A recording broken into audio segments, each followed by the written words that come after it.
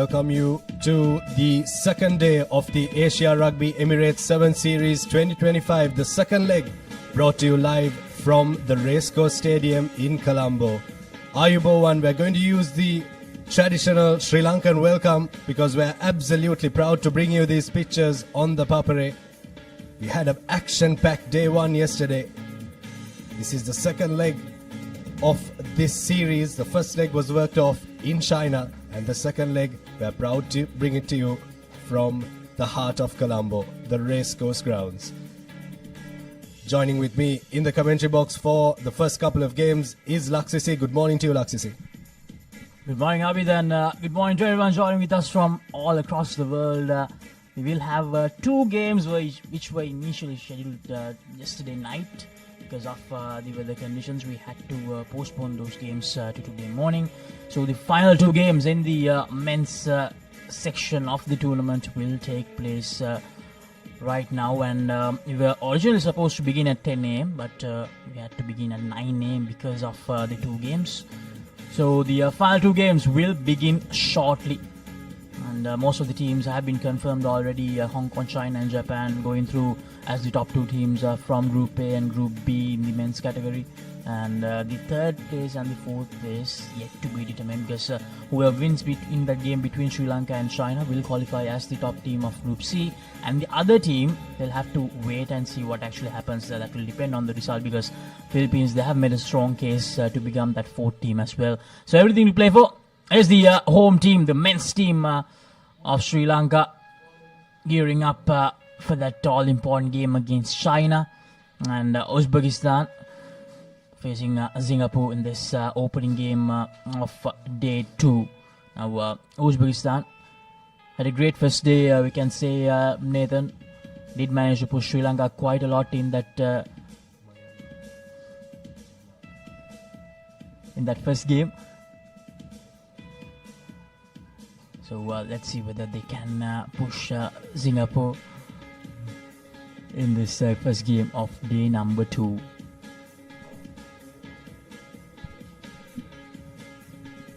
That's the Singaporean team that's warming up for you on your screen there.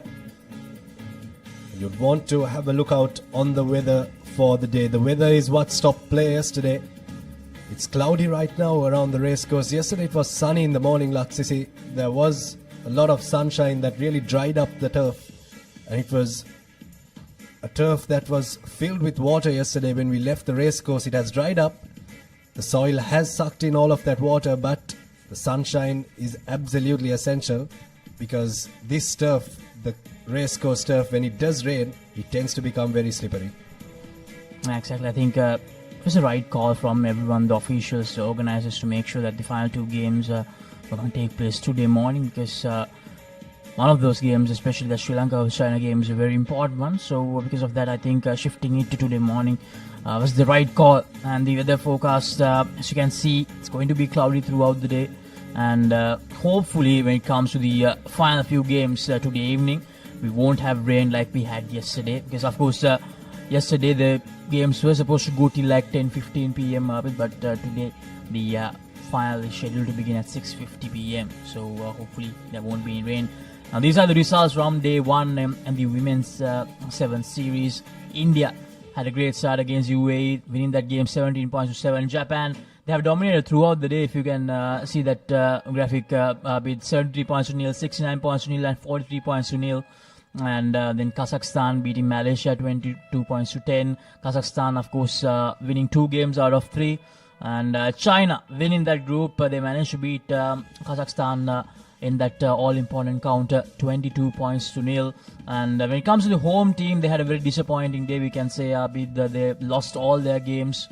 And Thailand, they are the team to watch out for during the last leg. They missed out on that final, unfortunately.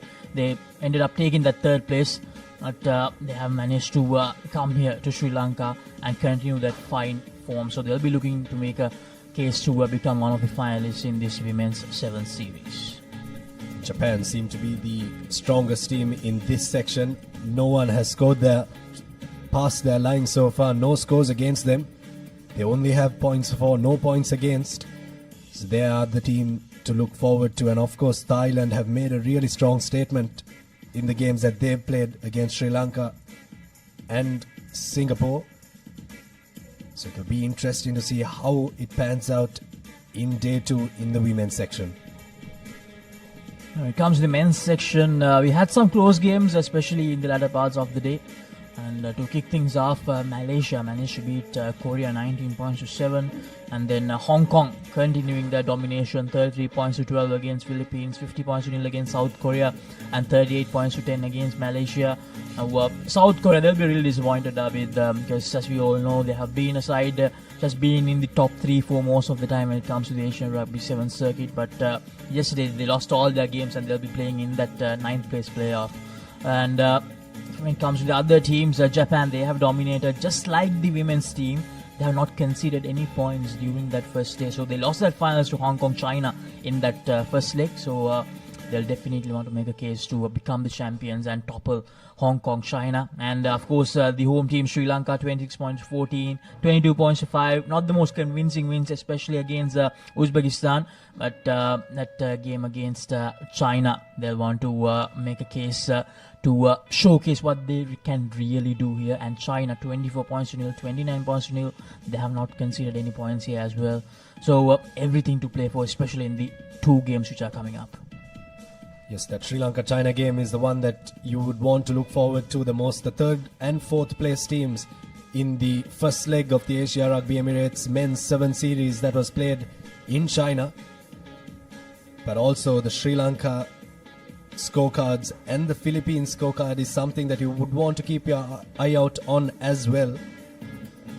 In the worst case for Sri Lanka, if they do end up losing the game against China, they would want to lose it with a really small margin so that they are ahead of the Philippines in the points difference. Here's the Uzbek team ready for their game against Singapore.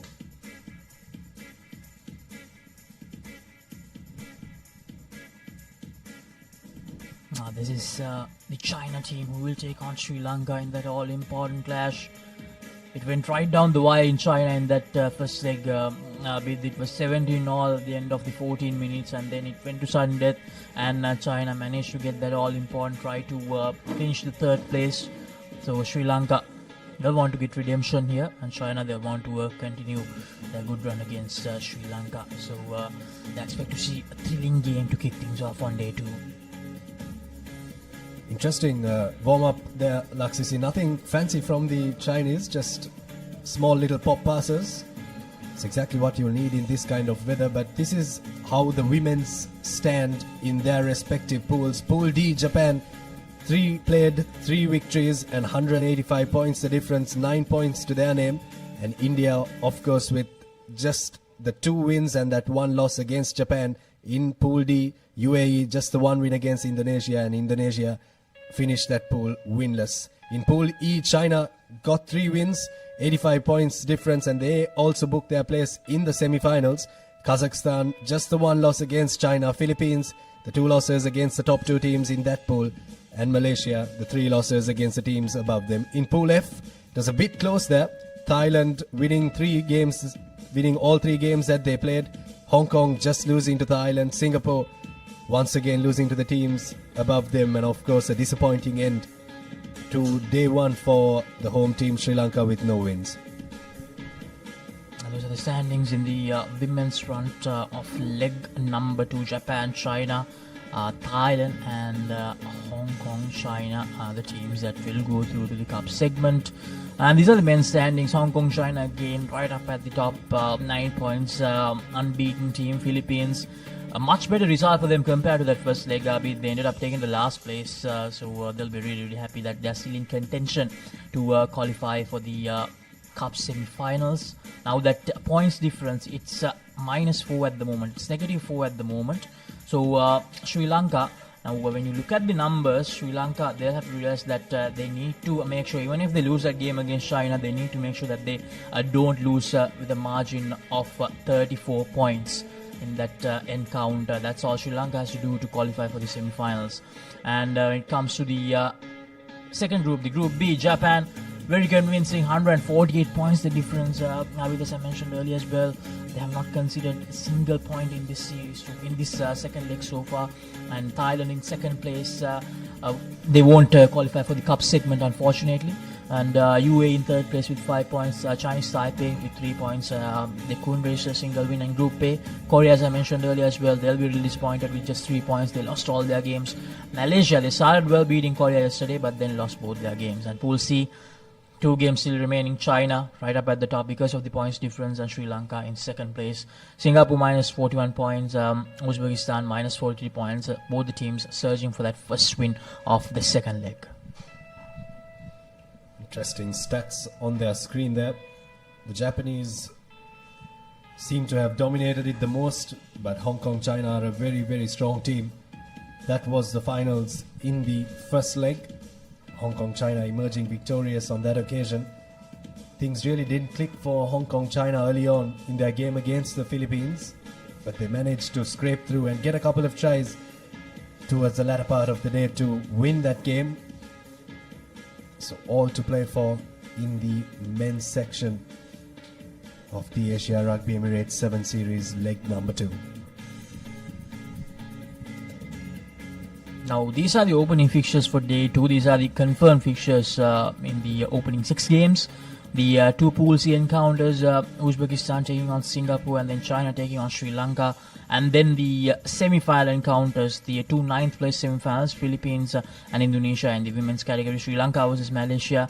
And then the 5th place semi-finals, India versus Singapore, and then Kazakhstan versus UAE. Those are the 6 games coming your way on day 2, the first 6 games. The 2 men's fixtures on the top of your screen there at 9 a.m. and 9:22 a.m. local time is what you would be looking forward to the most. It's what we are excited for as well. Everyone was in anticipation yesterday here at the racecourse grounds. We saw the Sri Lankan team, the Chinese team and the Uzbek team together with the Singapore team walking in yesterday. They were ready with their match kits as well to start the warm-up. And unfortunately, prevailing weather with the lightning around in Colombo, we had to stop the play a bit earlier than we usually would have. Now this is game number 1 of day 2, ladies and gentlemen. Uzbekistan versus Singapore, live from the Racecourse Stadium in Colombo. As I mentioned earlier as well, this game was supposed to take place last night, but because of the weather conditions, the games were shifted to today morning. Now these are the starting lineups for Uzbekistan. Dijabdek, Mahmoud, Sobijon, Temur, Sunat, Aziz Khan, Ilya, Sergey, Olimjon, Azabdek, Jakongir, Sanjarbek and Abdul Aziz for Uzbekistan. And then Singapore, Jonathan, Jay Heikel, Bao, Farhan, Daryl, Hidayat, Chong, Mara Ishraf, Samuel, Nicholas, Julian, Morris and Braden.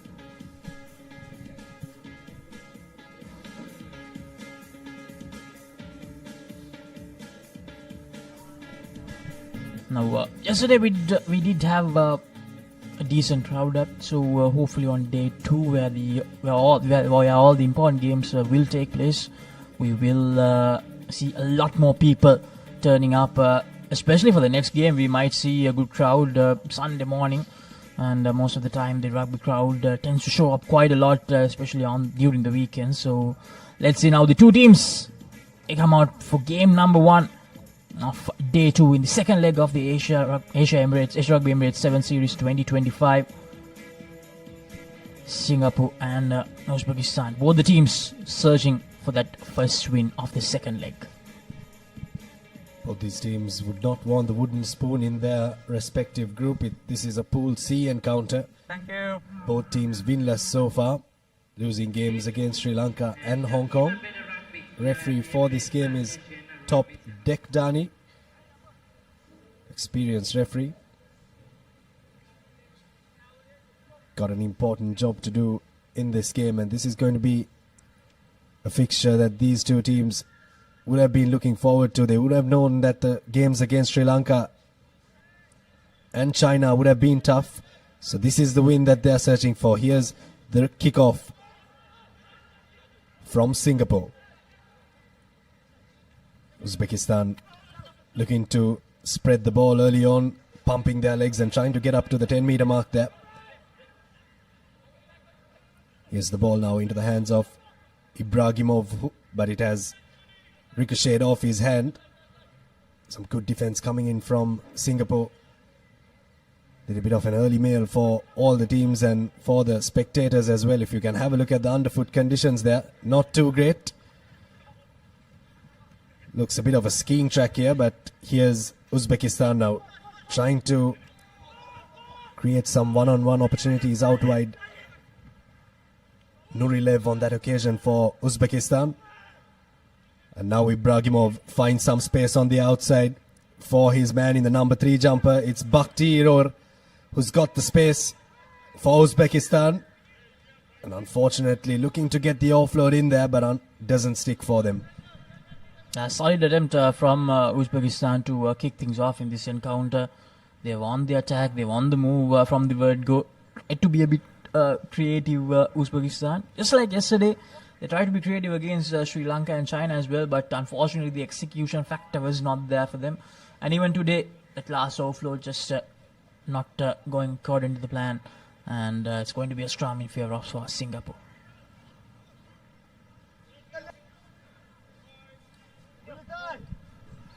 Set. Scrum feed for Daryl Liao.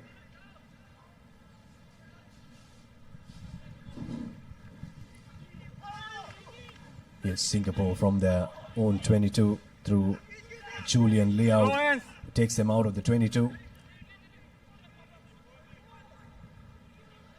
Good depth from Singapore, looking to get the cut back in, and now they've created a bit of an overlap for themselves and created some space. Here's a good opportunity for the Singaporeans to attack, and they look to go to the toe. Not too sure why the option was taken, but nonetheless the option is an option that gets them the try. Hidayat Jefferdine is the beneficiary of some good teamwork from their own half, Laksisi, and they get the first score of day number 2. Singapore making sure that they make use of that first real opportunity of this encounter. Where he decided to go for that little kick and chase option. Hidayat Jefferdine probably thought that number 12 of Uzbekistan might just tackle him, so just went for that little kick, and he knew that he had the pace to outrun him. Here's the replay. Good piece of work from Singapore. Now here's that little moment. They had the extra pace needed to outrun the Uzbekistan players quite easily. Now, there's been a little issue for Uzbekistan during both the legs, with that speed factor. They do tend to have that physical aspect covered. They do seem a very good defensive side at times, but unfortunately the speed is just not there for them at the moment. Offside. Penalty coming the way of Singapore. An accidental offside there. Taken quickly by Samuel Koh for Singapore.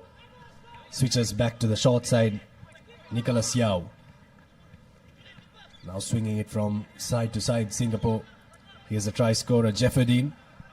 Looking to spark something once again. He got a kick through, a grubber forward, and this time he's going to get a try for his team. The second one for Singapore. And it comes for Jonathan Wong. A try for Singapore. And the second one that has come through a grubber. Something that these teams that will take part today will want to use, Laksisi. Will want to use the boot a little bit often. Singapore have done that early dose and got 2 tries and 2 conversions as well. Indeed, with making sure that you have that grubber aspect covered is going to play a huge part, a vital part on day number 2 with the underfoot conditions. Now, once again, it's Hidayat who went for that option, and it was a lovely chase from Jonathan Wong. So, Singapore, I think they have identified they do have that extra speed factor with them, and they are making sure that they are working according to that plan, making sure that's their main point of attack. Mukhamed Dinov for Uzbekistan takes it forward, but now a little bit of a gap opening in the middle of everything for Sokolov. He's going to sprint his way across and hit back right away for Uzbekistan. Ilyas Sokolov found the gap and pounced right through it. That's a try that will break the shackles and break the duck for Uzbekistan. Uzbekistan doing really well that time. Sokolov identifying that slight gap and running right in between the two defenders of Singapore to open the account for Uzbekistan. 14 points to 7. Around 1 minute and 20 seconds remaining in this first half of game number 1 of day 2. Here's that little step from Sokolov. That's all it takes in the game of sevens rugby. Just a moment of, or a lapse in concentration from the defense. Singapore will need to pull their socks up after that one.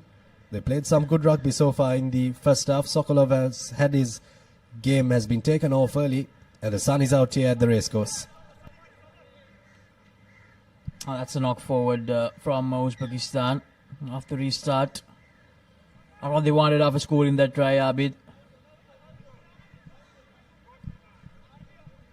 Unfortunate, a very good contestable kick there from the Uzbeks. Coaches watching on, barking instructions from the sidelines.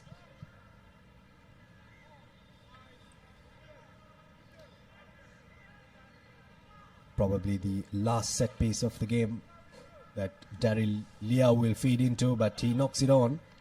He's knocked it back, in fact, and now he's knocked it on.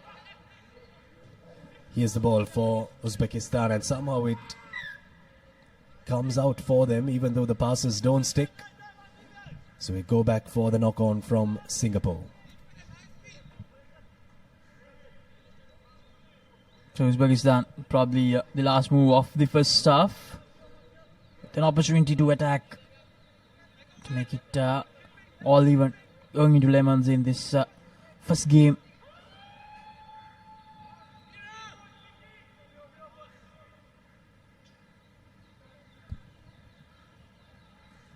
Feels the ball in. Oh, here's Uzbekistan on the move. Lovely time pass there to the number 10 of Uzbekistan. And it's going to be Sunat Mukhmadinov to score that try. Exactly what they needed, Uzbekistan. Singapore, they managed to strike twice in the early parts of that first half. And Uzbekistan, to end the first half, they have managed to score 2 brilliant tries. Singapore have just taken the foot off the accelerator after scoring those 2 tries. They've not had a lot of possession in their hands. And Mukhmadinov scoring the try for Uzbekistan there. And to convert his own try. Unfortunately, hacks it and doesn't get the conversion. So that'll be half-time here in the first game.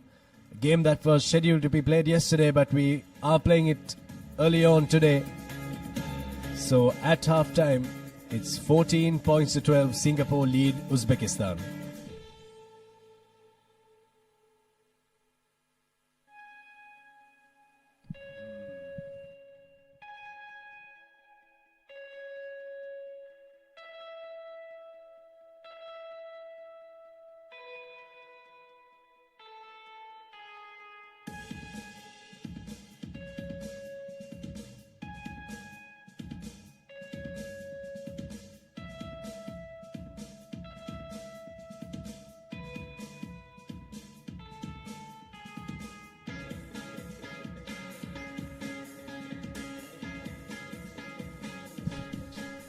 Welcome back to the live action from the racecourse. We'll have a look at the first half highlights of this Pool C encounter.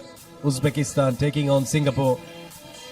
Singapore scored early on through a couple of grubber kicks from Hidayat Jeopardy. One he was the beneficiary of. That is the try that is being played on your screen there on replay. And this is the next try that was scored by Jonathan Wong for Singapore. Proud Singaporean getting his try there under the sticks. And of course, this one from Uzbekistan, they came right back in to score a try. Try that broke their duck. But they didn't just go once, they went bang bang and are now within 2 scores of Singapore.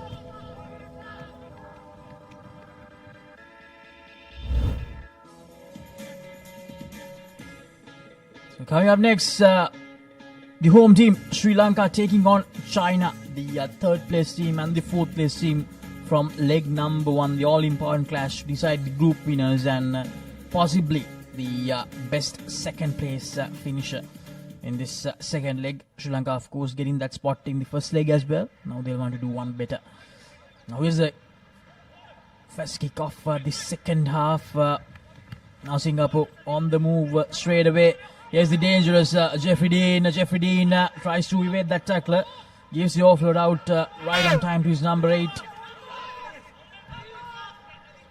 Here's the ball now once again for Singapore. They didn't have possession of the ball towards the latter parts of the first half.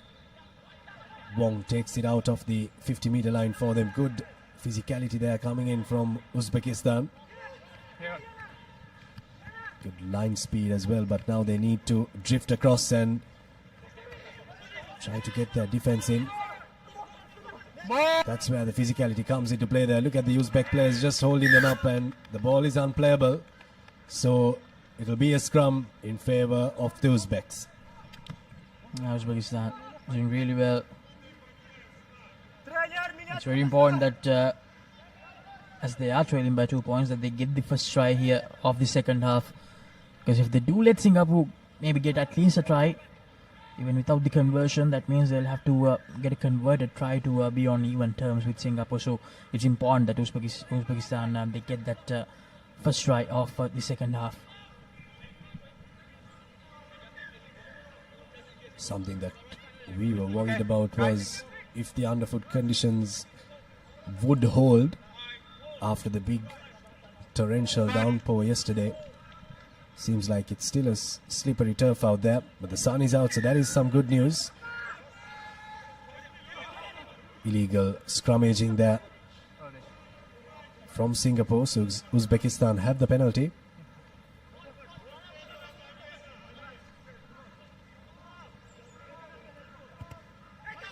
They decide to go for that territory gainer, but messes that up Uzbekistan. Goes for a kick, the Singapore player, and Jonathan Wong, I believe, knocked the ball forward. Fortunate not to find touch there for Uzbekistan. No good connection, but nonetheless, Singapore have knocked the ball on, so they'll have a put into the scrum around 20 meters back from where they initially would have had a line out. Here's one of the main men for the Uzbeks. Already scored a try there. Muka Meddinov. Changes coming in for the Uzbeks as well.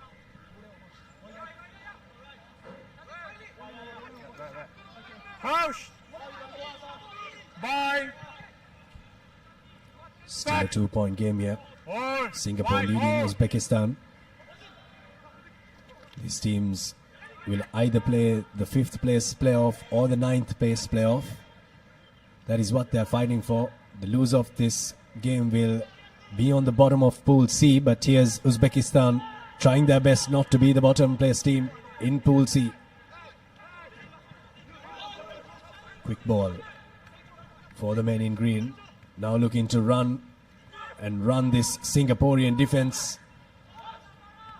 The big man looks to get the offload in, but doesn't stick there. Falls into the hands of Maurice Wong. Now Singapore have come away with it. Uzbekistan just couldn't close out that move there. Ducking past the tackle was Samuel Koh from Singapore.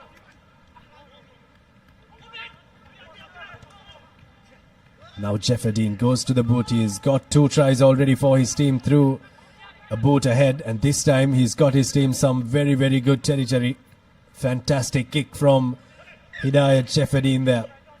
Finding the space at the back. Might have trickled out into touch, but it's a very good territorial gain for his team.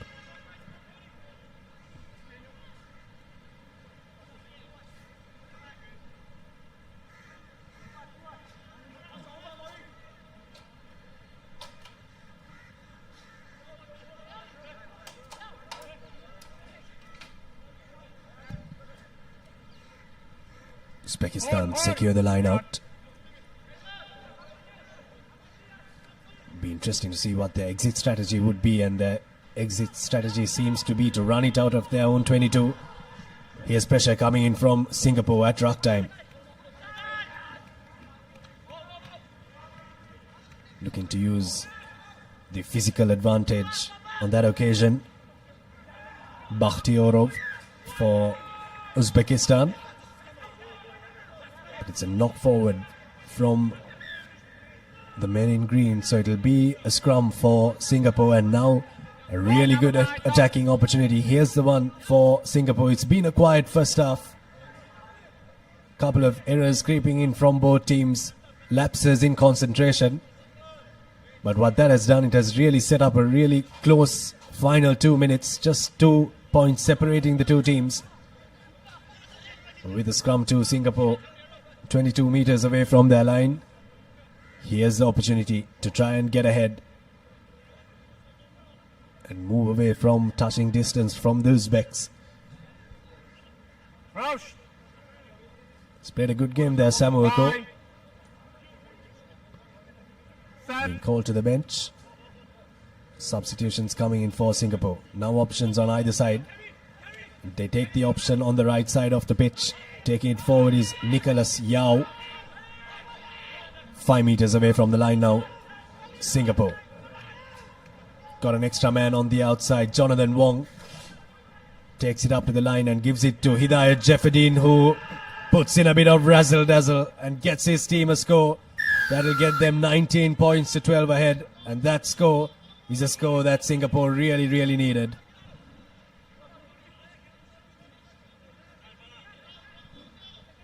Two tries in this match already for Hidayat Jeffedin. 10 seconds. 2 tries in this leg as well. But he's created a number of tries and he's really been their talisman. Important conversion and it's successful. So 21 points to 12. If the Uzbeks are to mount a comeback, they need to score twice.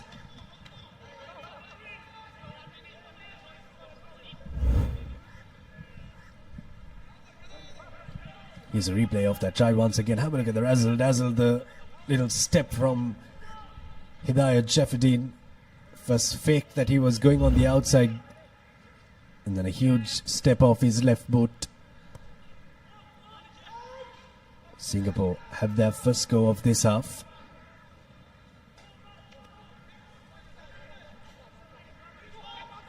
Pumping his legs and running out of the 22, Bakhtiyorov.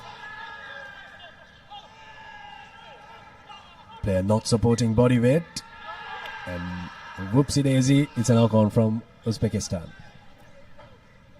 And Singapore, with that 9-point buffer, they'll feel comfortable and they know that they have pulled off the first win already. Uzbekistan, even a converted try will make them still short of 2 points of Singapore's tally of 21.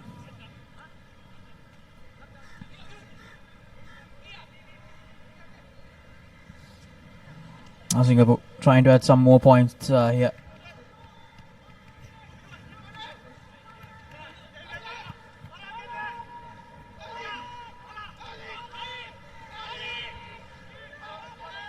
Offside. Now Singapore targeting that left flank, and Jonathan Wong just has to step away from that Uzbekistan defender. He will go down to his second try of this encounter, Jonathan Wong. And with that try, Singapore, they have sealed the deal. 26 points to 12 with a straightforward conversion coming up. Now it'll be a bit of a waiting game for Singapore to see if they can get in for the 5th place playoff. Uzbekistan, of course, will be hopeful that they can get in for that 9th place semi-final playoff. But a victory for the Singaporeans. Started off very strong, Singapore, but Uzbekistan mounted a comeback towards the latter parts of the first half. But Singapore just had too much class in that second half. Played territorial and won this game 28 points to 12 against a very physical Uzbek team. Here are the highlights of that game. Hidayat Jeffedin on your screen there has really been the live wire for the Singaporean outfit. And also that man in the number 1 jumper, Jonathan Wong, scoring 2 tries in this game. Really hot stepping here from the Singaporeans.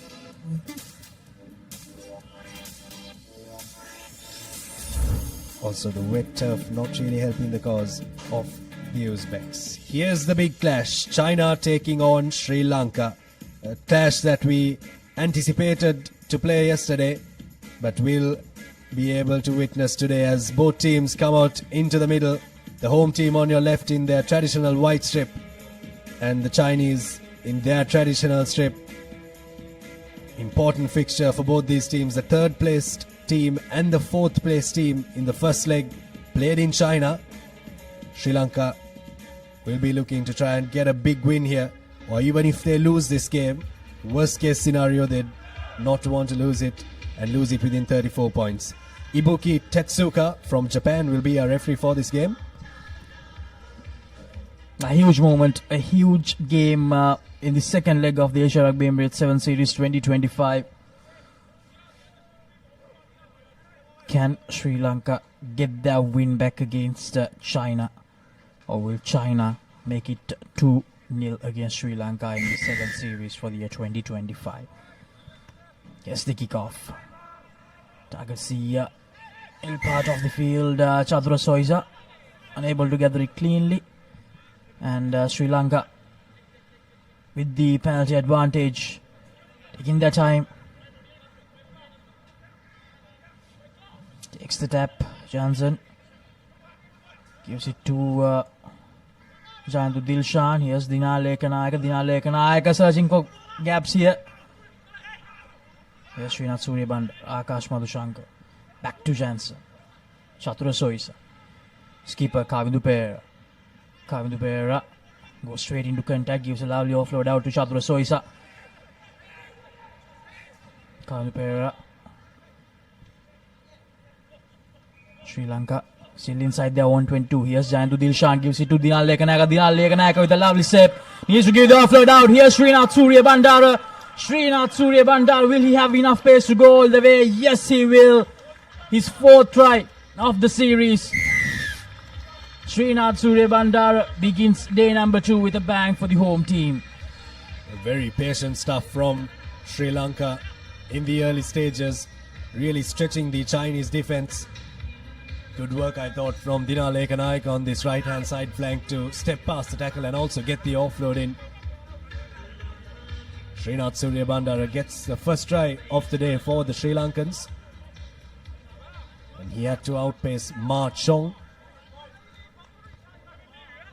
The Sri Lankan Sevens Maestro does it early on for Sri Lanka. Conversion not successful, but it's 5 points today. We'll have a look at a replay of that try there. Janitha Dilshan was right in the middle of everything in that try.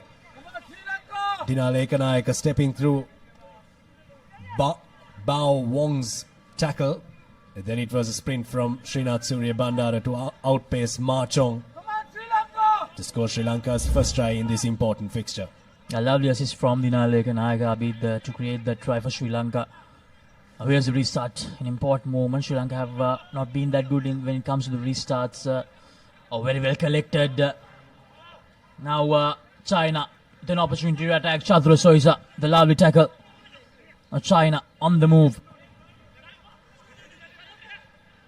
Going from right to left, spots the gap. Jantu Dilshan, Akash Madhushankar. Good piece of defending so far from Sri Lanka. Ishan Jansen, Kavindu Pereira, the skipper. Not that easy to get that big man down. Kavindu Pereira unable to roll away. Akash Madhushankar, Srinath Suryabandara. Good work from Sri Lanka so far, but China, they are keeping the consistency up as well. Spots a little gap. Srinath Suryabandara. Brilliant tackle.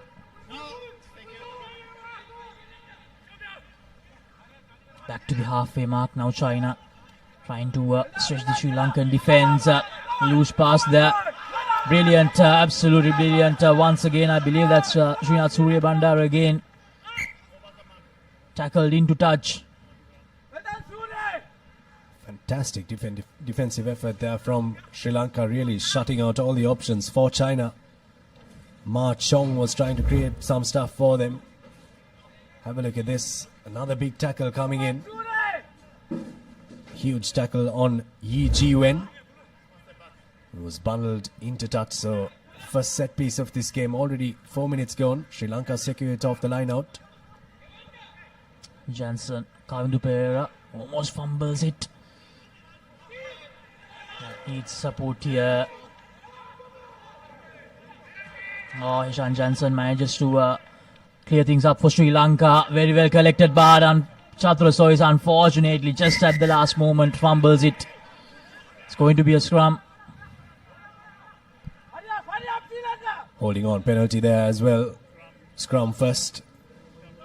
Scrum advantage first, but then China got the penalty and they've gone back to opt for a scrum here. Centre field, so they have options on both sides. Do the Chinese. Just need to get ball in hand and get possession here, China. Got runners that can really create some damage. Here's a ball from Jansen. Two Chatura Sois are there. Fortunately, couldn't hold on to that ball and the Chinese defender was right there. Interesting setup in attack from the Chinese. Here's Ma Chong giving it out to Yi Ji-wen. Here's space on the outside for the Chinese. Offload comes in, but Sri Lankan defense is up to the task. Madhushanka over the ball, but over the ball illegally. Had to release that ball here. Need to take it from the mark there, China.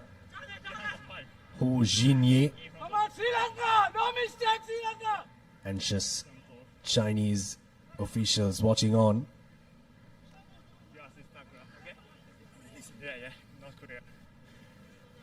China have opted for the scrum once again here, 5 meters away from the line. Just the one score so far in this game, just the solitary score from Srinath Suryabandara. This was always going to be a very physical contest with a closely contested encounter.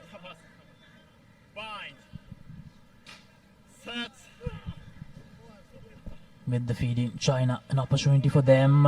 Almost thought about using the shorter side. And spots the gap perfectly. The number 17 for China. Shi Wenyi scoring that opening try for China. And it's 5-all just like that with 40 seconds to go in the first half. String of penalties come in the way of China in the last couple of passages of play there. Important conversion for Ma Chong. Gets it through, so try for Yi Ji-wen for China, and they get a 2-point lead just before half-time against Sri Lanka. Sri Lanka made to defend a lot in the latter part of that passage of play. Here's a try coming in. Good short line run by Yi Ji-wen to score the try for his country. The Chinese are on the score sheet.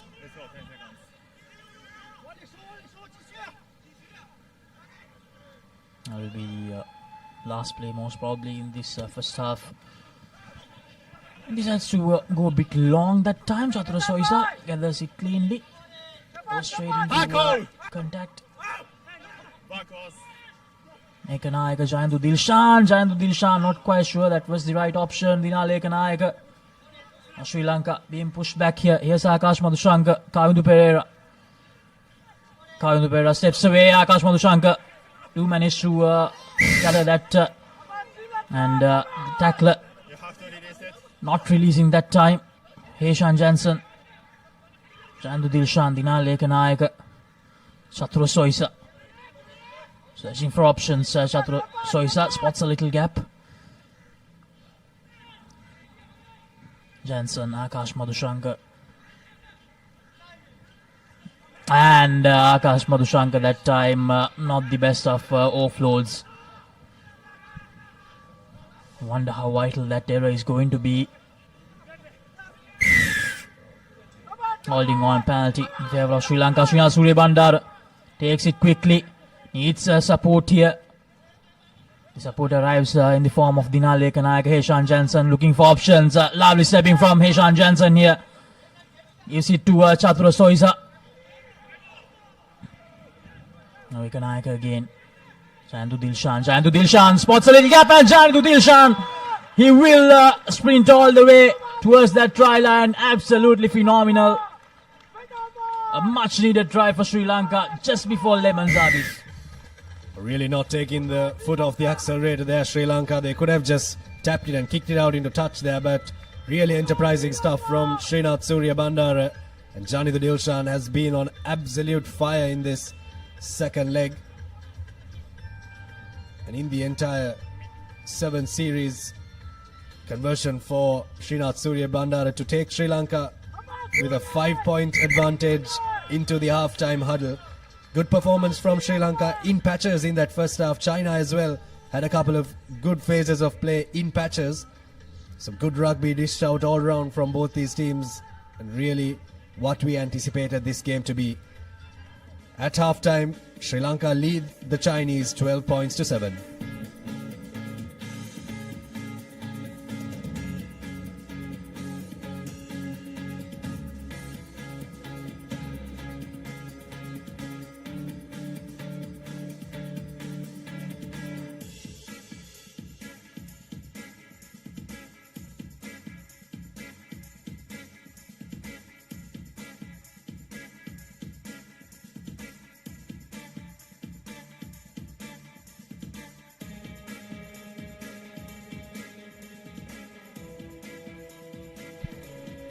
Welcome back to the live action. It's the important final clash in the Pool C of the men's category. Here's the highlights of the first half. Dina Lekanayaka busting a couple of tackles and stepping past the Chinese defense. Srinath Surya Bandara outpacing Ma Chong to score that try, and a try from Yi Ji Wen to get the lead for China. But that was only momentarily before Sri Lanka created a try through a quick tap taken by Srinath Surya Bandara. And here's Johnny the Dilshan, who really can go from 0 to 100 in absolutely no time. 12 points to 7. It stands at halftime. The home crowd will be very happy with that. And coming up next, we have the women's 9th place semi-final, number 1, Philippines taking on Indonesia. The two teams who ended up taking the 11th and the 12th places during leg 1. And all the teams with an opportunity to one better, to be honest, if they can win that semi-final clash. Shadra Soisa has had a good game for Sri Lanka so far. Sri Lanka Tennakon, he's out there. Gan Pereira is out there as well. So Sri Lanka making some changes. And Sri Lanka, that's a good line of attack from Sri Lanka off that first kick of the second half. Dilok Shadange out there as well. So Sri Lanka making a lot of changes. A good tackle once again. Chatura Soisa. Now China pushed back and he spots the gap. Ishan Jansen there to cover up. Ninal Lekanayaka gives him the support. And slowly getting out of their own 22 here. Akash Madhushankar.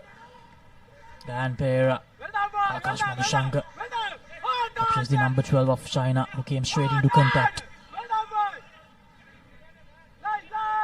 China slowly making some yardage here. Sri Lanka need to be careful. The defensive line, one error can give the opportunity to this dashing Chinese line to go all the way.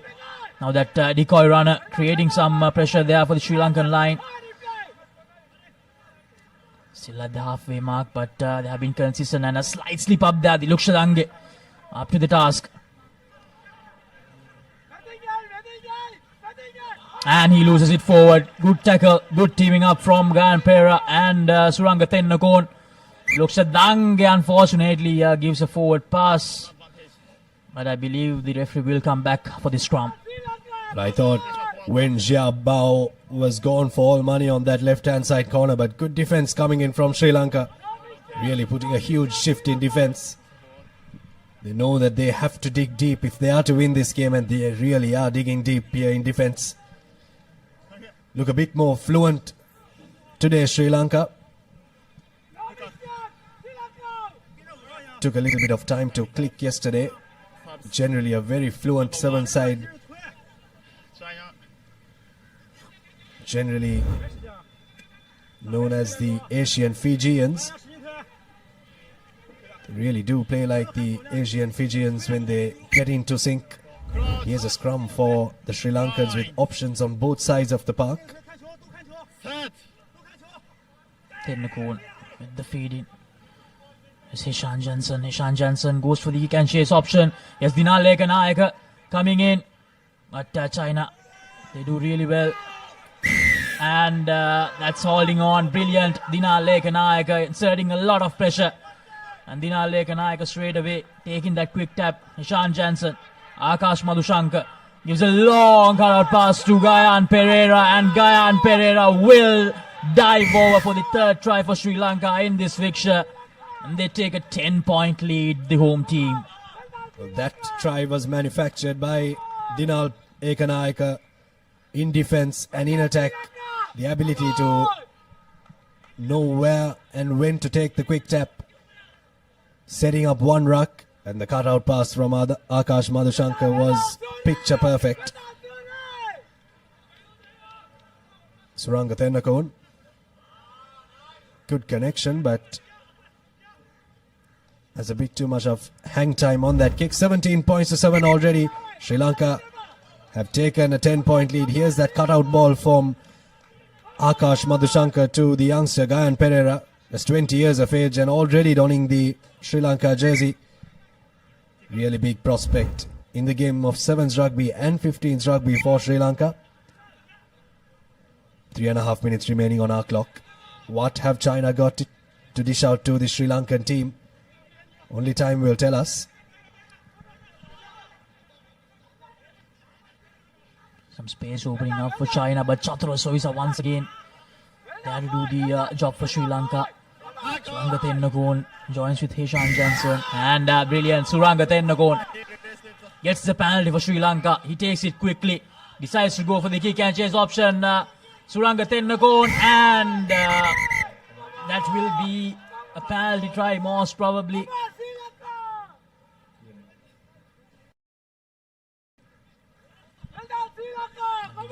He will take some help from TMO. Have a listen to what the conversation is from the AR. Red 12, tackles the ball. This is prevents a try. Yeah, with a display, probably try. And penalty try for the white and the yellow card, red 12. Good. I think that's the correct decision. The referee will show a yellow card to one of the Chinese players for taking the man out there, Suranga Tennakon, putting the kick ahead, and it's Ma Chong that is shown the yellow card from China, and the referee will go under the sticks.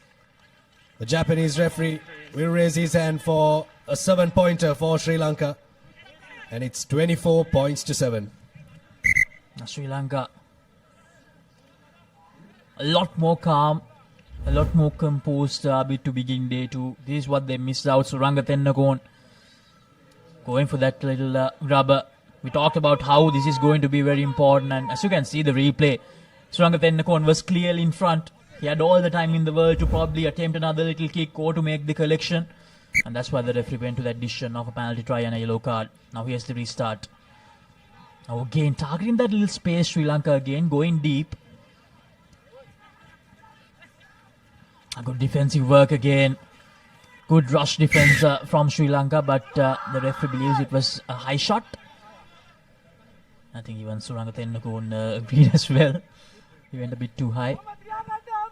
Han Zhenji is the man who was shown the yellow card. Our apologies to Ma Chong. Okay. 24-7 now, Sri Lanka really running away with this one. And if the score does stand like this with just 2 minutes remaining on our clock, Sri Lanka will top Pool C and will make their way into the Cup semi-finals. Once again, a top 4 finish for Sri Lanka on the cards. Now Sri Lanka were not even part of the top tier last year, so this is a fantastic result for them to come back to the top tier. not supporting body weight, says the referee. Yes, Diluk Shadange, lovely step. Ihan Bulat Single game makes a collection, but I believe that was a deliberate knock forward from the Chinese player. A very convincing Sri Lanka in this encounter. Now China, they'll look back and they'll feel that they have not been up to the mark during this encounter. But it all came down to the fact that the Sri Lankan defensive effort was fantastic in this game, Abid. They really did make their one-on-one tackles count. That's what Sevens Rugby is all about, the ability to defend as a team and to defend individually, which Sri Lanka has done fantastically well in this game. In that first game against Uzbekistan, they had a bit of a scare in the first half. They really pulled one back to try and get the victory there. Here's Dinal Ekanayake with some space on the outside, space to burn. Dinal Ekanayake, razzle-dazzle, try time Sri Lanka. And that will just seal the deal. Have a look at the smile on the faces of the bench from Sri Lanka. 29 points to 7. Sri Lanka well and truly winning this one. Now Leganayake, second try of this leg. I mentioned this earlier as well. He has been an absolute workhorse for Sri Lanka throughout the year, in the 15-side encounters and in the sevens encounters as well. Srinath Surya Bandara is back.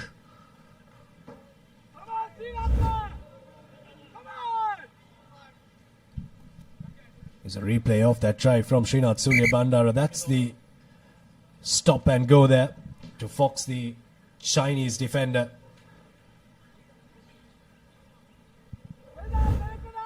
Dinal Ekanayake scoring that try, outpacing Zhen Huan Ying from China. 29 points to 7. Sri Lanka will be very proud of this performance. And with this performance, they'll know at the back of their minds that they can take on the best in Asia. They also are one of the best in Asia. So here's the chance for them to maybe win this one at home soil. But this one is done and dusted. They have 2 more games to go. See how it works out for the Sri Lankans.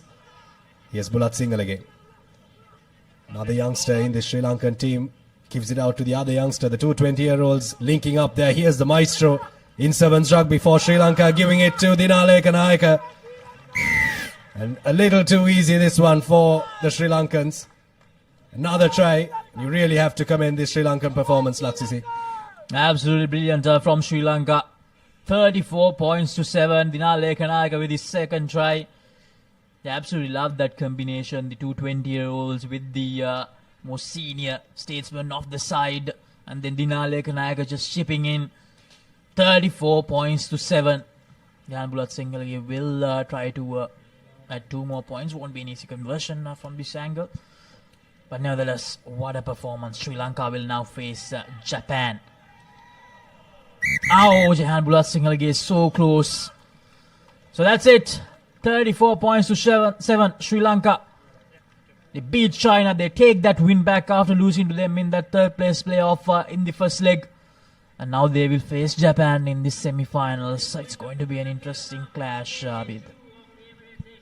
Sri Lankan flag waving proudly there after that magnificent performance here at the historic racecourse grounds. And a historic scoreline there, 34 points to 7. Sri Lanka beating China, but the job is not done yet. The job may be done in the pool, but the job is not done in the Asia Rugby Emirates 7 Series second leg. Have a look at the highlights of that second half. That was the first try in the second half from Gayan Pereira. Lovely cutout ball from Akash Madhushankar to the youngster. Here's Suranga Thenakon who put the little chip kick in. Was taken out by Ma Chong. Here's Dinal Ekanayake taking on Zheng Huan Ying in the number 5 jumper for China.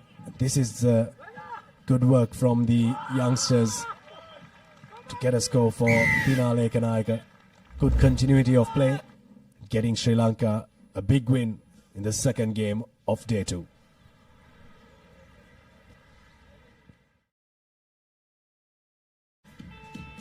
Here are the key stats of this game. Sri Lanka will be very proud of their attacking performance as well as their defensive performance in this one. Only allowing the Chinese to cross their line once And China allowing a team to cross their team for the first time in this game, and they allowed Sri Lanka to cross their line 6 times for 6 tries, 2 conversions from the Sri Lankans.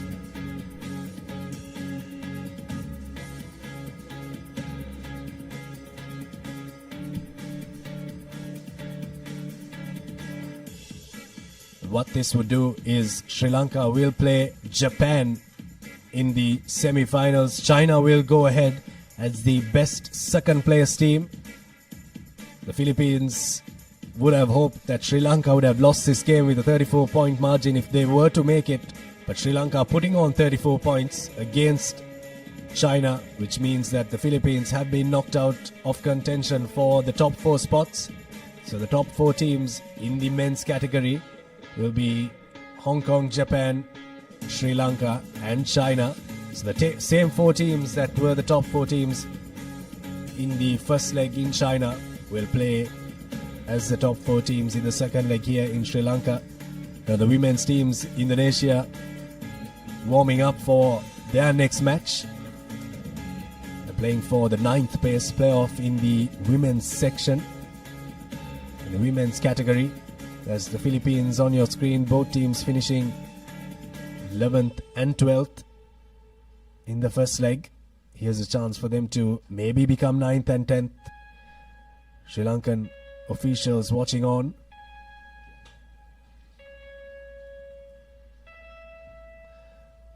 Pavitra Fernando on the corner there. Sri Lanka Rugby president, newly appointed president. Huge task on his hands to steer the Sri Lankan ship forward when it comes to rugby. Really do have some of the most passionate rugby fans in Sri Lanka. We also have the infrastructure here at the Papare to bring you these live broadcasting and this live action. It's really the full package here in Sri Lanka. But we had an action-packed day 1, and we'll have a look at the highlights of that first day. The officials there, Dilroy Fernando, part of the Asia Rugby referees. Teams walking in earlier on. That was our first game. India taking on the UAE. India have really impressed when it comes to the sevens format. The women's have really taken on the baton and run with it. For India, they've invested a lot in their rugby program. They'll be proud that they're able to get some victories there. Former Sri Lanka captain Namal Rajapaksa also coming in to watch the rugby action. With some fantastic rugby on display yesterday. On the field, off the field. There's a lot of entertainment happening here around the racecourse grounds. Got the cafes right around you. In the heart of Colombo. You're in Colombo 7 here. So once you've got the matches going, you also can go to a couple of cafes, grab a coffee, watch the rugby that is on display. Got the spectators having a blast here. The rugby is not happening. Got the spectators having their fun. Japanese team who will feature in the cup segment on your screen there, getting multiple scores. This was the home team for the first time yesterday. Bit of a scare in the first half, but getting ahead and winning that one against Uzbekistan.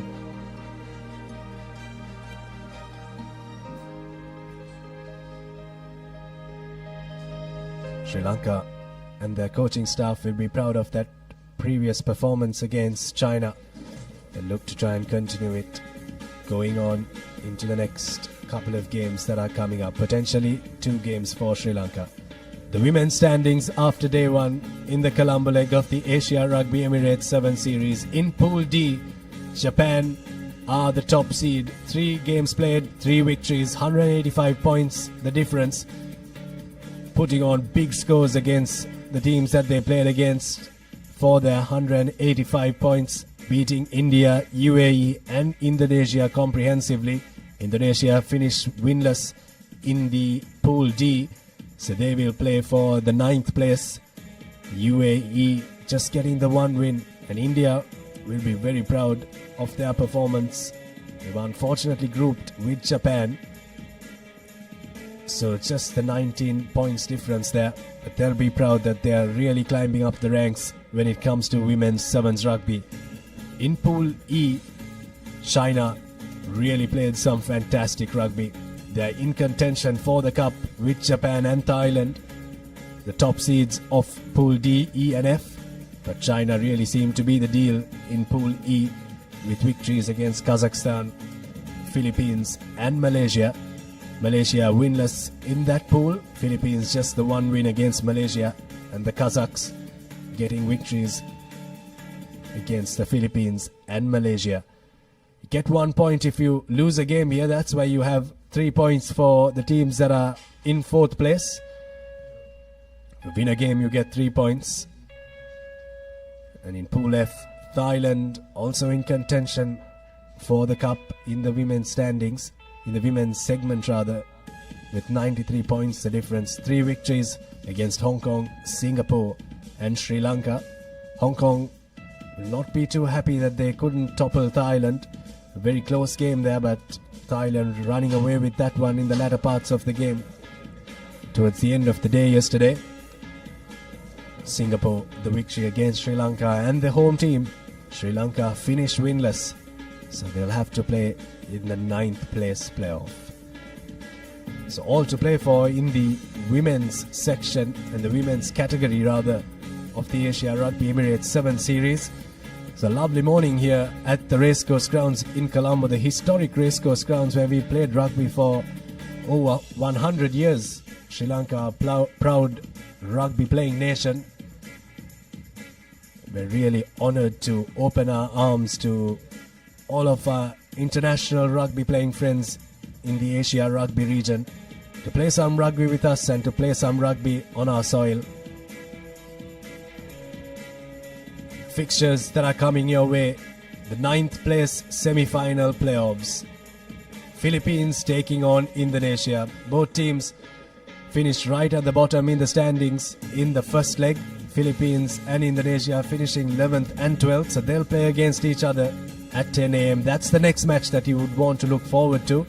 Sri Lanka taking on Malaysia at 10:22 a.m. Another 9th place semi-final. That's the second one of them. Sri Lanka yet searching for a victory in this leg and in their home leg of the Asia Rugby 7 Series 2025. The 5th place semi-final number 1. The mighty impressive India take on Singapore, who have also dished out some really electric rugby in attack and in defense. So they'll play at 10:44. And Kazakhstan will take on the United Arab Emirates at 11:05 a.m. for the 5th place semi-final number 2. So you've got plenty of rugby action coming your way, and it's only going to get better here. Slowly getting into the business end of the competition. We'll finish with the 9th place semi-finals. We'll have the 5th place semi-finals. Then we'll have the cup semi-finals.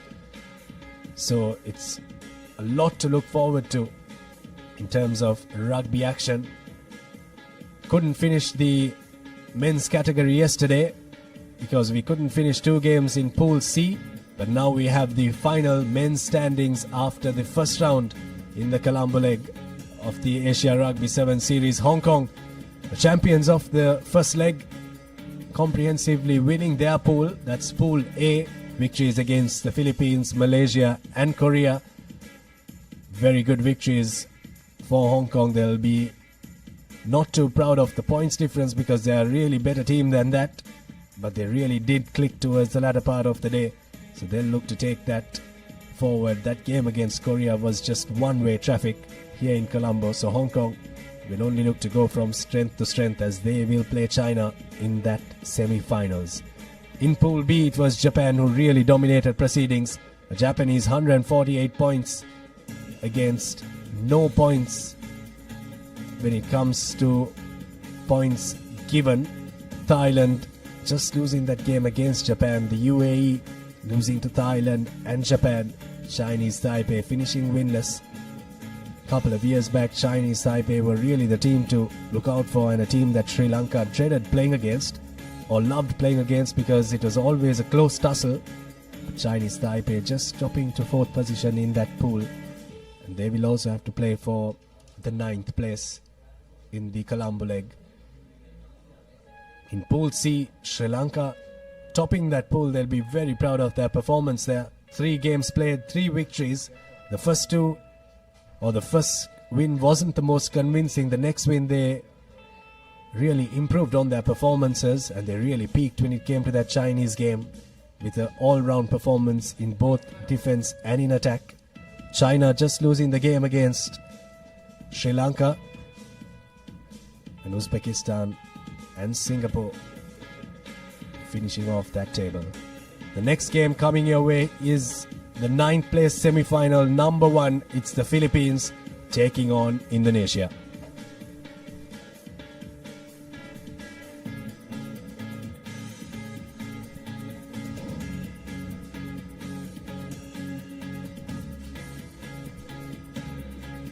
Here are the team cards from the Philippines. Kelly, Sturm, Mateo, Sales, Legaspi, Linden, Tudok, Puig, Mandon, Estacio, Nazareno, Torrio and Cifuentes for the Philippines.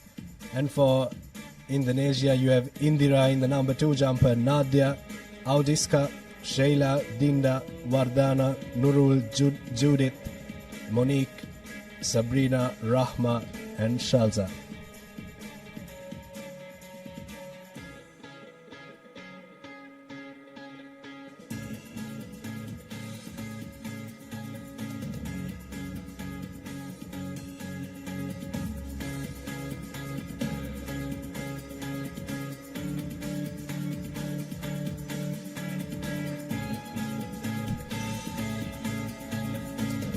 As we await for the arrival of the two teams. Philippines taking on Indonesia. Both teams want to make amends after disappointing day 1 here at the Racecourse Stadium. Well and surely an action-packed day awaits us. It was Sri Lanka who comfortably won against China early on in the day. It's a very good start for a very interesting day of sevens rugby here at the heart of Colombo.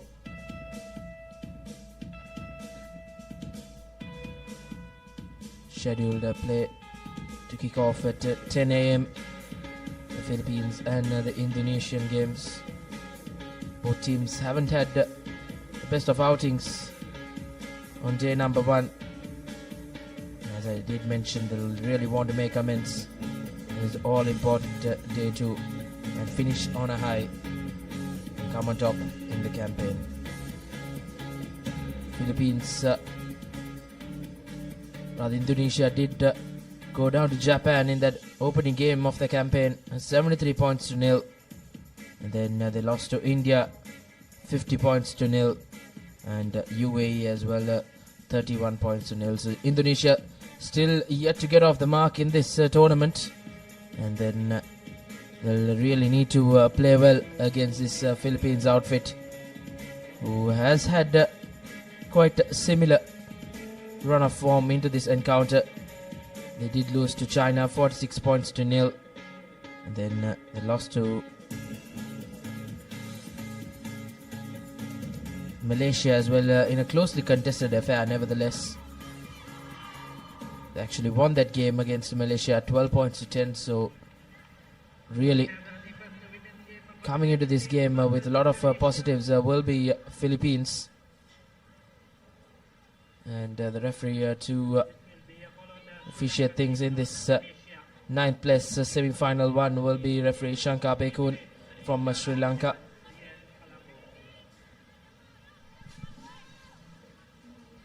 Get behind, please. And welcoming to the combox, welcome Mariam. A very good morning to you. Good morning. On advantage. Early fumble from Indonesia, giving Philippines A scrum in their favour.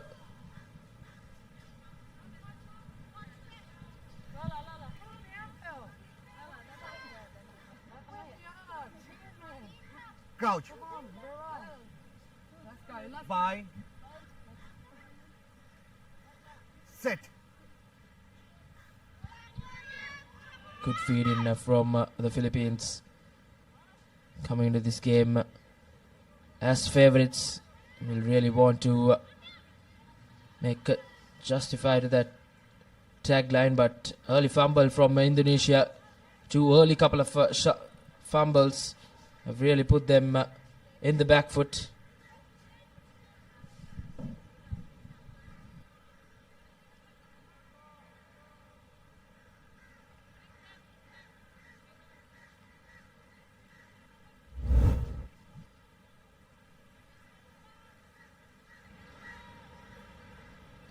Let's take yet another look at that replay.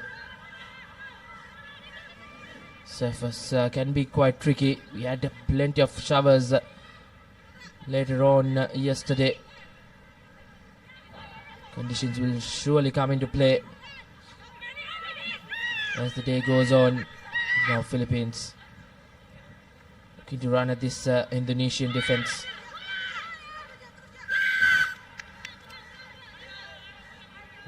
But infringement will go against Philippines, as Indonesia have an opportunity to just try to get out of jail, keep hold of position. They spread that ball out wide. Not much of numbers on the short side. Indonesia fumbles it once again. That's been the name of the game for them. Plenty of fumbles in this opening few minutes, as Philippines now meters away from the whitewash have won themselves, rather conceded a penalty, and just not helping the cause for the Philippines, as Indonesia have an opportunity to once again to get out of the red zone. Tackle roll away.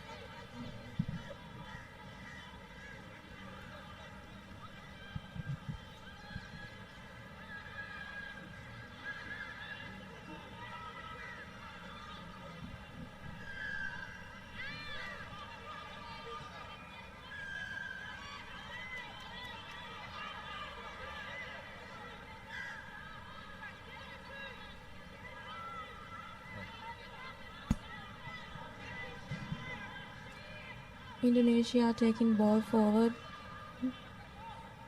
The Philippines defense seems to be really good. It's spreading out wide, and we see Indonesia trying to make that run from the corners. They're just not able to make the connection. No. Back. There's no play, there's no support play. Get back. Use it.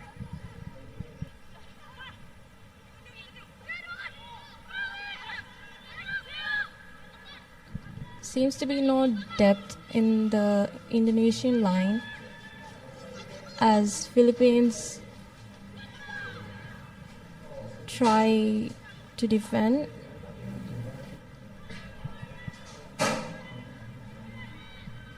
Not gaining any meters here.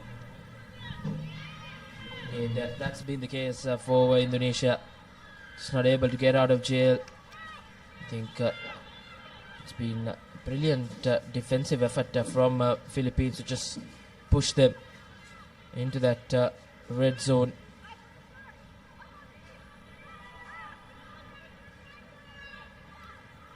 And now Indonesia looking to run from their own half. With not much to play with. Spreads the ball out wide. Good up defense coming in from the Philippines. Now Indonesia once again just held up.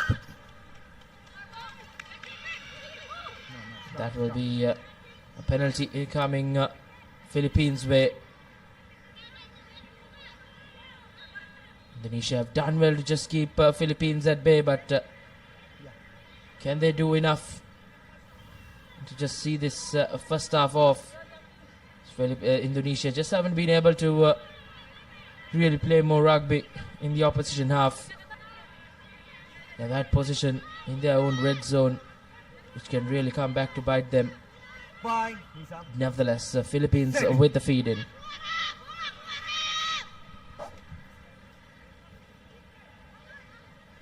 Oh no, fumbles the ball, Philippines.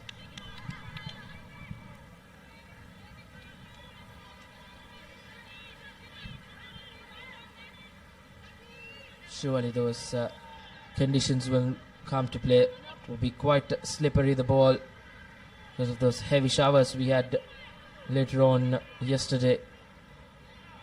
And some early changes in this first half.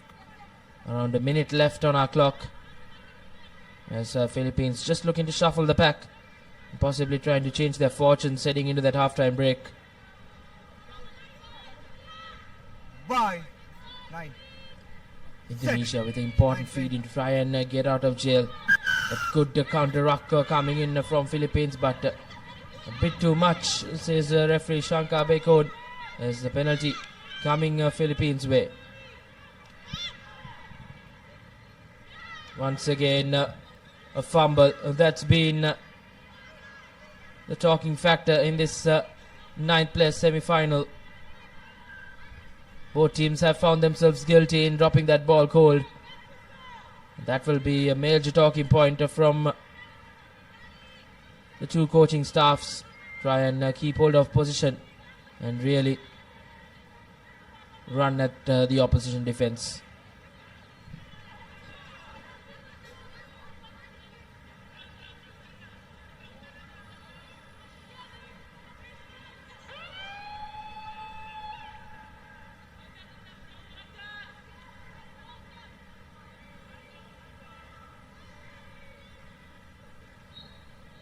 Once again, good feed in, but brilliant counter-ruck work coming in from Philippines. As now they are just pushed right back to the wall. But Indonesia says enough is enough, as they will put that ball into touch, and that will be half-time. Still scoreless at the break. There's an important second half coming up. Philippines will just be the more disappointed side going into that break with not being able to go over the whitewash. They played a major part of that first half in the red zone of the Indonesian outfit, but haven't managed to go over the whitewash. A scoreless first half here, as both teams are yet to get off the mark.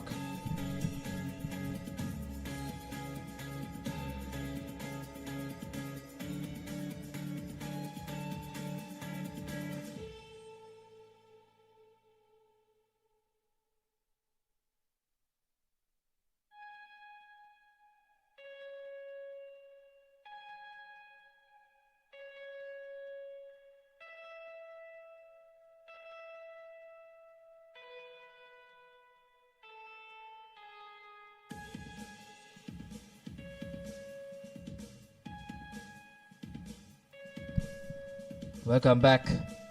Both teams haven't had the best of first halves. It was the Philippines who was really bossing attack, but just wasn't able to try and go the whitewash.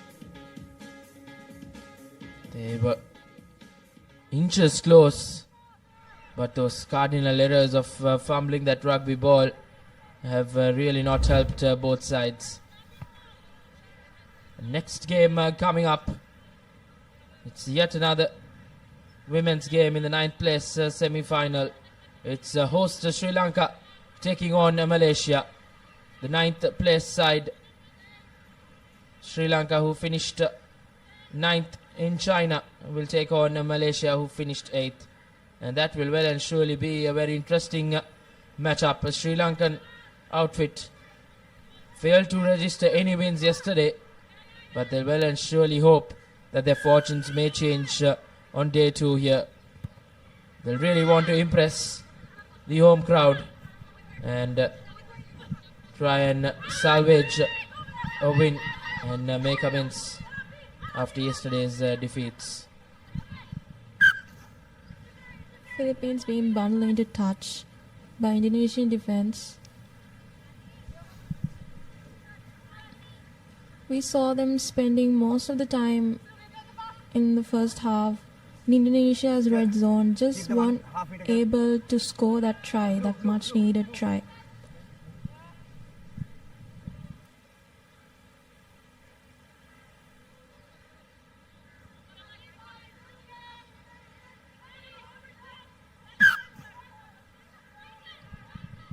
Fumbles line out, scrum in favor of Philippines.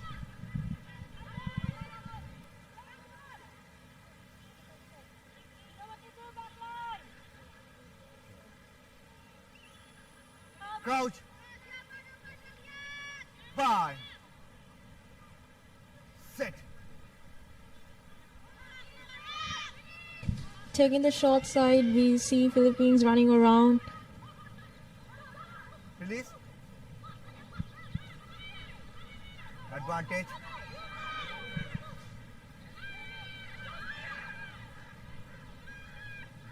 Using the physical advantage. Are they able to score? No, they aren't.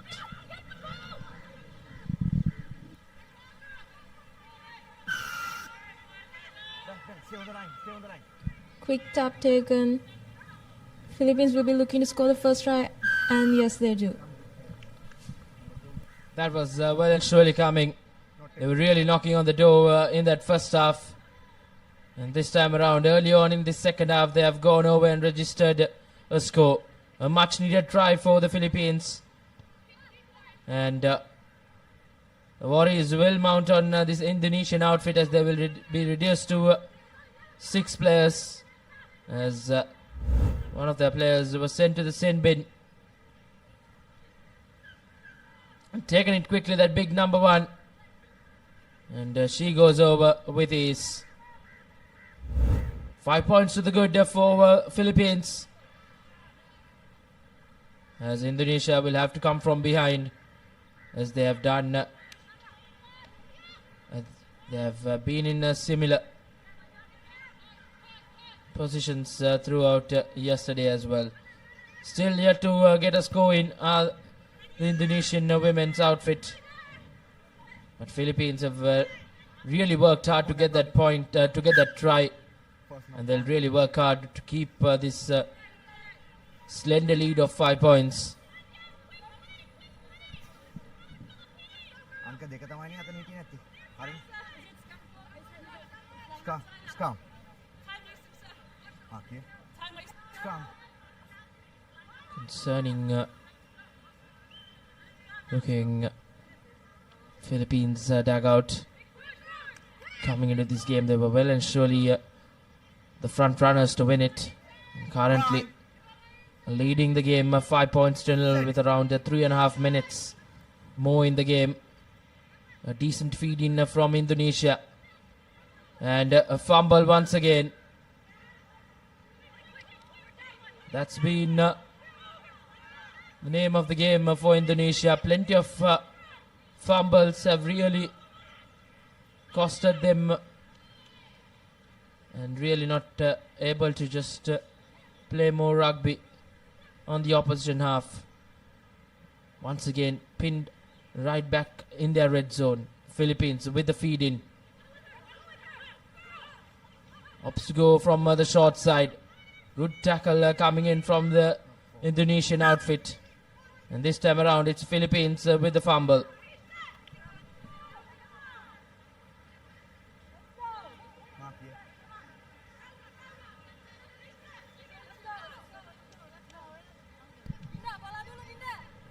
We see Indonesia not being able to move past their half, Crouch. and they should try to get some scores in, because they were not able to get any wins yesterday in their name. That's an interception. Beautiful try from Philippines. Second try for Philippines. Indeed, a brilliant work. Possibly Philippines will see this game off. An elated outfit, surely.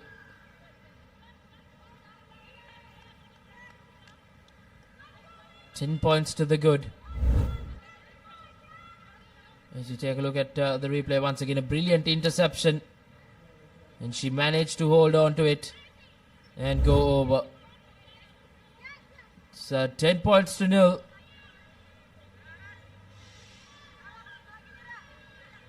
Conversion has been missed. Rather, conversion has been converted. It's 12 points to nil. As Indonesia making some changes. It's been a tough campaign for them out here in Colombo.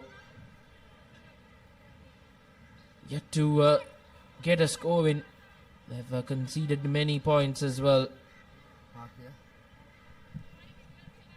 I need clean gap. Send mark.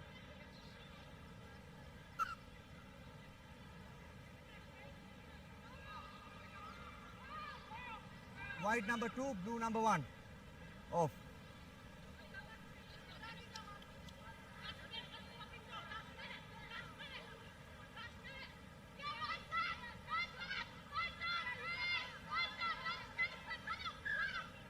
Time off. Still time off. Here, get back. Time back on. Play on.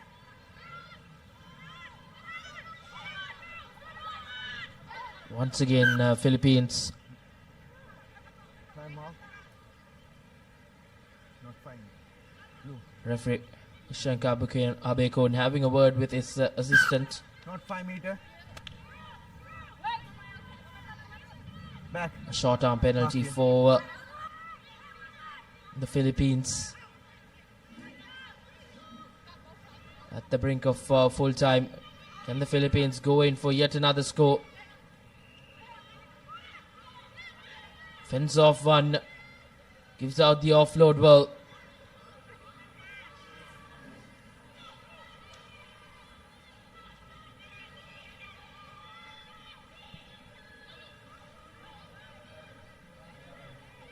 Now once again, Philippines will finish this game off with a flourish. They get yet another score, and it's a try time. The third try in the game, as Philippines will White, move. convincingly win over Indonesia. Move. It was scoreless at the break, but at full time, it's Philippines 17 with the conversion to follow.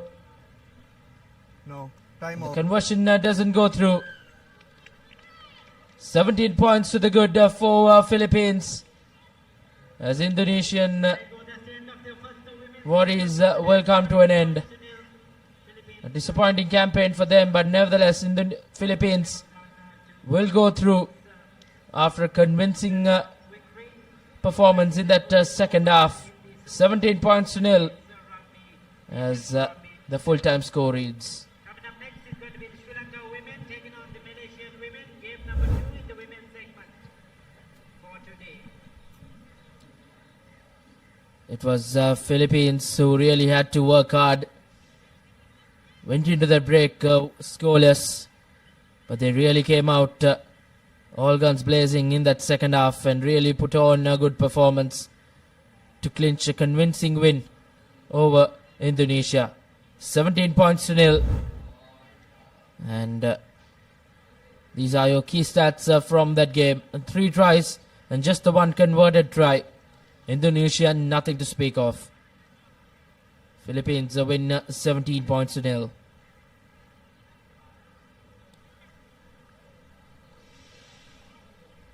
A pleasant morning out here in Colombo. The weather gods will have to be kind to us. We did see plenty of showers last evening. As we take a look at the next game on our card, it's Sri Lanka hosts taking on Malaysia in the 9th place semi-final 2. And the home side will be captained by Randhika Sanjeevani Jayanti, Shanika, Kanchana, Dilki, Charni Lienege, Kanchana Dilini, Sarni Nanakar, Heshani, NM Jaya Singh, two Jaya Singh sisters. To put on a good performance here in front of the home crowd, and this Sri Lanka women's outfit will be quite motivated to turn things around on day number 2. They did finish in the losing side in all 3 games they played out yesterday. There's an important day coming at an important game as well for the Sri Lankan women as they take on Malaysia. Sri Lanka trying to get that really important win today. We see the players huddled up and kickoff will commence.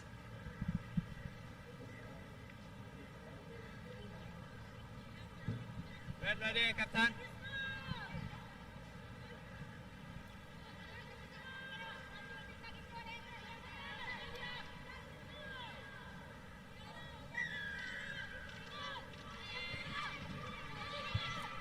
Sri Lanka with the kickoff, a high-hanging one, taken well by this Malaysian outfit who spread that ball out wide. Sri Lanka with an early chance of attack for Malaysia. They will run over with ease. And that number 4, a bit too quick, as it's Malaysia who draw first blood. And that will be a concerning sign for the Sri Lankan outfit.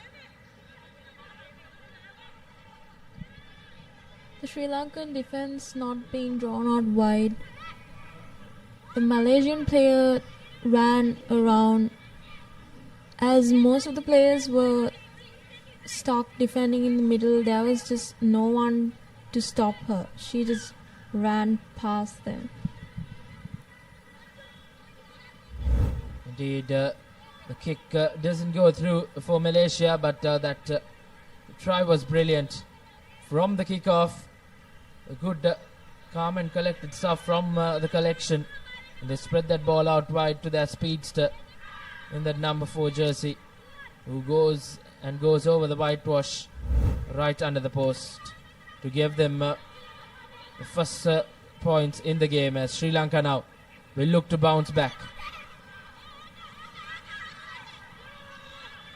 Sri Lanka looking to spread that ball out wide. Good running line, and this time around it's Sri Lanka who have slipped through the defense of Malaysia, and it's Sri Lanka's turn to go right under the post.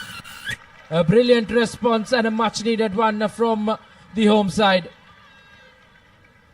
Coach Asela Deshapriya will be a happy man as Dilki Satsarani gets her first try in the leg and in the game as well. Sri Lanka with an opportunity to add the 2 points and go into the lead for the first time. Okay, 10. And makes no mistake from the add-ons as Sri Lanka in the lead, 7 points to 5. That well-timed offload, it just created this gap, and Satsarani, she just saw through it and she ran and scored.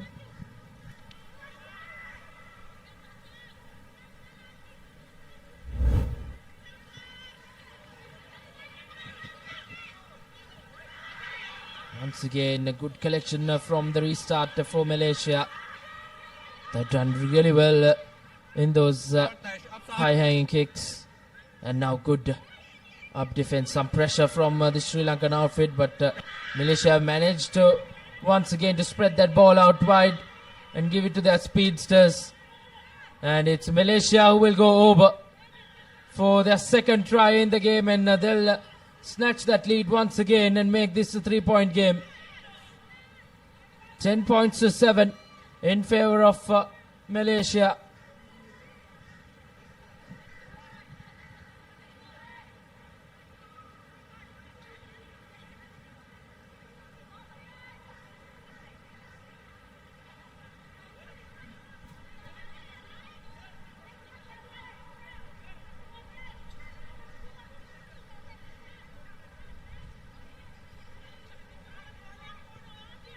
Malaysia failed to add the 2 points once again.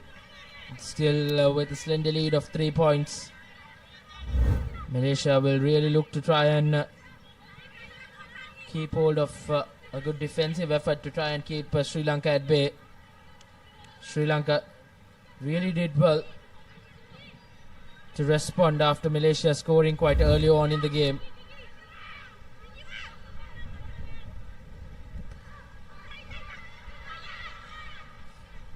Fumbles the ball forward. Just not what the Sri Lankans wanted. But this time around, a brilliant tackle as Malaysia dropped that ball. It will be a scrum in favour of Sri Lanka coming up, and they'll really look to run at this Malaysian outfit once again to try and go over. It will be important for Sri Lanka to try and get yet another score.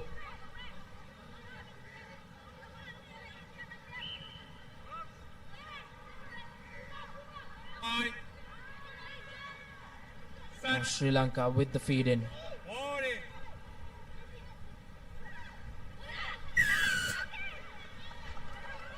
Sideways, says the referee, as now Sri Lanka taking it quickly with numbers on their side.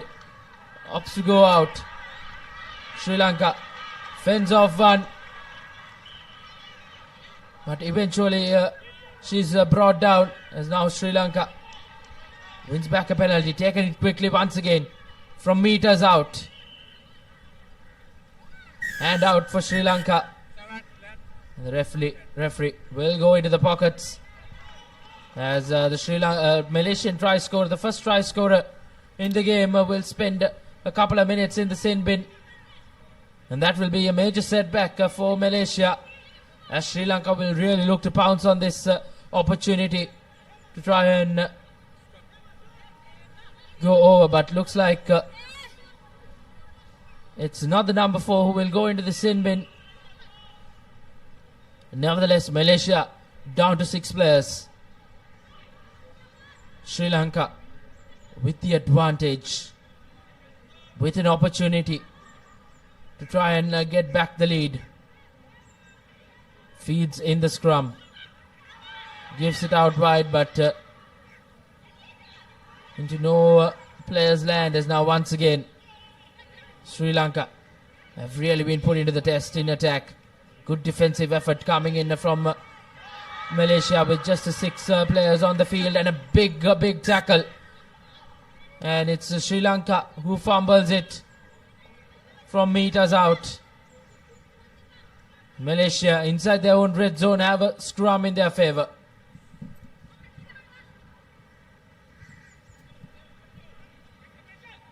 Coach Asela Deshapriya having a close eye on proceedings.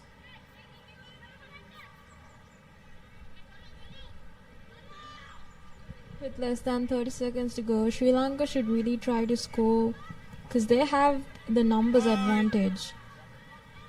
This can be the chance. This can be the chance to score as Malaysia knocks it on forward. Sri Lanka trying to run around.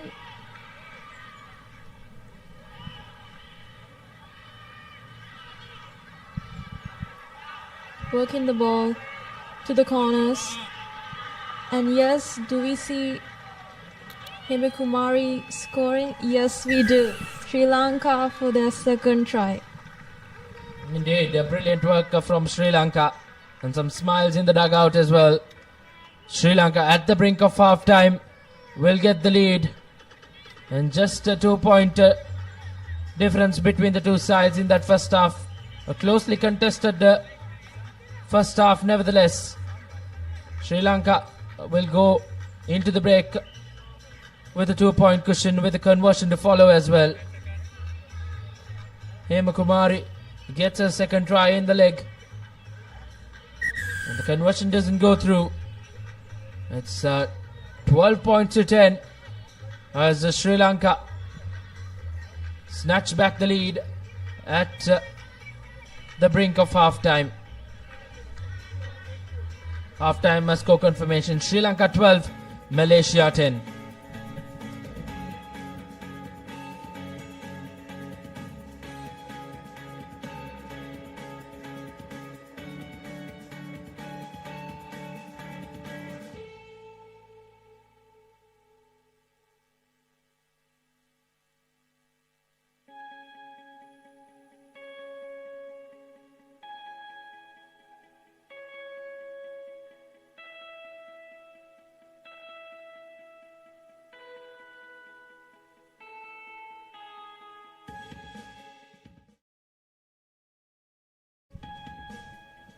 back live as Sri Lanka have really put on a good performance, a decent performance in that first half. A 2-point cushion going into the break. Will really look to pounce on the opportunities they get. It was Malaysia who nevertheless drew first blood after a well-worked try. And it was Sri Lanka who bounced back well. Sri Lanka had to come from behind twice in that first half. So they'll know how important it is to try and keep this Malaysian outfit at bay.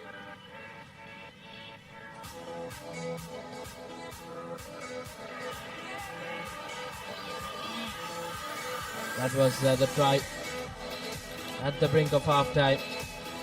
The try that really mattered for Sri Lanka to get that lead.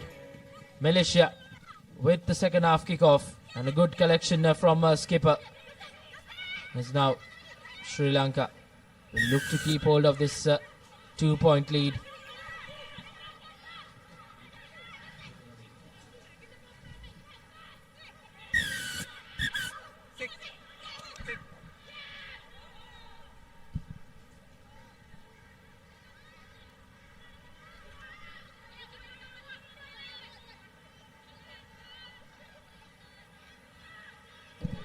Yellow card for Sri Lanka's try scorer.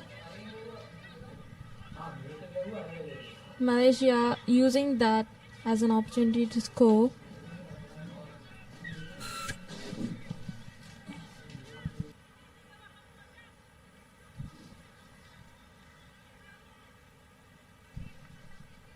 Malaysia starting off the second half in the correct way. Same fashion they did in that first half. It was 12 points all at the break. And now Malaysia with the lead once again, 17 points to 12 with the conversion to follow. The conversion goes through. An important 2 points added for Malaysia. 19 points to 12 reads the scoreline. And once again a well-worked try for Malaysia. Apologies for the misinformation we had. Sri Lanka didn't go into the break with the lead. They managed to equal things and go into the break. But now, once again, in the back foot are Sri Lanka.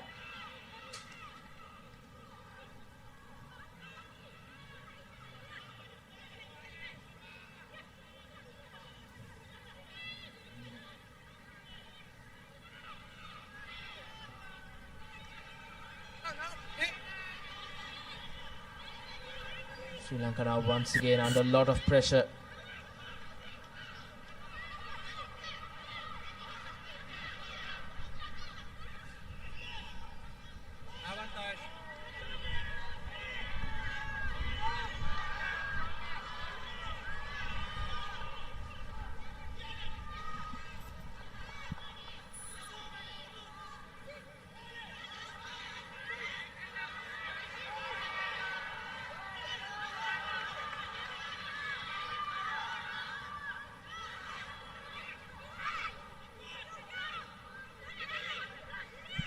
Just really messy play.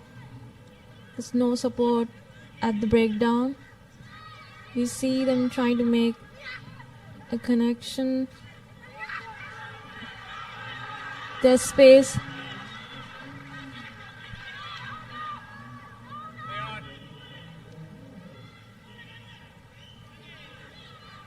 Just really scrappy play overall.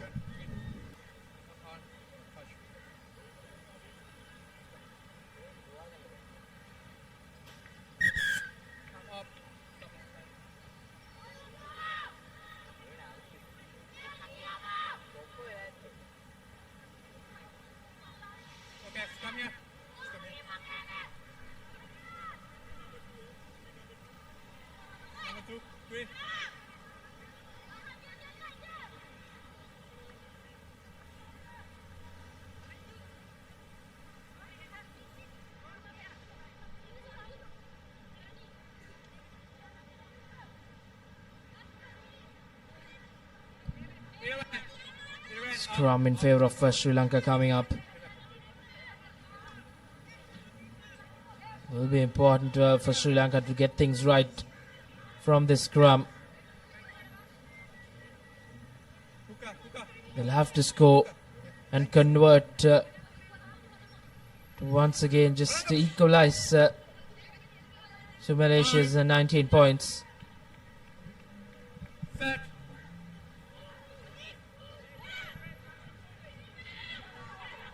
Oh, Malaysia, rather Sri Lanka, with possession. Much not to work with because brilliant defense coming in from this Malaysian outfit, taking it quickly for Sri Lanka. She goes through the defense and goes over to make it a 2-point game with the conversion to follow. A tough conversion coming up for Sri Lanka, but nevertheless, well and surely in the game now.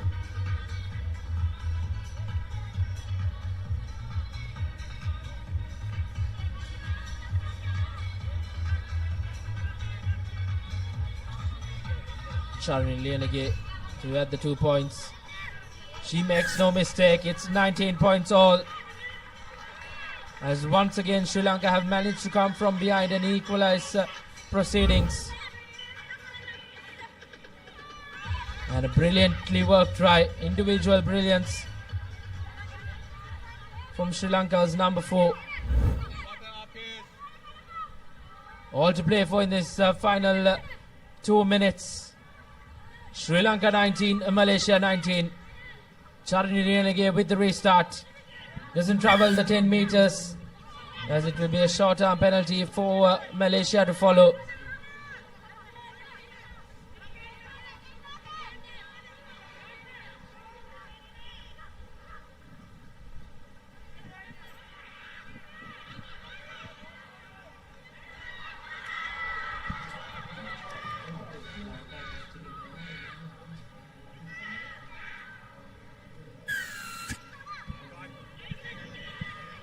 It's Malaysia who have responded well.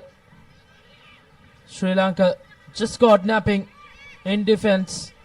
Have really helped Malaysia to go over. Second try for her in the game and possibly will be the match defining try as well. Once again an important 2 points for Malaysia. Doesn't go through as the score will read at 24 points to 19 as Sri Lanka in a lot of pressure.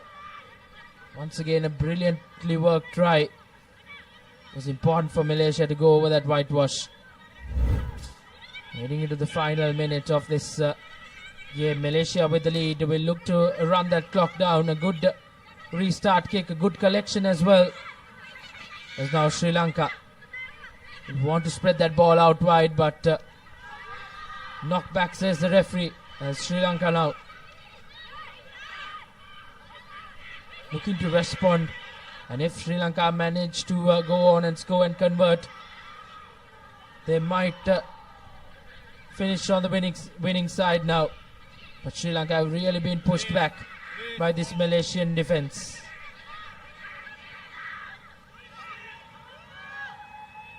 Sri Lanka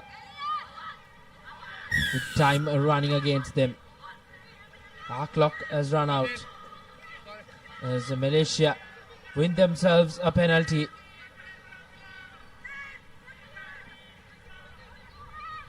And Malaysia taking it quickly and putting that ball into touch as they end on the winning side. As Sri Lanka once again suffer defeat as a brilliantly contested game between these two sides, Sri Lanka and Malaysia.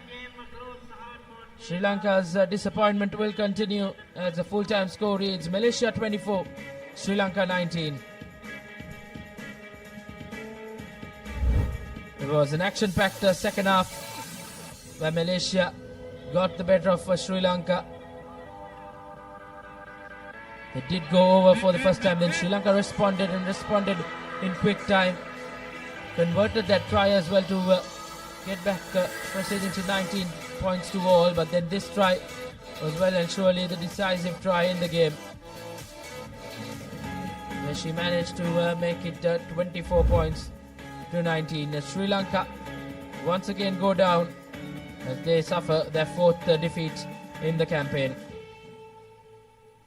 Next game coming up, it's India taking on Singapore, as we'll have a change of voices in the comm box.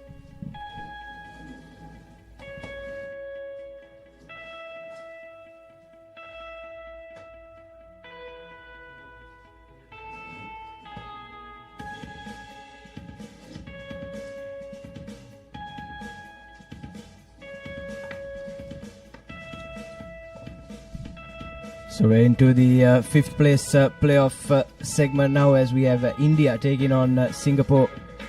In the women's category, India, I thought, are really unlucky to be playing in this fifth place playoff, considering the brand of rugby that they played yesterday. Unfortunately, they were grouped together with Japan and had to settle for second place in their respective pool. And take a look at the team cards up on your screen, as well as I welcome Denan Ranavira into the commentary box. Very good morning. Good morning, Nathan. Yes, that team India played really well yesterday. As you did mention, suffered the defeats in the hands of Japan.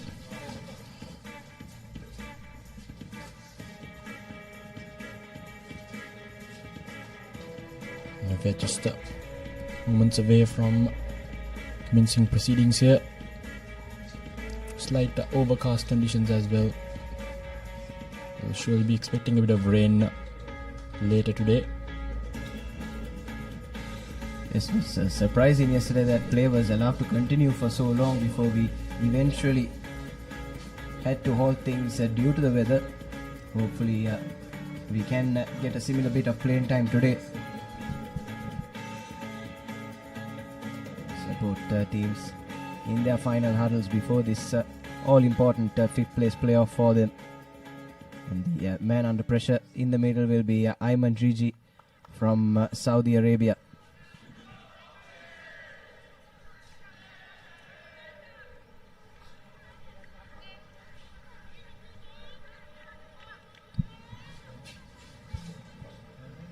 So India to kick things off then in the first half.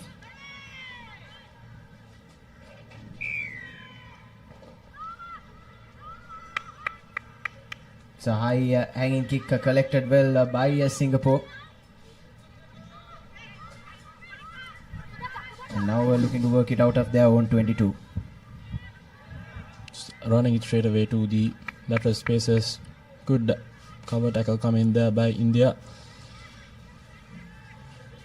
Straight away Singapore wasting no time maneuvering the ball straight across field, trying to exploit those big spaces in the far corners. They build some face momentum. They are coming up in defense. Singapore now switch of play, cutting back inside, takes the two players, that three to bring her down. Now with the definite overlap in the corner, Singapore not collecting in first time. Nevertheless, will use the short side advantage. Couldn't sneak past the final defender. So India doing pretty well in defensive. Singapore forced to boot the ball, but not the ideal kick. So it's India now with an opportunity straight inside the opponent's half. Dummy pass goes straight to the defense, and it'll be India going over for the first try of this game. Yes, that's a deserved try for India, you have to say. Did really well despite not having much of the ball in the first 1.5 minutes. Pinned Singapore back inside their own 22. And Shika Yadav goes over for her third try of the tournament.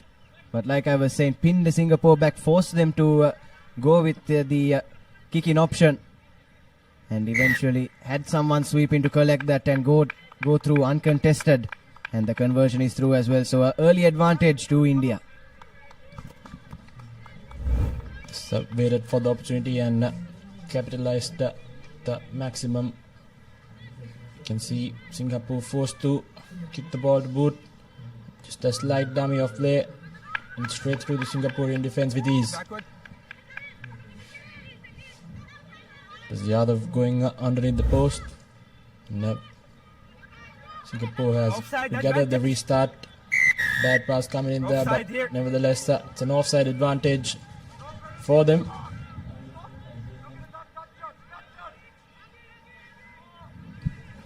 Yes, Singapore trying to go short side again, but just fumbling it there. Trying to wriggle through, but it's a stubborn defensive effort from India, but nonetheless, Singapore now up to the halfway mark. Singapore talking about their group stage performance yesterday, as that's a good tackle coming in, forcing the knock on. Referee pulls things back. India thought they could continue, but will restart play with a scrum.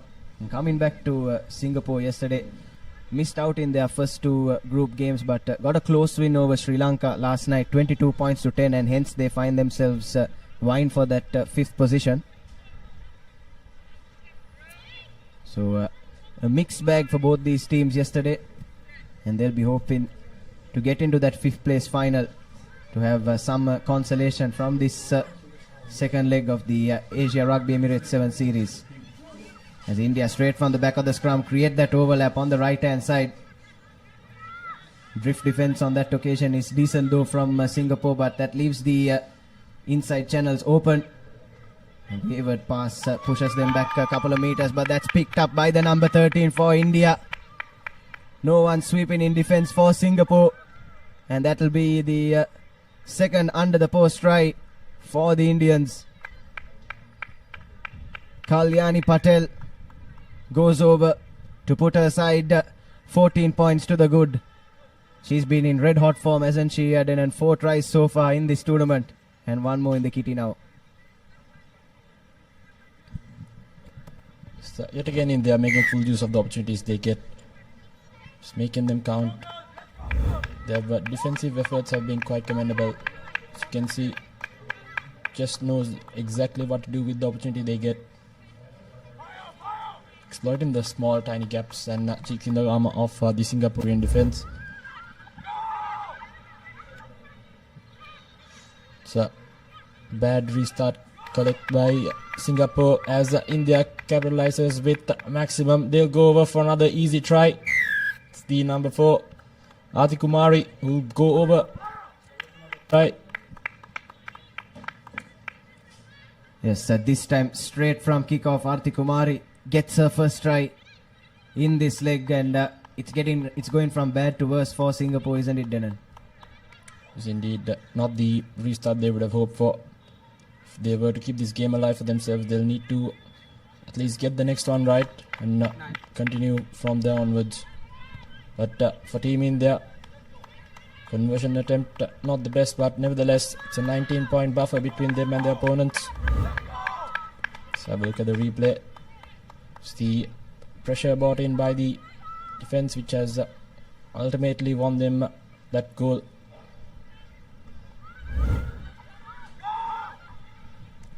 But again, not the ideal restart collection, but nevertheless now with an overlap in the corner as well. Trying to cut back inside. Stays on her feet. Good defensive shape by India. Brilliant tackle coming in.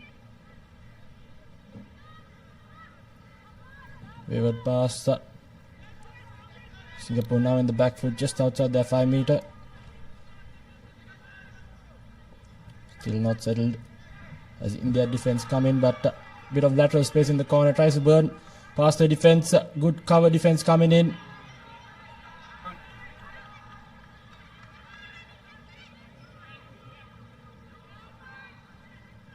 Now Singapore moving the ball yet again.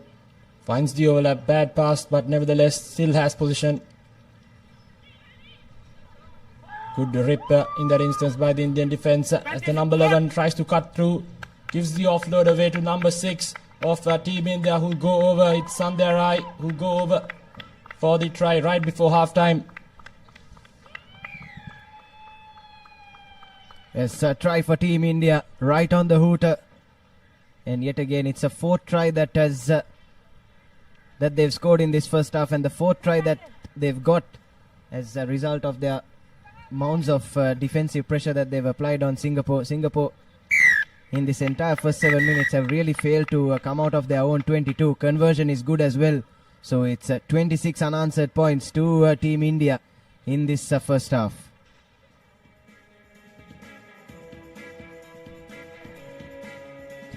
So let's see halftime confirmation. Team India 26 points to Singapore's 0.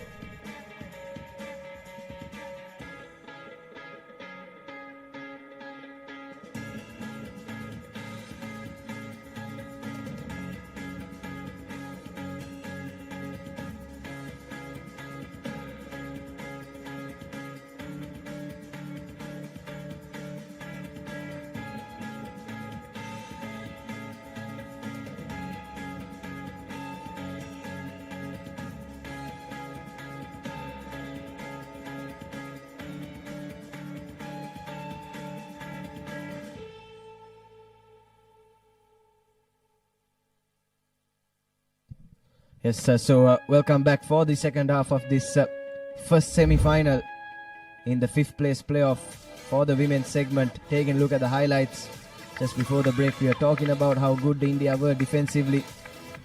Forced multiple errors from Singapore. This was their first try. And second as well. Ball was loose from Hong Kong. From Singapore rather. Forced the knock on, and a second under the post try, and then this one straight from kickoff. No one back in defense for Singapore, and India went over for their third in the corner, and then this one right on the hooter, ripped the ball at the breakdown. That's a brilliant individual effort from the number 11, and a good supporting line as well that ensured India take a 26 points to nil advantage into the break. Now Singapore to restart proceedings in this second half. Not the restart they'd hoped for as well. So it will be a free kick from centre field for Team India.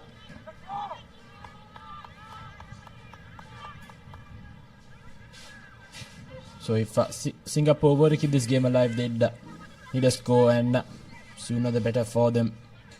So Team India tend to tap and go for it. Switching directions.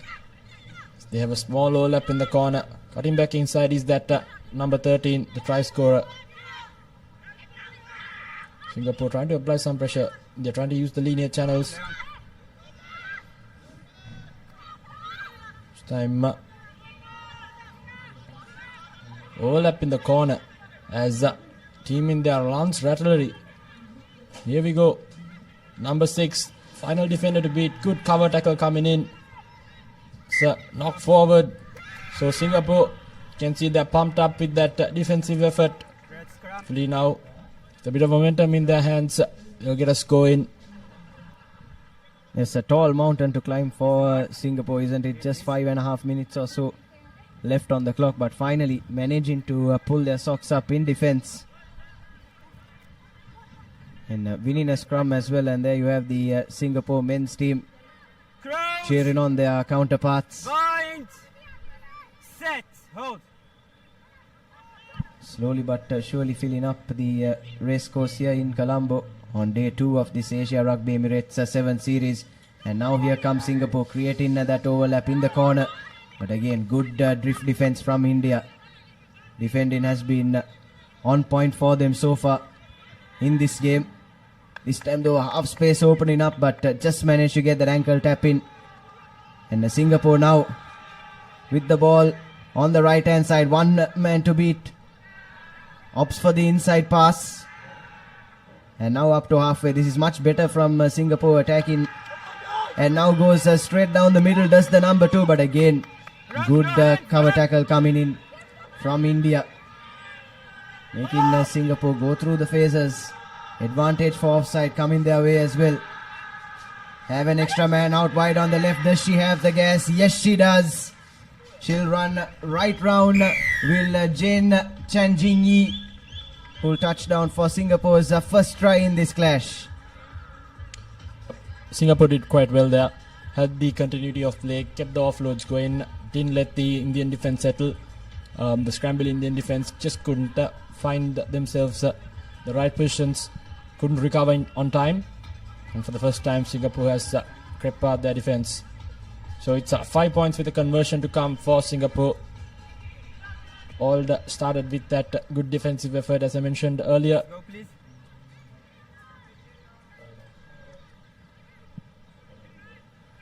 Conversion from a tough angle, unsuccessful, but nevertheless 5 points on the board. Little over 3.5 minutes left on the clock as well. It's vital that they get a good restart from now and regather the position if they were to threaten this Indian scoreline. As you can see, just one third defense from the outside. Could have gone a bit more closer and made the conversion easier, but nevertheless, deep restart straight away. Very well gathered by Team India.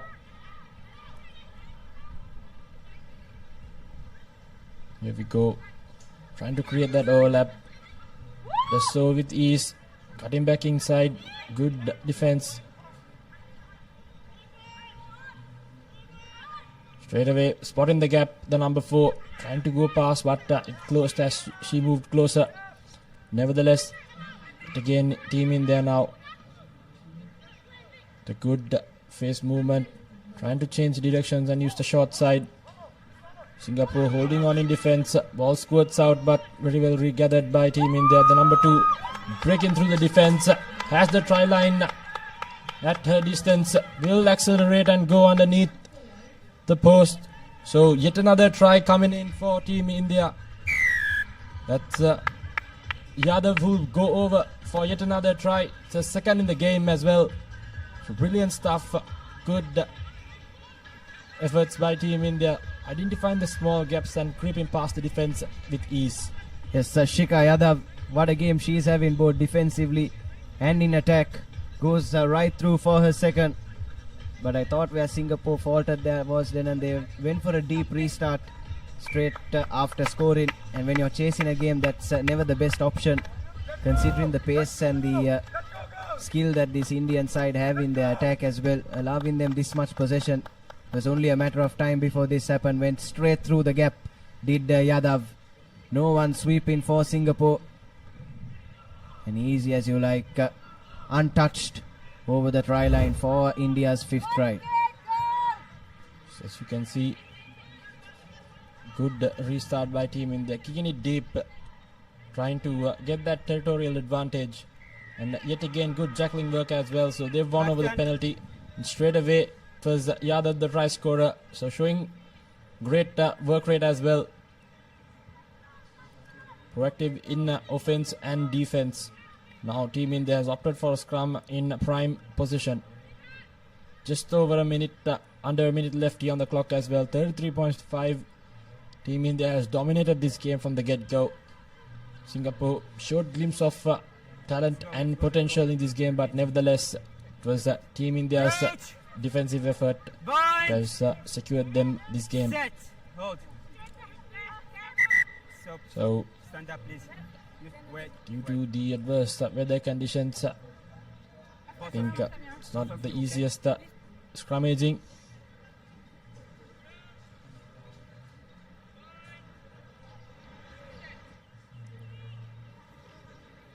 Yes, wouldn't India love to top this one off with a score? Goes on the blind side, creates that overlap on the left, chooses to cut back in, needs support now. The number 10 for India, support arrives quickly, and now swinging it through. India, but that's good Jacqueline work from Singapore. Managed to win the penalty and spare the blushes for their team. Take that one quickly. Now trying to get back up the field. Cuts back inside, gives the ball. Singapore trying to find some spaces in the Indian defense. They are now settled in, coming up in defense. Singapore trying to create an overlap in the corner, cutting back inside. Back. So it's a penalty. You are down. You need to be One up. again line there off the feet, says the referee. And seems like it will be the final phase of the game. She taps and kicks it out of play. So it's a full-time Team India winning 33 points to 5. Good dominating performance by them. It's a comprehensive performance from these Indian ladies, and you didn't expect anything less. They've played some good rugby in this tournament so far. More of the same today on day 2. It's a comprehensive 33 points to 5 victory over Singapore. There you have your full-time confirmation. Singapore are now eliminated, and we'll have to go back to the drawing board. But India, on the other hand, will have a chance to secure that 5th position. So you have a look at the second half highlights. Started on a good note for Singapore. Was sniffing a comeback, but and this try really killed off the game from Shikha Yadav for India. She went through for her brace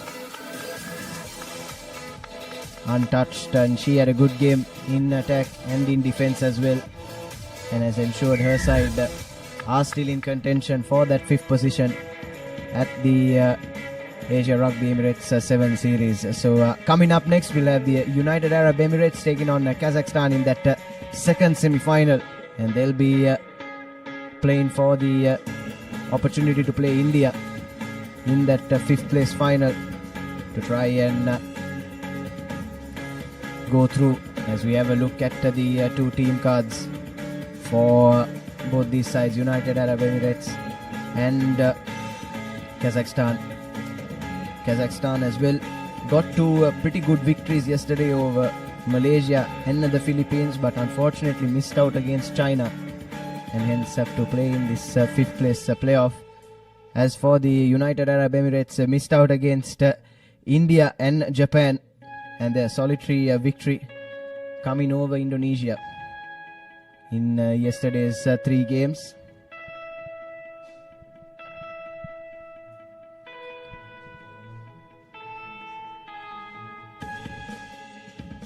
Kazakhstan, very physical outfit, aren't they? And perhaps the conditions as well here at the racecourse might favor them.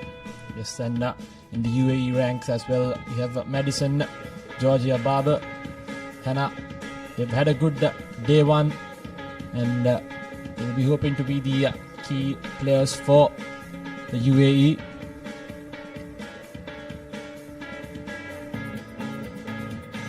Yes, for the UAE, you'll have Abigail, Amanda, Fatma, Madison, Alexandria, Georgia, and Tara.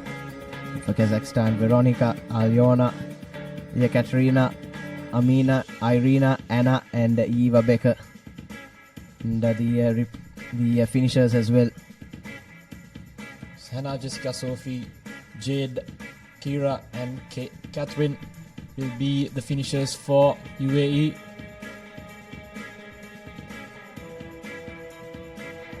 So, important game, and I think Team India will be watching this game closely to find every single opportunity they can pounce on in one of their opponents who they'll face in that 5th place final.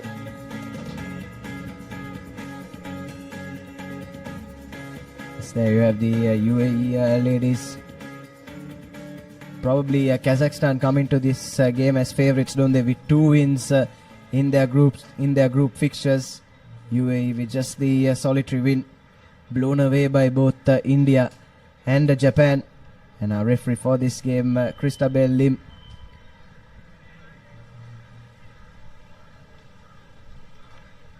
He'll be assisted by referee Tarindu and Aruna Shanta.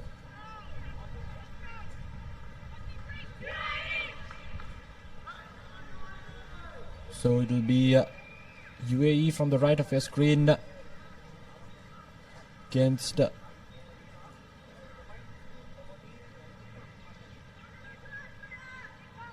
Kazakhstan from the right. So it's kick off here. The second semi-final for the 5th place in the women's pool. Good collection at Pass not going into the hands, so it will be a scrum down straight away for the UAE. Kazakhstan in the back foot.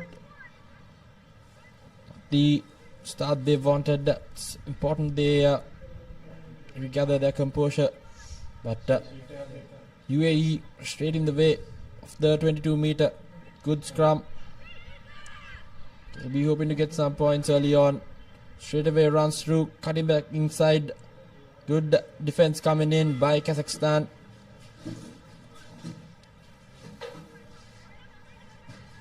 Again, moving through the linear gaps is the team UAE. Now maneuvering the ball to the far corners. Good Russian defense coming in by Kazakhstan. Keeps the team at bay. UAE now building some faces, trying to find the gaps. Again, good defense. Tries to keep the game alive, but good defense coming in by Kazakhstan. And good ruck time as well. Gives the pass away. Good cover defense yet again. And it's been battled into touch, so Kazakhstan holds on in their defense. Recovered very well after that fumble early on. So it will be their opportunity to throw in and move away from their yellow zone. Yes, that's a big let-off for Kazakhstan after making that cardinal error straight from kickoff, spilling it. Good cover defense from them, drifting to the touchline, bundling their man out, and now have the line out, but it's overthrown by Kazakhstan, and now UAE with another opportunity. But back-to-back spills, and it's Kazakhstan that have the net gain, and now running into space. Kazakhstan, no one sweeping for UAE, and they'll go the full length of the field to touchdown for the first try in this clash. Number 5, Irina Taichina for Kazakhstan, puts her side ahead and right under the post as well. But the conversion unfortunately has gone wide, but it's still a 5-0 advantage early for Kazakhstan. The spill coming in straight away. Good tackle there and a brilliant fend off and good finish by the number 5. Saw it all the way through. Brilliant stuff by Kazakhstan, adapting from defense to offense ever so easily. Good presence of mind and very well regathered restart. Trying to use the short side, trying to find the player. Good defense coming in yet again by Kazakhstan, trying to use that touchline as a extra defensive player. Nevertheless, UAE now stuck in there 22.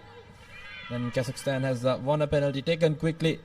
Now moving is the number 11. Offload to the number 7 now. Right inside the 5 meter.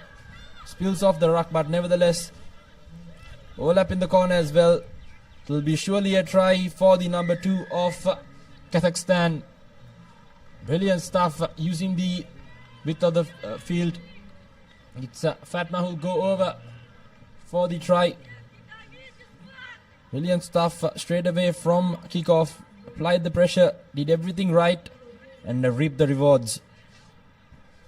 As Iona Drobovskaya goes over for Kazakhstan. That's their second try. And like you were saying, Darren, it's been pretty intelligent stuff from them so far. Using the entire width of the field, especially in defense, and capitalizing on 2 occasions. And it's UAE under some early pressure. 2.5 minutes left in the first half. 2 scores behind. And straight away a deep restart as well. Looking to apply the pressure.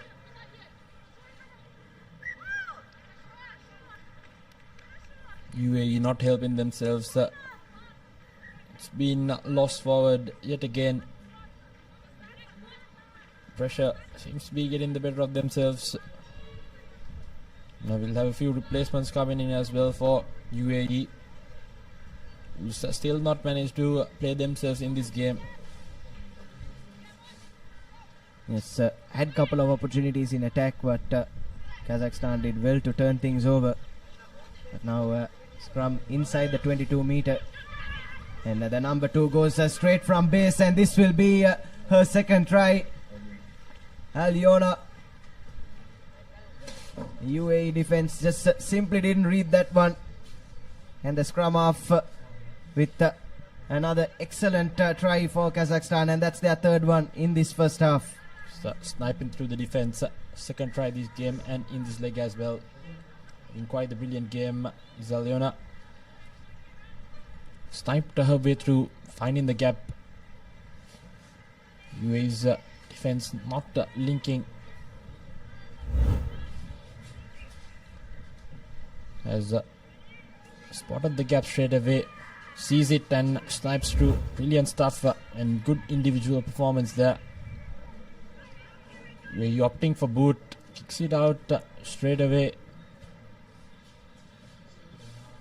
Not the kick she'd hoped for, but nevertheless, it's yet again now Kazakhstan with another opportunity.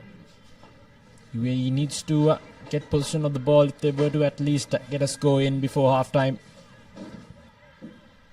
Yes, you can tell the pressure has gotten to the UAE though, can't you, Dylan? Especially when chasing a game, I don't think going to boot was the right option. You'd want to keep ball at hand, and goes short from the line out this time. That's the double try scorer, Aliona. And now trying to create that overlap, but unfortunately just got stuck in the turf there. Conditions as well playing their part. Good counter-rucking by UAE. Kazakhstan barely holding on to the position. Luck in her favor in that instance for the number 11 of Kazakhstan. Everything going right their way at the moment. It's Oksana who will go over for another try. Brilliant stuff. When things are going your way, they just seem to fit right in place, isn't it, Nathan?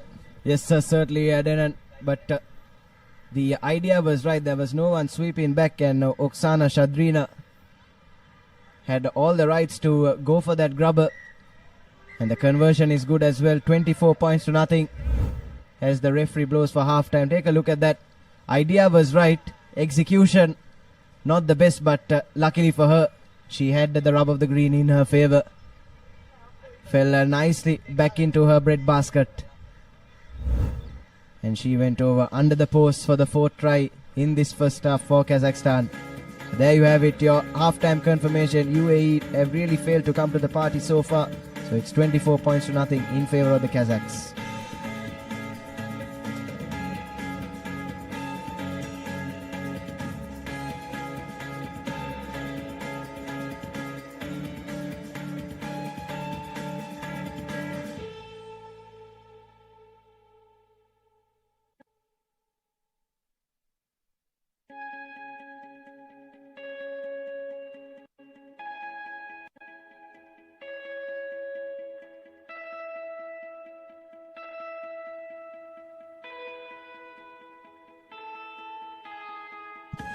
So welcome back to the race course, moments away from the second half here of this second fifth place semi-final between the UAE and Kazakhstan.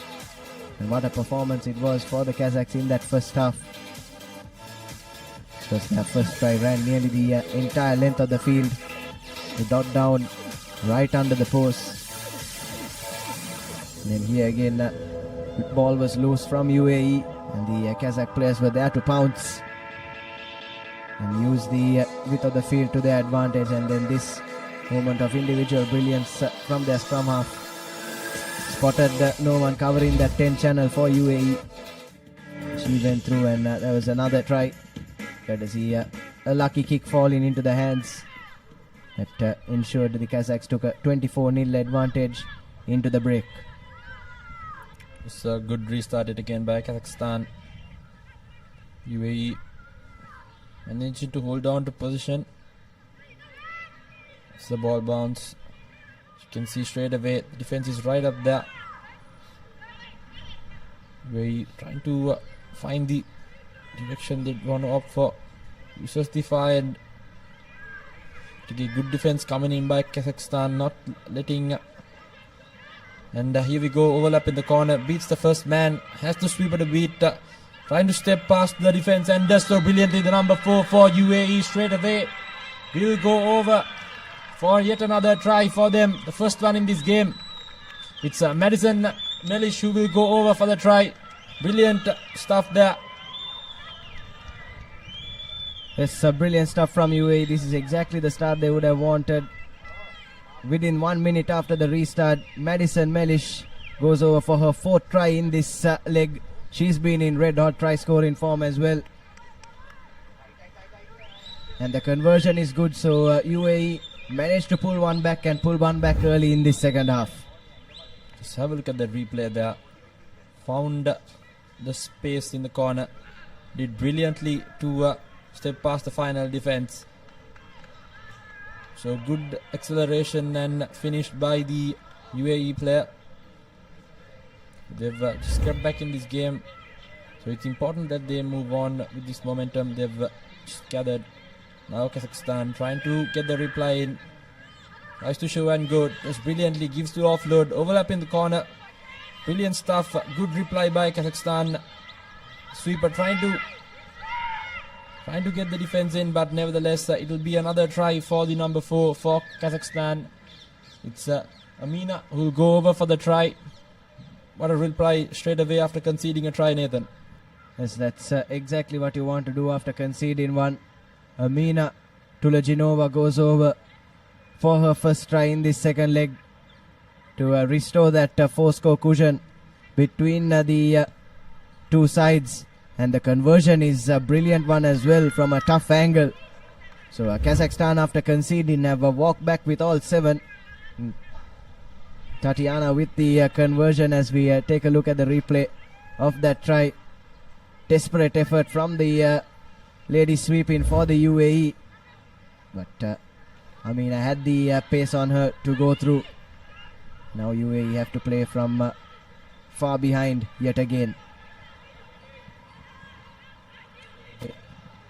From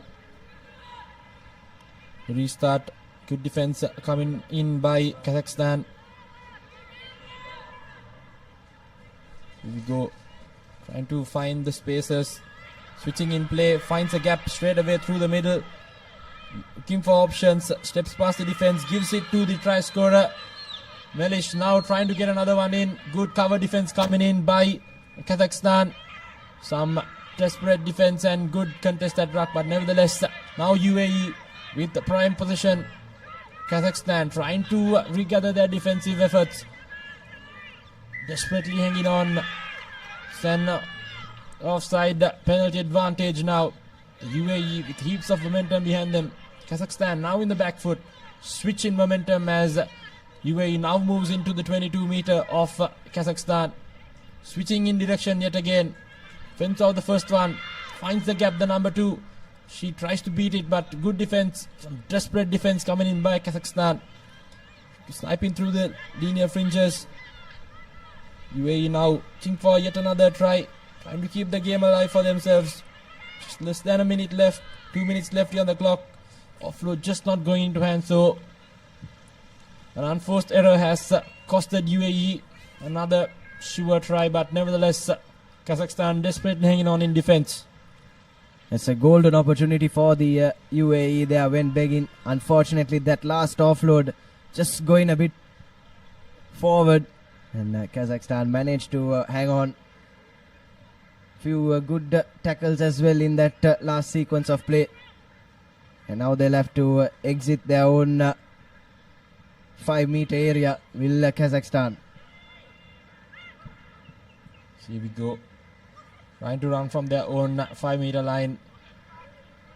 Melish with the good defense coming in. Kazakhstan now in the back foot. Balls backs against the wall. Good defense yet again. Brilliant stuff by the UAE defense. They'll win 5-meter scrum right outside.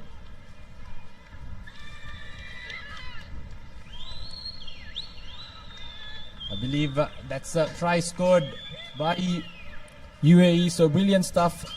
Good pressure applied and they've gotten a try in.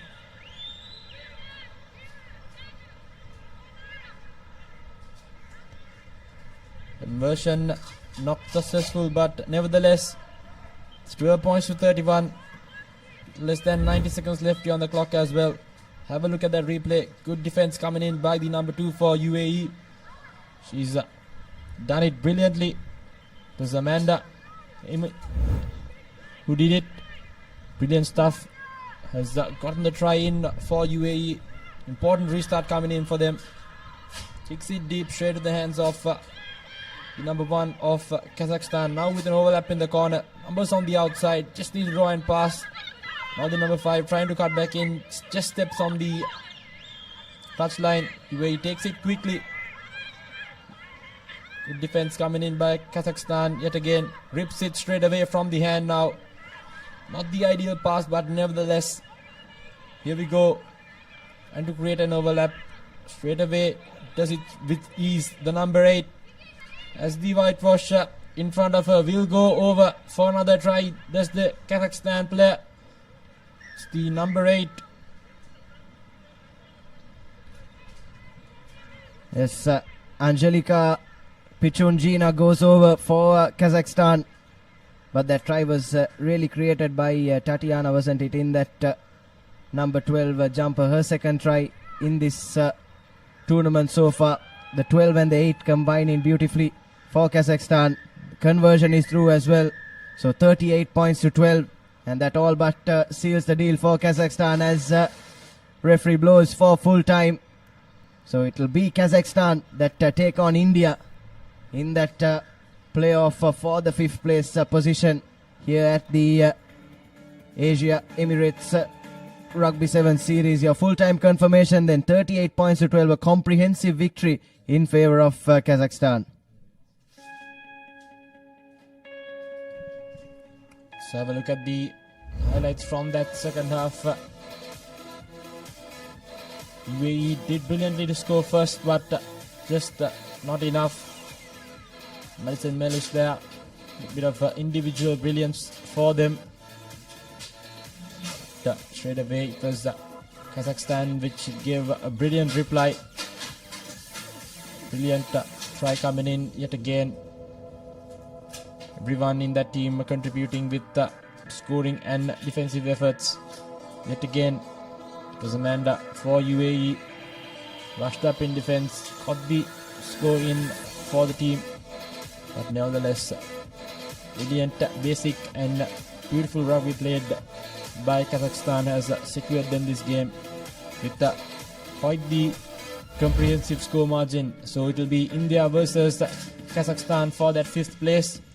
Key stats: UAE 2 tries, 1 conversion. Kazakhstan with the dominating 6 tries and 4 conversions. So up next we'll have the 9th place semi-final number 1. And we'll have Malaysia taking on Chinese Taipei, followed by South Korea versus Uzbekistan. Philippines versus the UAE for that 5th place first semi-final, followed by the second semi-final for the 5th place against Singapore and Thailand. And we'll have a change in voices as well as Tanveer Hassan and Rishwan comes in.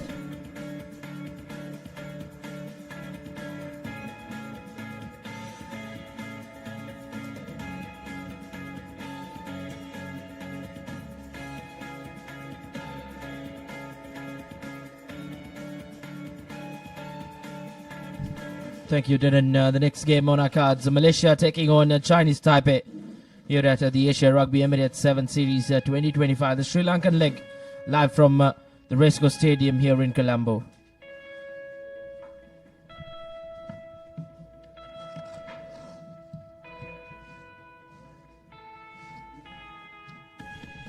These are the two squads from Malaysia and Chinese Taipei. Malaysia have really found themselves in tough situation. Malaysia did win against South Korea 19 points to 7. They lost to Hong Kong, China 38 points to 10. And then they have went on to lose to the Philippines at 26 points to 14. So likes of Ammar and Adin Iman will really play a pivotal role for this Malaysian outfit. as long as Chinese Taipei are concerned. They have found themselves in tough conditions. They went down to UAE 33 points to 14. They lost to Japan, a massive defeat, 68 points to 0. And then they did go down to Thailand as well, 26 points to 12. Plenty to play for both sides. As I welcome Tanvir Hassan to the com box. A very good morning to you, Tanvir. Good morning to you, Rashwan, as well. And as we can see, the weather here in Sri Lanka, in Colombo, at the Race Course grounds is quite gloomy. It's quite humid as well. Not very hot at the moment. It was drizzling a little while ago, as you saw in this live stream. And as we see both teams making their way forward into the ground. Chinese Taipei versus Malaysia. We're hoping for a good game of rugby from both these teams.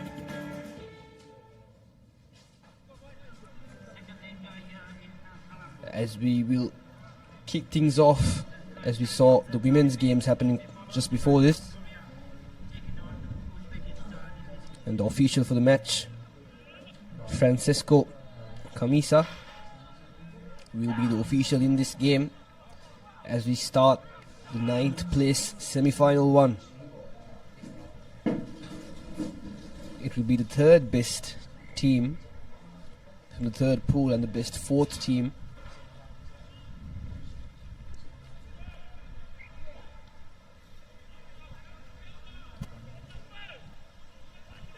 Chinese Taipei will be the team to kick things off here in Colombo as we start the proceedings. A deep kick inside the 22. Singapore collecting cleanly, sending it to the middle of the field. The big number 11 fending off one defender and sending it out wide. The number 11 cuts back in, sending the ball to the other side now. The number 4 of Singapore sends it to the corner once again, working those corners Reshwar properly, as should in a sevens tournament. But unfortunately not being able to move forward, having space outside, having overlap as well, goes to the corner. He should cut back in, but unfortunately he's taken out by the Chinese Taipei defense. Indeed, that will be the areas Malaysia will target to try go through those wings. Spread that ball out wide will be important. This Chinese Taipei outfit really can hurt you with the pace. A line out in favor of Chinese Taipei as a slight drizzle does come down here in Colombo. Yesterday around this time the sun was beating down. But today it's been drastically changed. Gloomy conditions out here in Colombo. As long as the rain stay away, these are tailor-made conditions for some quality sevens rugby. Now once again, now Chinese Taipei spreading that ball out wide. Not much to play with now. Number 11 will look to put his ears back and run, but he's eventually bundled into touch. It's good defensive tackle coming in from Malaysia. That was Yuen Wu with the ball. He should have cut back in, going past that 5 meter line mark. But unfortunately, the Singaporean, the Malaysian defense puts him out on the line out. So it'll be a line out in the favor for the Malaysians. Just a small overthrow. There's a Chinese Taipei regain possession of the ball, sending it to the center. Now to the corner to the number 11. Tries to cut in and cut out, but is short on the 5 meter. Offloads it, but intercepted by the Malaysian team once again. But they have knocked it on, so Chinese Taipei will be playing with a knock-on advantage in their favor. Scrum off, sending it to his number 2. Back to the corner to his number 1, spotting that gap. Sidesteps and cuts back in, but unfortunately the pass isn't collected cleanly, so it will be a knock on. So Malaysia once again still in the danger zone, but this time they will have a scrum in their favor. And as we see the Malaysian coach looking to see what he can do from the bench. Crouch! Malaysia not showing promise in the attack so far, but their defense has been up to standard. Hoping to see for a set piece move from here. Scrum off. Cuts back in and receives the ball once again. Sends it out open all the way from the corner. Can the number 14 of Malaysia make his way through? Yes, he has. Ammar Siamim has done it. And he has made it over the line for the Singaporean team, and that will be the first try of the game. Malaysia leading by 5 points. Indeed, that was surely expected. Malaysia, the more threatening side to go on and score in this first half, and they have really done that. Chinese Taipei really haven't had any chance of attack. They've done the bulk of defensive work. The conversion doesn't go through. Nevertheless, Malaysia with a 5-point lead as we approach the final 2.5 minutes of this first half. Definitely, Rashwan. As we can see the replay as well, the set piece move that did right and tricked the Chinese Taipei defense. As we saw Malaysia in the first time in this game playing in the red zone, making their way into the red zone of the Chinese Taipei team, and does well to do so as well. So Malaysia once again will kick things off. Goes for a contestable kick, a high hanging kick. Can the number 3 unfortunately not collect the ball, but had a decent tackle to put the player down. So Chinese Taipei now attacking from their own danger zone, sending the ball from side to side, but he's taken down in the middle. Switches direction, not the best of passes. Now over the try line. They will want to make a bit of a distance from here, as the pressure is applied from the Malaysian defense. Will that be a penalty? Referee says release, and he does so. So Chinese Taipei once again in the attack, trying to send the ball to the corner, having space and having extra man there, but unfortunately does not pass the ball. And will that be a penalty for the Malaysian team? Yes, it is. Taking the quick tap, the number 4 has numbers on the outside, should have sent it out the first time, but unfortunately does not do so. Spotting that gap in the center, the number 10. Can he make it all the way? Yes, he does. Once again, Ammar from Malaysia scores the second try for his country. Indeed, brilliant from Malaysia. They look to run away with it now. 10 points to 0. Ammar gets his second try in the leg and his first in the game. With the conversion to follow, Malaysia have an opportunity to add the 2 points, and quite a regulation 2-pointer as well. Makes no mistake, as Malaysia heading into that half-time break. Around 30 seconds left on our clock. Will be with a 12-point cushion. Goes right under the post to make the kicker's life a lot more easy as well.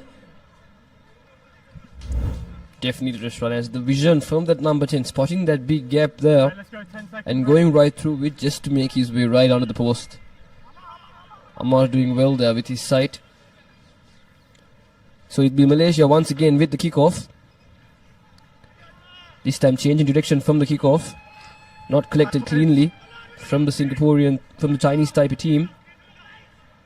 Referee says it has been knocked back, so position will be with Chinese Taipei, still attacking from their red zone now. Trying to run around the Malaysian defense. Not supporting the body weight is the call. So courtesy of the Malaysians, Chinese Taipei has been awarded a penalty in their favour. But as we can see, the time has run out on our clock. And they go for touch this time, trying to reduce their pressure from attacking in their own red zone. But unfortunately does not make the proper distance that they really truly wanted. So it will be a line out in the favour of the Chinese Taipei team, right inside their 22. As we can see, the big lad at number 5 of Chinese Taipei cleanly collects the line out. having space on that corner. Malaysia defends with top 6, so there will be one man in the back. Chinese Taipei doing well to beat them. Goes for a small punt there.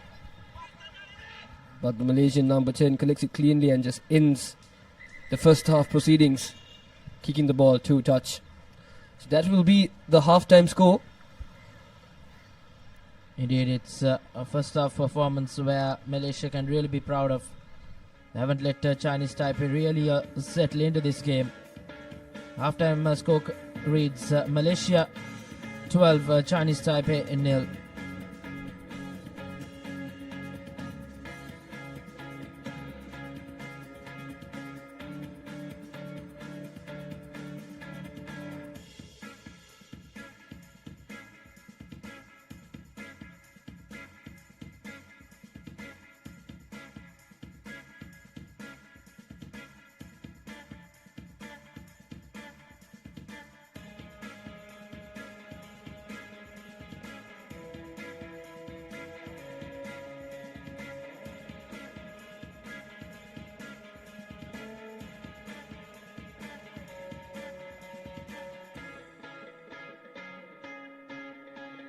And we're back live here in Colombo. Once again, this will be the first semi-final for the 9th place position. The highlights of the first half. This was the first try scored by the Malaysian team, an 80-meter sprint. Ammar scores the first try, and then once again the other Ammar spotting that gap and making his way right onto the post to score the second try for the Malaysian team. So the points will stand 12 points to 0. And coming up next will be the 9th place semi-final 2, where South Korea will be facing against Uzbekistan. An interesting game of rugby we'll be looking forward to.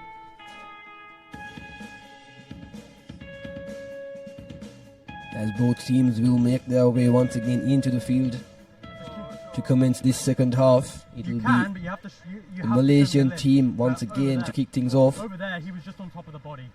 And tremendous performance from the Malaysian team, Rishwan. Chinese Taipei will be a bit disappointed how the outcome has become so far. But still, second half is yet to be played. Indeed, Chinese Taipei, they really have to do well to try and get back into this game. They have 7 minutes to play with. And Malaysia will really look to see this 12-point cushion off Chinese Taipei. They'll have to run a full length now if they are to go and score. Malaysia have really done well to turn over. And it's Malaysia now just picking up from where they left off in that first half. They go over and they get their first goal in the second half and the third in the game. Wonderful performance there, and the vision in that corner almost touched that line, but he does well to keep the ball in play. So Malaysia now will be leading 17 points to 0, and as the try scorer Muhammad does well, the big lad Muhammad does well to add the next try and has the conversion. Yes, he's done it as well, so it's 19 points to 0 here in Colombo at the Racecourse grounds. And as we see, the sidestep that helped him pull it off, and the acceleration speed from this big player. Impressive run from him to keep it in as well, number 8. and to make his way as close to the post as possible to make it easy for his kicker to concede the conversion. So Malaysia once again with the kickoff, having a comfortable lead, just 5 minutes more remaining in this game as well. A wonderful high-hanging contestable kick. Malaysia can pick it up once again, and yes, they do so, but unfortunately it goes out to the touch. So this time Chinese Taipei once again will have a line out in the 40-meter mark. Sorry, it was a knock-on into touch then. You have an option. What do you... scrum? Okay. Knock-on into touch. Scrum. Red ball. The referee says it had been knocked on first by the Chinese Taipei team, So it'll be a scrum in the favour of the Here Malaysians you go, now. boys. Here's your mark. Crouch! Chinese Taipei will not be very happy with that outcome. Bind! Sit! He could have collected the ball cleanly from the line out, but a well contestable defensive play by the Malaysians have awarded them the scrum. Going for a set piece move that does well to do so. The combination from the 14-7 and the number 11. Cuts back out, cuts back in, beats two defenders.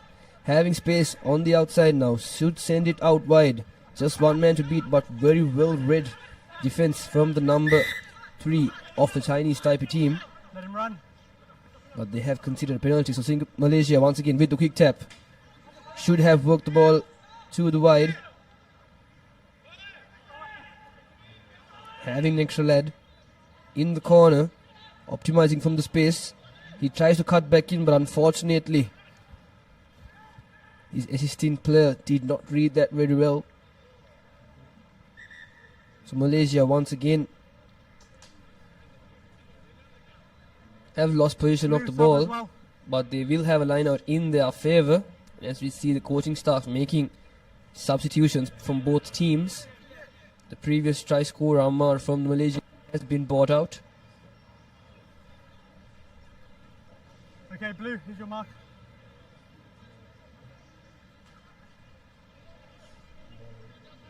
Still 3 minutes remaining on our clock rush run. Anything can go down. Just 19 points. It is a game of sevens rugby. All Chinese Taipei needs is 4 tries under just 3 minutes to regain the lead. But a line out in the favour of the Malaysians. It will be crooked. The Chinese Taipei once again will have possession of the ball from the set piece. Chinese Taipei will really have to capitalize on moments like this. It's not been easy going for this Chinese Taipei outfit. Malaysia have really brought their A game here. It's a matter of just one good move for Chinese Taipei to try and go over the whitewash and just get off the mark in this game. Beats in that scrum, Chinese Taipei. Works that line well. Good defensive tackle coming in from Malaysia.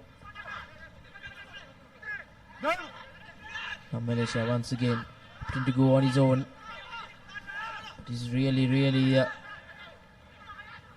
put in under brilliant defensive effort from Malaysia.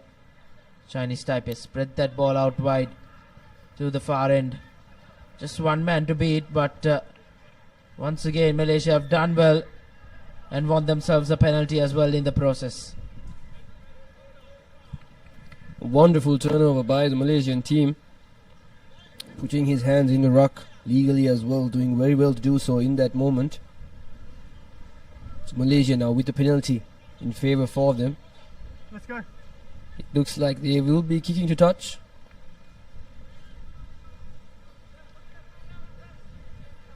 Making their way right inside the 40-meter mark. This time playing in the Chinese Taipei side once again. They will want to collect this line out cleanly, as previously we saw there was a crooked throw. 19 points to nil. It is a comfortable lead now with just 1 minute left to spare. Going from the back, taking it from the 6, but unfortunately not being able to make hands. So Chinese Taipei once again in the attack. Looking for support there, not completing the tackle from the Malaysian defense. The numbers 11 of Chinese Taipei doing well to beat 1 and 2 and makes his way under the post to score their first try in this game. Unfortunately, it does seem a little bit too late, but tremendous effort from Yuan Wu to go under the post, and the kick takes it. Adds the 2 points for the Chinese Taipei team. Fends off that defender, beats him in a race of speed, and then beats the second one as well. Let's go, guys. It's last play. And Yuan Wu just makes his way right under the post to make it easy for his kick taker to clear that conversion. So the point score now is Malaysia 19, Chinese Taipei 7. And as the clock has rang out for us, Chinese Taipei will not want to end this game with such a big margin, so they will try their best to be in the attacking position. Once again, a good contestable kick. Chinese Taipei doing well in the defense. Malaysia, a wonderful scissor to the big number 5. Still in the attack is Malaysia. They can't just end proceedings with kicking the ball outside, but they also do want to score once more. Taken down from the center, sending it out wide, having 4 men in the side. Number 5 doing well to disrupt the defense of the Chinese Taipei team. Offloads the ball, but unfortunately doesn't collect it cleanly. And a fumble from the ruck has avoided Chinese Taipei with possession of the ball once again. Yuan Wu trying to overspeed him once again, but goes for the punt. Can he make it to score? Unfortunately does not do so. And that will be the full time. Indeed, it's Malaysia who were tested in a brief period of this game, but they had that game in the bag. Chinese Taipei will have to go back into the drawing books and try and come back better in the last game they play here in Colombo later on. Nevertheless, Malaysia walk out as a victorious team, 19 points to 7.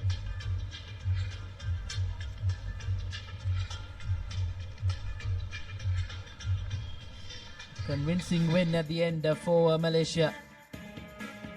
That's the full-time score reads, and Malaysia 19, Chinese Taipei 7.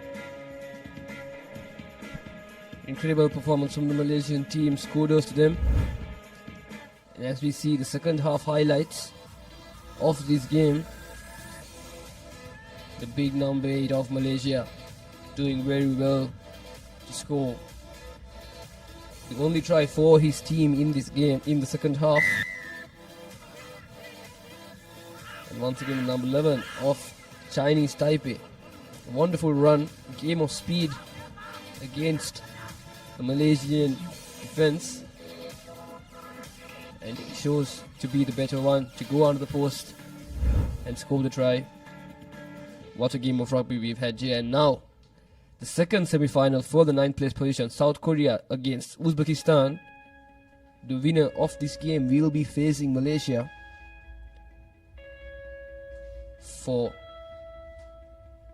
to become the 9th place winners in today's tournament. And as you can see, team cards of South Korea and Uzbekistan: Jang Woo King, Jim Mo Lim,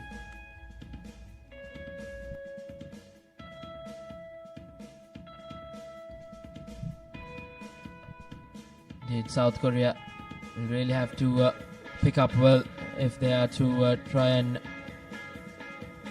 make amends from yesterday's disappointing performance. Looks very good, the Sevens outfit, but things didn't go their way yesterday. But an opportunity for South Korea to do better today. South Korea did go around the Philippines in quite a close encounter, 24 points to 19. Then it was tough going for South Korea throughout the day. They did lose to Malaysia as well, 19 points to 7. And then they met with a massive defeat to Hong Kong China, 50 points to 0. Good restart from South Korea. They pushed Uzbekistan inside their own red zone now. But now it's Uzbekistan who are running at the South Korean defense. Manages to keep the ball alive. A long cutout pass. There's support. The Uzbekistan team now opts to go in that inside line, but fumbles that ball as South Korea now will look to pounce on that mistake by Uzbekistan. South Korea once again in the attacking position, playing on their own half. They will want to come forward, and the big number 18 of their team try to keep possession of the ball, but unfortunately loses it. Uzbekistan having the opportunity to make something from this, does not collect it cleanly. And no arms in that tackle is the call from the referee. So it will be a penalty in the favour of the Uzbekistani team. Kicks a touch. Does not make the distance that they must have wanted. But nonetheless, right outside the 22, they have a line out in their favour. As we saw the Uzbekistan's women's team beat the UAE team moments earlier. They will want to follow in their footsteps as well, this Uzbekistan team. Collects it cleanly from the line now, sends it out wide. Just one man to beat for the number 11. A wonderful offload back inside. Can he make it over the line? Yes, he does. The number 5 of the Uzbekistan team as the first points in this game. It's Abdullah Aziz to score the first try for the Uzbekistan team. Drawing first blood. They did play a game early in the morning. Uzbekistan forced to play that game after yesterday's heavy showers in the rain in the night time. Playing their second game will show some fatigue. This Uzbekistan outfit. But as things off, now it's Uzbekistan in the lead, 5 points to nil over the South Korean outfit. Wonderful performance from the Uzbekistan team, Rishwan. As we can see the clouds moving away, space for the sun to come down on us. A deep kick-off now from the Uzbekistan team, not collected cleanly for the first time for South Korea, but it had been knocked back. Going for that offload, but wonderfully intercepted by the Uzbekistanian player. Sends it to his number 12, to the number 6. Beats one defender, offloads it to no one unfortunately, but still ball in position for the Uzbekistan team. 20 meters away from that try line, but South Korea does well to defend it and makes the opposition team knock the ball on. So this time South Korea will have a scrum in their favour, but as we can see, a player has been injured for the South Korean team. Hopefully he will be alright as he gets back onto his feet. Yes, he still will be continuing, but the referee will want to have a check if he will be able to continue in this game. As you can see, the South Korean fans supporting and cheering on for their relative team. And here we have a replay of the moment. Just landing awkwardly to the ground there is what happened. Not exactly sure if it was his head or his shoulder, but nevertheless South Korea once again in the attack, in their red zone, just 5 meters away from their own try line. The number 14 doing really well, spotting that gap and attacking inside it, making their way forward slowly but surely. Wonderful draw and pass to the big lad in the number 18 jersey for the South Koreans. Can he make it all the way? It's a race to the finish line. And has he done it? Yes, he has. Not the landing he would have wanted there, but a well-deserved try from the number 18 of South Korea, Imosi Labati. Is the lad to score the first try for his team. Indeed, Tanvir, they really had to work hard to go over and score that try to equalize the score here. With the conversion to follow, South Korea with an opportunity to get the lead for the first time in this game.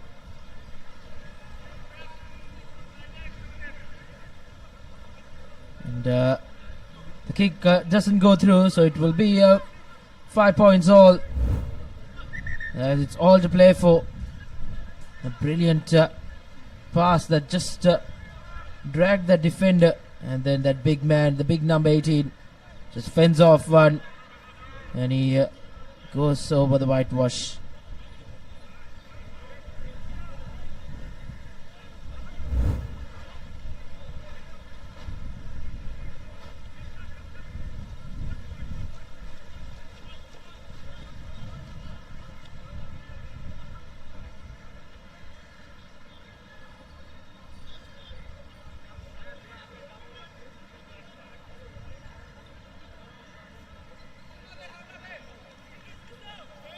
checking the number 14 of team to see what exactly is wrong and if he will be able to continue a wonderful run we saw from him just moments earlier.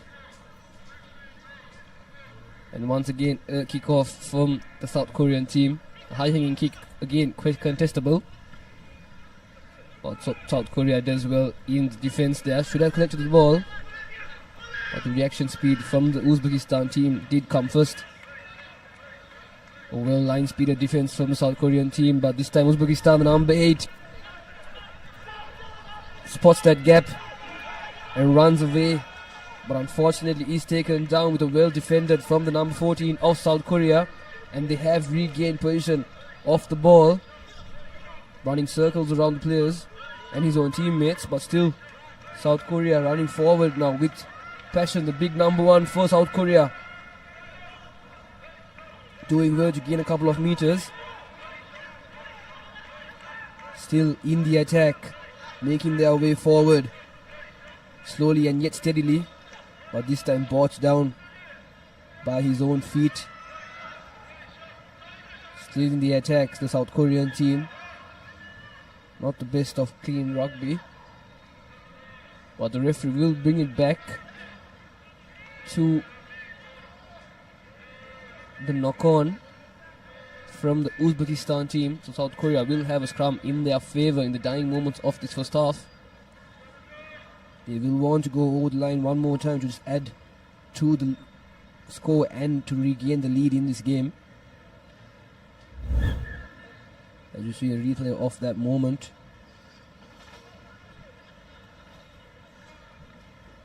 Number 14 just being all over the ground here. The South Korean number 14 doing well to do so. Yoon Teek Wang once again from the corner. South Korea with a scrum, but unfortunately fumbles the ball forward to Uzbekistan, capitalizing from that mistake. Should have been a better, cleanlier pass to the number 11, looking for his options there, but sends the ball back once again. But as he can see, his supporting players not aligning backwards with him, so he just runs into contact. They should form a bit more deeper Ashram, the Uzbekistan team. Not the best of formations in the attacking position, making it easy for the South Korean team to defend them. Referee says release the ball as the Uzbekistan player has found his knees on the ground. Still in the attack, the Uzbekistan team just offloading it everywhere. Running into the referee's number 14. He has been running around this game tremendously, but has that been a knock-on? Yes, it will be. And that should be the first half of this game. The score is tied. Indeed, Tanvir, I think it's been a half which has been quite closely contested. Nothing to separate the two sides. It's all to play for in that second half. And sun just creeping through the clouds. That's good news from Colombo, as long as the rains stay away. Half-time scorecard reads 5 points all between South Korea and Uzbekistan.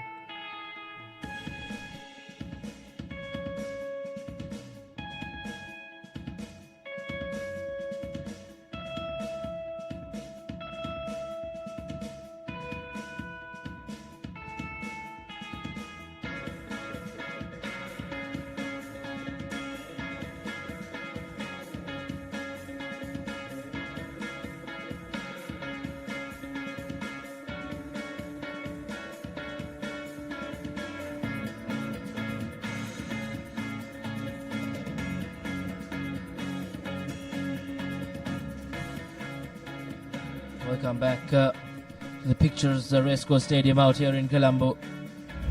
The weather has held up really well. As we take a look at some highlights from the first half, Uzbekistan were the team who drew first blood, and then it was South Korea who responded well. 5 points all, and it's all to play for in that second half coming up.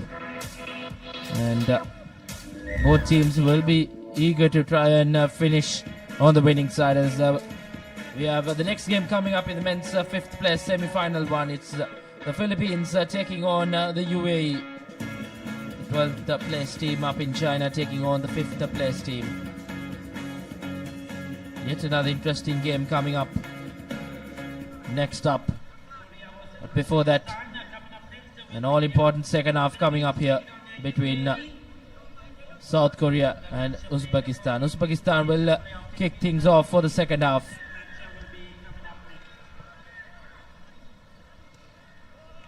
Not the best of restarts for South Korea. Straight off the kickoff, he fumbles it. And that will be an early setback for them, as Uzbekistan will have a scrum in their favor.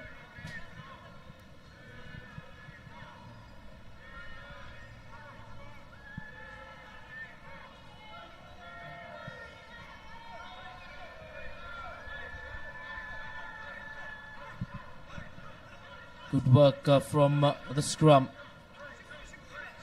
So now work that ball line, just kept it behind. Nevertheless, position still with Uzbekistan. Now once again, South Korea have to do plenty of defensive work, puts in that kick. A good kick, but South Korea has managed to just put that into touch, and Uzbekistan from meters out will have a line out in their favor. South Korea just doing whatever they can to stop the game from playing, to make the ball a bit slow. So Uzbekistan will have a line out in their favor, just 5 meters off their own try line. They will want to capitalize from this position, spotting that gap there. Should have sent the ball out wide. Uzbekistan still in the attacking form, running into the defensive play. It had been a high tackle, so they will be playing with a penalty. Taking the quick tap, having space on the outside. Can the number 2 make his way over the line? Yes, he does. The number 2 of the Uzbekistan team does well to go over the line. Temur Negmatov scores the second try and to regain the lead for his team. Does very well to do so in style. Another kick taker. He will want to put these 2 points, as every point does matter in a game of sevens. He goes to the kick, but unfortunately the power is there, but unfortunately the direction is what was missing. But nevertheless, Uzbekistan lead 10 points to 5 against this South Korean team. Once again with the kickoff, South Korea still in this game, having just 4 minutes and 17 seconds left on our clock. All they need is a converted try to regain the lead in this game.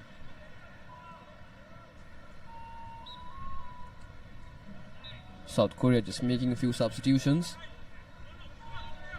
Referee just awaiting for confirmation of the 7 players. And that is the start of whistle once again. Going for a high hanging kick, making its way right outside the 22 to the hands of the big number 18. Our previous try scorer. The only try scorer for the South Korean team so far in this game. Having space on the outside, they should send it wide. At the moment they could, but unfortunately he cuts back in to defense, but a tremendous offload from him. Having numbers on the outside, but that will be a penalty for sure. Collecting the ball from the front. Promising attack from the South Korean team. Had space on the outside, just passing the ball to the corner. Could have awarded them the try that they crucially needed at this moment. But a well-defended display from the Uzbekistan team had regained the ball from the scrum.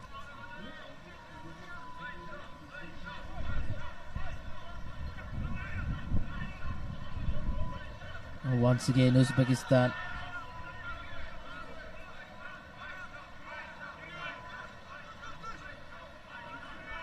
Now once again, the clock really running down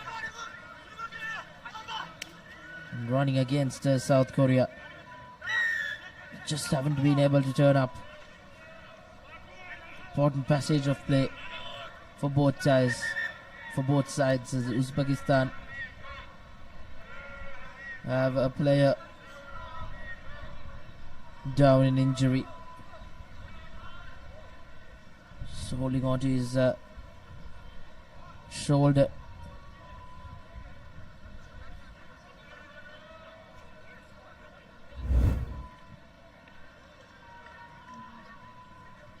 As you see that incident, he was tackled by two South Korean players, and I'm sure that won't feel good.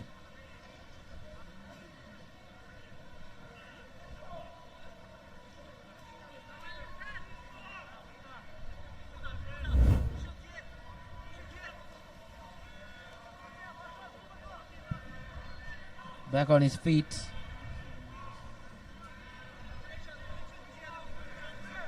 Uzbekistan will have to really work hard to keep the South Korean attack at bay. They opt to put that ball into touch.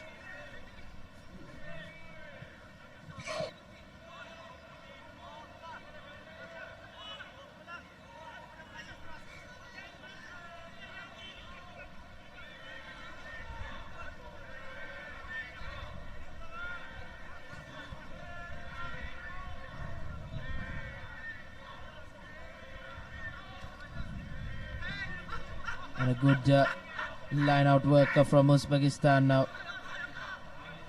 Really keeping hold of position. That's been an interesting factor in their game. Leading the game though, 10 points to 5. Around 2.5 minutes left. Around 2 minutes left rather. Once again, good hands from Uzbekistan. Still keeping hold of position, and as we speak, position has been snatched.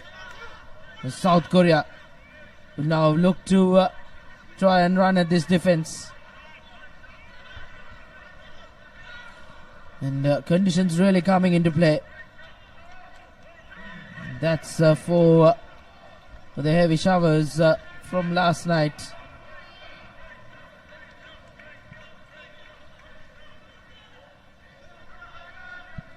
And we see a legendary All Black Sevens player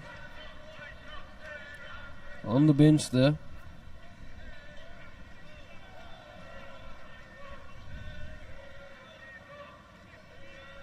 Just 1 minute remaining in this game. South Korea will be disappointed with the score right now, but still anything can happen. 1 minute remaining. Just a 5-point margin. All they need is a converted try to regain the lead in this game. Taken cleanly from the line of Uzbekistan, still at hand, but referee says not letting the player count to the ground. So the penalty has been awarded to the Uzbekistani team, and opted to kick the ball into touch, making their way once again into the half of the South Korean team. Just 20 seconds more. All Uzbekistan need is to keep the ball with them for the next 10 seconds to win this game, but South Korea does well to counter that line out and regain possession of the ball. Can they do it? Sends the ball to the corner. All they need is to keep the ball in play and just keep moving forward. But Uzbekistan does well to defend, but it will be a penalty, a high tackle in favor, courtesy of the Uzbekistani team. South Korea has been awarded a penalty. They will opt to go for the quick tap. Indeed, dying embers in this game. Does South Korea rather, have one in them to try and go over and possibly go over and convert as well.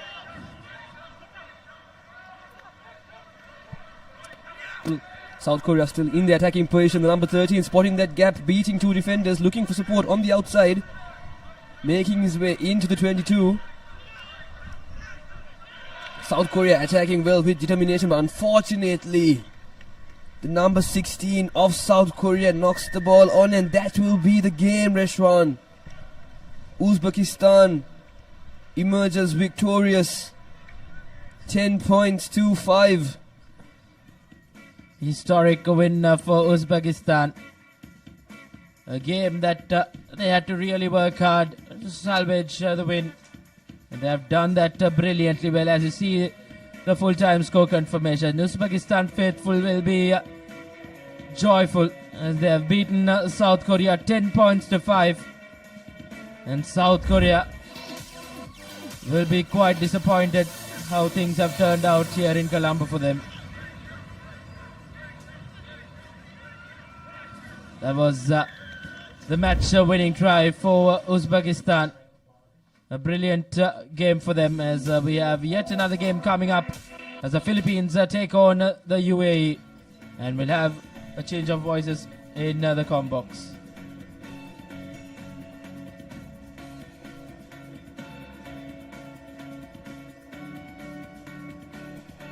The two team cards of Philippines and United Arab Emirates, as the two teams will battle it out for this all-important fixture, which will decide the 5th place a team that will book their spot in the 5th place playoff. Philippines taking on the UAE. Both teams will be looking to put their best foot forward here. First game for them on day number 2. Joining me in the comm box is Abdullah. Abdullah, very good morning to you. Yes, good morning, Sudarshana. Philippines will probably feel a little bit disappointed by the fact that they didn't make it into that cup segment. They did come close, but fortunately Sri Lanka and China just managed to get ahead of them in that aspect. Sri Lanka, of course, remaining unbeaten, but it was a point difference, isn't it? They came really close against Korea, got off to a good lead, but unfortunately during the latter part of that game, couple of tries by Korea just narrowed that deficit, which they would have needed to have maintained. But I'm sure they'll want to put in a good performance in this segment. But it looks like it's UAE who will be on the go. Breaking a couple of tackles is their skipper. UAE have managed to turn position over, but they have lost it once again. And looks like it's UAE's number 2 who will go over for the first score of the game. Tobias Oakley benefiting from that offload and pouncing on that opportunity. Touches down for UAE for the first score of the game. UAE with 5 points with the conversion to come. Like Abdullah mentioned, Philippines started off fabulously well against Japan as well, but faded away as the game went on. So they will want to make sure that they secure a spot in that 5th place playoff. That's going to be important to them. The conversion hits the upright, so the score will remain at 5 points. Take a look at this lovely interception by Philippines, Michael Moses, but it was Tobias Oakley who was there to collect that and run away for that try. Restart from the UAE. Kicking deep, keeping it up. It was there to be collected, but that's going to be a loss forward through the hands of Thomas Affley. Yes, Darshan, UAE on their part will also be probably be disappointed the way they have gone in this Asian Sevens tournament. Probably would have expected to try and make it to that top 4, but even in the Chinese leg just couldn't make it. And both these teams really, Philippines ending up in last position, I believe, in that Chinese leg. So probably just missed opportunities from both these sides, and will be desperately wanting to finish this leg on a high. The best they could reach is probably that 5th position, which would be some form of consolation for both these teams. Going to be very interesting to see how these teams adapt to this wet and soggy underfoot conditions. Some areas especially where the kickoffs are collected, are little soggy and muddy, but great pressure coming in from UAE, and here's the try scorer again running in for the second, but brilliant cover defensive work that time by Dayton Kautai. Yes, they'll definitely need to have a look at that. Superb cover defense by the Philippines. But what a big scrum, Sudarshana, by UAE. We haven't seen much of that in this tournament thus far. Really catching the Filipino pack unawares there, putting pressure on the scrum half. This was Tobias. Take a look at that cover defensive effort, and yes, definitely foot out. That's going to be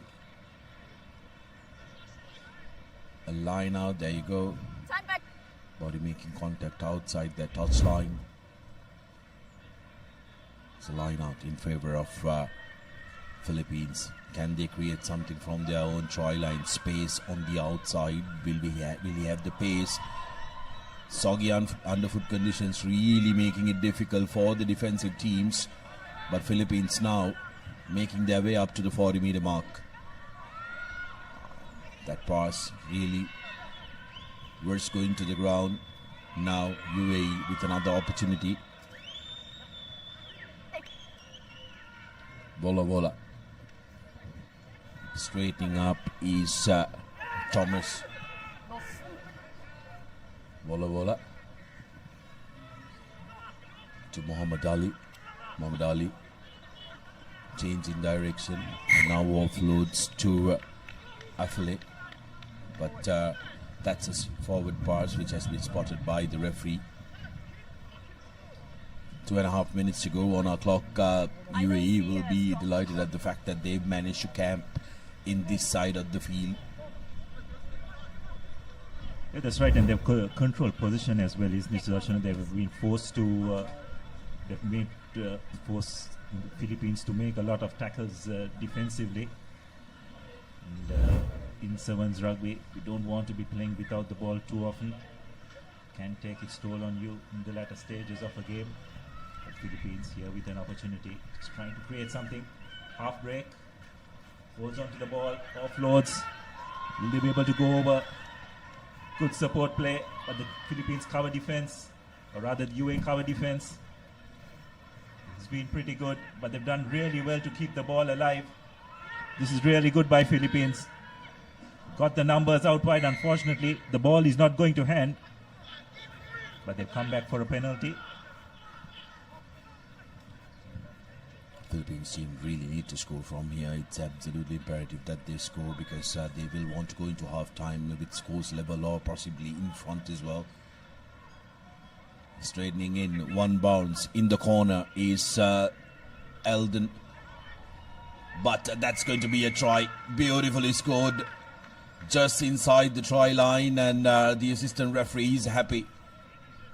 That's the equalizer coming in from the Philippines. Good work was done by Edlin, but Ledesma going on to score that try for the Philippines. So all squad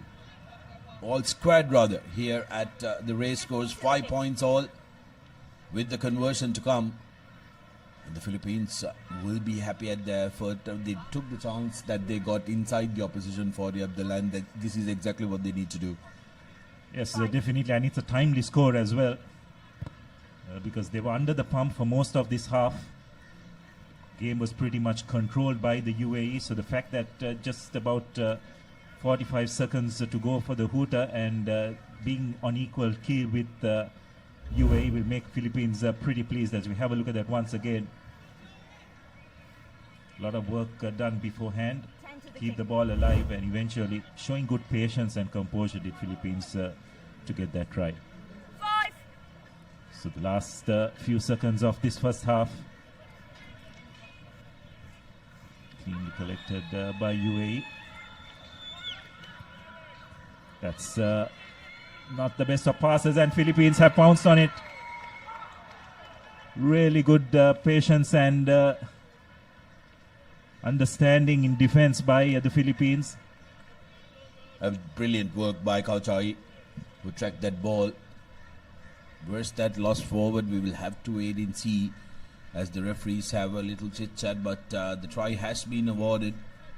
So 10 points to 5, Philippines in front. And this is brilliant, isn't it, Abdullah? After being the pump for almost 80% of this first half, they managed to take in a 5-point lead into half time. Yes, well, it just shows in this game of sevens rugby, you just cannot relax even for a moment.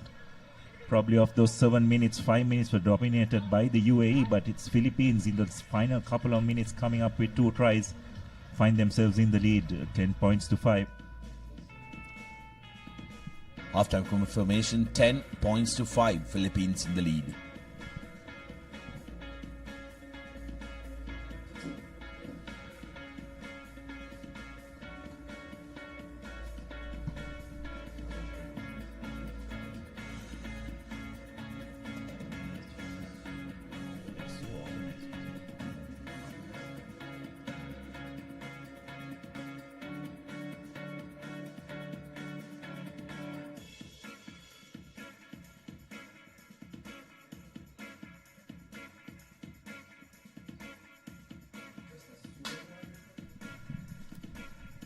Welcome back to the live action brought to you from Racecourse Asia Emirates Rugby Sevens here in the island shores again after 8 years, and this is what happened in the first half, which was largely dominated by UAE, who managed to get a poacher's try to start out the proceedings, and they really dominated territorially and with possession, but it was Philippines who had the last laugh in this half, scoring 2 tries to take the lead. Some missed passes and loose passes rather, paving way for Philippines to creep through. Singapore takes on Thailand in the next men's 5th place semi-final and will meet the victor of this game to battle it out for that 5th place finish in this second leg of Asia Emirates Rugby Sevens. Vola Vola with the restart kick, kicking it deep, collected inside the 10 meters by Henry. UAE defensively lapsed in the last couple of minutes, and they will want to quickly fix that interception. That's going to be penalized. Will that be a yellow card? But no. Today, they're a little lenient on the interceptions. Lost forward, says the referee, because she did see both arms coming out to collect that ball. Head coach of the Volcanoes, as the Philippines like to call themselves, will be having a keen eye on this, because what Philippines will want to do is try and clear their lines, looking to run from their own 5 meters. Penalized, didn't release the ball. He had all the rights if he released the ball and collected it up. Vola Vola. Vola Vola going for the try, and he will touch down for UAE's second. I beg your pardon, that's Sakyusa Naisau in the dreadlocked, with the dreadlocked hair, touching down for UAE. Yes, well, the penalty there was for the fact that the Filipino player, once he was tackled, he need to have released the ball before he got back onto his feet. That wasn't the case, so very correctly penalized. And UAE have drawn level. Just sense that this game is going to go right down to this final few minutes, the way the lead has been fluctuating between both teams. It's been a pretty entertaining game, isn't it, Sudarshana, thus far? Both teams just having their moments, then a lapse of concentration. And that's probably the reason why we find both teams at 10 points all. UAE restarts. Sakisa with the restart collected by Henry of Philippines. Here's an opportunity, ball lost forward. Ali has support through Anderson. Now carrying forward is Sofidia. Big strong carry by Tobias. A pressure coming in from the Philippines. That's going to be a penalty. Killing the ball, not supporting the body weight versus the supporting player arriving for the UAE. Philippines looking for the try that will get them the lead. Referee still playing advantage as there no 10 meters was retreated by the UAE, rather Philippines taking it quickly. Space on the outside and opportunity still available for the Filipinos, and that's going to be a penalty. Very good work by the replacement coming in for UAE to try and jackal that ball. Ryan Mitchell isolated in that corner, needed support to come through and clear that one out, Abdullah, but very good work by the UAE defensive effort. Yeah, brilliant. And also he timed it well. Most importantly, he showed a clear release before he went for the ball. So didn't leave any room for ambiguity in terms of referee's interpretation. Great technique at the breakdown. You can have a look at that once again.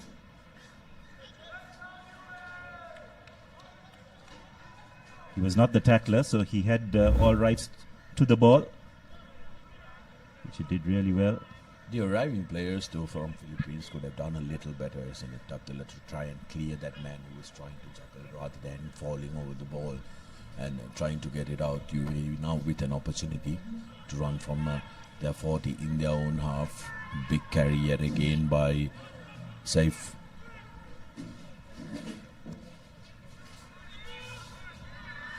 Sakyusa with a long range deep kick, collected, tracked back by Moses rather, Ali.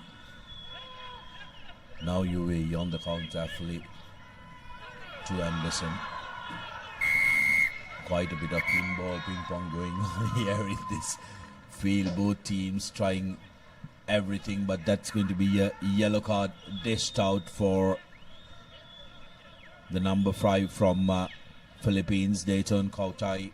Very important player for them. This might hurt them. 2 minutes to go, and to play half that with one player down deep in your own half is going to be a little bit of a trouble. Yes, most definitely, and I think the call came for the fact that it was a cynical tackle, isn't it? It was very much in the red zone. Filipino player there in your screen coming from an offside position to make that tackle. So this could prove costly. Straight away UAE opting for a scrum which will freeze up 3 people, but they drop it cold. Lost forward by UAE, so that's going to be a penalty.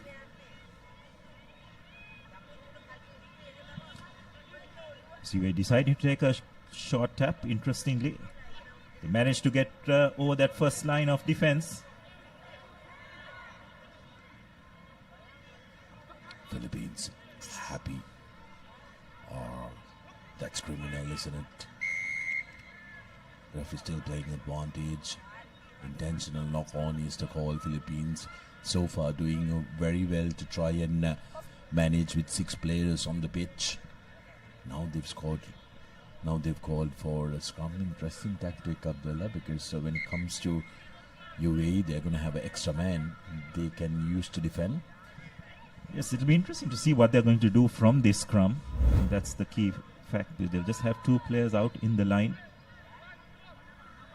So have a look at that once again.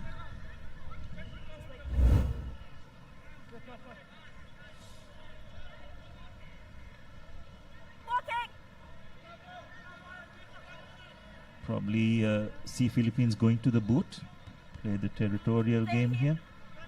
Because with 2 players in the line, it's going to be pretty hard to try and make any inroads to this UAE defense, but they've gone out wide. But they've decided that they're going to take them on inside their own 22 meters, Philippines. Coming back again where the ball left, an opportunity. That's going to be another penalty. High tackle quickly taken by the Filipinos. Now space and numbers. One 2-on-1. They decided to go up.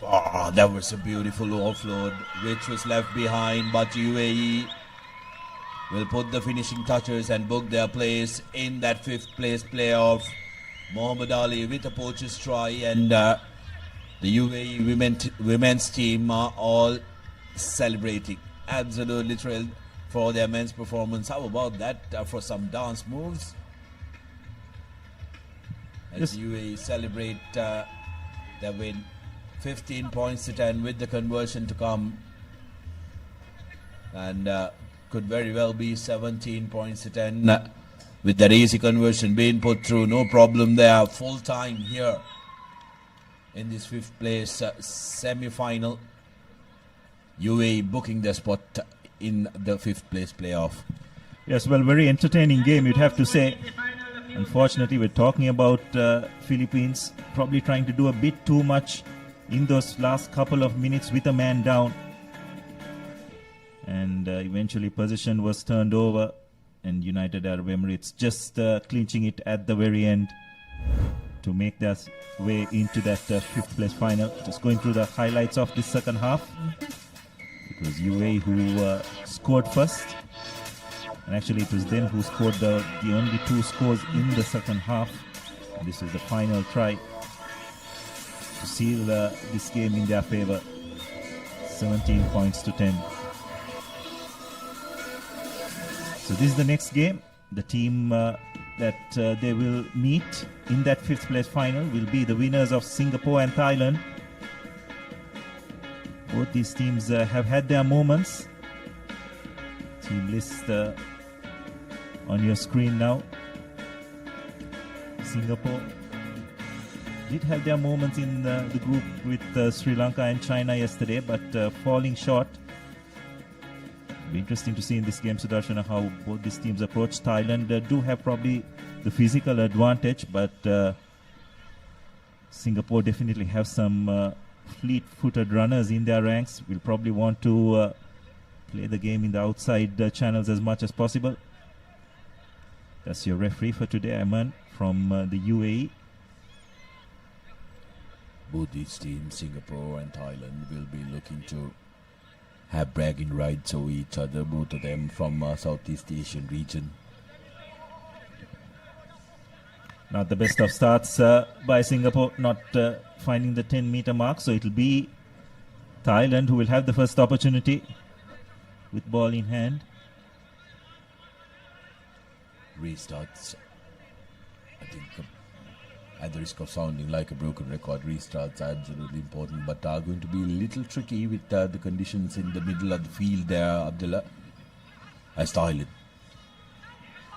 break the first line of defense. And here's an opportunity for Thailand to go all the way, and the number 12 into the 5 meters as well. Maurice Wong, beg your pardon, that was Chukon. But what a turnover, Sudarshan. Brilliant work defensively, wasn't it? Under so much pressure, managed to turn possession over. Yeah, terrific stuff by Thailand, but still not out of the woods, as Singapore are being put under immense pressure. Had the overlap there, but couldn't execute. But Singapore still keeping it alive. Here's the counter from them. Was that a forward pass? After playing advantage, Thailand now.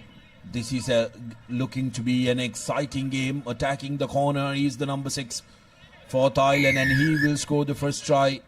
Pordo for Thailand, touching down in the corner.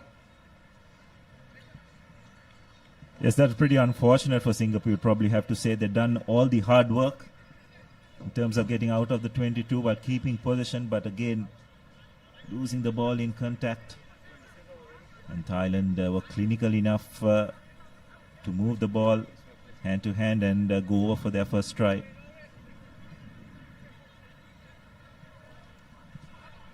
Pirapol Chukon in that number 12 jersey is going to be a very, very important character in the Thai team. Abdullah, he's been very influential throughout the group stage games, and will look to put his foot down. But here's the score from Porto. recognized that there was space on the outside and a big no argue to get away from the cover defensive tackler.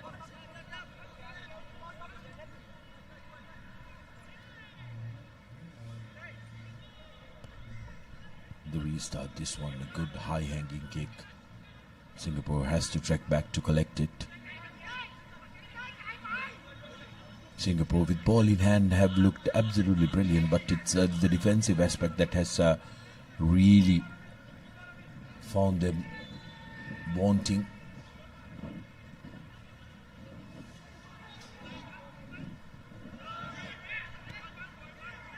Good tackle coming in. They are putting pressure on Braden Yu.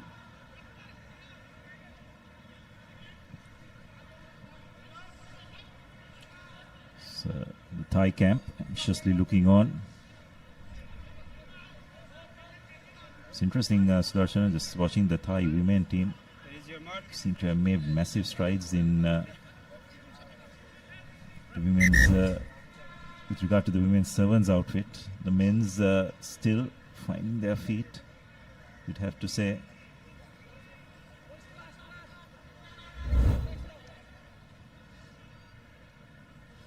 Just sense the rivalry between both these teams, isn't it?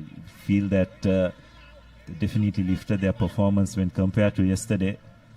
But regional rivalry, don't want to give anything away. Bragging rights. Yeah, both these teams, both these countries rather, when it comes to football, are massive rivals in the Asian and the Southeast Asian circuit, who take football very, very seriously. But like you mentioned, regional rivalries really putting a little bit more fire into this game. And both teams are playing absolutely brilliantly so far. Good open, fast rugby. How about that?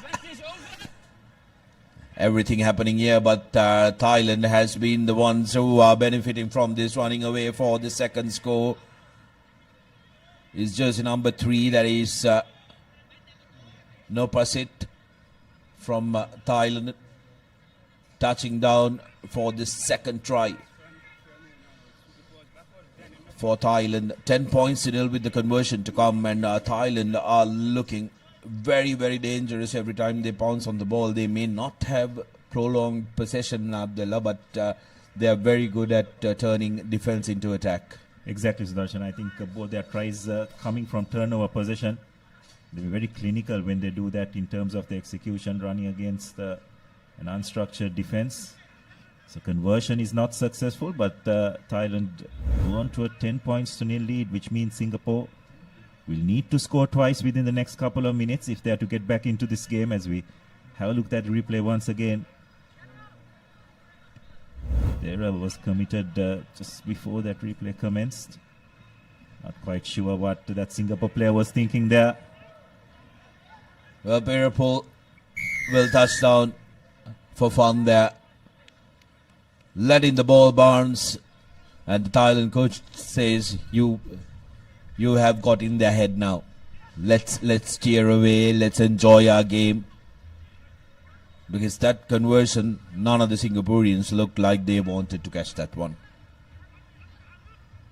Perapol looking to convert his own try.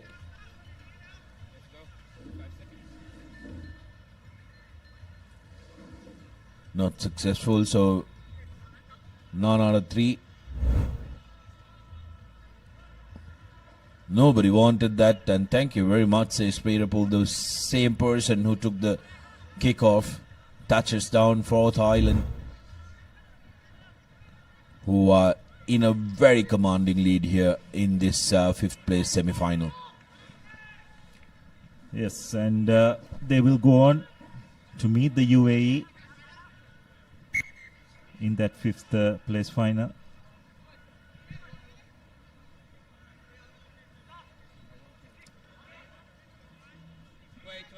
Singapore, though, yet have another half to make it up, but they'll definitely have their work cut out.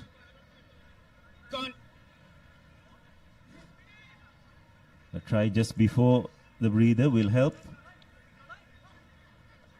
That's a well executed line out. Now from Singapore, just trying to create something for themselves. But so far, the Thai defense has stood strong. They recycle possession well. Got to make it count. Pass not going to hand, but no harm done. It's just a matter of trying to find that bit of space. But Thailand have got hold of possession. Brilliant work at the breakdown. They'll just boot the ball into touch and go into the breather.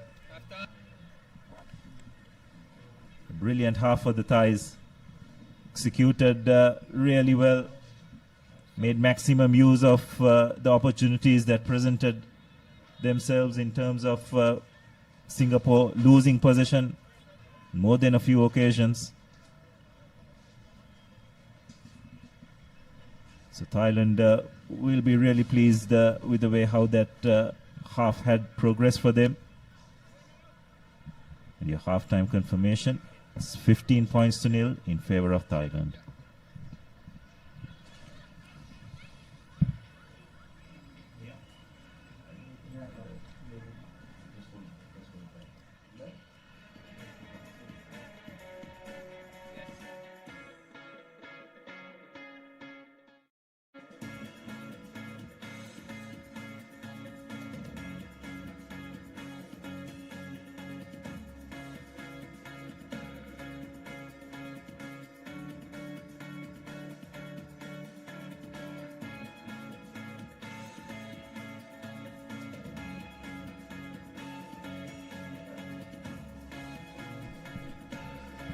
Welcome back to the live action from Racecourse. Fifth place semi-final number 2 taking place here. And Thailand, with their performance in the first half, have put 1.5 foot in that fifth place playoff against UAE. 3 unanswered tries, all 3 of them stemming due to the mistakes from Singapore, and they've been absolutely clinical. Here's the last one, the easiest of the lot. Piripol enjoying touching down for that one. So work cut out for Thailand as we take a look at the next game that's coming up. Women's Cup semi-final 1, Singapore taking on Hong Kong, China, which is going to be a very interesting one. But the Singapore men's will have their work cut out here if they really want to have any hope of turning the fate of the first half. They will have to score first and be respectful for possession, because with possession in hand they've looked like a dangerous side.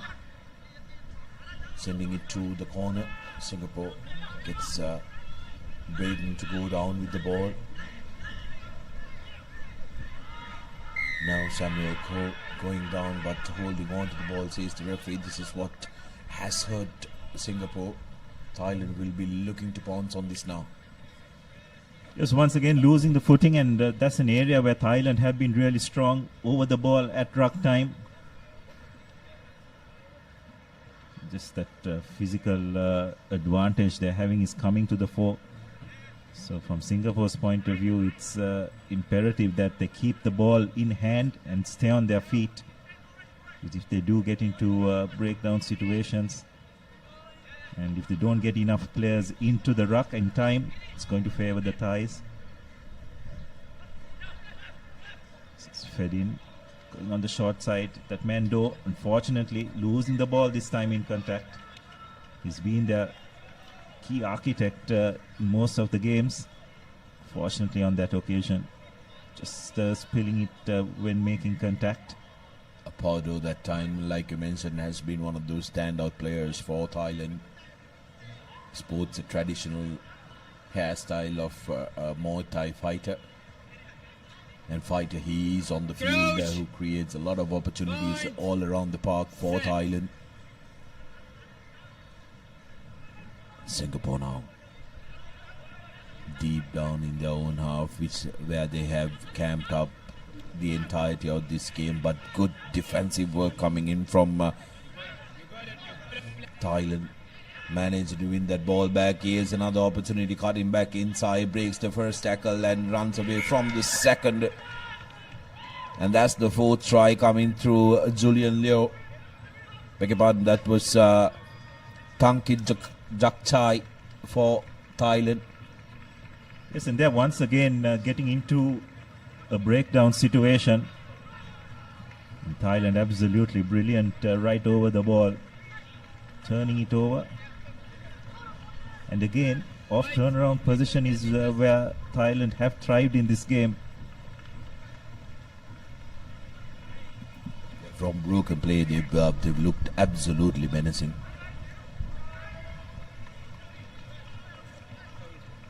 Doesn't have the distance. Something that they can improve on will be their kicking. But we are very much assured of a fifth place playoff between UAE and Thailand if scores remain the same and Singapore doesn't do an absolute magical comeback in the next 4 minutes. Paudo kicking deep into the 22 meters. Singapore now putting the ball to boot. Paudo checking back to collect it. Surveys the options. Passes to no man, but no harm done. But now Thailand spilling it forward. Singapore with an opportunity. Can they counter and get their first score on the board? 3 minutes 20 remaining on our clock. But Thailand will have none of that. Yes, again Singapore just unable to control possession, turning it over. The Thais on the move once again. That's out of the ruck. They can go around and collect it if they want to, but decide to counter ruck. So Thais continue to control possession. Paudo again using his nifty footwork. But the Singaporean defense up to it on this occasion. Thailand really just controlling this game now.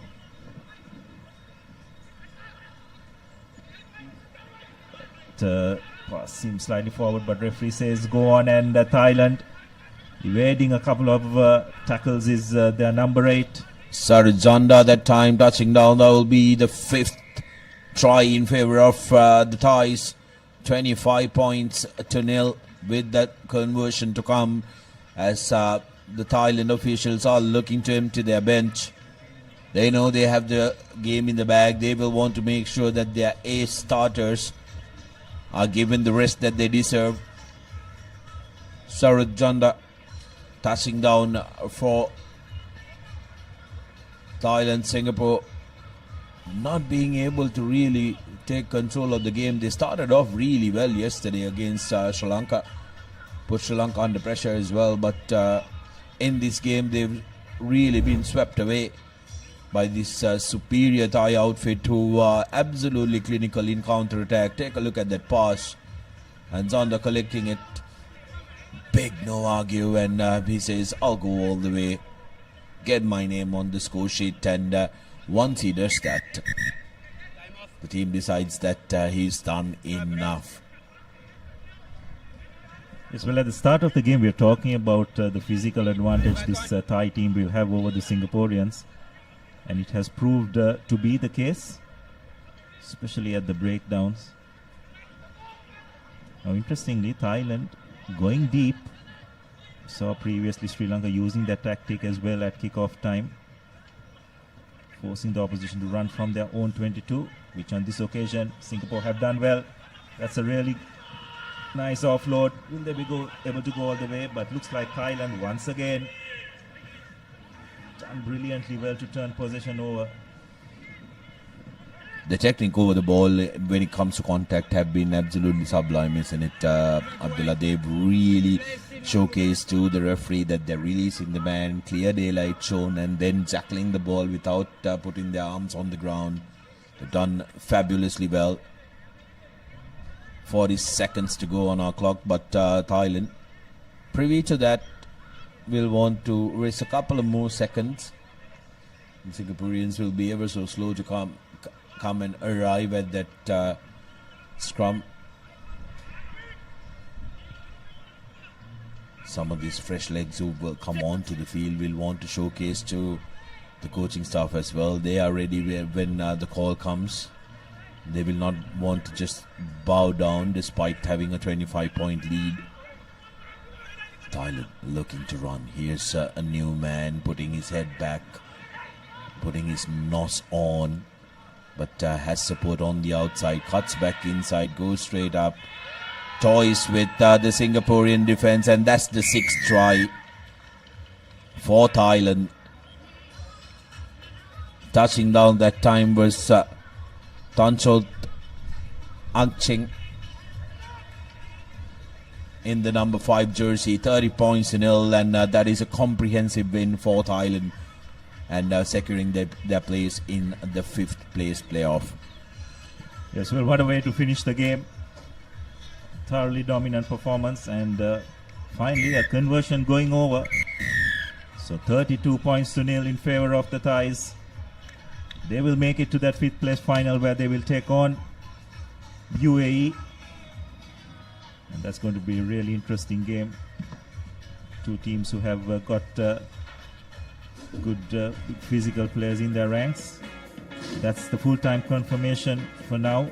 Thailand emerging comfortable victors, 32 points to nil over Singapore. So these are the highlights of that second half. It was pretty much one-way traffic in this game. Thailand with a couple of runaway tries.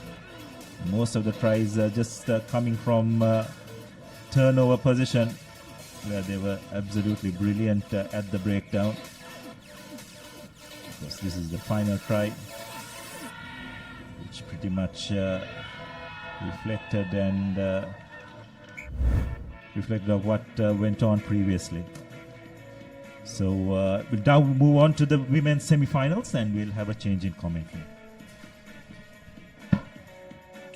It's the first cup semi-final one between Hong Kong, China and Japan. The blockbuster clash between two powerhouses in Asia. The women's division, of course.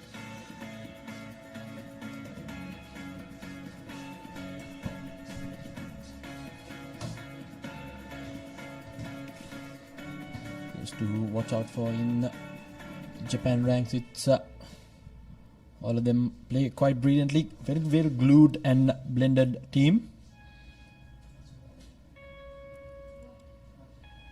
In Hong Kong, they have Gabriella Rivers, player to watch out for, definitely. And the number 4, Julia Rihanna. It's big breaks in the first day. Quite the powerful runner. So the two teams will take the field now.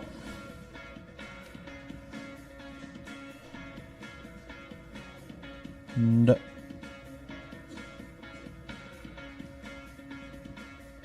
here we go.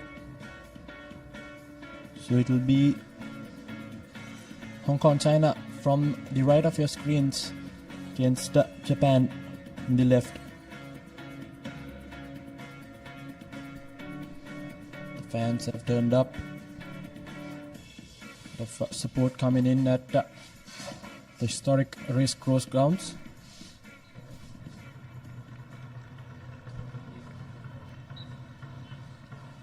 It will be Q Shengang who will be the referee. The man in the middle, the official. The first women's cup semi-finals.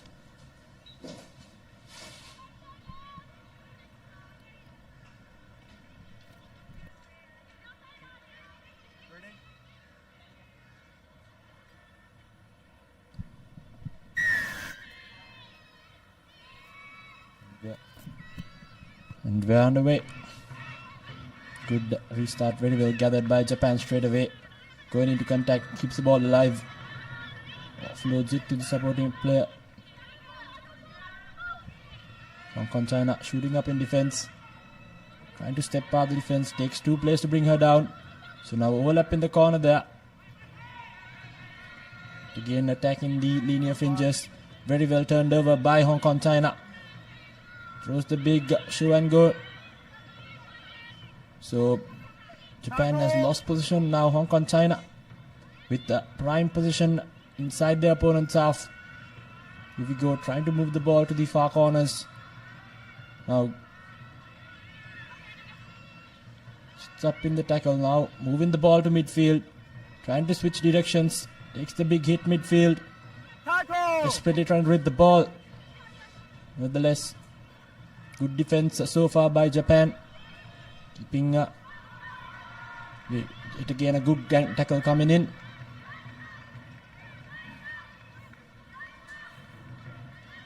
And here we go, still keeping the Hong Kong China attack at bay.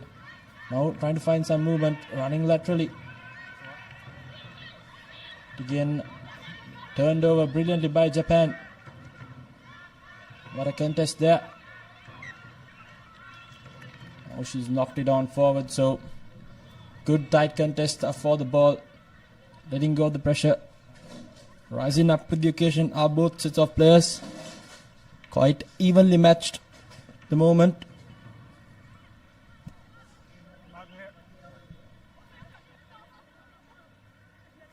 Crouch. Fine. Hong Kong China with the ball, feeding the scrum, and she opts to go for the run. Passes out, offloads it, and she knocks it forward. So I think the number 11 did brilliantly there for Hong Kong China, sniping through the defense, but unfortunately couldn't see the move through. So Japan holds on their try line, so they'll have a chance to get out of jail here, right on the 5-meter line. So missed opportunity for Hong Kong China, but nevertheless it's Japan's opportunity now to get out of jail and some breathing room. Again, Japan now putting around, good step off. Now with an overlap in the corner, ample of space there for her to run. Will she go all the way? Cover defense coming in, but won't catch her, as the number 10 for Japan will go over for the first try in this semi-final. It's Sakura who will go over for that first try. Japan straight away striking back. The first scrum down in their favour, running from coast to coast, scoring a try when it matters the most. Did Sakura. Brilliant stuff straight away, identifying the gap, drawing in the defense and passing it off. Basic rugby, but executed in the highest honor. Take a look at that. Stepped in the defense, stepped off one. Brilliant stuff. Easy does it. All the winger had to do is finish it. Good effort there by the finishers, and again brilliant restart, good high hanging kick, but there's not a fair contest, so taken quickly by Hong Kong China. Loses the ball, but nevertheless still has position. Fortunately has knocked the ball forward, so Hong Kong China now in the back foot, Japan right on top of them. These are few unforced errors coming in by Hong Kong China early on. They need to regroup and adapt as soon as possible. Cross. Fine. Sides. Offside. Straight away Japan moving the ball. Finds the man, good support lines. Makes the space on the outside, and it will be another try coming in for the number 10. Brilliantly done, good maneuver in the field, played with the defense at the end. So it will be second try for Sakura Isutani, who will go over yet again. 2 back-to-back tries, brilliant loop in the middle, playing the numbers game quite brilliantly. Japan takes the lead early on in this first half of the first cup semi-finals. the conversion to come as well. And it's good. So it's 12 points to none. Brilliant looping pass there. Ruined the defense. Good support line. Very well executed, premeditated move. It's nice how they draw in all defenders and just pass it out to the corners. Kick off. Very well received by Hong Kong, China.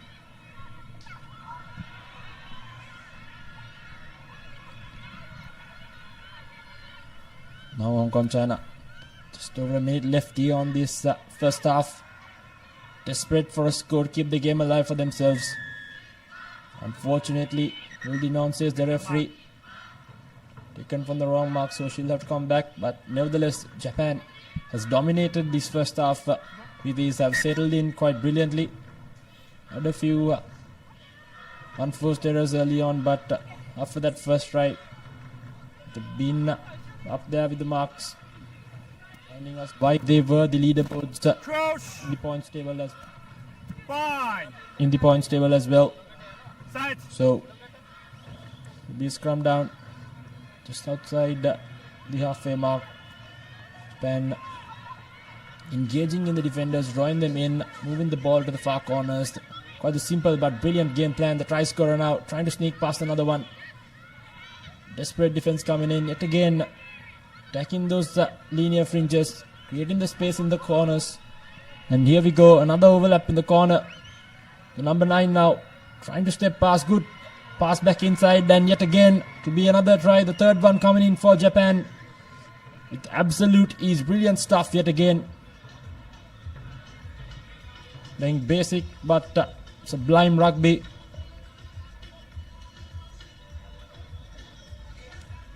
So it will be me, Otani, who will go over first of this game, third in the leg as well for her. Brilliant execution, simple game plan, but absolutely spot on. And it will be half time. And going into Lemons, quite the cushion. Hong Kong, China, a lot to reflect upon in that first half. So the halftime confirmation, Japan leading 19 points to nil against Hong Kong, China in this first semi-final.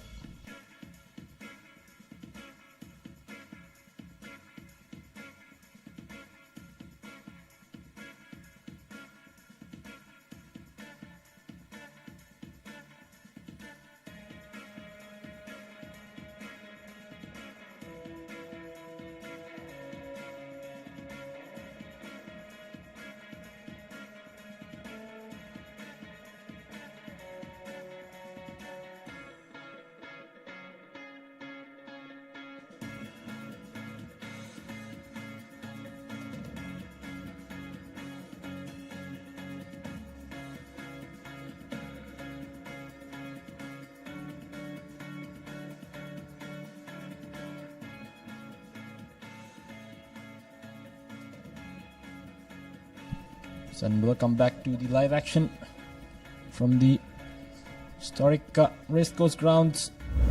It's the first cup semi-final in the women's division. With the first half highlights. With the work done by the Japan centers and wing three quarters. Good combination. The backs. Maneuvering the ball very well, moving the ball to the right places. Basic but yet quite efficient execution and play. And next we'll have the second cup semi-final to be Thailand versus China. The fourth and second in the leaderboard. And here we go, straight away. Drops the ball cold in the restart, so it's an advantage for Japan. Moving through. Some brilliant hands. Good running angle yet again by Japan. Draws the penalty, taken it quickly. Creating numbers and space on the outside. Shows and goes. Brilliant offload coming in for the number 6. Yet again. Quite simple but brilliant execution has got Japan yet another try. It's Savannah Bodman who will go over for the try. Straight away from Lemons. First in the match, 6 in the leg. Brilliant stuff.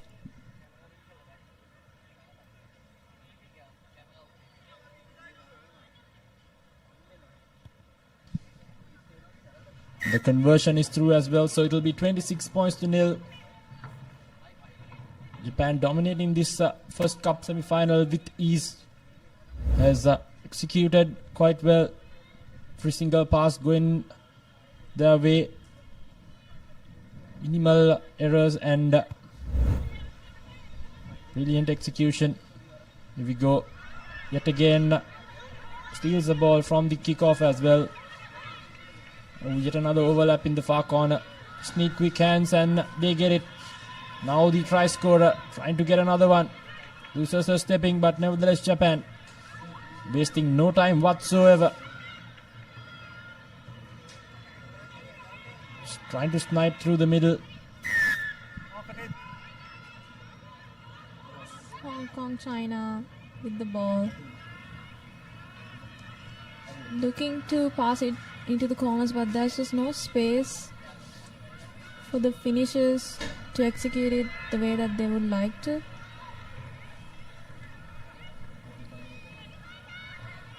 Japan's rush defense is really good. It just forces Hong Kong, China into passing the ball backwards, not thinking of it, not thinking as to where they're passing. And just like that, Japan goes on to score. Number 7, Mei Otani.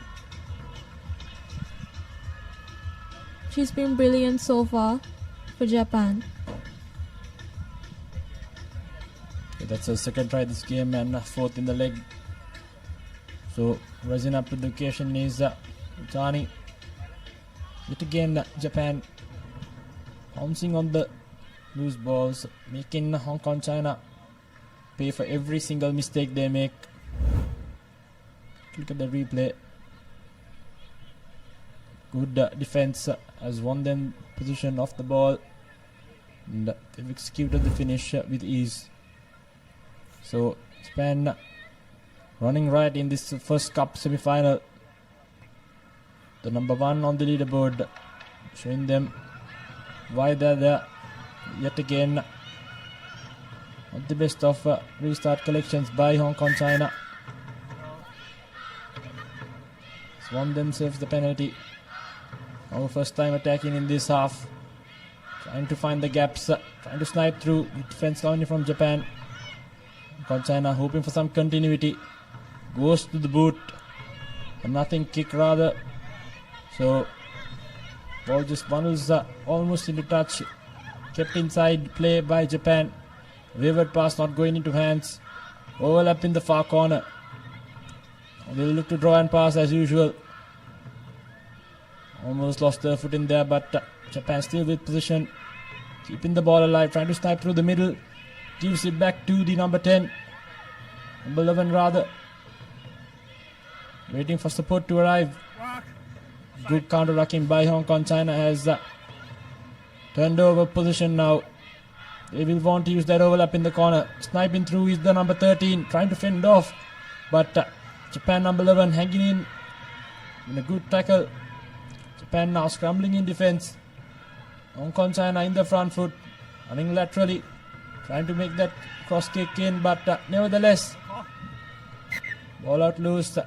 Has unfortunately lost it forward is the Japanese players, but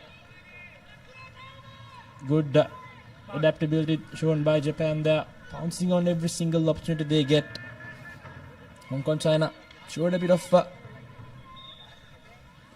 positive signs in this game for the first time.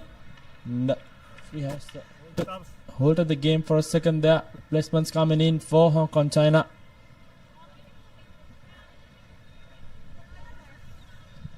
Hong Kong, China has the momentum, but is finding it difficult to just execute and get that scoring. And with just less than 2 minutes in, they should find a way to score and reduce that gap. Knocks it forward. Indeed, they're not helping themselves at the moment.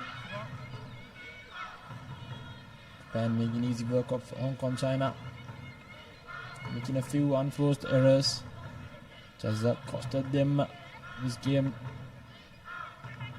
So just over a minute left on the clock as well. It will be Japan first ones in that grand finale in the women's division. Good looping pass there, gives it away somehow. Now it will be a matter of finishing, trying to step past the defense. Good cover defense coming in for Hong Kong, China. Trying to rush it up. Yet again another overlap created by the Japanese players. Here we go, trying to step past the defense. This time around, Hong Kong doing better with defense. Japan nevertheless with position. Simple hands coming in, good inside ball. Very well marked by Hong Kong, China nevertheless. Now trying to use the short side, trying to start run, but nevertheless very well defended. And it's a penalty against Hong Kong, China. Under 15 seconds left. It will be a scrum down opted by Japan, as they have qualified for that finals. The top of the leaderboard, going in to the cup semi-finals. Brilliant stuff shown by Japan. Played basic but brilliant rugby. It's just the difference in execution, I'd say. Crouch. 5. Set. Okay. Ready. Free kick offered to Hong Kong, China. They takes it quickly, hoping for at least a consolation try before the game ends. Now trying to weed away. Good defense coming in by Japan, knocking that player very well. Trying to counteract. Now Japan. Good defense yet again. Penalty conceded. So it's been that kind of game for Hong Kong, China. Nothing going their way. Thus reflects the scoreline. Here we go. So that's the final whistle blown. It's Japan moving on to the cup finals. Quite a dominating and brilliant performance by them. 31 points to nil. Did everything right. A good polished and very well done performance. It's a full-time confirmation. Japan beating Hong Kong, China 31 points nil. They will be the first team qualifying for that cup final. Some highlights from that second half. So some highlights, brilliant execution by them. Good finish tries, and that was it by Japan. So up next it will be the second cup semi-final, the women's division.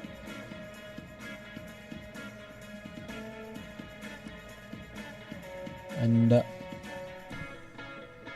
so it will be Thailand versus China, that second cup semi-final, the women's division.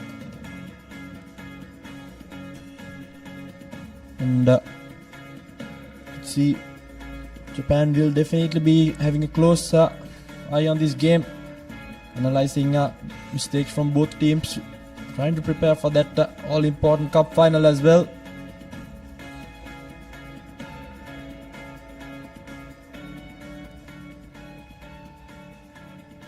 And we'll have a quick flash interview with Nathan Coggins in the other side.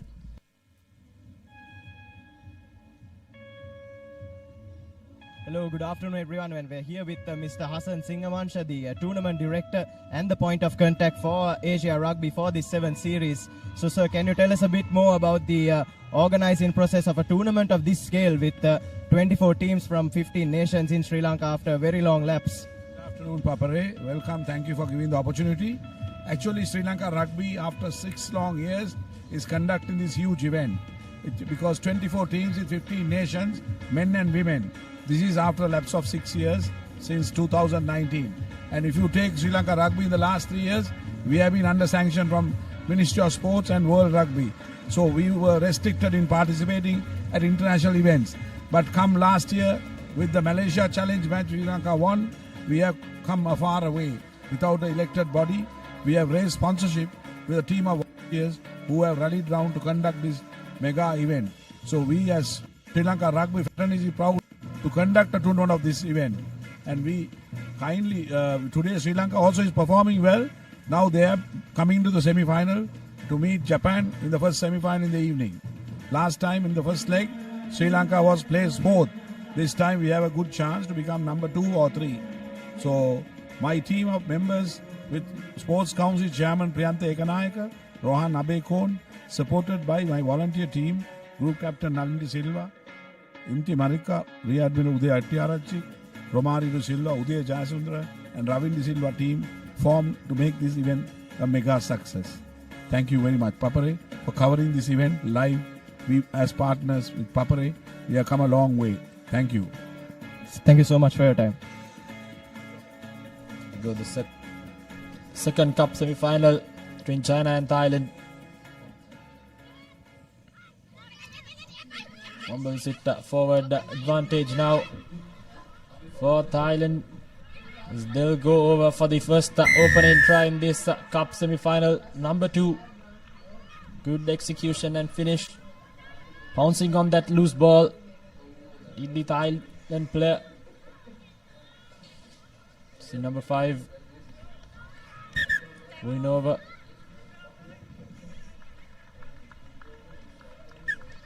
The conversion to come as well. So straight away from kickoff, they've opened the accounts here. Conversion unsuccessful, but nevertheless, 5 points to nothing against China.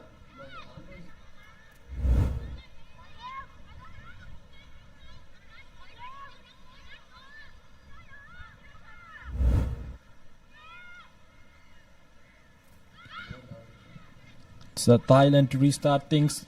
This time around makes no mistake with the collection. Now moving it across field and it's switching directions.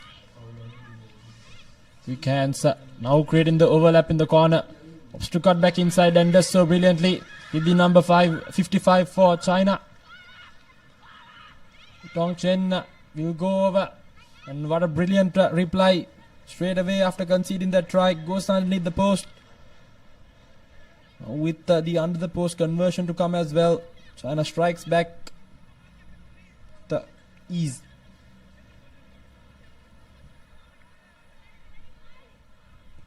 And conversion successful, so it's 7 points to 5, 2 point difference between the two teams. Brilliant execution by China, just exactly what they hoped to do. Just maneuvered the ball left to right, found the space in the middle. Good finish by the number 55. And we have a game on our hands here.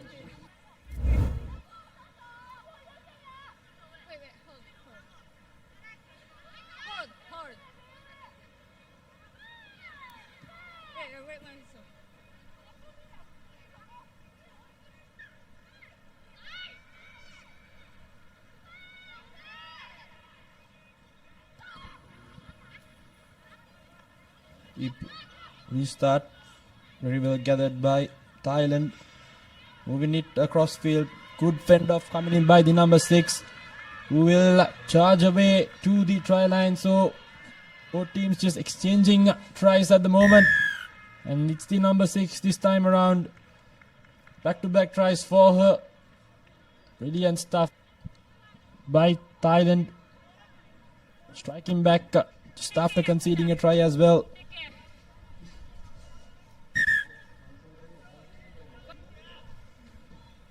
Going to be a difficult angle.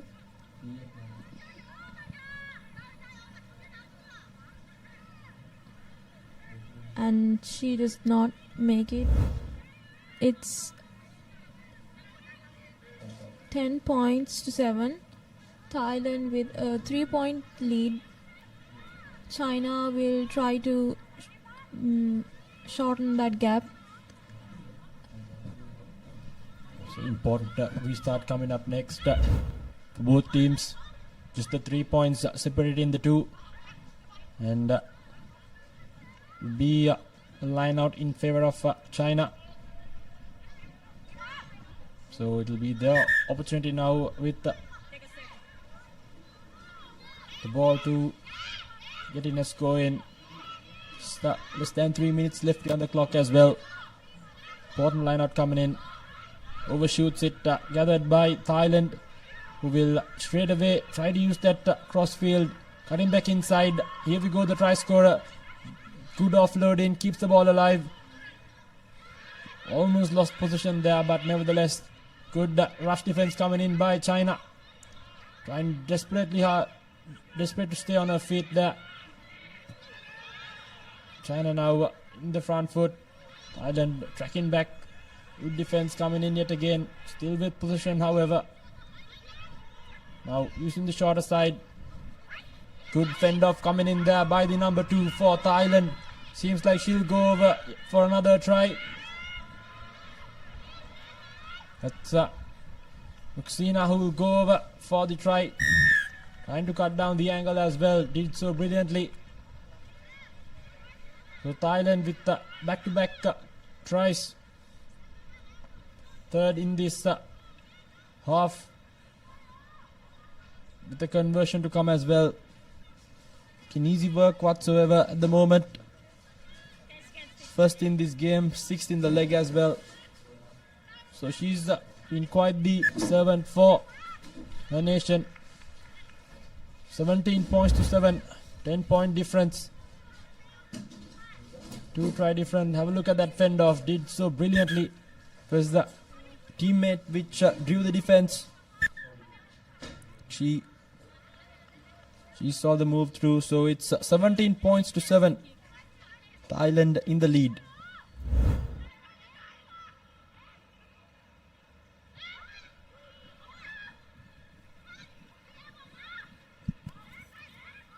This time around the restart gathered, running laterally.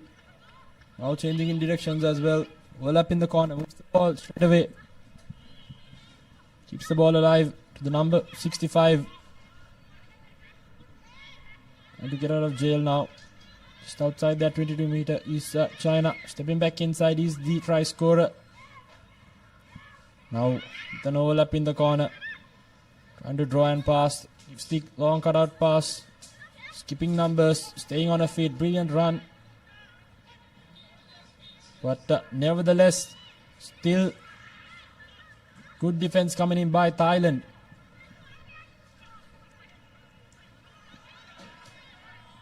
China now still inside their own half. 6th faced ball, but nevertheless good defense coming in. But this time around have drawn in the penalty, taken quickly. Now just on the halfway mark. Thailand has done brilliantly, keep the Chinese attack at bay, but another penalty conceded. It's that big no argue. This time around, 2 players coming to take her down. 3rd penalty in a row. So Thailand now in the back foot. China now with the overlap in the corner, gives the big fend, keeps the ball alive. Almost will go over. I'd say here we go, the number 22 for China. Right before halftime, comes out with another try. Quite the difficult angle, but nevertheless 5 points on the board. Cuts the deficit down. Just 5 points, did the number 22.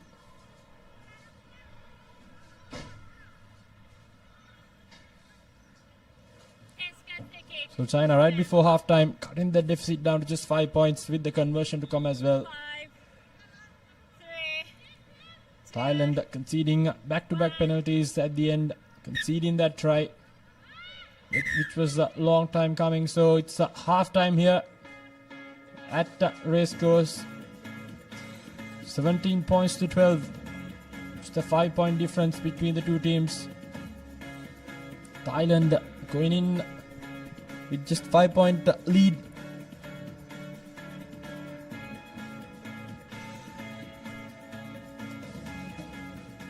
So important 1 minute break for both teams.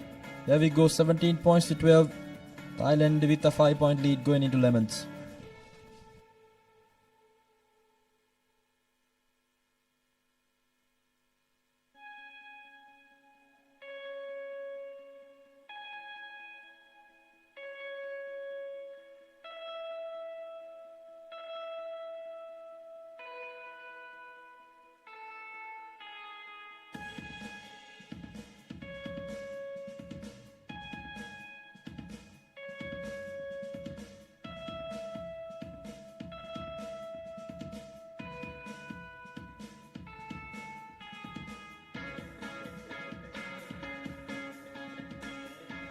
And welcome back to the race course.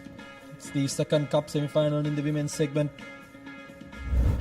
Thailand with a 5-point lead. Let's look at some of the highlights from that first half. Straight away from kickoff, Thailand opening their account. Trying to quickly recover and strike back.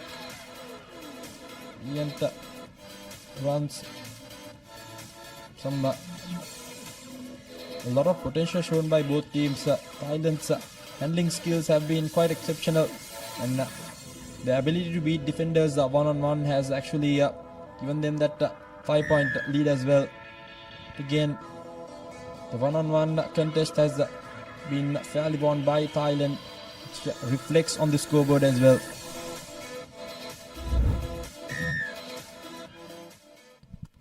Here we go. Thailand. Good restart collection there. Now running laterally, switching directions.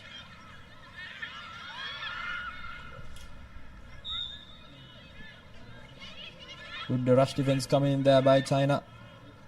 Thailand still at bay inside their own 22, hoping to get out of jail as soon as possible. Now pushed back even further deep into their own half. Keeps the offload. Almost the cynical error there, but nevertheless good defense yet again coming in by China, still keeping Thailand inside their 22 meter. They continue to apply this pressure, they'll definitely make Thailand do an error. As we say that, ball squirts out of the ruck, boots it to the player. Knockback says the referee, so it's still play on right inside the 5 meter, and as I said that taken quickly by China, and they will go over for a try. So good pressure coming in straight away from Lemons. China has even things out with the conversion to come as well. There's Yan Chen who scored that try. Brilliant stuff. Kept on applying pressure. The entire Chinese team which got themselves that try. Should be a conventional kick, and it is so. 19 points to 17. The game has just opened up. Thailand now in the back foot. Just Thailand being under so much pressure, not being able to find footing in any of the rocks, and China's rush defense.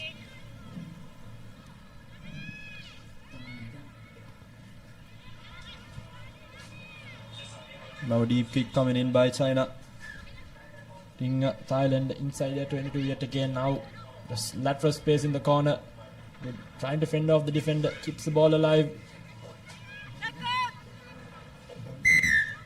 Penalty conceded now to Thailand. With an opportunity to get out of jail. Taken quickly. Trying to. Good skip pass. Not gathered cleanly. But nevertheless still has position.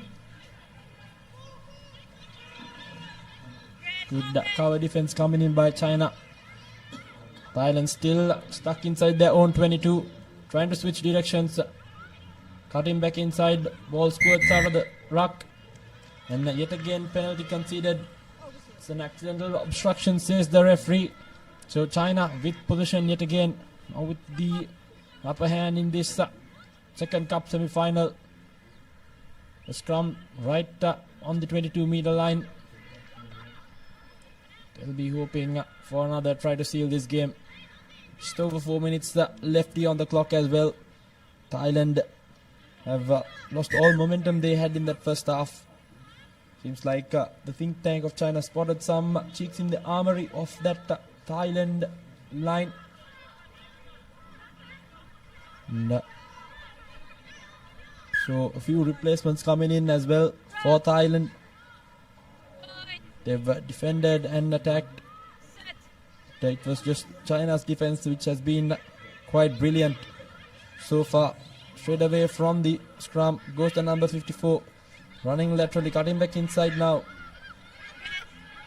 Good Jacqueline work by Thailand has won themselves a penalty taken from the wrong mark. So she brings back play again quickly yet again. Thailand now using the shorter side, trying to keep the ball alive. China trying to jackal, but not rolling away, says the referee. So back-to-back penalties in favor of Thailand. Switch in momentum as we will take a breather and regather their breaths.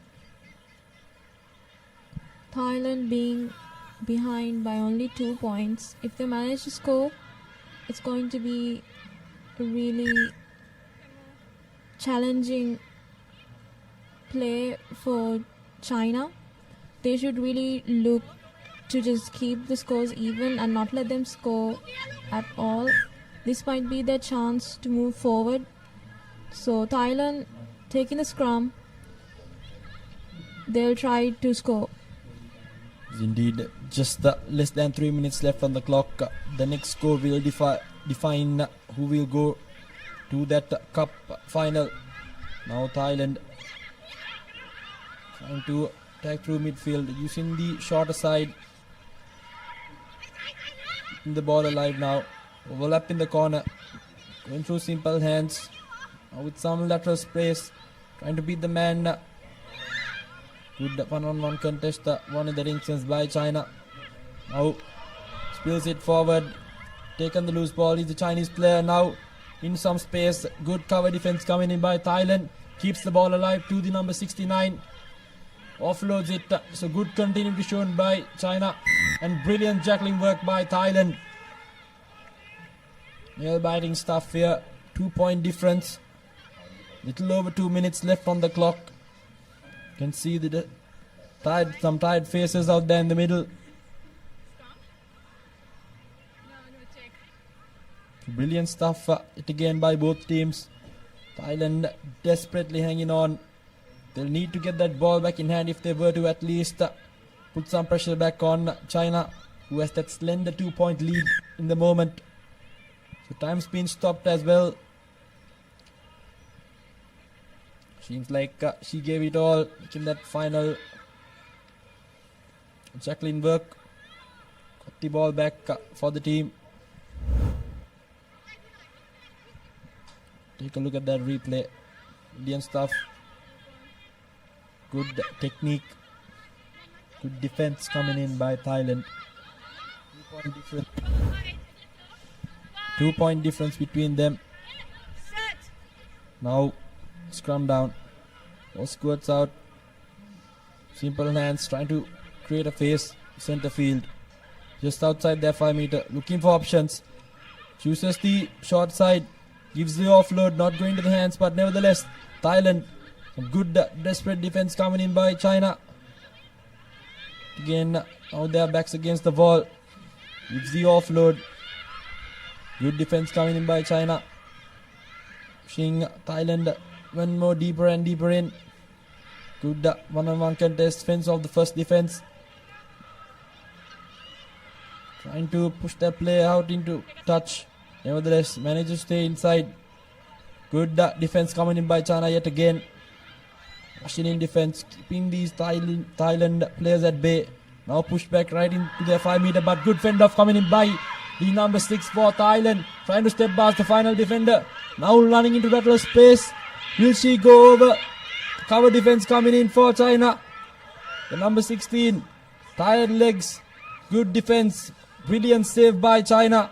Scrambling back in defense. No one to support that line break. Finally comes back. Now with ample soft space in the far corner. Trying to move the ball across. Here we go now. The number 6.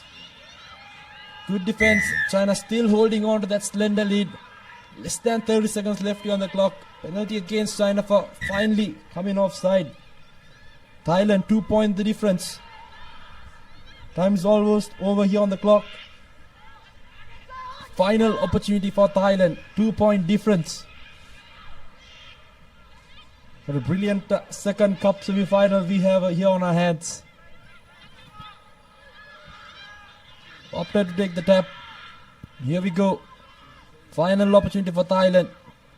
Cut down that deficit of just 2 points. China holding on desperately. Trying to beat that defender is the number 16 player. Yet again, good defense coming in by China. Good rush defense coming in. Brilliant stuff. Offside says the referee. Beg your pardon, it's a high shot there. Here we go. Yet again, good rush defense coming in these dying moments of this second cup semi-final. Runs away with the ball and China has managed to hold on to their lead. So brilliant stuff. Yet again. So time's been stopped. Seems like there was an infringement there. And that is the final whistle. China holding on to the 2 points. Thailand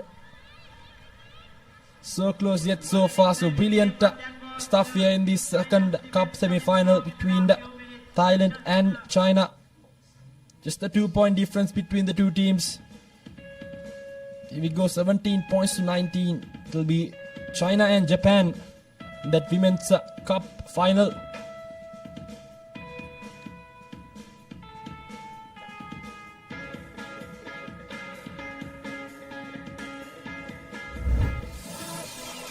See some of the highlights from that second half. China. That was the match defining moment. The under the post try. Conversion. The difference between the two teams. And up next we'll have Hong Kong China versus China. And we'll have a change in voices as well. It will be Sudashana Piris and Laksisi De Silva.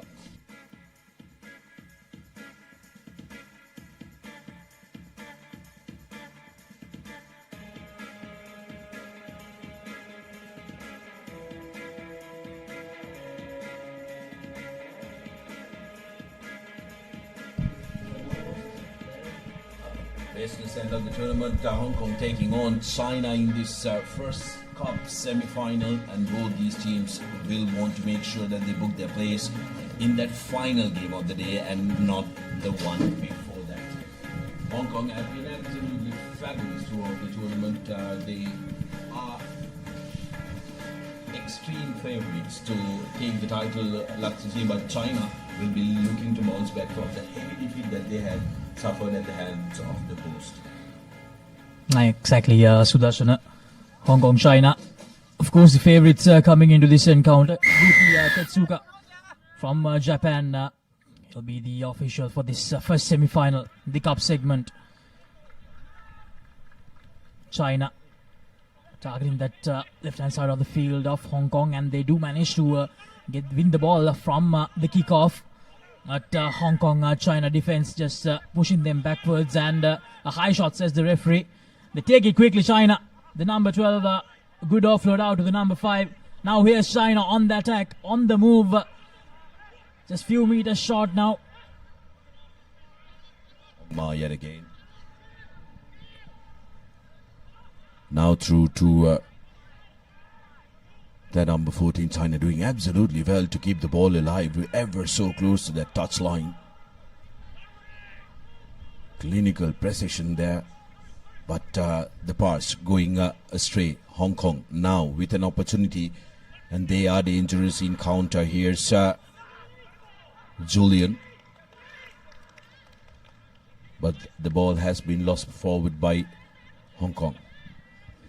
China making sure that they don't let Hong Kong China run away with it. It was a very good passage of play for China.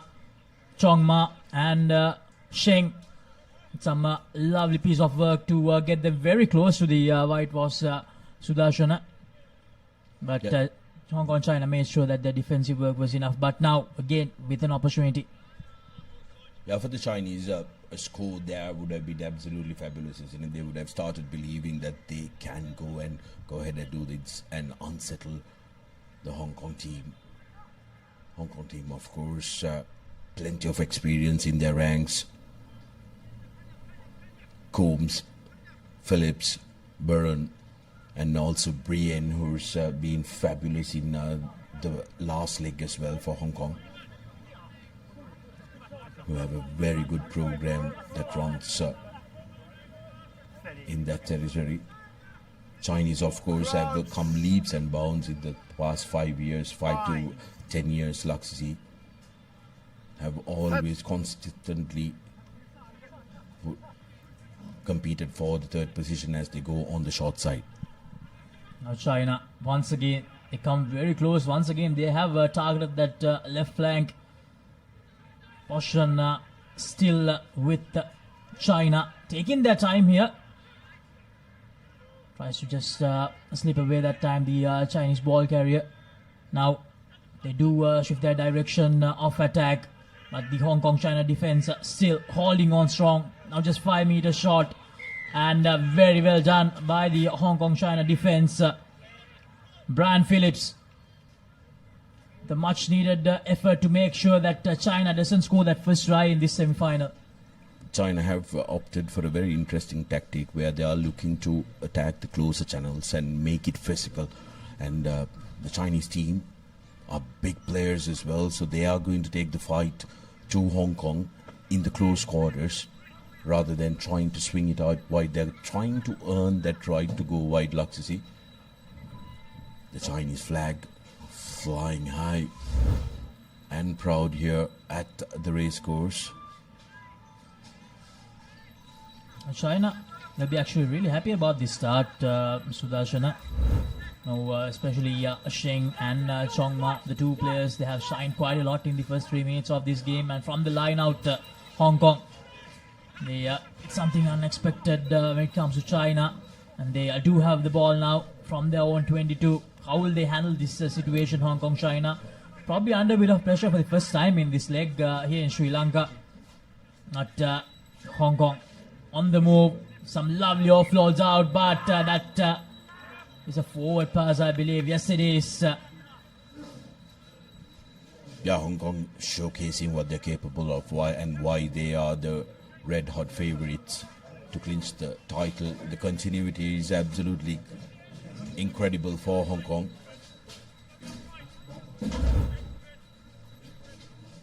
Take a look at this.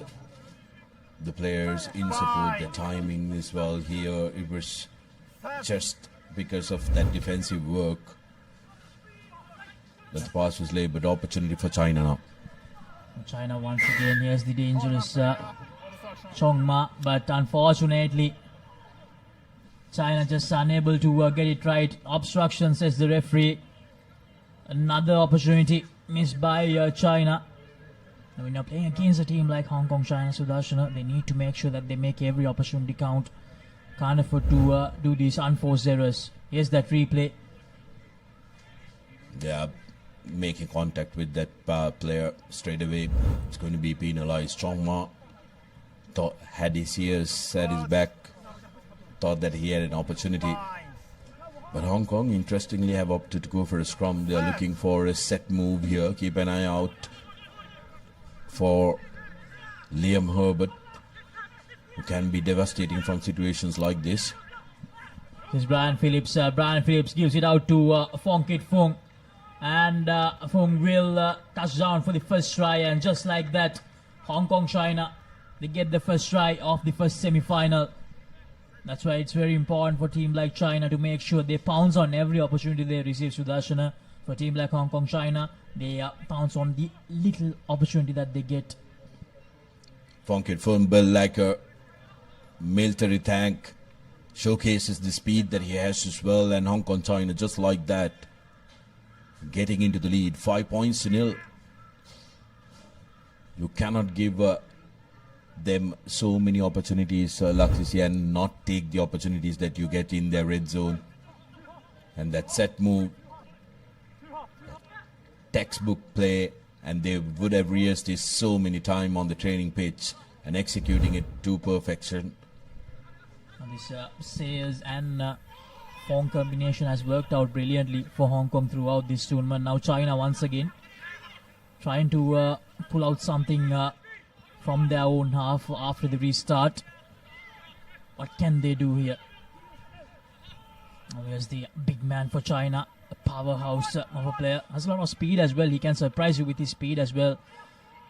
And now Hong Kong, as you mentioned earlier as well, if you give them even the slightest of sniffs, they will just pounce on it. And Fong will touch down for his second try. 10 points to nil. Hong Kong, China with the lead. Within seconds, Fong for his second, but lovely little touch from Phillips that time. He recognized that the ball was out from the ruck. It was free for all. Little dink and the beautiful pop to Fong for his second. Hong Kong really putting China under pressure. Despite China's extremely encouraging start, they haven't been able to get any points, and that is really hurting them. Take a look at this little pass. Brilliant, executed to perfection. And Fung says thank you very much. Gets the second for Hong Kong. China, the good collection of the restart. They need a try here. They need some points, Sudarshana, before that half-time hooter goes off. Can they do that? That's a big question. On the move again, China. This man has been dangerous so far.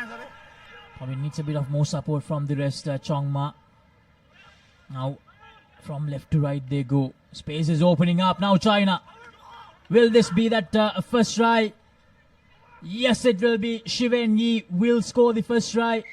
5 points on the board. Exactly what the doctor ordered for China before going into the halftime break.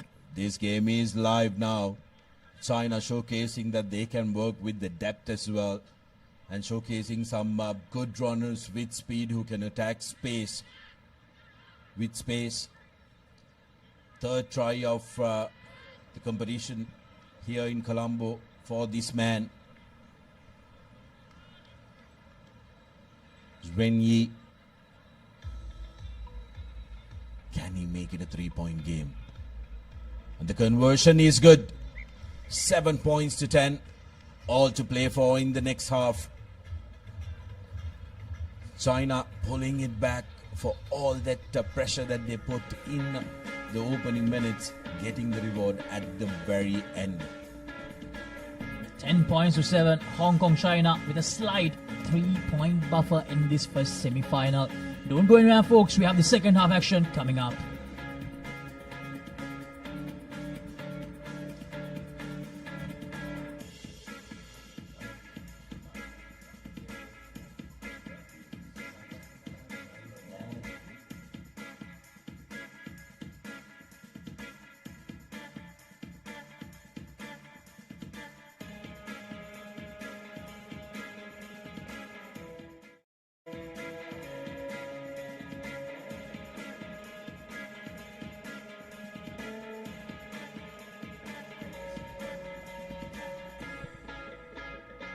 Back live here at the Racecourse International Grounds in Sri Lanka.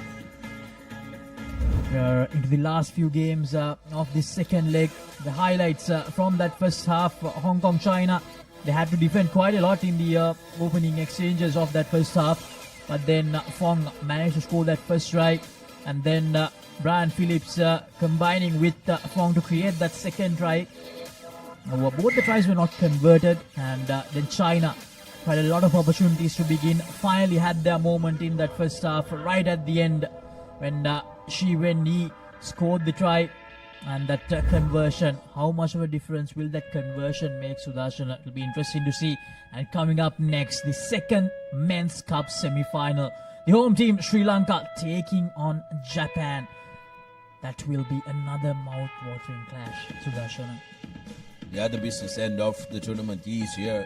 The host taking on the Japanese contenders. It's going to be a crack-a-lacking affair. But first, we have an entire half of very, very interesting rugby. Hong Kong know that the China are on their tail. 7 points to 10.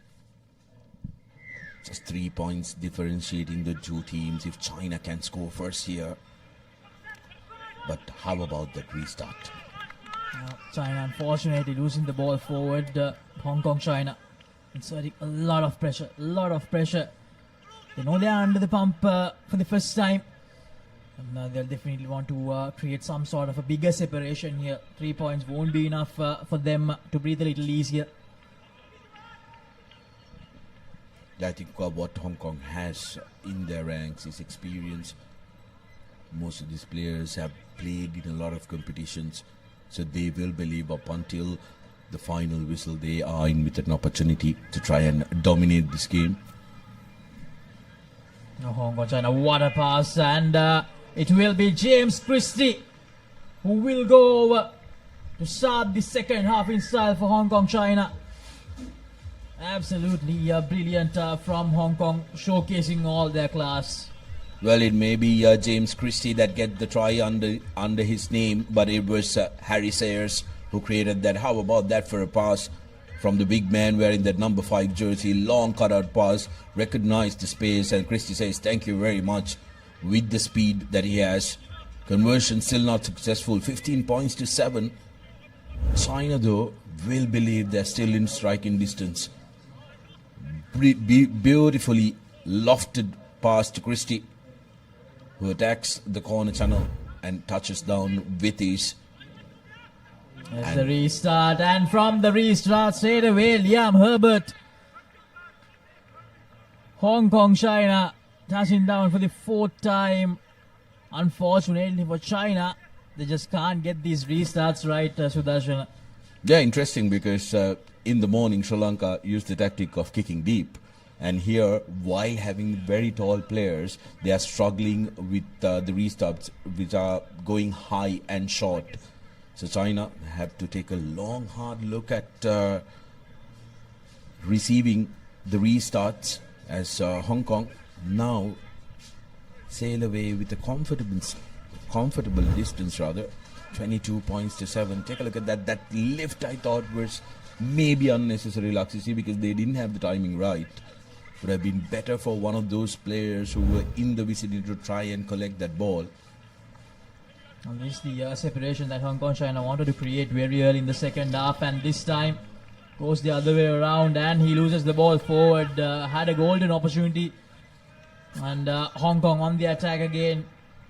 Scored a third back-to-back try in this second half. Penalized to that time, the number 2 for Hong Kong. When, beg your pardon, that was Narduni.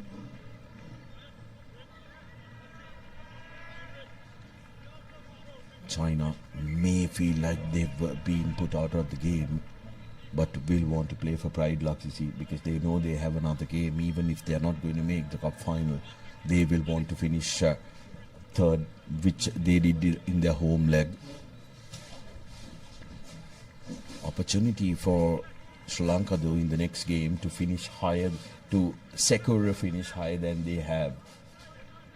If they can win the next game, it will be confirmed that they are going to be either 1 or 2, which is going to be a mountainous task, but will need their best foot forward to beat Japan. China trying to pull out something out of the hat here, but it almost looked like Hong Kong, China may have just turned things around, but a knock forward gives China the opportunity.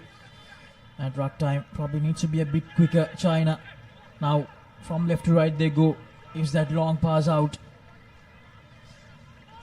Tries to just squeeze through the defenders, and it's going to be a knock forward. Loses the ball forward, unfortunately for China. The number 9, Ying Yao Gao. Well, the score of 10 points to 7 now feels like eternity. Well, actually, it was so very close. It was 10 points to 7. But Hong Kong steering away, using all their experience and also being clinical with possession in hand. And those restarts, they absolutely executed to perfection. China's restart troubles, putting them under pressure 2 games in a row. They will want to fix that in a hurry before that third playoff game if the score remains the same.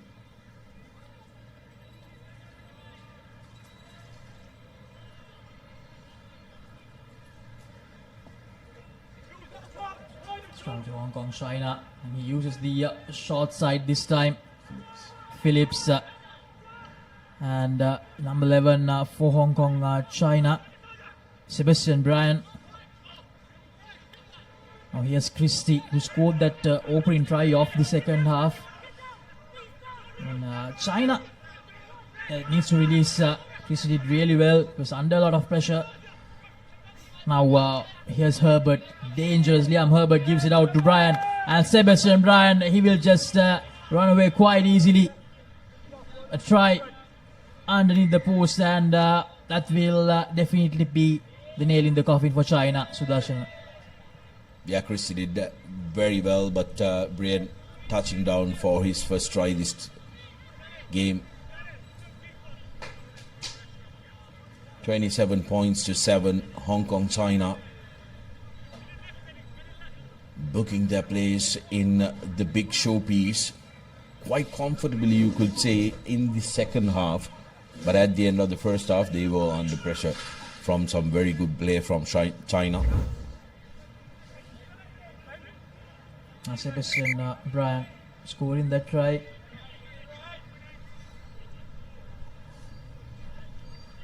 Hong Kong, China, once again they will end up as the champions or the runner-ups in this leg as well, after winning that first leg quite convincingly. Sudarshan. Now China, this time a lot better.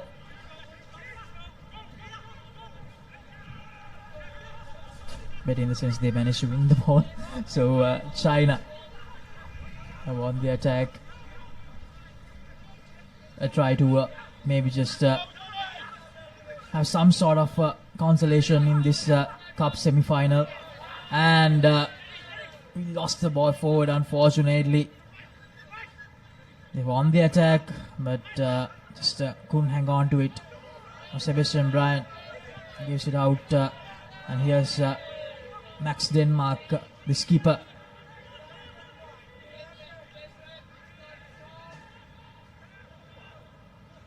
And China again with possession.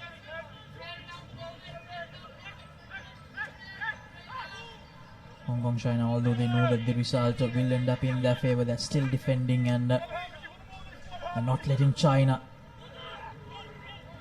get more points here that easily. 29-7. Use that inside pass. China, they have had a lot of time with the ball in the last few minutes, but they have not been able to gain much yardage. Now that's a good pass, that's a good move from China. Can he go all the way? Risk our defense, but no. Lovely stepping from him, and he will touch down for the second try. Yang Fan scoring the second try for China to end this second cup semi-final. Unfortunately, a bit too late for them. 29 points to 12. China scoring one consolation try, but Hong Kong, China will be happy with their effort. Despite the early jitters in the first half, they came into the party in the second and have now booked their place in the final and at a shot of being undisputed champions of the series. Laksisi. Another question remains, Sudarshan, who will challenge them? Will it be the home team Sri Lanka, or will it be Japan? That's the full-time score confirmation. Hong Kong, China 29, China 12. Coming up next, the big semi-final clash, the second semi-final clash. Now, these are the highlights. This moment was a huge run, Sudarshan, straight away off that first kick of the second half. Christie going over. Sayers was the man who created it, and then Herbert. All restarts that Hong Kong absolutely executed to perfection, and then is running for Hong Kong once they got China reeling and chasing them. Rain touching down right underneath the post, which really did seal the game for Hong Kong. Up next, the host Sri Lanka taking on the Japanese here at Racecourse semi-final number 2 to find out who will face Hong Kong, China in that all-important final. Going to be a fiercely fought encounter. Japan definitely the favorites, but the local lads will be hoping they can deliver a big upset and a historic moment here at Racecourse. If I'm not wrong, Sri Lanka have never played in a final in this level, in this regional Asian championship, the 7th championship. So it's going to be a big moment for Sri Lanka. Here's Craig Chan from Hong Kong, China, the referee for this all-important second cup semi-final. Here's Srinath Suryabandara with the kick-off. And Sri Lanka with the advantage. Here's Kavindu Pereira. Gives it out to Chathra Soisa. Chathra Soisa had a brilliant game against China early in the morning. Akash Madhushankar. Srinath Suryabandara. Nushka Dange, who's actually starting in this encounter. Yan Lekanayaka. Akash Madhushankar. To skipper Kavindu Pereira. Kavindu Pereira tries to find space, unable to do so. Chathra Soisa this time. Ekanayaka, back to Suryabandara. Yes, Srinath Suryabandara searching for space, goes for that little grubber kick. Washing the hands of the Japanese skipper. Now it's very important what Sri Lanka do from here. Akash Madhushankar with a thumping tackle. Great defensive work yet again, taking a lead from their performance in the morning. They have realized that the defensive pressure is going to create opportunities for them. And Suryabandar that time going for his boot, but the tackle coming in, isolating the chaser. But take a look at this brilliant, perfect timing. Him rushing up, put the player in two minds, whether to pass or hold on to the ball. And Akash Madhushankar doing brilliantly well. Sri Lanka with a good start. Can they capitalize, get that all-important first score? Jansen feeds the ball in. Srinath Suryabandara. Sit to Jansen again. Jansen trying to just squeeze through that little space. Shuri access the scrum half. Akash Madhushankar. Akash Madhushankar gives an inside pass to Kavindu Pereira. Diluksha Dange rather. Sri Lanka still in position. Here's Chathra Soisa. Suryabandara back to Jansen. Here's Kavindu Pereira. Kavindu Pereira, the skipper, once again trying to squeeze through but unable to do so. Good defensive work from Japan as well. Chathra Soisa. Spotted a little gap. Here's Jansen. Madhushankar again. Forces a little bit. Akash Madhushankar gives an inside pass once again to Ekanayaka. Vinal Ekanayaka slips up a little bit, but the ball still with Sri Lanka. Srinath Suryabandara put under a bit of pressure this time, but still going. Srinath Suryabandara. Akash Madhushankar unfortunately loses the ball forward. Sri Lanka struggling to penetrate that gate line defensively. Japan showing up, and take a look at that counter and the timing. Dange was lucky that he didn't get penalized for his hand on the ground, but that little dink, that's the experience of the Japanese keeper coming through. Scrum in favor of China in a very good position. Japan. Beg your pardon, Japan. Japan with the chance to attack now. And that's good. Brilliant for Sri Lanka, but Japan, not so good for them. They lose the ball forward again. Sri Lanka with another opportunity at the halfway mark. Brilliant scenes. Lovely shot there. Two fans from Sri Lanka and Japan cheering their teams together. Pressure put by Suryabandara, forcing that error coming through. Opportunity for Sri Lanka now. Jansen with the feed. Set.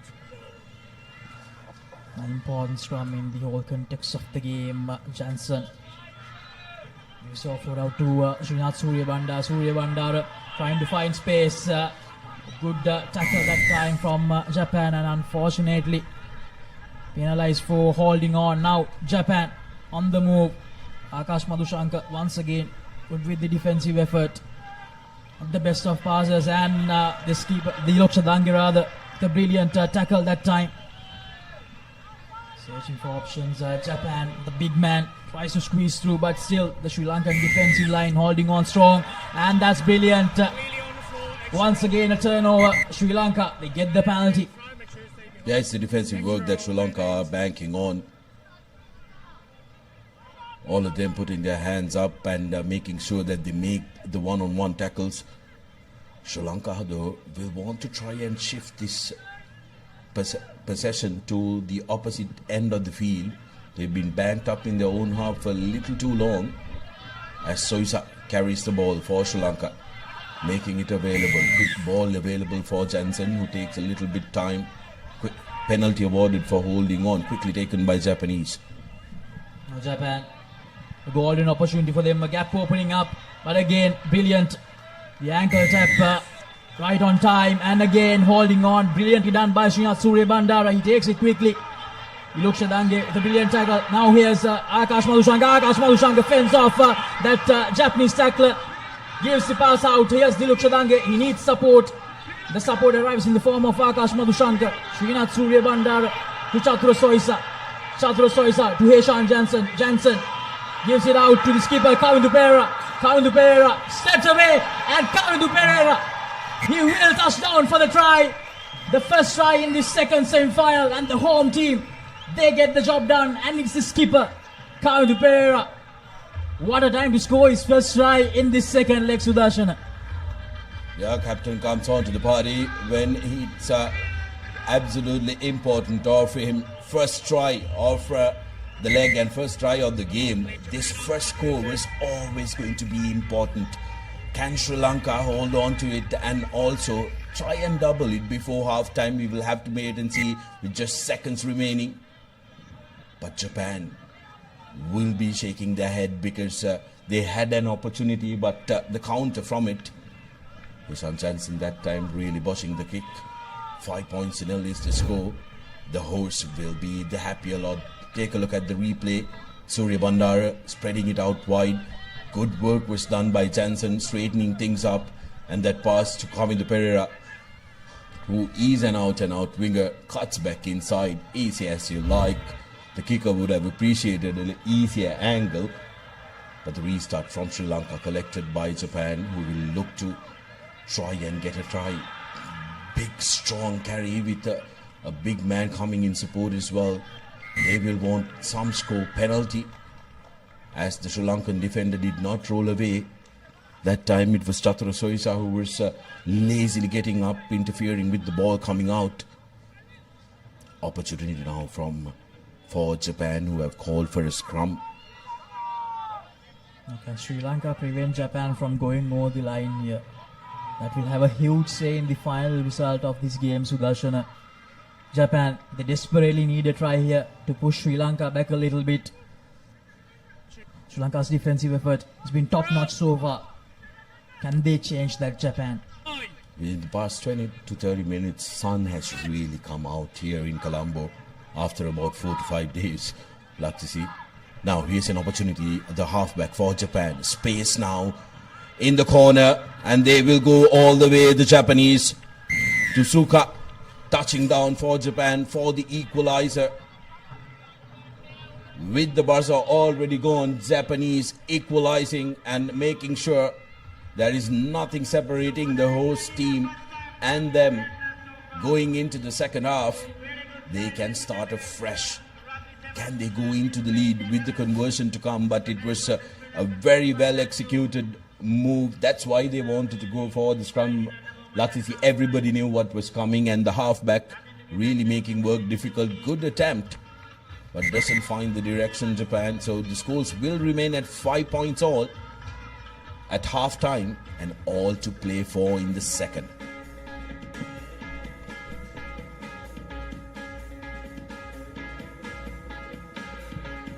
Half-time score confirmation: Sri Lanka 5, Japan 5. Nothing there to separate the two sides. We'll be back with the second half action. Don't go anywhere.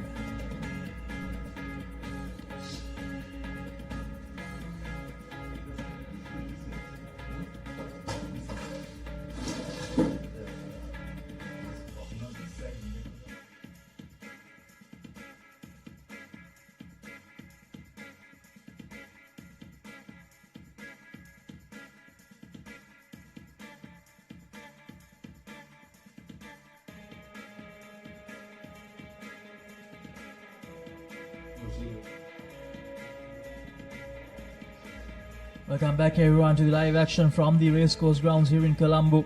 The second men's cup semi-final encounter between the home team Sri Lanka and China. At the halftime break, it's 5-all, nothing to separate the two sides. Can Japan make sure that they get the job done here? Will they book another date in the finals against Hong Kong, China? Or will Hong Kong, China face a new frontier in Sri Lanka? Here's that first try. Opening try for Sri Lanka, just seconds away from half-time. Kavindu Pereira cutting back inside, touching down for the host nation. They would have thought they can go into lemons with the lead, but China with a beautiful play. Soko touching down. Japan rather with a beautiful move, touching down and equalizing. 5 points all to play for in this second half as the dignitaries look on with anticipation. Japan with the restart.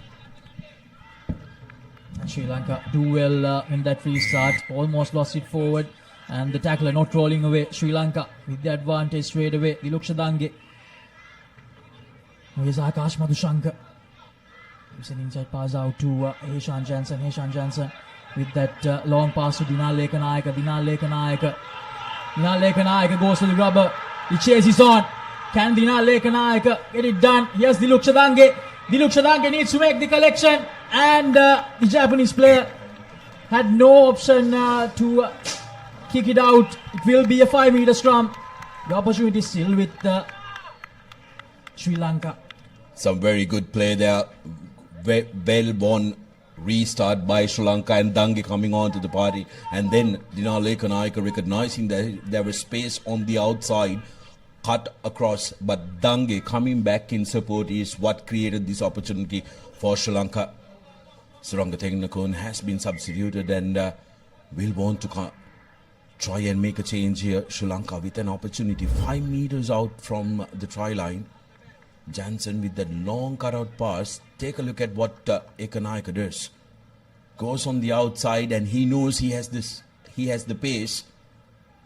Back in school, the footballing skills not really coming into the party there. But Dange surprised by that player who came across. Opportunity for Sri Lanka. A massive short side available as well. Yes, Kavindu Pereira. Kavindu Pereira needs a support here. Support arrives.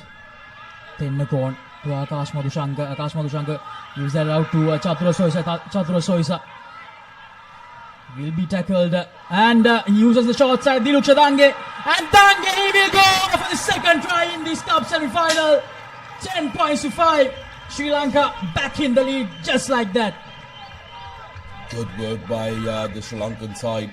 Akash Madhushankar, I thought, was a little delayed delivering that cutout pass. But brilliant work from Diluksha Dange, recognizing that short side isn't flanked by the Japanese. Very often steps back inside. Opportunity for Suranga to add in 2 points. Makes good contact. And it's through. 12 points to 5. Sri Lanka increased their lead to 7 points. Much to the appreciation of all the supporters here. Take a look at this. Dange recognizes that there is no one. Inside step. Thank you.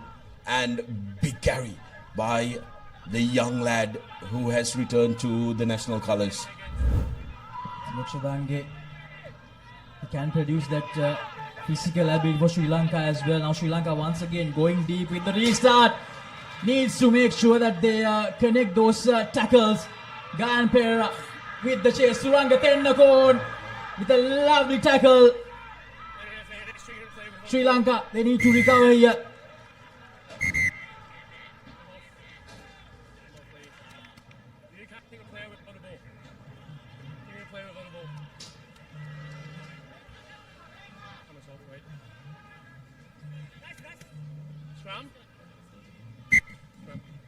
And unfortunate for Sri Lanka, a yellow card to Guyan Pereira, and they'll have to play the next minute with just 6 men on the park.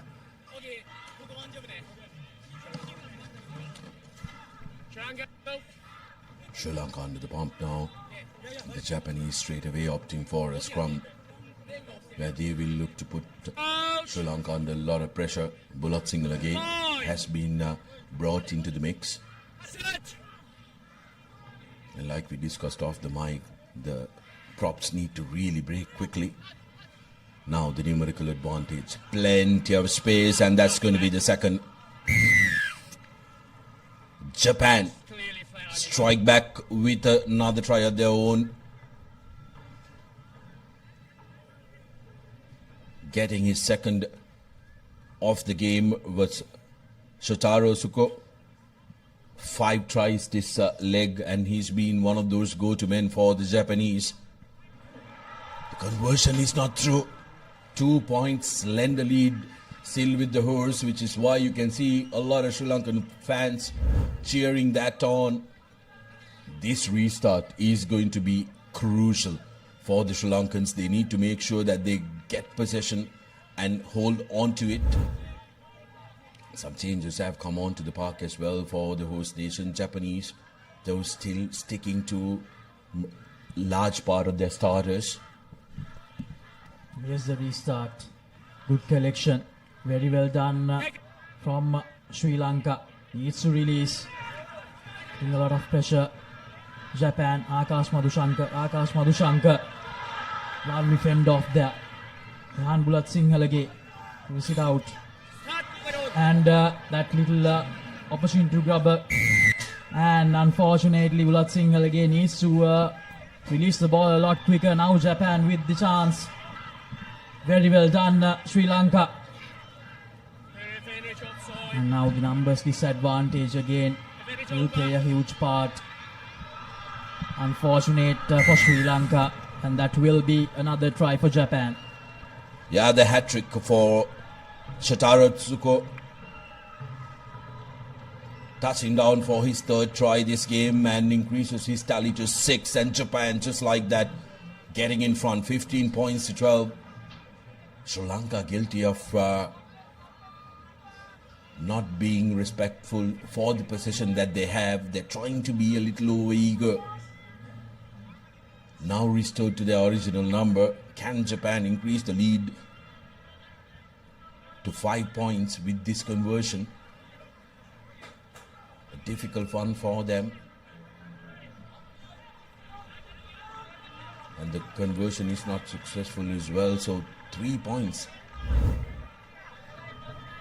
Difference between the two sides as we take a look at the corner flag try by Shotaro. His 3rd of the game. Japan scoring 2 tries in that little moment where Sri Lanka had to play with the numbers disadvantage. Very well gathered again. Sri Lanka brilliant in the restarts. Yes, Rehan Bulat Singhal again. Suranga Tennakon. Again, goes a little grubber, goes for the kick and chase option. Needs to insert pressure here. Sri Lanka do insert pressure. And advantage in favor of Japan. Will this be the moment that decides the fate of this game? Will he go for a 4th try? Srinath Surya Bandara, the brilliant tackle, and Sri Lanka, they do get the penalty for holding on. Srinath Surya Bandara, take above. What a moment in this game. What a chase, Sudarshan. The oldest man in the Sri Lankan outfit giving chase, not giving up. A lad who has scored 3 tries already being caught by Srinath Surya Bandara. Here's Akash Madhushankar. This could be the last roll of the dice for Sri Lanka. Chaturya Soisa going in. Dahabare has come onto the field. Surya Bandara dropping it cold that time. And that is full time, says the referee. There's still 1 minute left on the clock. Not quite sure that's the right decision from the referee.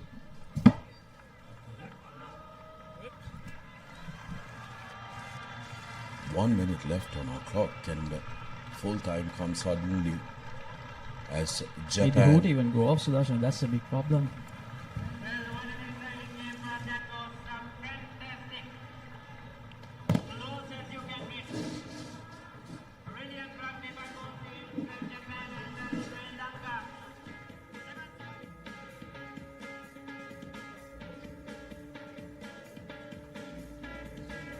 That's the full-time score confirmation. Japan 15, Sri Lanka 12.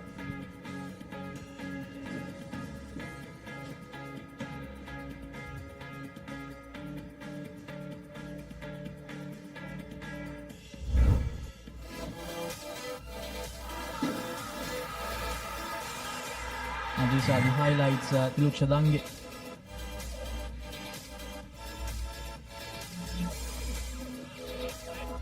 And then Japan making use of that opportunity to score 2 tries with the numbers advantage.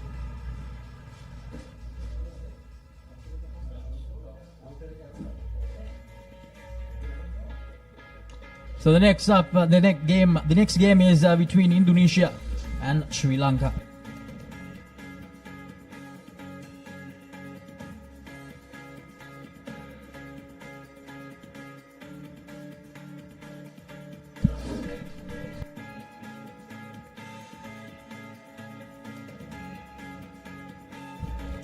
So that's Sri Lanka taking on Indonesia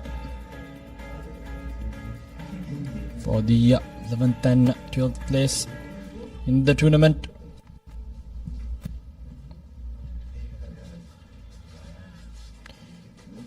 So quite a brilliant finish to that second cup semi-final. Sri Lanka going down in the hands of Japan.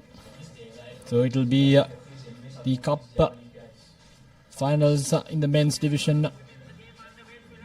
Hong Kong, China versus Japan.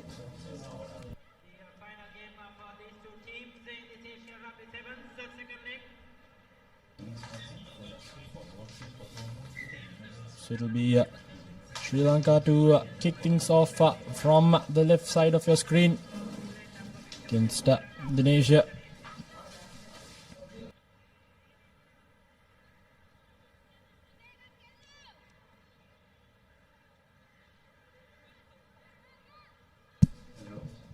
Sri Lanka side, final game for them.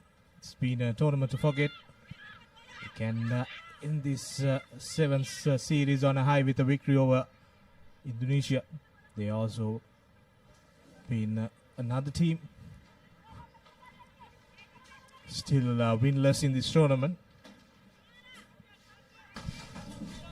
It's yet to find their mark in the tournament. Both these teams playing for the 11th and 12th place. Now Indonesia with position inside their own half.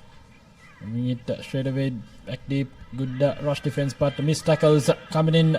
So it's Indonesia now running away with the ball. Some cover defense coming in and will get a hold of her. Sri Lanka scrambling back in defense, trying to regroup. Again, good back-to-back tackles coming in. It's a high shot there, so it's a penalty against them.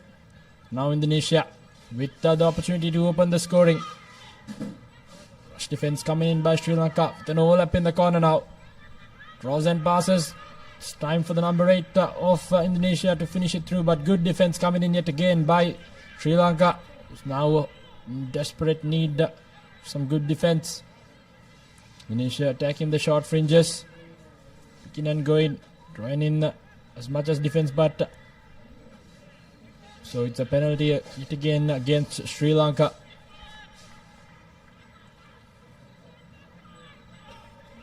Indonesia now inside the 22 meter, right outside the 5 meter line of Sri Lanka. Desperately trying to defend their lines. Indonesia trying to draw and pass. Now inside the 5 meter line. Trying to attack in those linear gaps. And they have gone over for the first try of this encounter. It's a great start for Indonesia, finding their mark with a try early on. Sri Lanka needs to come back strong. Just conceding in the first 2 minutes.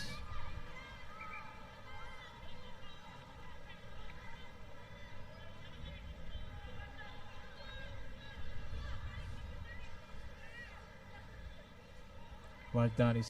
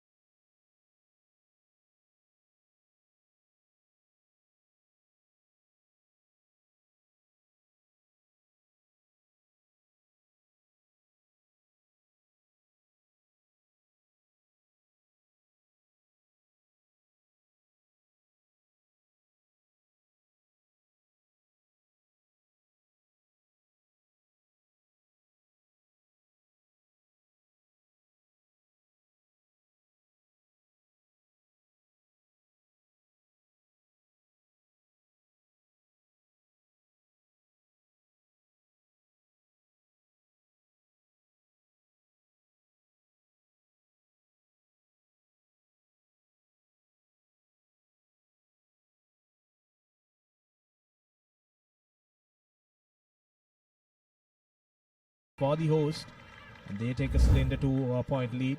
This is a replay of that Vijay Tilaka running around that last Indonesian defender, easily going over to score the first try. Yeah, she spotted the gap quite brilliantly. Now an important restart for both these two teams. Indonesia, 2 points deficit for them. Good collection there. Kind of applying pressure. Coming up in defense. Very well marked tackle yet again, but unfortunately a bit too high for the referee's liking. No. It'll be a penalty now. Taken the tap. Trying to barge her way through. Just the number 1. It's the offload. Almost lost position of the ball. In fact, it's a penalty now for Sri Lanka. Taken quickly by number 7, Charanli Nage, who will draw and pass and give it to the try scorer. She'll go over for her second. Brilliant stuff by Sri Lanka. Pouncing on their opportunity with absolute ease.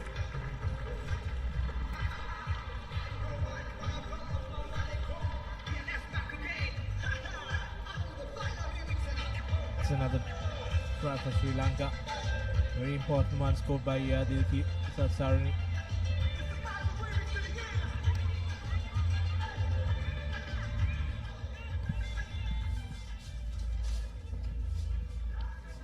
Conversion is good also, so the score will go on to 14 points. See a replay of that draw and pass by Charanlinege, and easily finishing off by the number 6 Dilki Satsarani. So Sri Lanka come back strong after the two after giving away an early try. They've got 2 converted tries to their tally now, 14-5. We are in the last few minutes of the first half.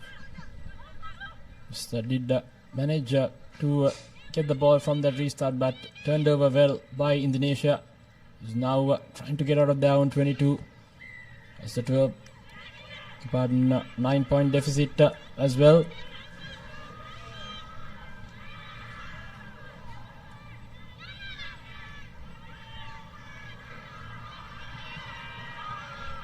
Has a number on the corner, but puts on the fend and goes over is Sandika Hemkumari for Sri Lanka 3. Unanswered quick rise from the host takes them up to a 19 and a brilliant comeback for Sri Lanka. It's a brilliant stuff indeed by Sandika Hemakumari. Showed some good power running and big no argue by her. 19 points to 5. So Sri Lanka going into lemons with quite the comprehensive lead.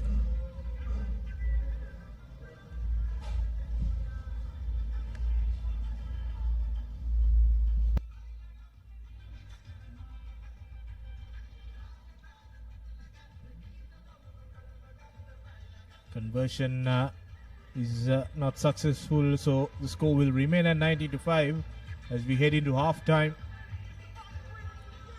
Brilliant comeback from Sri Lanka. The half time confirmation: Indonesia 5, Sri Lanka 19. And we'll come back with the second half action.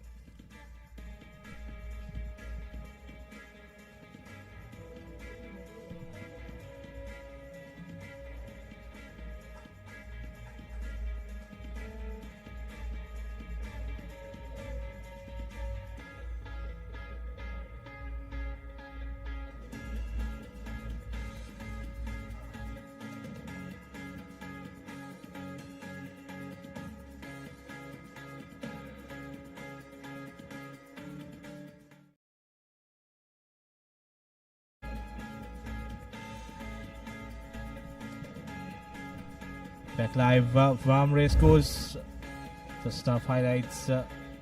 Indonesia opened the scoring the first half.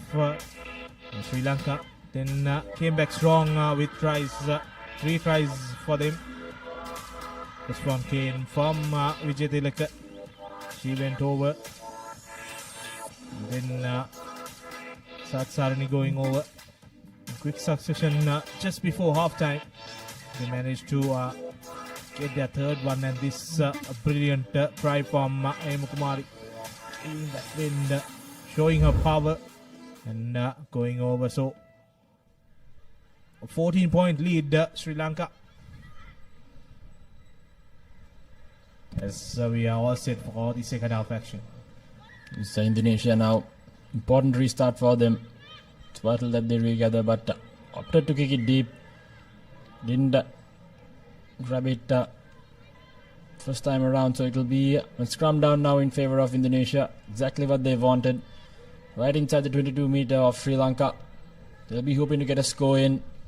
Trying to cut down their deficit. 14-point difference between them and the host.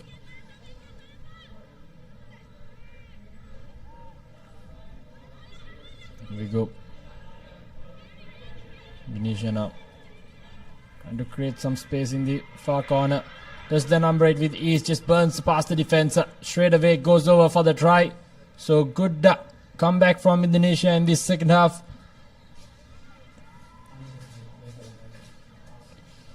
Does the number 8 going over for the try.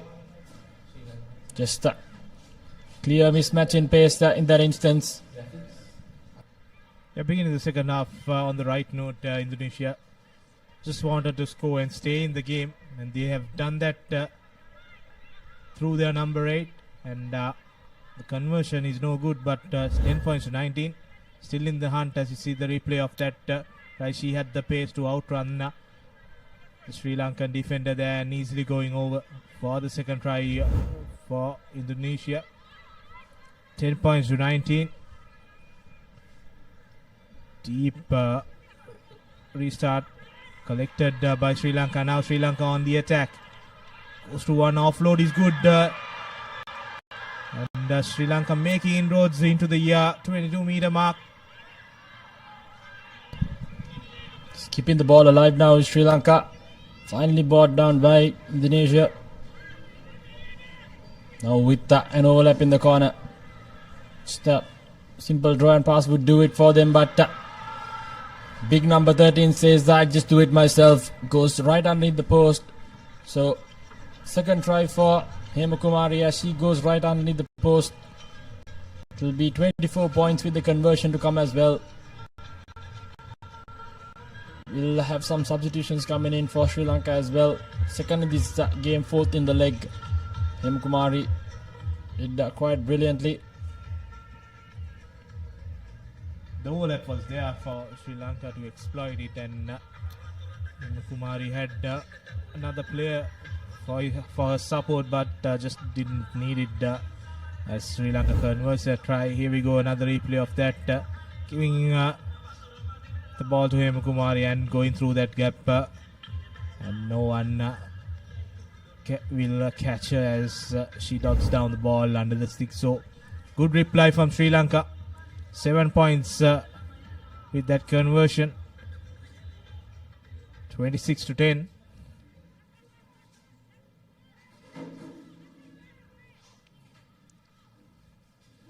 Restart collected by Indonesia and makes that fumble with the tackle. Sri Lanka now playing with advantage. Goes to the corner, cuts back in and goes over for the second try. Sri Lanka for that's Dilkisa Tsarni goes over for her second, and Sri Lanka continue to pile on the points. Just quite the dominating performance in the second half as well from Sri Lanka, pouncing on that loose ball.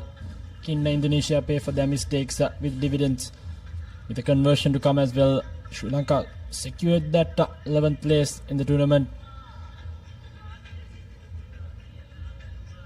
So with the conversion to come as well, unsuccessful, but nevertheless Sri Lanka quite the comprehensive lead now. The few minutes left here on the clock as well.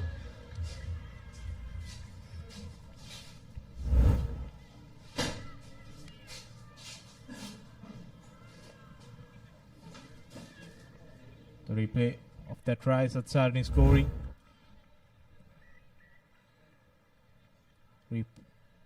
Conceded earlier on, but came back strongly in this first half, and same pattern continuing in the second half as well.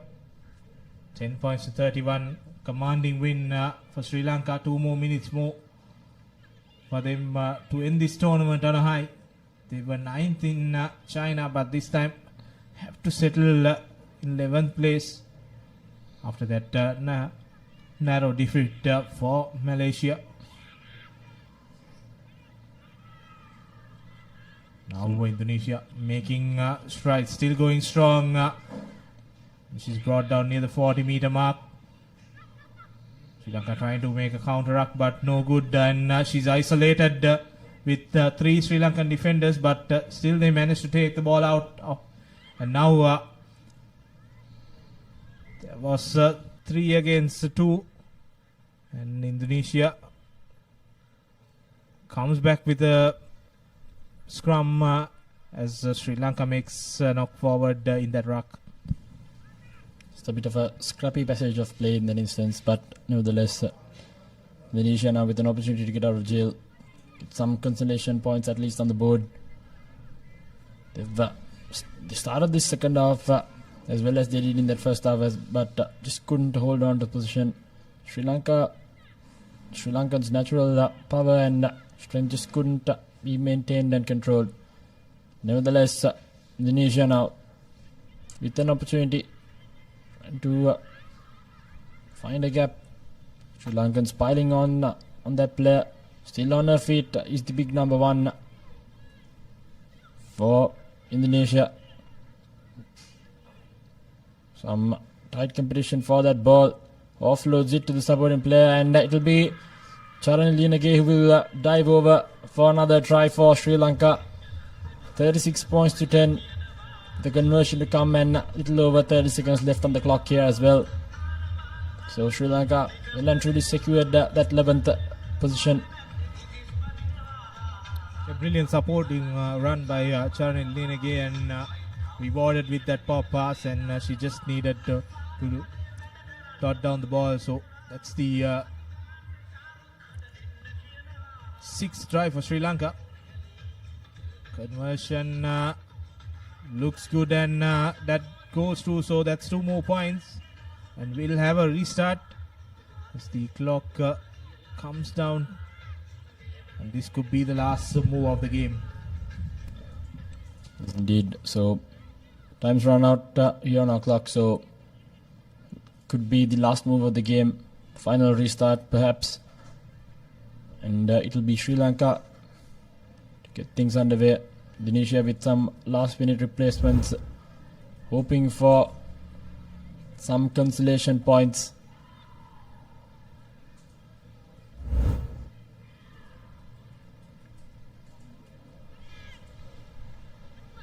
Here we go. Restart gathered cleanly. Trying to find some space. Build that face play. Indonesia now. The ball to that to their number one. Wayward pass. Not the ideal stuff. Gives that offload. Space on the outside. Just have to beat the defender. Some desperate defense coming in from Sri Lanka in the lateral areas of the ground. Good counter-attacking, but not from coming in from the side, says the referee. So a penalty for Indonesia taken quickly. Drops it goal, so it will be the final whistle and the final move of the game. Sri Lanka winning this 38 points to 10, securing 38 points to 10 victory. And final game for them as well. And now that's the full-time crowd formation. Indonesia 10 points, Sri Lanka 38. And, a win at the last game for the hosts. The expected position to win, but we will take some positives out of this tournament and improve their game going forward as we see the highlights of the second half. Indonesia, as we did in the first, opened the scoring, and then Sri Lanka came back strongly. And from there onwards, there was no stopping Sri Lanka. They went on to score 3 tries in the second half.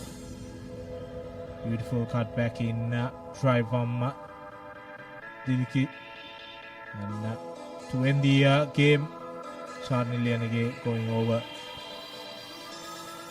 for the last try for Sri Lanka.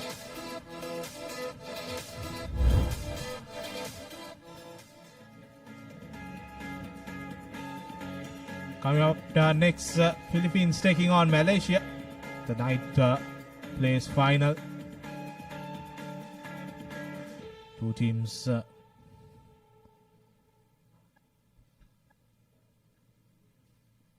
who won the semi-finals of this ninth place.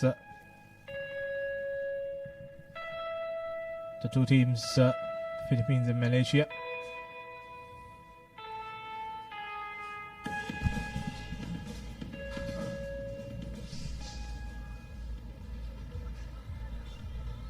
So the 9th and 10th place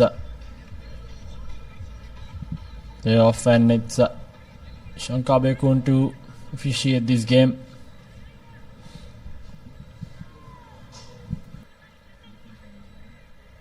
Captain ready? Captain ready, Reg?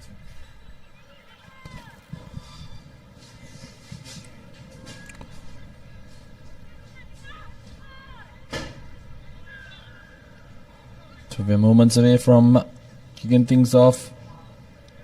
Philippines not finding 10 meters in that kickoff, so it'll be a free kick straight away for Malaysia.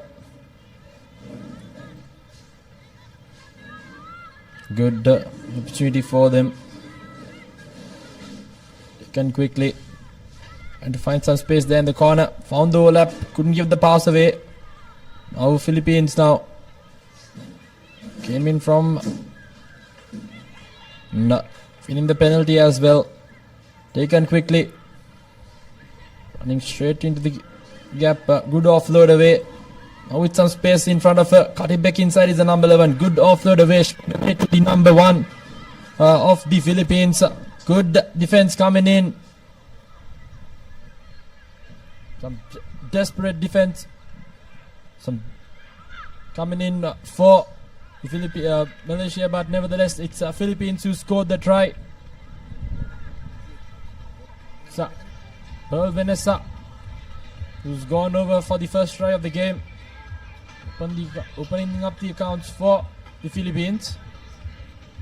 She began this attack for the Philippines and then managed to end that as well. See, just too powerful for that Malaysian defender. Vanessa May scoring the opening try, and it's crucial now that the Philippines get this restart on point. Last time they just gave away possession back to Malaysia. It was important restart for both teams. More vital for Malaysia as they gather the restart cleanly.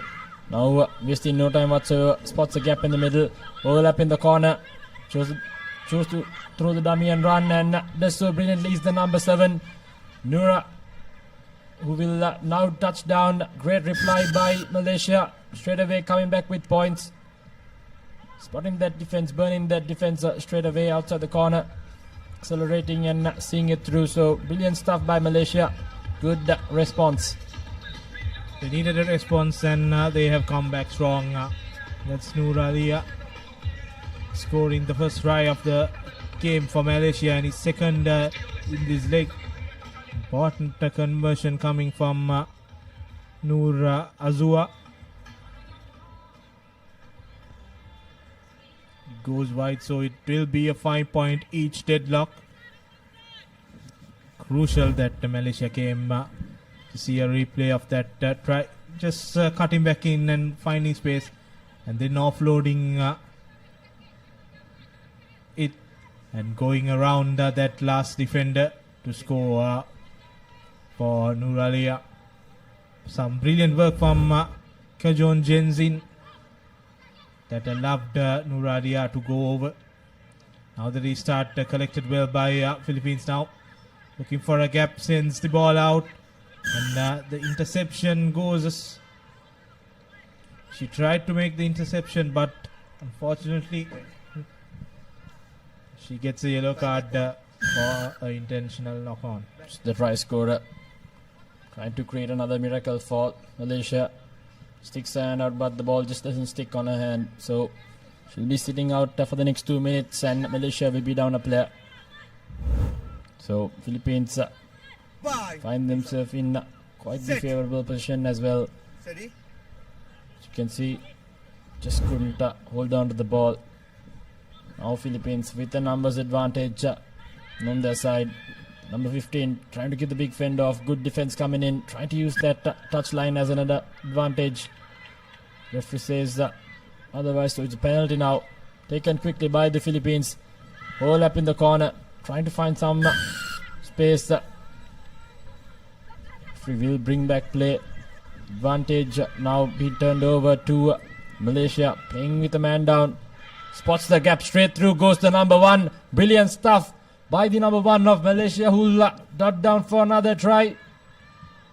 Yeah, that's Siti Tajuddin going over for Malaysia, and it all started with a decoy run going wrong for the Philippines, and they got that penalty for obstruction, and then quick tap sending it to Tajuddin, and she went over for Malaysia. So they have come back strong after conceding earlier on. 2 tries and with 1 player in the bin, they would definitely will like what they have done, and the conversion goes through. So 2 more points for the Malaysian outfit.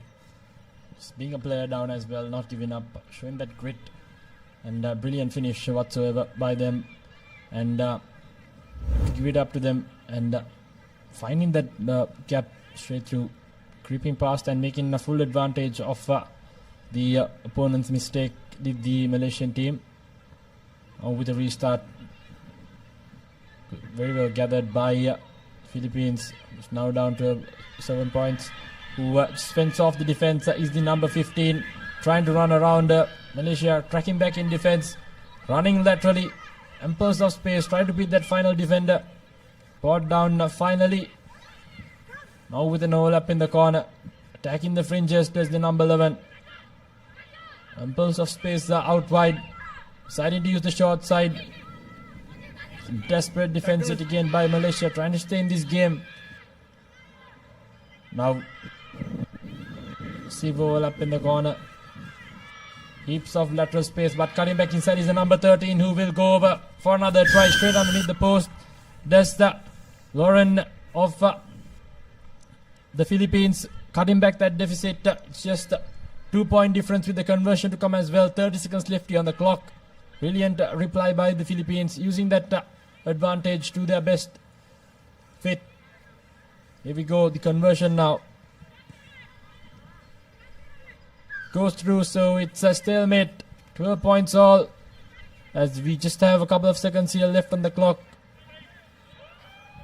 It's a brilliant move started by the number 15 Vanessa, and now easily sending the ball towards Lorien, and she just cuts back in and goes through that gap to go over under the post, and she added the conversion herself also. So we have a deadlock at 12 all again now. Malaysia, high tackle spotted quickly there by the referee, and then when she tries to evade that defender, fumbles the ball. So that will be half time in this 9th place final. It's been a close tussle so far. 2 tries each with 1 conversion. And the teams will look to continue this momentum going in to the second half. And the halftime confirmation, Philippines 12, Malaysia 12.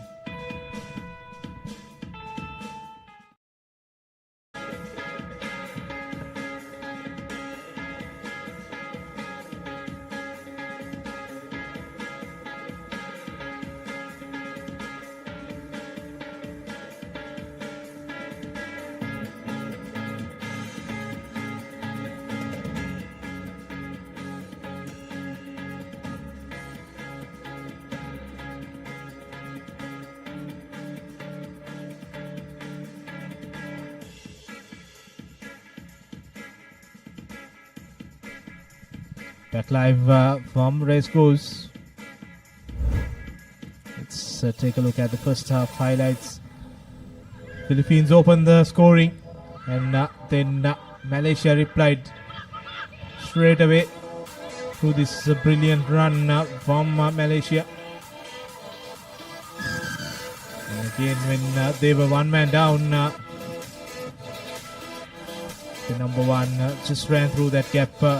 And the pace was no match for the Philippines outfit.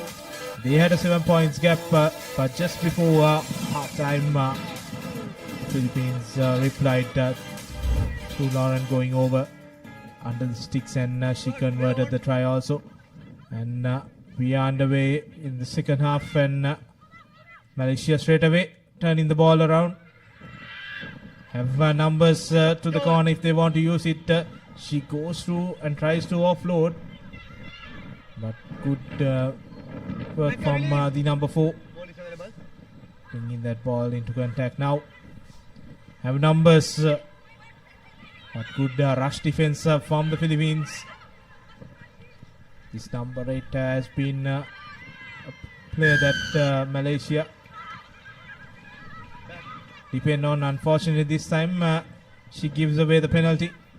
Now the try scorer May offloads it to the number 5. Now they're setting things up in the middle, and another penalty for not rolling away. And she takes a quick tap. Fortunately goes down and holding on this time. So few penalties in quick succession in this game. Now Malaysia on the attack, changes the direction but goes into traffic. And finally brought down. Malaysia now trying to snipe past the defense yet again. Keeps the offload, keeps the play alive. Staying on her feet is the Malaysian player. Philippines crowding up there in defense. No, you can't put. Trying to move the ball now. Sit bounce. There. Cutting back inside is the number one. Good defense this time around by the Philippines. And to keep her up on her feet. Does so well, and brilliant work there by the Philippines. Ganging up in that tackle. Keeping the player off her feet. So Number 16, white. now the Philippines are bringing in some replacements as well. Less than 5 minutes left here on the clock. Game on our hands for the 9th place. 2 points all. Quite evenly matched outfits, Philippines and Malaysia. Bye. There's still no score in the second half. We are into the third minute of play. All at a deadlock at 12 points each. Bye. Set. Now Malaysia on the attack just outside the halfway mark. Getting that free kick. Referee calling her back to the initial mark. Just slowing things up for the Philippines.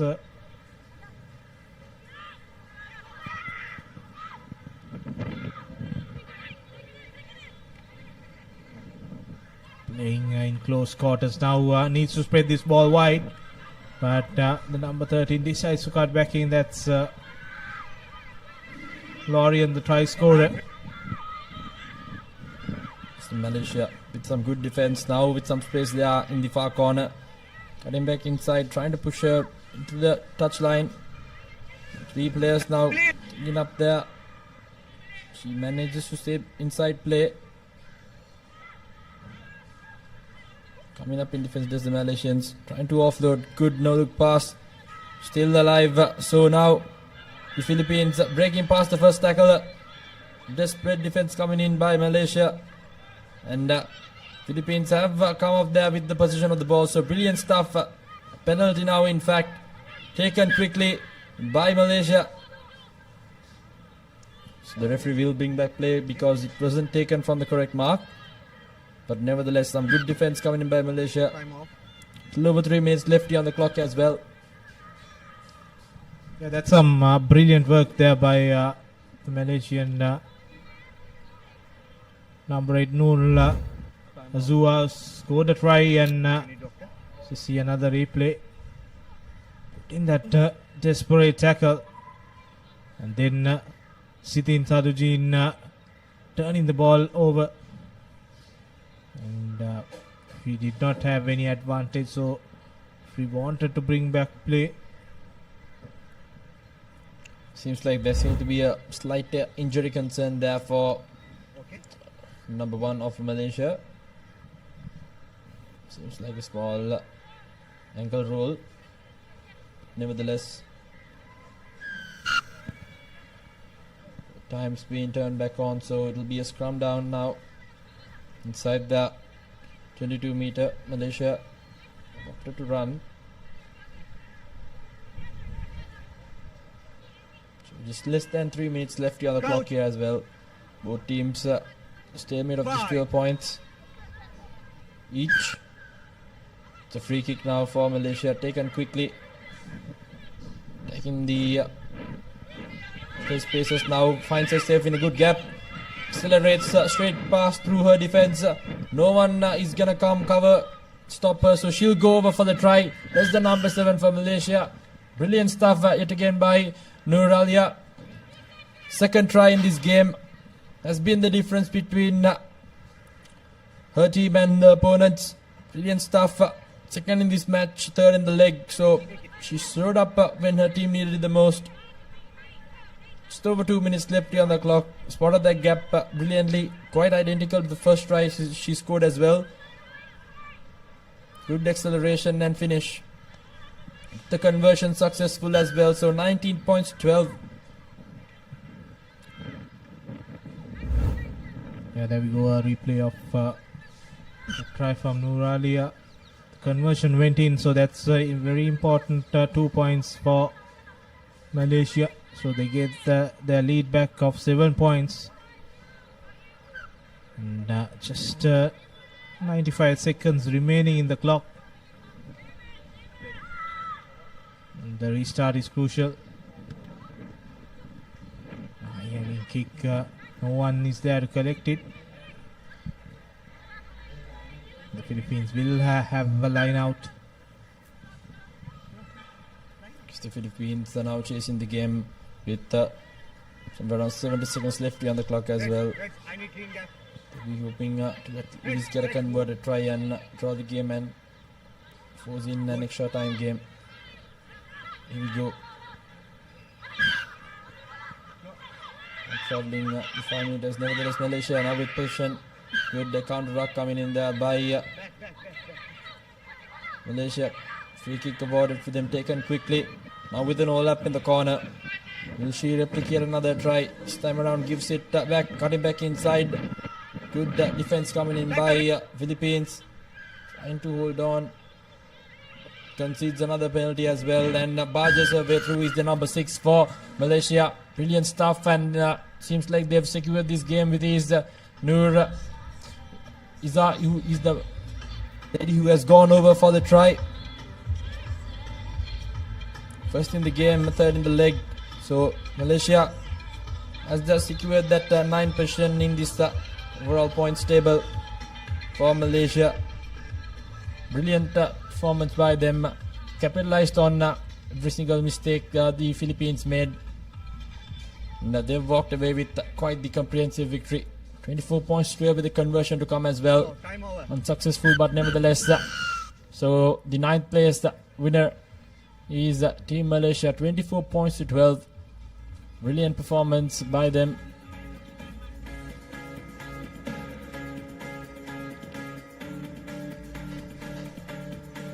So it's the 9th place for Malaysia, 10th for the Philippines, 11th for Sri Lanka. Brilliant overall performance by Malaysia yet again. Some good sniping runs, good flurry of finishes. Philippines on the other hand had their moments, just couldn't see the game through. So very well managed and finished game by Malaysia in that instance. And we'll have a change in voices as Rishwan Pereira and Tanveer Hassan comes over. Thank you, Denon. More games coming on our cards as we see the full-time score confirmation from the last game being played between Malaysia and Philippines. Malaysia coming on top, 24 points to 12. As I welcome back Tanveer Hassan to the combox. Very good afternoon to Tanveer. Good afternoon to you as well. We had the highlights of the previous game. Very well there. Both teams doing their utmost. What a try this was, breaking into a defense and going over the line. Tremendous effort. And as we have our next match for the day, back to men's rugby. Chinese Taipei will be South Korea. But would be for the 12th place position. And as you can see, the team cards of both respective teams, Chinese Taipei and South Korea, doing very best, but unfortunately was not enough to emerge victorious in the previous games. But hopefully both teams can manage a victory here in Colombo today. Both teams playing with whatever pride they have to do their utmost best for their respective countries as well. But it's an interesting day here in Colombo as well, restaurant, the weather conditions. And as you can see, the referee, the official for this game will be Tetsuya Hirakawa. And as I said, restaurant, the weather conditions here in Sri Lanka, it was a bit humid and a bit cloudy as well moments earlier, and the sun managed to rise upon us. But once again, the clouds have taken over. No raindrops sighted here yet. And there is the kickoff. Indeed, Tanvir. The weather has held up well as South Korea looking to make amends. They haven't had the best of campaigns out here in Colombo. Playing for that 11th place spot. They well and surely want to put on a show here. South Korea with possession. They managed to stretch that ball out wide and goes through the defense brilliantly. Is the number 14 from South Korea who draw first blood. And just what the South Koreans would have wanted. It's been tough for them out here in Colombo. But they well and surely want to end this campaign on a high. 5 points to nil with the conversion to follow. South Korea have got off the mark.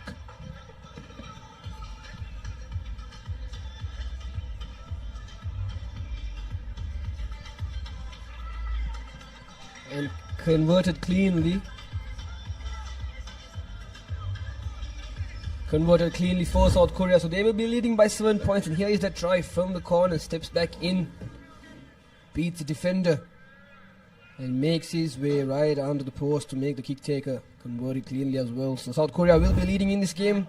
7 points to nil against Chinese Taipei. Well collected from the kickoff. But unfortunately, not being able to keep it at hand. Chinese Taipei now doing whatever they can to keep the ball in position. Right now they are in the attacking position. Number 7 to the number 4. Sends it wide to the corner, but unfortunately number 8 of Chinese Taipei not being able to control the ball in his hands. The referee has made a decision. Will it be a knock-on? Yes, it will. A little weird bounce there in the end, and here we have the coaching staff and the bench, the substitutions of the South Korean team as well. Interesting game of rugby played here, Rishwan, today. Indeed, surely all games have been good affairs. Now once again South Korea manages to keep hold of position. Almost fumbling that ball, but done well. Now the South Koreans now. And once again the number 14 cuts back in and he goes through the defense of this Chinese Taipei outfit. And that's South Korea who get back-to-back tries in quick time and will put the Chinese Taipei under a lot of pressure. Definitely, Rashwan, if I am not mistaken, that was Yoon Tae Kwang to score the first and second try for his country. Now South Korea will be leading by 12, hoping for this conversion to convert, but unfortunately the accuracy of it wasn't really best that he would have wanted. But nevertheless, South Korea lead this game 12 points to 0. And as you see, the tremendous effort from the number 14 Huang once again cutting back in and going over the line to score the second try of this game. So South Korea will kick things off once again, this time switching directions, going for that contestable kick. Could have easily taken it, but Chinese Taipei have knocked it on. So South Korea once again will be playing with advantage. The number 3 offloads it to the number 10, back to the number 6. From one corner, working it out to the other. Can the number 3 go over the line for another try? Yes, he does it. Back-to-back tries for this team. They will be very, very happy with this performance. What a way. The number 3 of South Korea, Jin Mo Lim, scores the third try for his team and in this game as well. Should have come a bit more closer to the post, Rashwan, to make it more easier for his kick taker to convert it. Indeed, but with a 17-point buffer, I doubt it. Just 2 points will count. But currently cruising in this 11th place final, South Korea. 17-point buffer with around 2 minutes left on our clock for the halftime break. Chinese Taipei would love to go into the break with a score.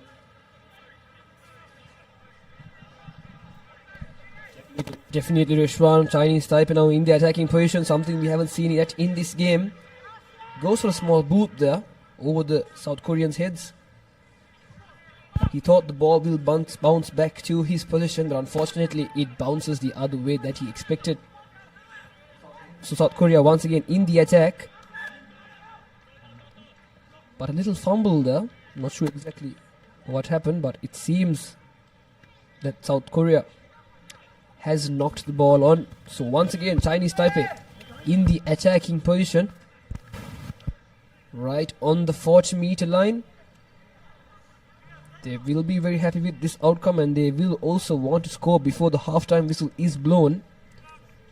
Conceding the lead is 17-0 currently. They want to at least score a few points before the halftime. Chinese Taipei feeding the ball in, taking it cleanly from the number 4, and now changes direction to the blind side. The ruck wasn't formed there neatly, but still in position of the ball. Chinese Taipei sending it to the center, cuts back in, changes direction once again. Brilliant work of Sevens Rugby from this team. Reshwan sending it both ways, trying his best to stay inside, but unfortunately, as you saw on our screen, the foot touching that line is what lost them position of the ball. So it will be a line out in favor of the South Koreans once again. Indeed, just not getting the angles right on that occasion. The Chinese Taipei winger just touching that touch line. Would have been a good attacking threat for the Chinese Taipei. That was not the case now. Once again, South Korea will look to put this one into touch and go into lemons with a 17-point buffer.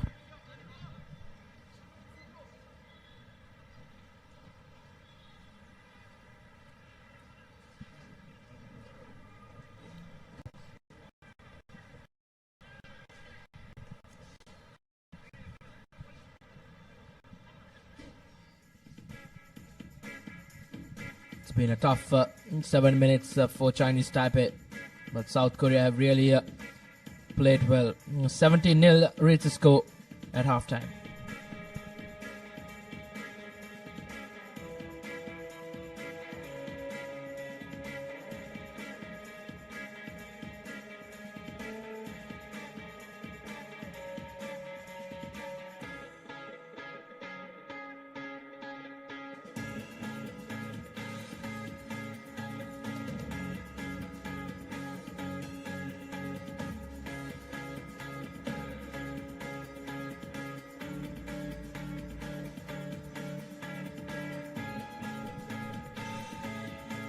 We'll come back. It's going to be an important second half coming up for Chinese Taipei if they are to come back into this. But after start off well, as long as South Korea are concerned, things have gone their way in this 11th place final. They got off in the right foot, went over in quick time. 2 tries from the number 14 from South Korea.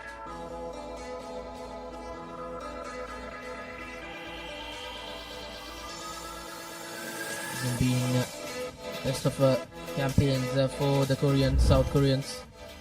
They look to finish on a high as the next game coming up, the men's 9th place final, Malaysia taking on Uzbekistan. Yes, Reshwan, it will be the last game for both these teams respectively, South Korea versus Chinese Taipei. The winner will finish this tournament in the 11th place position, and the loser will be finishing on the 12th place position. So both teams will want the victory to come on top in the leaderboard. But nevertheless, South Korea with the kickoff, but unfortunately not making the 10 meters. So Chinese Taipei will be awarded a free kick at the center of the field once again. Going for a scissor at the center. Dummies through one. Passes to the second man, having that overlap advantage. Sends it to the corner. Takes it back and sends it back to who is number 12. Goes for a little boot there, reading that space in the corner. But unfortunately, couldn't connect it cleanly, so that will be a knock forward.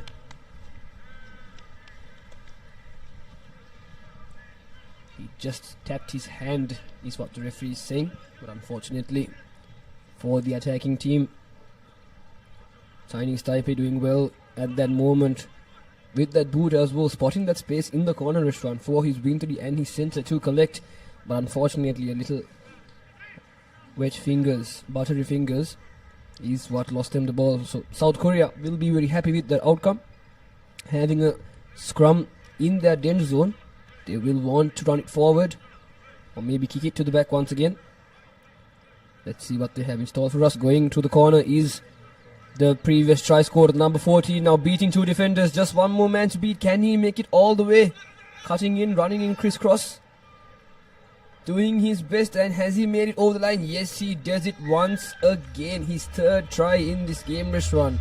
Tremendous, tremendous effort from the South Korean player. Indeed, hat-trick of tries in an important game for them.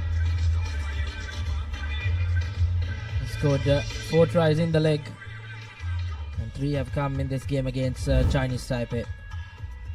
And surely it's South Korea who will finish 11th, and Philippines will finish in the 12th position of the Asia Rugby Emirates 7 series down here in Colombo.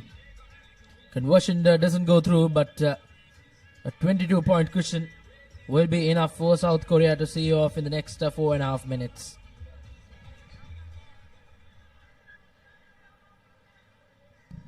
Definitely just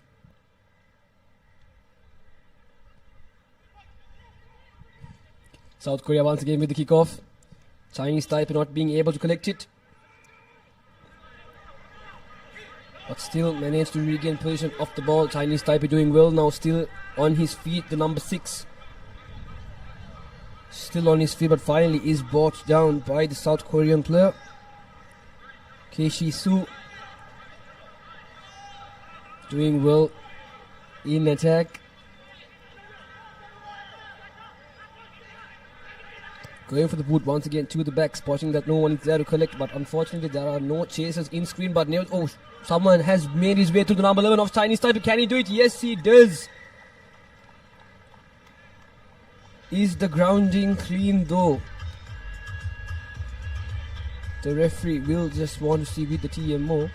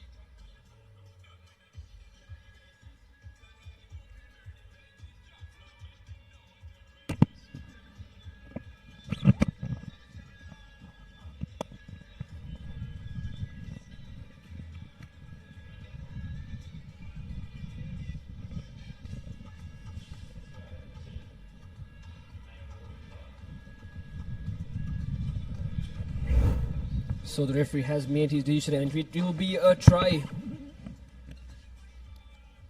Clear grounding, says the referee from the TMO.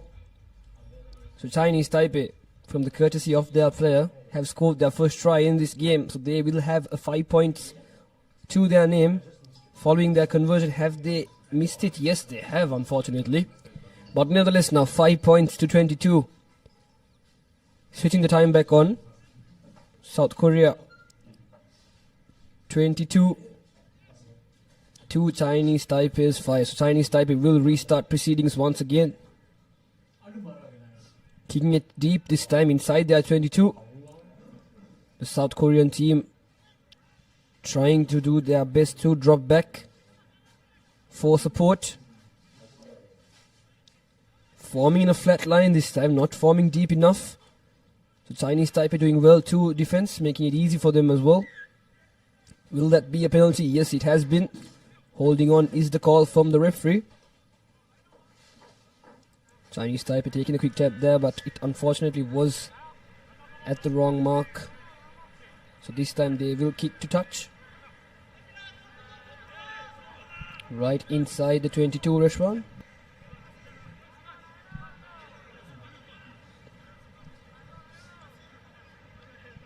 A line out in favor of Chinese Taipei.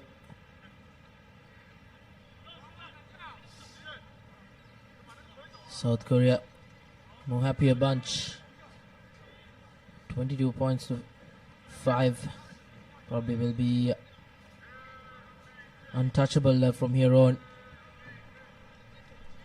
There's a line out. Good from Chinese Taipei. Don't see this in a game of sevens rugby quite often. But still, gaining some meters and conceding a penalty are Chinese Taipei. South Korea have really done well to turn over things. And an opportunity for them to just get out of jail.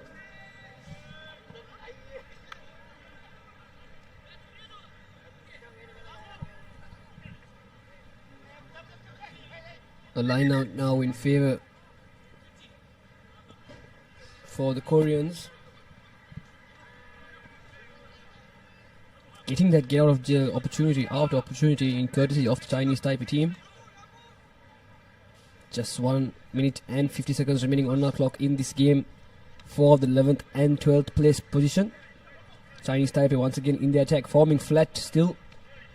Goes to that inside pass, but unfortunately is knocked on.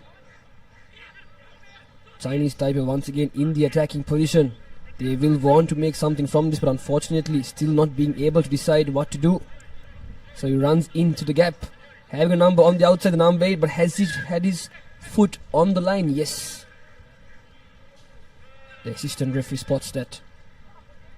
And there will be a line out once again for the South Koreans right inside their 22. Still 1 minute now remaining. South Korea having that comfortable lead, so they will be most probably the victors of this game and will be the team in the 11th position of this tournament as well. And now number 8 of South Korea trying to his best to run across the team from the corner. A 50-meter sprint for him. Doing well now South Korea.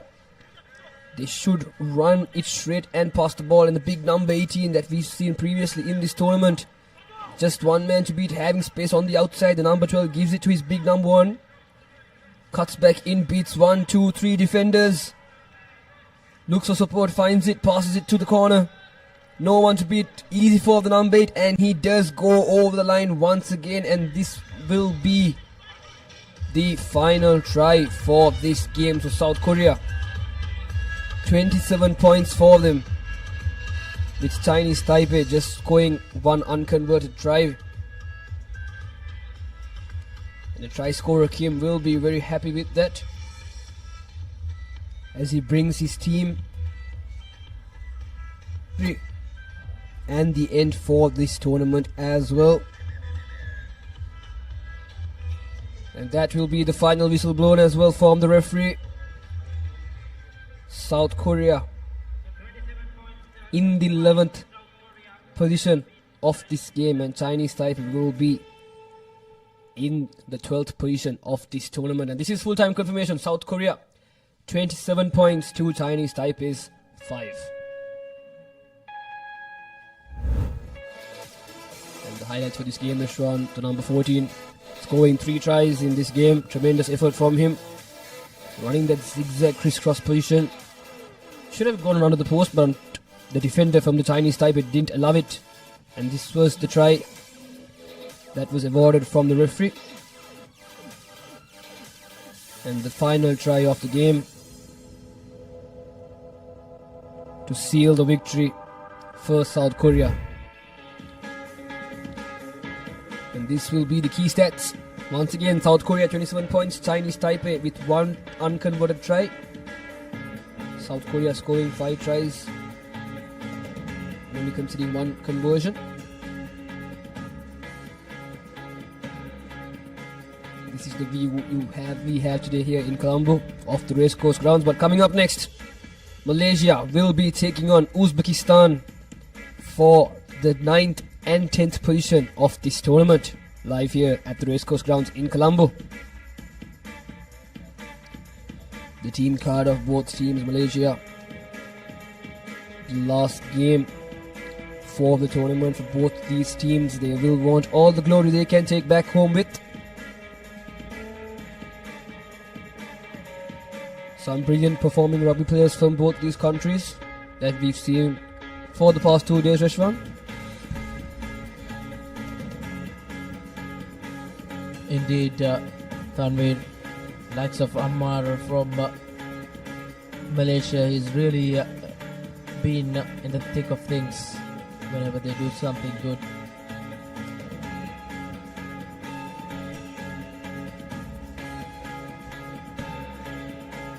Plenty of star-studded names in both these two teams. Really want to put on a show, and it will surely not be an easy task for both teams. Both teams will fight hard to finish in the 9th position. The loser will finish in the 10th position.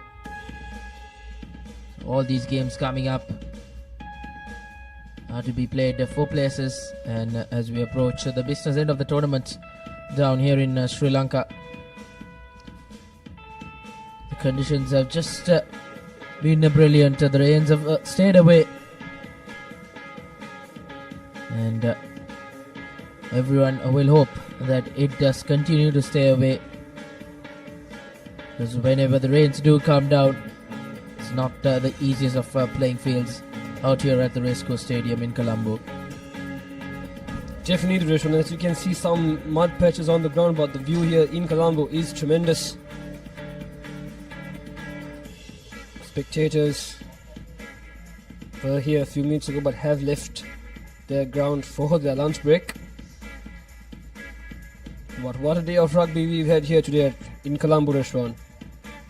Tremendous games. And as we see both teams lined up in that tunnel, the Uzbekistan and the Malaysian teams, it will be their last 14 minutes here in the racecourse grounds, and that is, as you can see, they are making their way in towards the ground as well.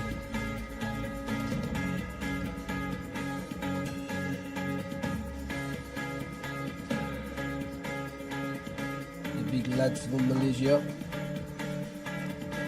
desperately will want this victory. Uzbekistan, the other team that will say otherwise, and also want all the glory that they can take with them when they go back home.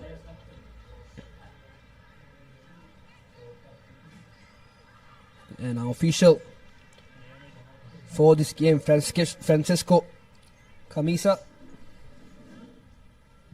just awaiting until all the final rites and rituals have been completed from both teams to start this game. You cannot hear me?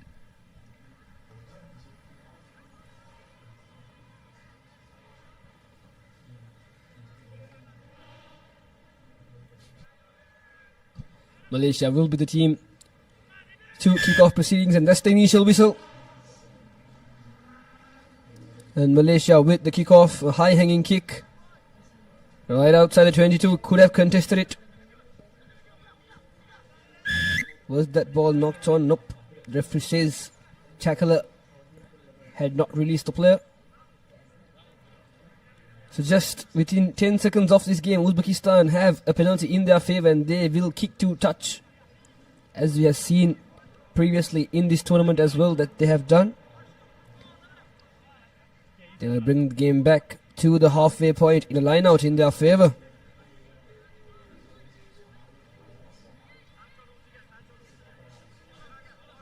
Just setting up that line out there. Malaysia pressurizing them with their words. Uzbekistan taking it from the front. Referee says it's clean. So Uzbekistan now will want to work it out wide, but change the direction. Back to where the line out was taken. Just a slippery feet there. Number 6 from Uzbekistan dominating that hit towards the Malaysian defenders. So Uzbekistan once again in the attack to the big number 1. Trying to beat the defense line, but a wonderful offload to the number 12. Sends it to the corner. Open space in the corner flag there. Can he make it? Has he scored that try? Referee will want to have a check on the TMO once again. The grounding was not a problem, Rishwan. It was just to see whether he has touched the line out or not. Because grounding wise, I think it was alright.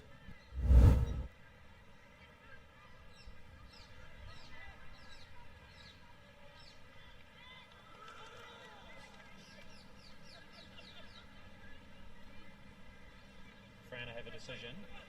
You may award the try.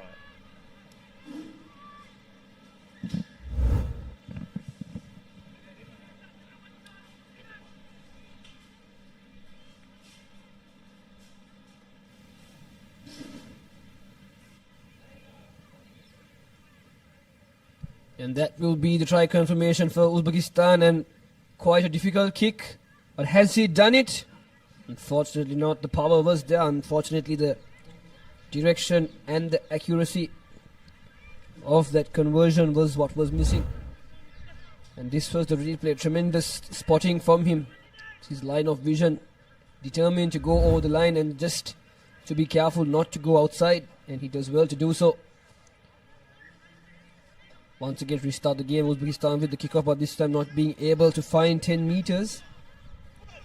So they will bring it back. Malaysia now with the free kick from the center. The number 14 does well to break from the corner, cuts back in. No one to beat. And goes right under the post to score the first try for his team. What a wonderful run from that player. KIKI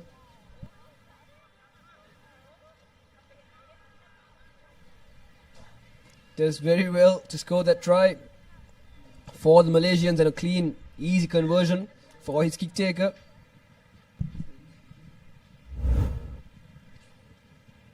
Indeed, Malaysia getting the lead for the first time in the game. Once again responded well after conceding.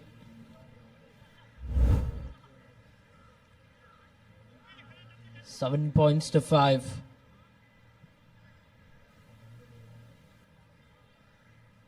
Malaysia with the restart.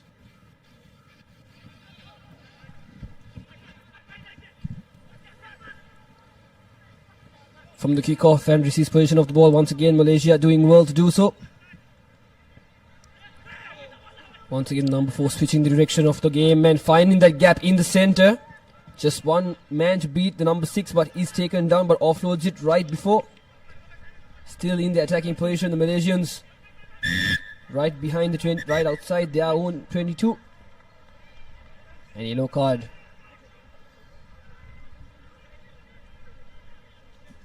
For the Uzbekistan number 6 player.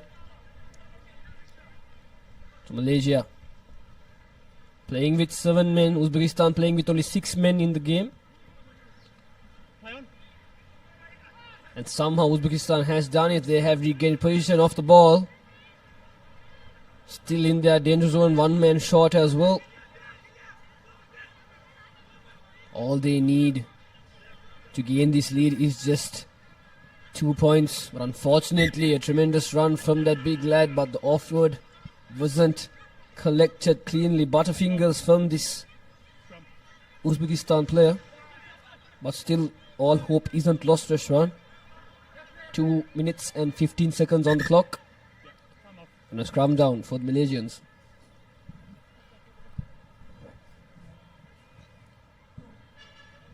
Indeed, Malaysia will look to pounce on this mistake.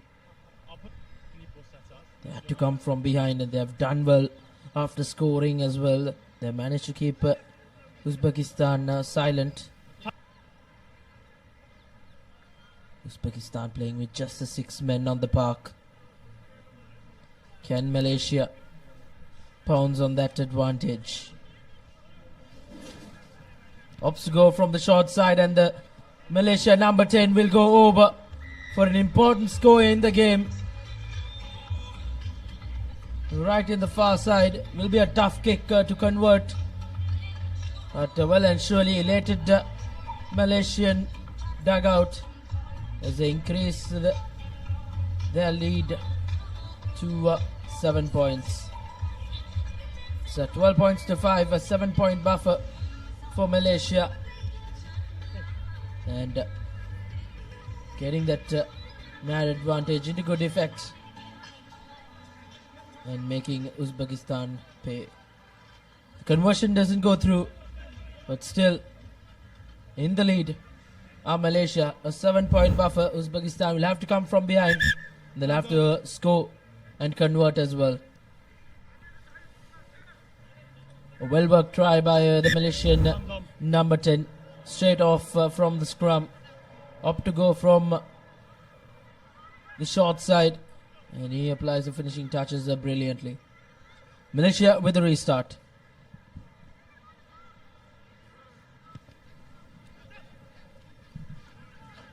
Contestable kick for Malaysia, and Uzbekistan not being able to hold on to the ball. Malaysia doing well to regain the ball. Leading now by 7 points. Malaysia doing well. The number 14 once again. A beautiful step from the outside and scores right under the post. It will be KIKI once again to score the try for his team. Well deserved applause from his teammates as well for his performance in this game.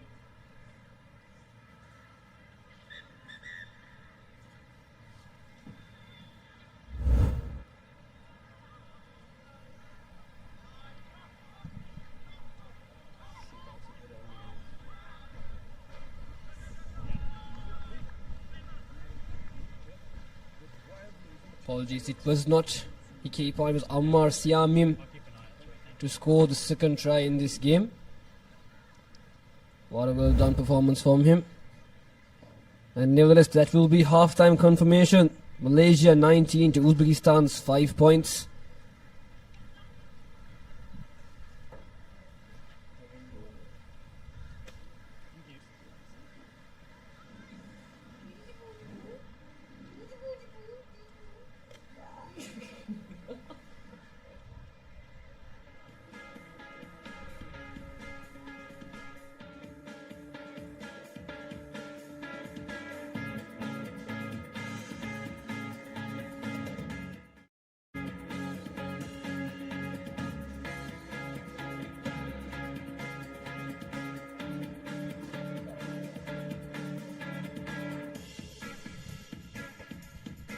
Back live here at the Colombo Racecourse.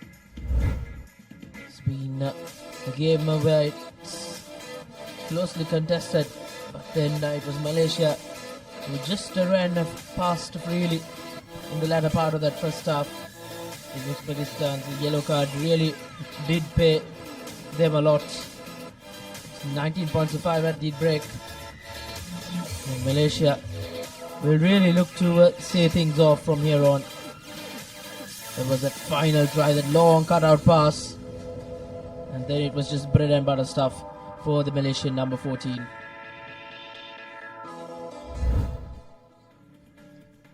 Uzbekistan kicked things off for the second half. Kick well negotiated by Uzbekistan. It's their position. They need to score. They need to score quickly. They're back to their initial number of 7 players as well. And now Malaysia have won themselves a penalty. Takes it quickly. Puts in the boot. It's a race between the number 14. He puts in another boot and collects it cleanly, and that's a brilliant try from Malaysia. And that sums up the game. How good they have been against this Uzbekistan outfit. Tiami scoring his third try in this game. What a performance from this number 14, doing well for his country and his team. Just increasing the lead.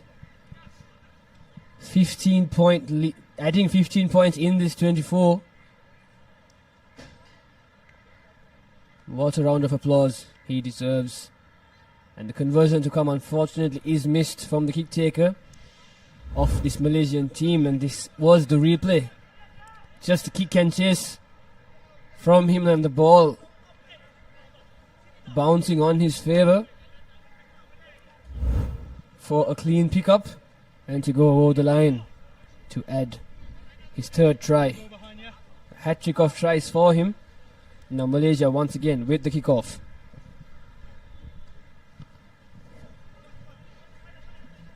High hanging kick.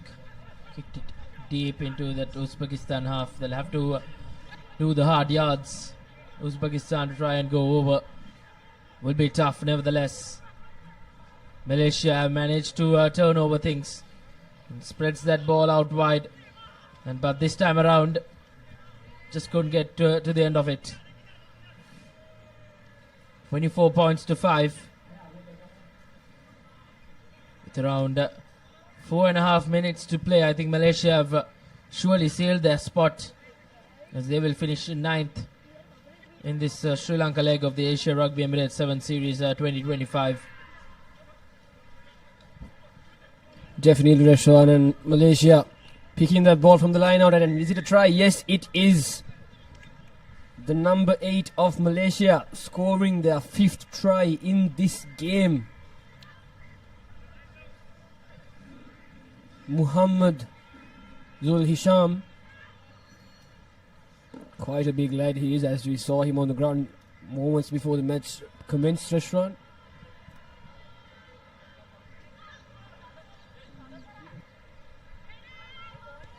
Just the conversion to come. Is it clean? Yes, it is. So quite a lead we have here in Colombo for the 9th and 10th place position in this tournament. Malaysia 31 points for Uzbekistan's 5 points. And this was the replay. Uzbekistan not really showing any effort to win that line out. Falls right into the hands of the number 8 of Malaysia to go under the post.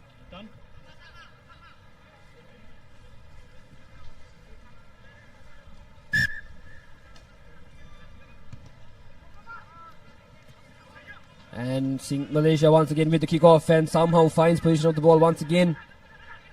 Doing very well to do so, but it had been a penalty. Line offside is the call. Quick tap for Malaysia. Sends it out wide, but they have knocked it on once again, Rishwan. But still, I don't think they will be kicking themselves for that mistake. Quite a comfortable lead they have here. 31 points to 5. From my calculations, Uzbekistan will need at least 4 converted tries to gain back the lead. 11. In 3 minutes, under 3 minutes. So Malaysia will be leading in this game and will be the team that will be victorious and will also hold the 9th place position in this Asia Rugby Emirates 7th tournament, second leg. Uzbekistan now once again with the ball, feed in from the scrum.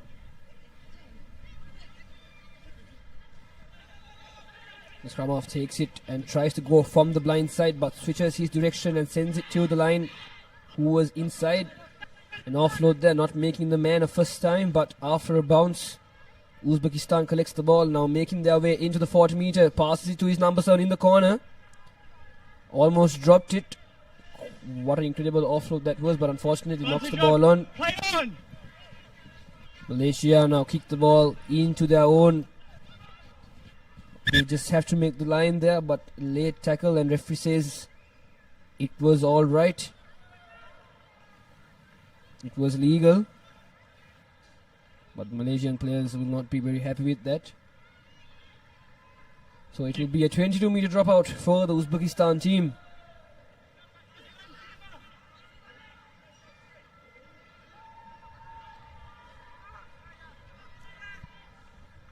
Doing well to do, so Malaysia still will be very happy with this score and the outcome. Uzbekistan just kicking it short with their boot, and Malaysia doing well to collect the ball once again. Sends it to the corner to the number 2 in the red jersey. Uzbekistan trying to counter-ruck, but Malaysia doing well to secure the ball. Once again, Malaysia in the attack. Not the best of passes, but that will be a penalty for holding on to Uzbekistan. Taking that quick tap, the number 7. Making his way forward. A bit hesitant on what to do exactly. Unfortunately, just goes to the ground. The ruck has been contested, but still the ball at hand for Uzbekistan now. Having space on the outside and numbers to a long pass. Taking 2 defenders down with him. Uzbekistan still with the ball at hand. From corner to corner, just 30 seconds remaining. They will at least want to score one more try before the full-time whistle is blown. Still in the attacking position, offload after offload. This Uzbekistan team doing their utmost best to keep the ball in play and to go over the line. But unfortunately, will that be a heavy tackle? The referee has stopped the time as well. I want to check potential serious foul play, please. It will be a TMO.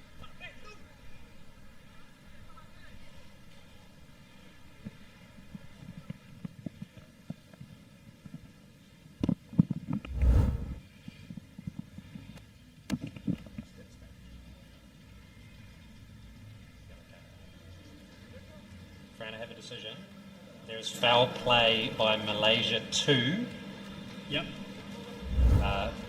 There's mitigation, so yellow card. Okay, thank you.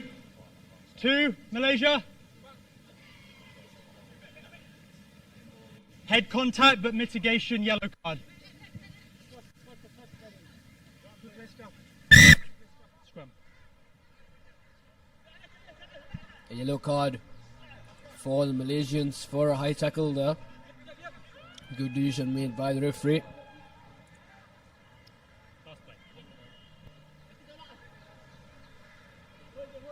Malaysia now still leading with 31 points, but now they will have 6 players on the field for the remaining amount of time in this game. As you can see, the clock in our time has been brought to an end.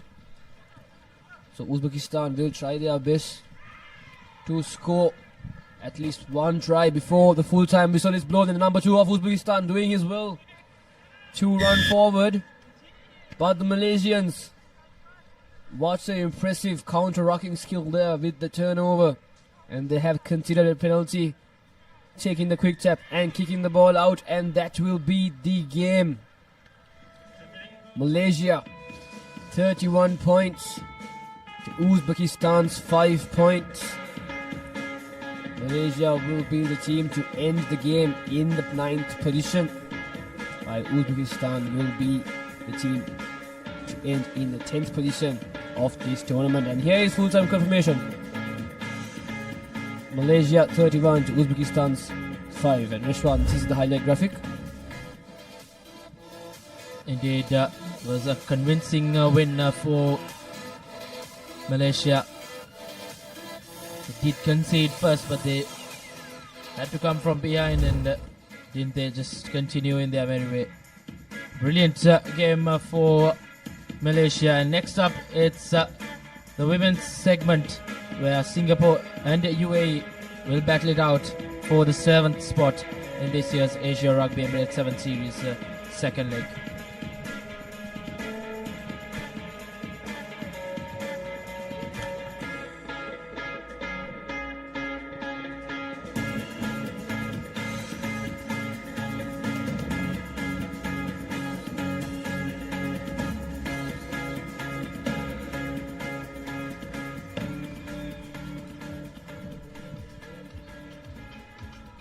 So we'll come back here to the race course as we move on to the women's segment where UAE about to take on Singapore to earn the place number 7.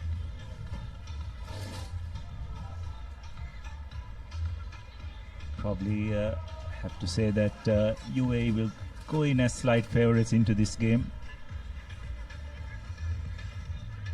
Joining me in commentary is Nilhan. UAE will probably be a bit disappointed they are not competing for a slightly higher ranking in this tournament. So we'll definitely look to try and end this tournament on a winning note. And they've been given an opportunity to do that by Singapore. Not going beyond the 10-meter mark. They've been very unfortunate to lose the game in the morning also, and didn't have, as expected, good day in the first day yesterday. And now 7th place finish will be the maximum that they can take from this second leg in Colombo.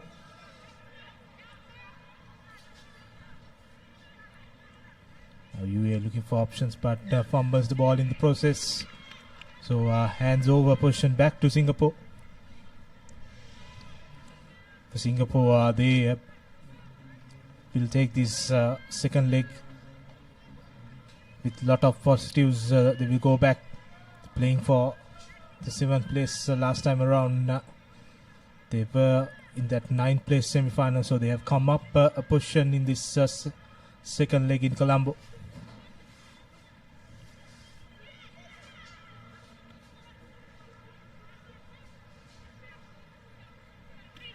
Singapore moving the ball across. Nice switch, but the UAE defense up to it. Recycled position. Unfortunately, the ball is knocked on. So come back for a scrum. There's always a risk when formed so wide, isn't it? And there's a lot of hang time when the ball is passed. The defense gives much more time for the defense to come up on you. Especially the wind has also picked up at the race course, so that will come in as another factor in those passes. We've seen few handling errors in this first 2 minutes or so. Game has not moved from this halfway mark. Now UAE spreading to the corner, tries to run, offloads. Good, still unable to find space in this Singapore defense. Again, they look to spread it wide, but good defensive work from Singapore. They have taken UAE back into their half.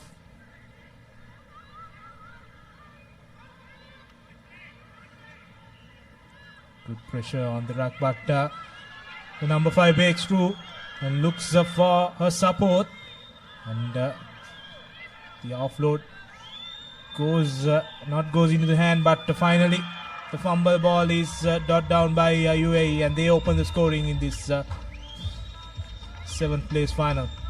Yes, well, valiant attempt by Singapore to trot that try, but eventually UAE just having far too many numbers in support. And the ball was knocked backwards. There was no one from Singapore who could clean it up. It's a good follow-up by the UAE player to just knock it with her foot over the try line and fall over for the first try.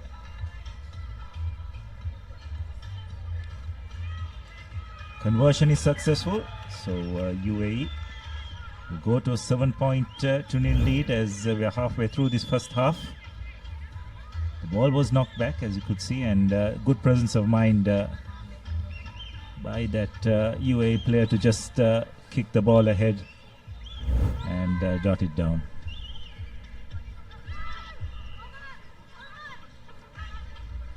So UAE have restarted, and looks like that would be a knock-on. Or rather, UAE have decided to take the line-out option. Looks like Singapore have done really well to steal that ball. will they be able to make use of it? But fortunately, the pass is just not going to hand. And UAE have done well to clean it up, created another phase.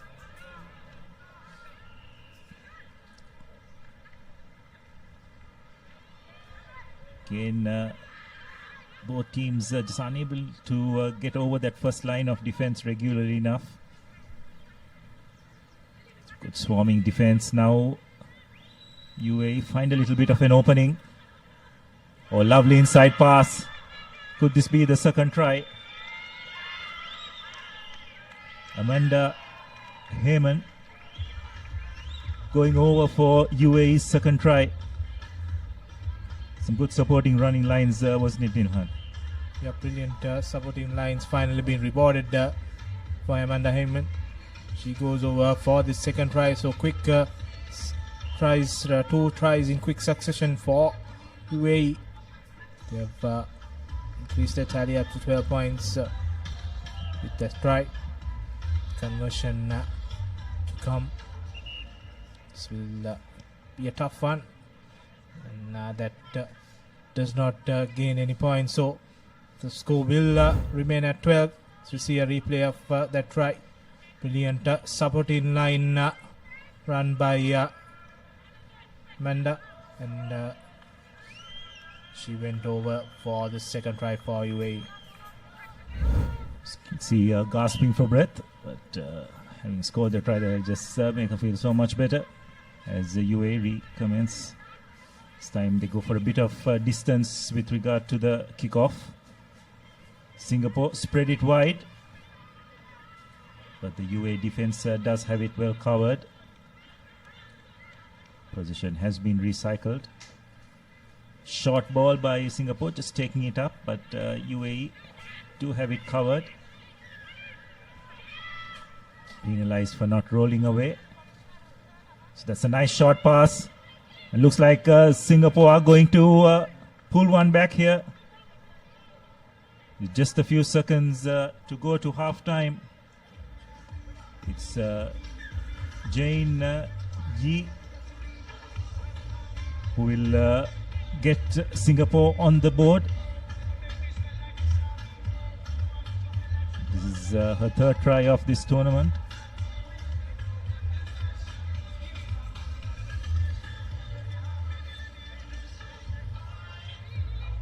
To convert it in herself, which she does successfully. So it's a 5-point game as we go into half time. Looked as if UAE were comfortably cruising along, but just that try at the very end will make the second half all the more interesting.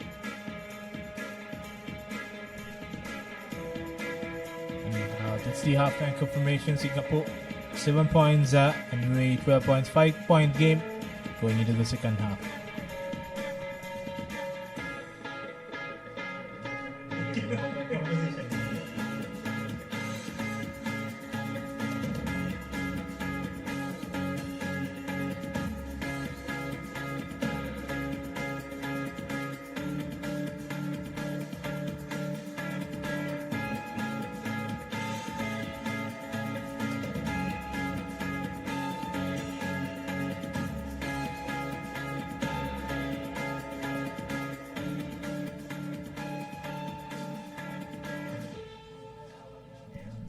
Welcome back to Racecourse Stadium. We are just moving towards the business end of this tournament. And we are halfway through the 7th place final. See the first half highlights. UAE opened the scoring, and then they increased their tally up to 12 through this try from Amanda. 12 points to nil lead, and just before the halftime break, Singapore came strong and added the 7 points to keep this game alive. It's a 5-point affair going into the second half. 12 points to 7.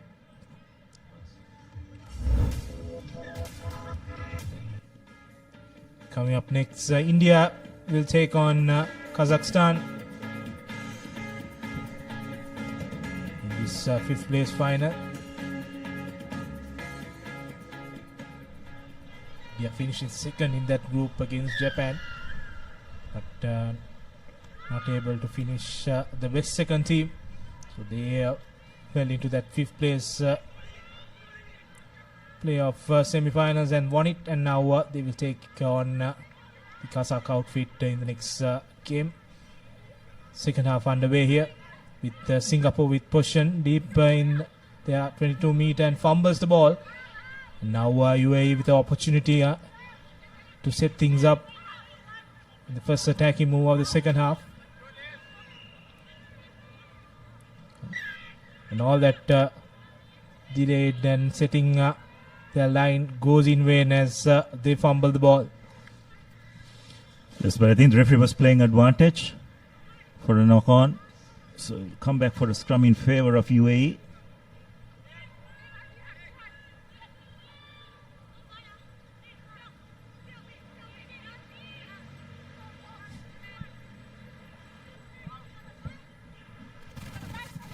Bye.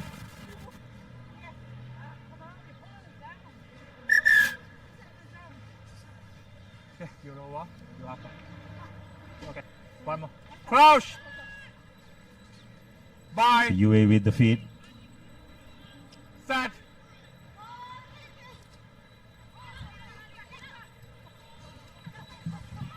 It's a nice wrap-around move, but well read by the Singaporean defense, and now they've got rights on the ball. And it's been deemed as holding on, so good work by the Singapore defense. It's always a danger when you run into contact. You've got to ensure that you have players trailing you to clear out immediately. If not, it's, you're putting yourself in a vulnerable position defensively. Because if position is turned over, it gives the opposition a chance to run against unstructured defense. But on this occasion, the penalty was called, so Singapore have opted for a scrum. 1 meter, 1 meter. Going on the short side.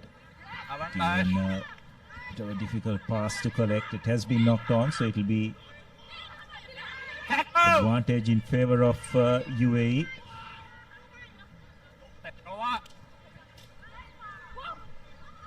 UAE are doing extremely well to keep the ball alive. It's a 2-on-1 situation. Will they be able to put the finishing touches? Some good defensive work by Singapore.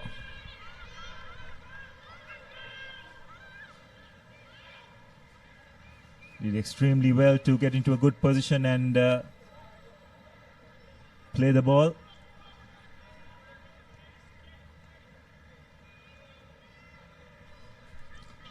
Singapore this time have opted to go for touch.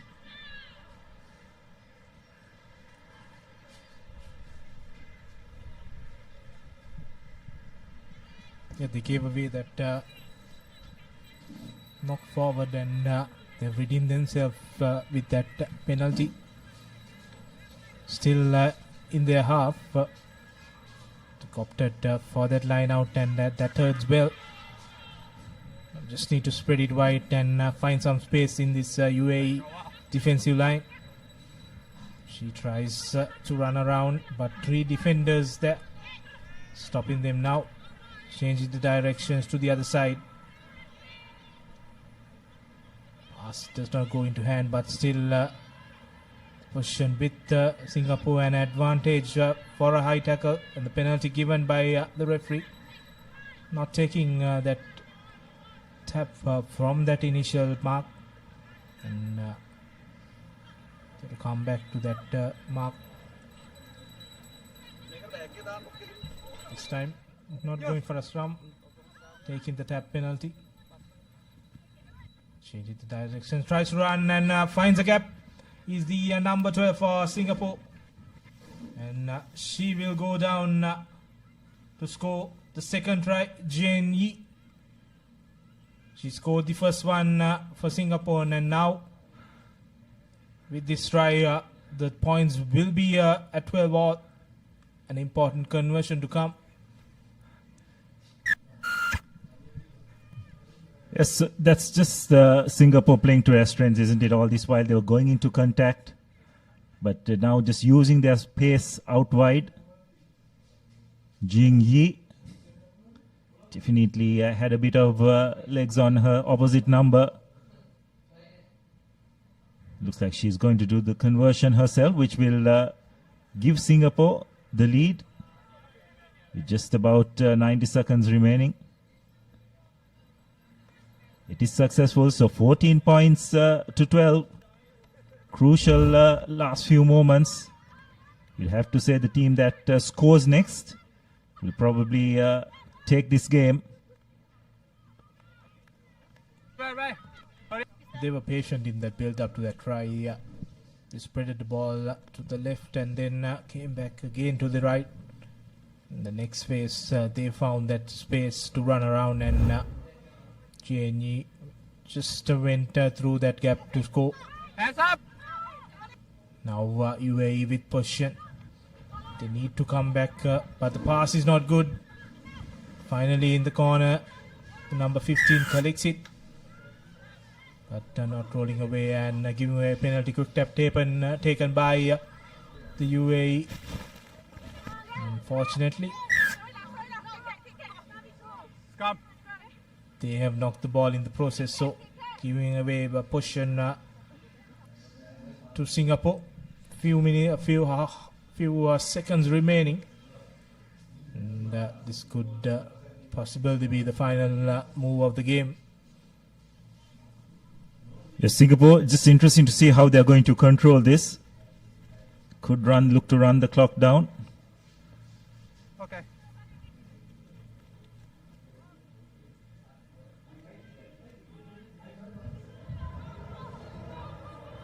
Set. So that's the hooter gone. Will they look to put it into touch? And unfortunately, they're given away a penalty. The hooter had just gone. And now UAE with an opportunity, and it has been knocked on. So that's the reprieve which Singapore needed.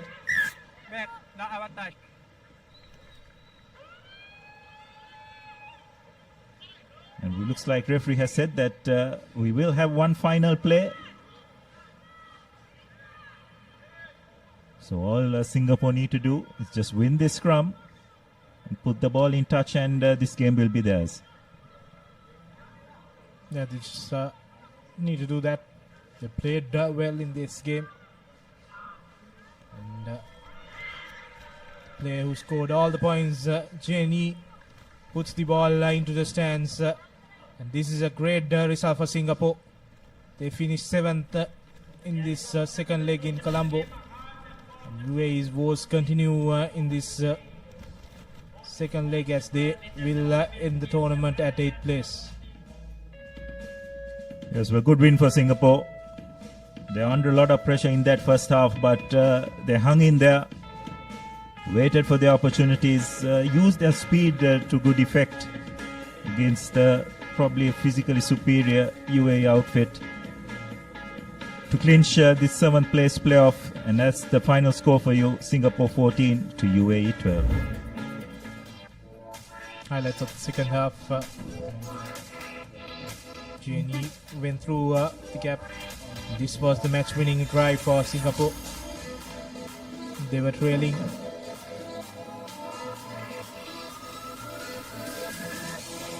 Points to 7 at this before this try, and that converted try from Jenny, getting the result Singapore wanted.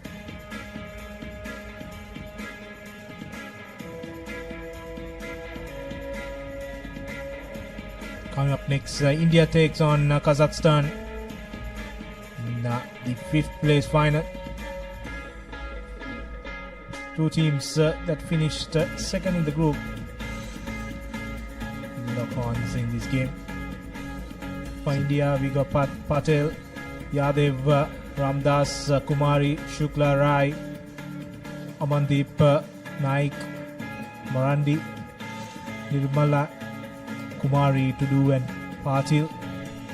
And for Kazakhstan, Veronica, Elena, Kamenkova, Amina, Irina and Becker, Popwich, Kim, Oksana, Tatiana and Tiana, completing the 13 for Kazakhstan. Yes, well, what impressive showing it's been by the Indian women's team, Nilhan. They've really shown a lot of skill.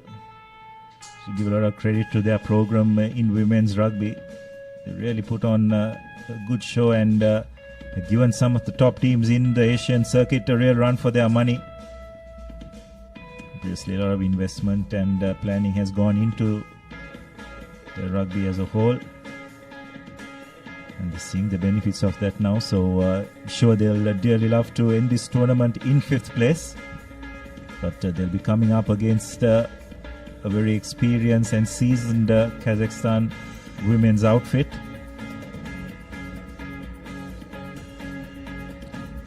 Slight drizzle here at the race course. Let's just hope that it's a passing shower, nothing more. As both teams just making their way onto the ground.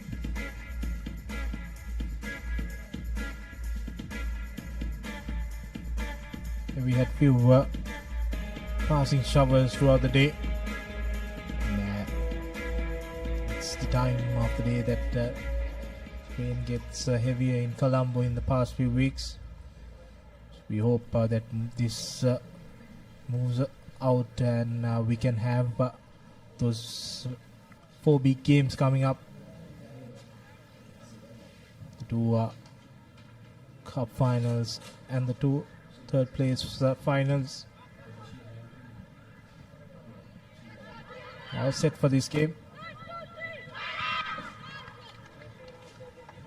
Both teams eager to start the game.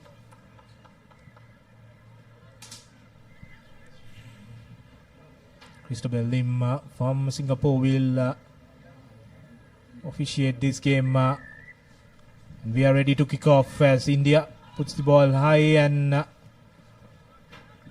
doesn't go the 10 meters. So straight away ball back to the Kazakh outfit.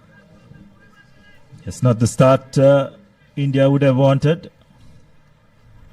So Kazakhstan will have the first opportunity to launch an attack in this game.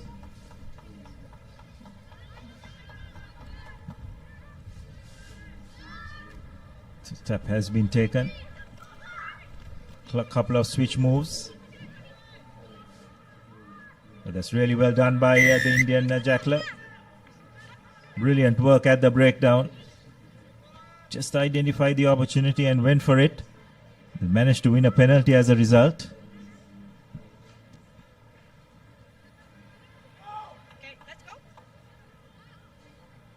So we have taken the tap. They obviously have a set play that they would like to execute. But Kazakhstan's defense is up to it. But India have managed to retain the ball, keeping it alive.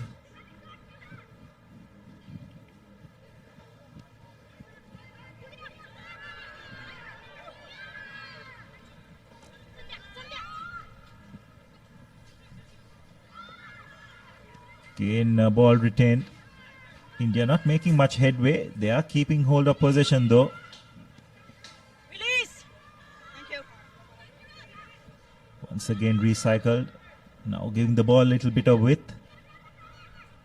But Kazakhstan's defense is strong and they have forced a knock-on. 2 knock-ons. So it will be a scrum in favor of Kazakhstan. Yeah, India in attack couldn't make any progress, so finally the mistake came from India. Unfortunately for Kazakhstan, he couldn't capitalize on the advantage, but they will get the scrum feed. First attacking chance for them. Pass is not gone according to plan, but number 1 goes to contact and lose the ball in process. And now India in attack, the number 11, that's Guru Kumari, offloads it to Patil. Patil throws it back to Kumari. Still the ball with India. Now quick hands from the Indians. Sends the ball to the middle and goes to a couple of defenders. Is the Indian number 4. That's Arthi Kumari. And she will run down all the way to dot down the ball to score the opening try for India. Absolutely brilliant. Just the way they moved the ball under pressure, just stretched that Kazakhstan defense out wide. And eventually Kumari just finding a gap, and she had the pace to run right round the Kazakhstan defense. And it'll be India as a result who will draw first blood in this game. The conversion is not successful, but nonetheless it's India who will take the lead. Just look at the way they move the ball about. Kazakhstan thought that they had it covered. There was a bit of a rush defense, but it was not coordinated. So that just gave Kumar the ability to run through a gap. And what a brilliant finish. Kazakhstan have India have restarted the game. Kazakhstan have got control of possession.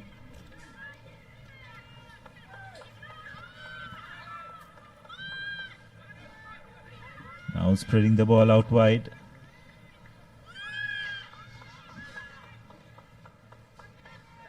Again, the pass just not going to hand. Kazakhstan just trying to find a way through this Indian defense. They managed to win a penalty. Kazakhstan have taken a tap.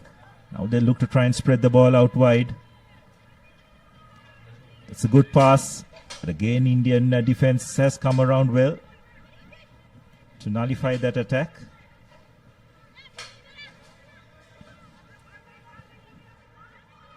Swing the ball the other way. Now Kazakhstan have a bit of space. Will they be able to go over? Very nearly, but the ball just not finding the receiver. And now it's Kazakhstan who have found a gap. Will they be able to go all over? But some really good cover defense by India. Desperate defense. Kazakhstan though continue to hold on to possession. India trying to use the touchline, but unable to do so. Now Kazakhstan have swung the ball the other way.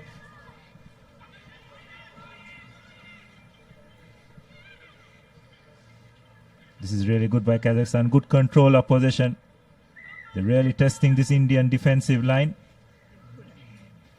Looks like pulling off the hair was spotted. So India will lose a player to the bench. It's an opportunity for the Kazakhs to make use of it.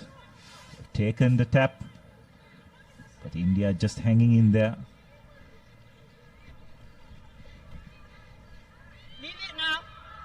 Managed to recycle possession.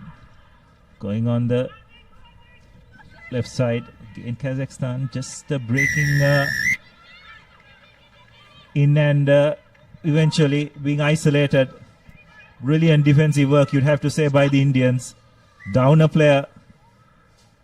I think the problem Kazakhstan is facing in Ilhan is that they just don't have the required pace out wide, isn't it? So they're forced to always go into contact. Yeah, that has been what they've been searching for throughout this game. From Indian perspective, they've stayed patiently despite giving away a very unwanted yellow card. And Kazakh always depend on their power. And Indian defense not giving them an easy path. And now India on the brink of half-time just need to kick this out and go into the break. Kazakh's pressure from the scrum, but giving away the penalty. Going up the scrum. Straight away India taking their own time, knowing that one of their teammates in the bin for 2 minutes. Just taking the time and kicking the ball out. That will be the half time in this game. India with that solid try from Kumari getting to the lead Halftime confirmation, India 5 points to nil against Kazakhstan. And we'll come back with the second half action.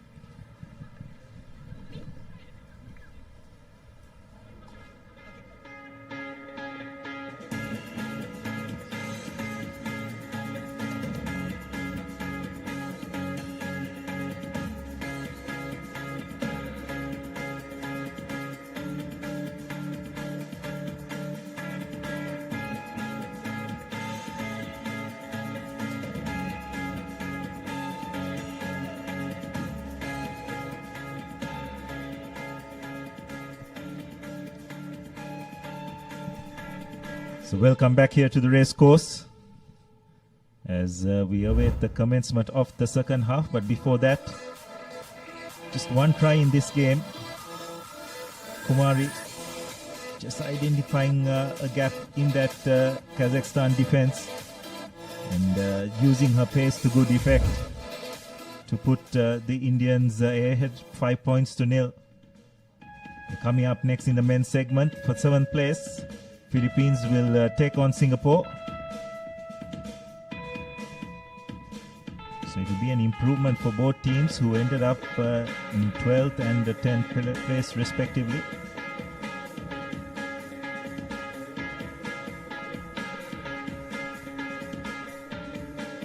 The Philippines also played a brilliant tournament here, finishing second in that group, but unfortunately you losing out on points difference on that final semi-final spot, the cup segment. Yes, they'll all also be disappointed that they lost to UAE today as well. So Kazakhstan have restarted play. Now India with possession.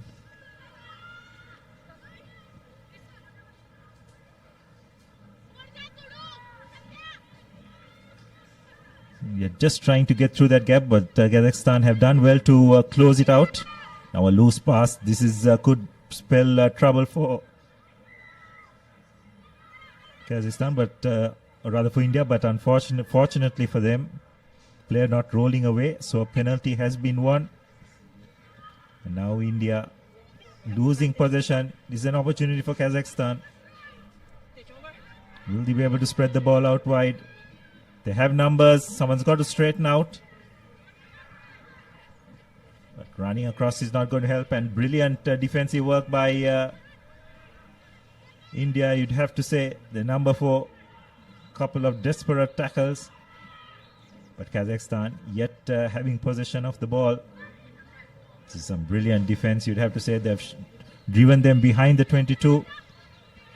This time Kazakhstan deciding to kick ahead. And number 11 does brilliantly well to collect her own kick to touchdown for the Kazakhstan. It's Oksana Shadrina who scores first for Kazakhstan. That's her second try of this tournament, but I have to say probably the more important one.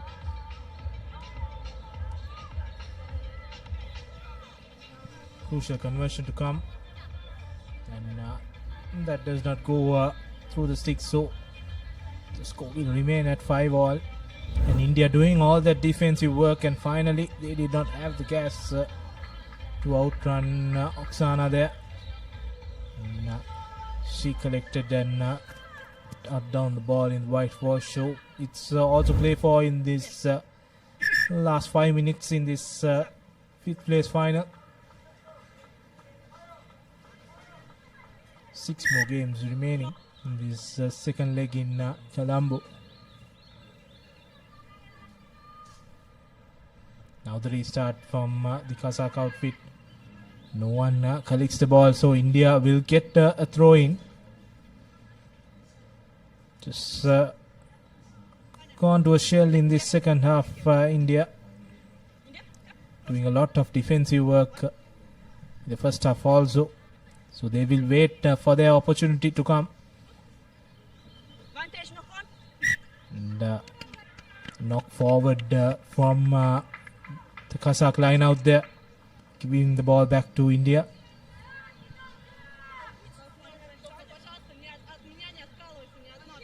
India with the feed in. The good news here, Nilhan, is the skies have cleared up a bit. So all the viewers in and around Colombo, great if you could make it down here to the race course. Sri Lanka will be competing for that third place position at 6 o'clock, followed by the final between traditional powerhouses Japan and Hong Kong. And of course, we'll have the women's finals before that as well. So a lot of good rugby to witness. Kazakhstan on the move. Retained position. Just 3 minutes remaining. That was a risky pass, but fortunately for Kazakhstan, going to hand. Recycled ball once again. Just offloading at the correct moment. Kazakhstan are doing really well here to hold on to possession. They're really stretching this Indian defense. Not making much ground, but they are forcing India to make a lot of tackles. And now India have done really well to hold that player up. Brilliant work defensively by the Indians. Defensive work throughout this half and brilliant work there by India. Doing a lot of defense in this second half. They kept the game alive. It shows that they're making the substitutions. That a lot of their players have put on a lot effort in defense. Just need to get that attacking move sorted. They've not clicked in the second half. Bit of a stop and start affair. And held up in play.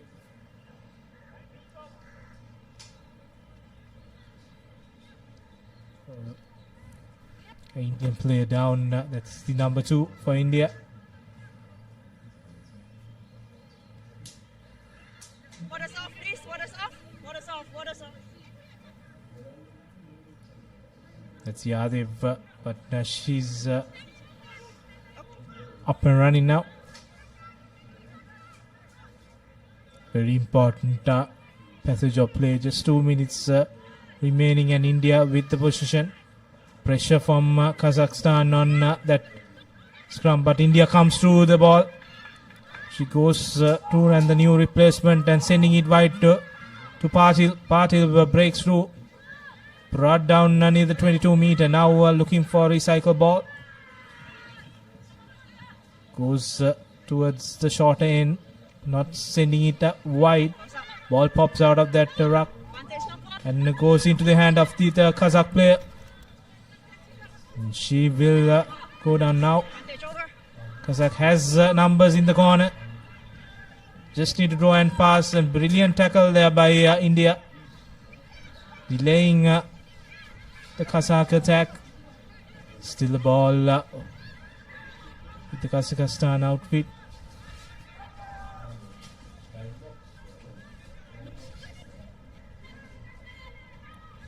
Still going strong. India defense tested. And a brilliant pass to the corner to the number 4, and she will run down in the wing and will come around to score near the post, and that could be the game for Kazakhstan. Really well worked, you'd have to say. That final pass, how well it was drawn and given to Amina Tuleginova, who put the finishing touches. So just the final few seconds in this game. Conversion attempt is not successful. And looks like that's the game. So it will be the Kazakhstan ladies who will take 5th position in a hard-fought contest, you'd have to say. Going right down to the wire, and with the very last move of the game, Kazakhstan just managing to clinch it. So that's your full-time score, 5 points to 10 in favor of Kazakhstan, and they will take the 5th place spot. So these are the highlights of the second half. India were leading 5-0 at halftime, and Kazakhstan managing to get 2 tries. This was really well executed. Threw the last defender well and passed it on to Amina, who had enough pace to get over the line and give Kazakhstan the win. So those are the key stats. It's 2 tries to 1, and it's Kazakhstan with those 2 tries in the second half who eventually managed to clinch it.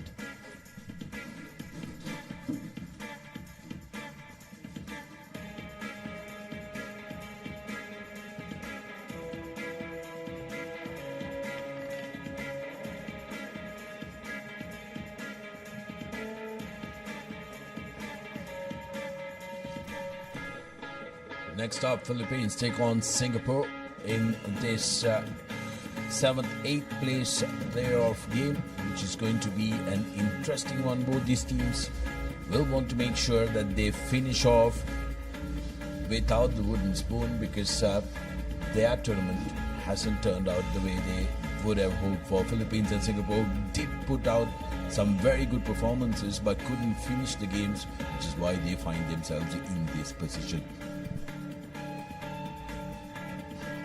Yes, indeed. They played quite a bit of quality rugby, but nevertheless find themselves in this 7th, 8th place finisher. Well, before the game, we'll go in for a quick commercial break, and when we come back, we will have the action of the 7th, 8th place playoff game.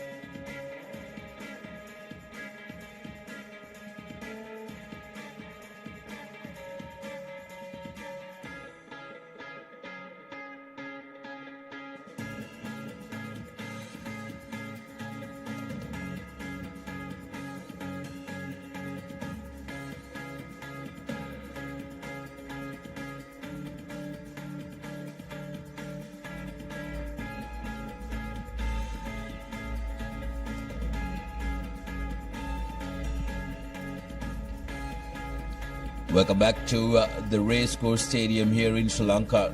Asia Emirates Rugby Sevens Series second leg, and we are at the business end of the tournament. Philippines taking on Singapore here live from the Racecourse Stadium, who will compete for the 7th, 8th place playoff. Both the teams will be looking to make sure that they finish the season with series with a win. Definitely, they'll be hoping to finish it off in a high note. The two team cards are of Philippines and Singapore. Philippines, fondly known as the Volcanoes, have a very good memory here at the racecourse, where they managed to dominate and beat the host as well on the previous travels, but this time around haven't had the best of outings here in Colombo. Indeed, Singapore as well, I think, could have played better rugby. Few unforced errors here and there. I think the adaptability to the conditions in Sri Lanka, while we had a bit of rain as well, might have played a part in their shortcomings, but nevertheless, important game up for them. Starting them very young, be lovely shot of a little one be brought in to support the fans and enjoy their rugby.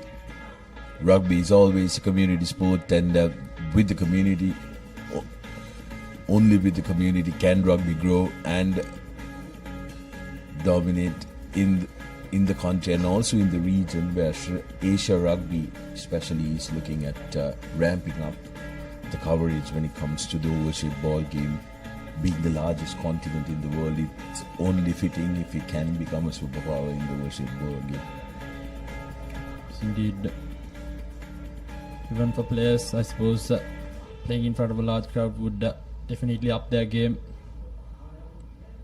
and cheer them on, encourage their spirits as well. The crowd definitely building up as we take a look at Singaporean women team, who are all smiles and are ready to support the men's team, who will be running out to try and clinch that 7th spot on offer. Having some fun. Indeed, all smiles. I suppose they are done with their games for the day, cheering on the men's team, making sure they get the job done as well. Crowd will slowly build up as we are heading into the commercial end of the tournament. We have a few matches left, and definitely we'll expect a house full capacity for the grand finale.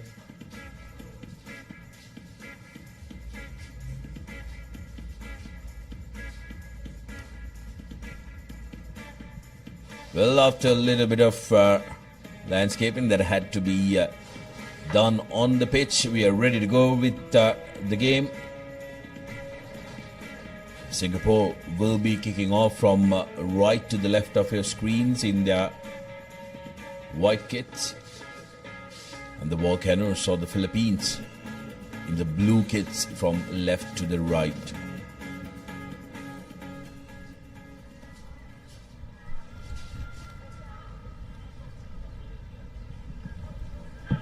This will be definitely an interesting matchup. Quite the evenly balanced teams as well. It's important that both Singapore and Philippines get their starts right. So we are moments away from kickoff for the 7th and 8th place playoff. And here we go. Quick change in direction and we are underway. Good high hanging deep kick straight away from Singapore. Fumbled by the Philippines, and they have moved into a bit of space now. Straight into the 22 meter, wasting no time. Win the ball straight across midfield. Into step past, does the number 6 brace the first tackle. Brought down finally right outside the 5 meter. Almost lost the ball, but nevertheless still with position. Now maneuvering the ball back to the opposite direction. Trying to step past. 2 players come in there.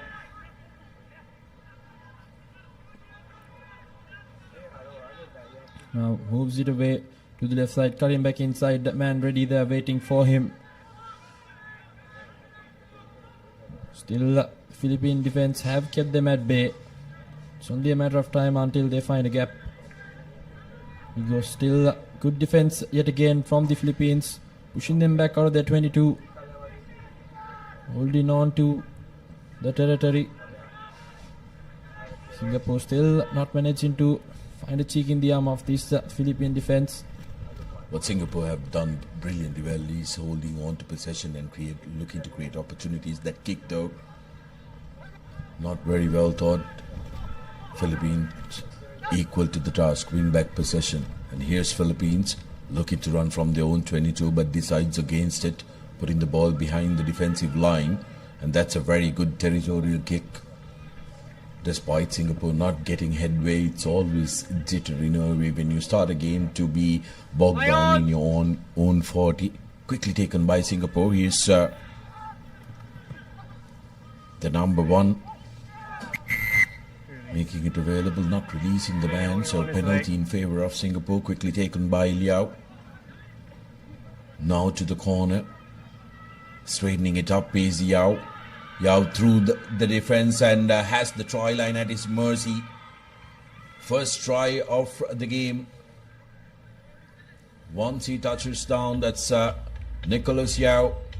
Brilliant break and had the pace to finish it off as well. Singapore draw first blood, 5 points with the conversion to come. Just some brilliant individual effort there. Did quite well to break through the first line of defence and just had the try line at his mercy, as you mentioned, and the conversion is good as well. So 7 points up. Singapore thought they gave it away well after they kicked the position when they were inside their opponent's half, but good thinking to take that line out quickly and take advantage when the Philippines were scrapping in defence. Philippines would have thought that they got some resolve after getting out of their own 40, but Nicholas Yao on the other end benefiting from that quick line out. Here's the restart from Singapore.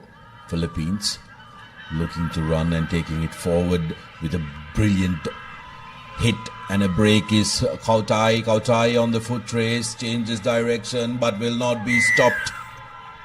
Dayton Kautai touching down straight away, equalizer for Philippines on lines of tries, but can they convert this and make it even keel? Seems like he's dislocated, done something to his shoulder. Hopefully nothing serious, because a very, very important player for the Filipinian team, the Volcanoes. I think it was that bump off which has damaged his shoulder, but nevertheless it was a massive hit on that collision, and straight away he just had to run over to the try line. Take a look at that replay. Just bumped off his opposite number, just ran straight away, nursing the injury after scoring the try. So nevertheless Philippines have strike back. Their wild grounding, I think that's where his left shoulder started bothering him. Philippines women's team, all cheers for that try. Just under 3 to go on our clock. As Philippines look to restart, referee not happy with something. A bit over eager, I guess, didn't wait for the referee to get there.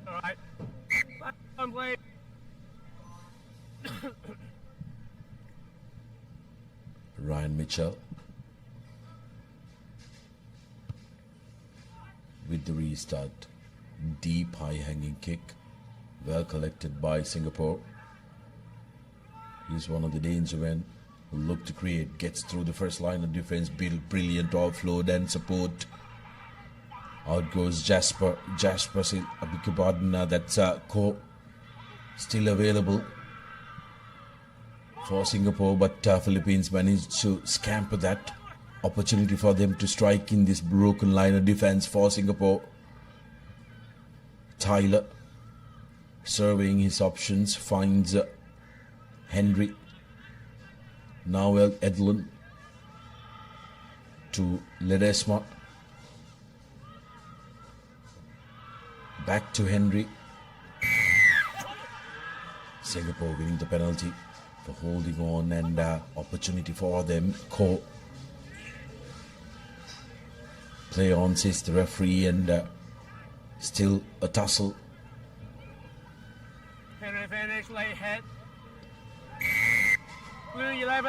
Back-to-back penalties now for Singapore.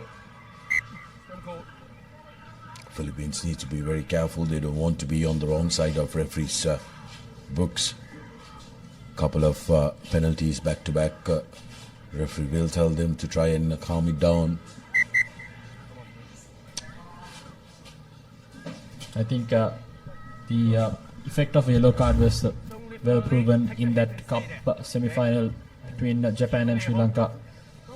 Sri Lanka lost that game purely because they were outnumbered in that game. So it's important that these players are more aware with regards to cost the team could facing when facing a deficit. Ball out and quickly through but the hands of the Singaporean backs, and here's dancing feet. Brilliant bit of touch from Sharif Dean, who's finally tackled, but here's the supporting run and the try from Amran. Referee wanted to have a look at that from the television match official.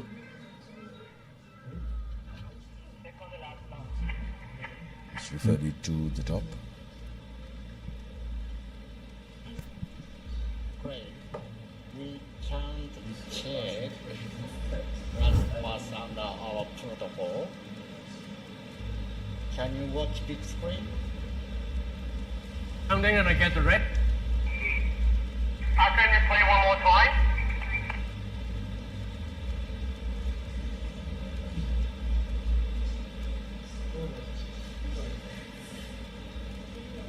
Yeah, can you play one more time, please?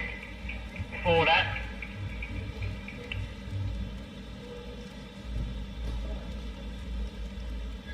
Can you show us last pass?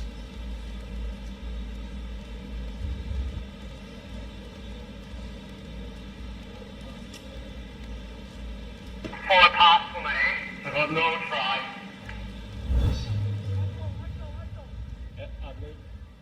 So no try, there's a forward pass.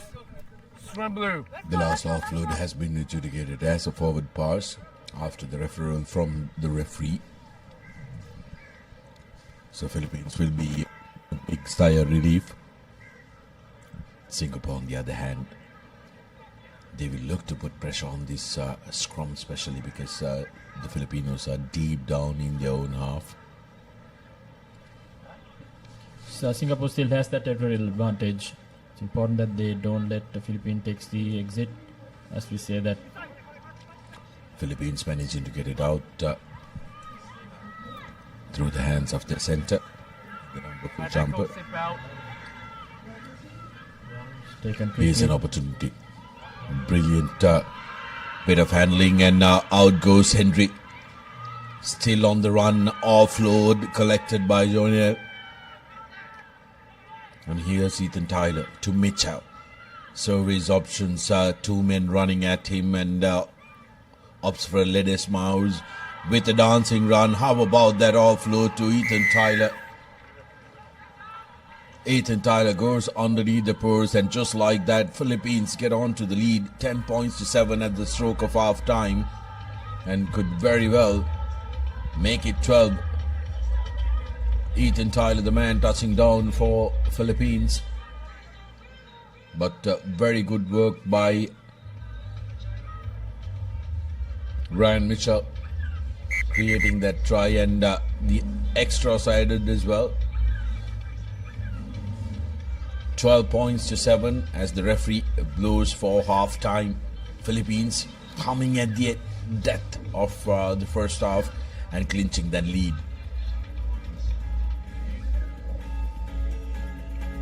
Halftime confirmation, 12 points to 7. Philippines are taking the lead at halftime.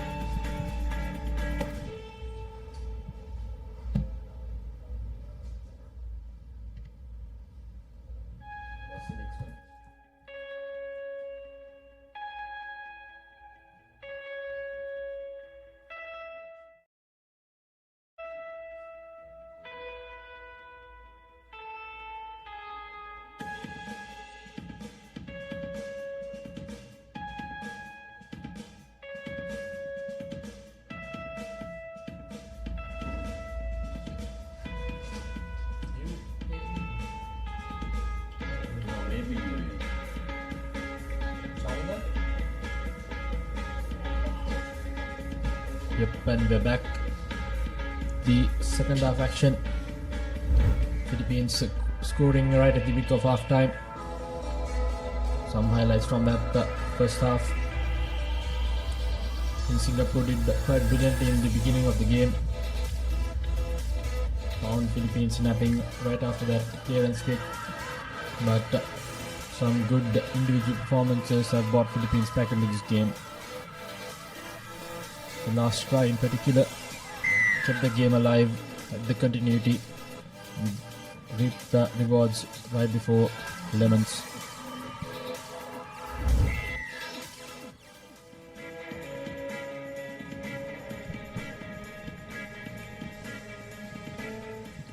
And we've restarted the game. Restart by Philippines. Singapore managing to get hold of possession now with a wraparound. Referee though has blown the whistle for a loss forward by Philippines, deeming that there is no advantage being played for Singapore.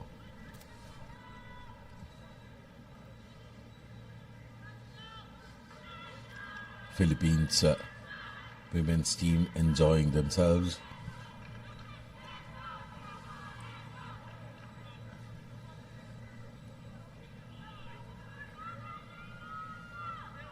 So it's Singapore to feed in the scrum. Good contest by the Philippines and a brilliant Jacqueline work. High shot, so it's a penalty now in favor of Singapore. Exactly what they wanted right after half time now. They'll be hoping to find some territory by kicking it in touch. Decent kick, brings them inside the opponent's half, right out inside there.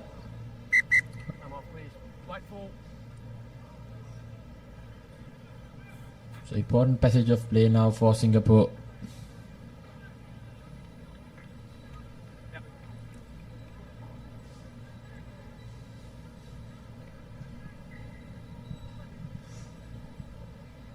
Good collection in the line out. Straight away, it's into midfield. Philippines coming up in defense. Switch off direction as well now.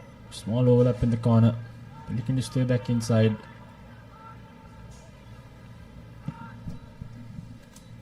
Singapore, this is what they have done brilliantly well in the start of the first half as well. Holding on to position. Here's a break coming through.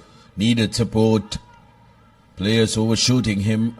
That was Ko in that number 10 jersey. Singapore looking for the outside route. There was a penalty. It could very well turn out to be a card here. Yes. Playing the player without the ball. Nicholas Yao creating opportunity for Singapore. Now can really take this game.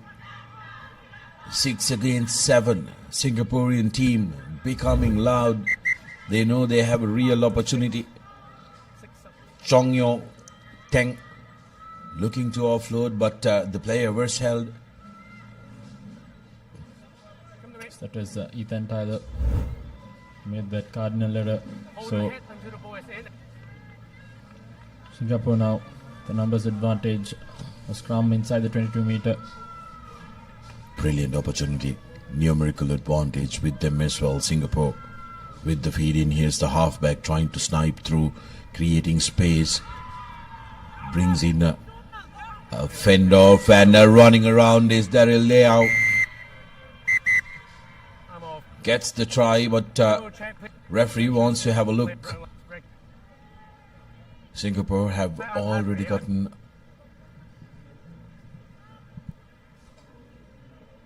guys.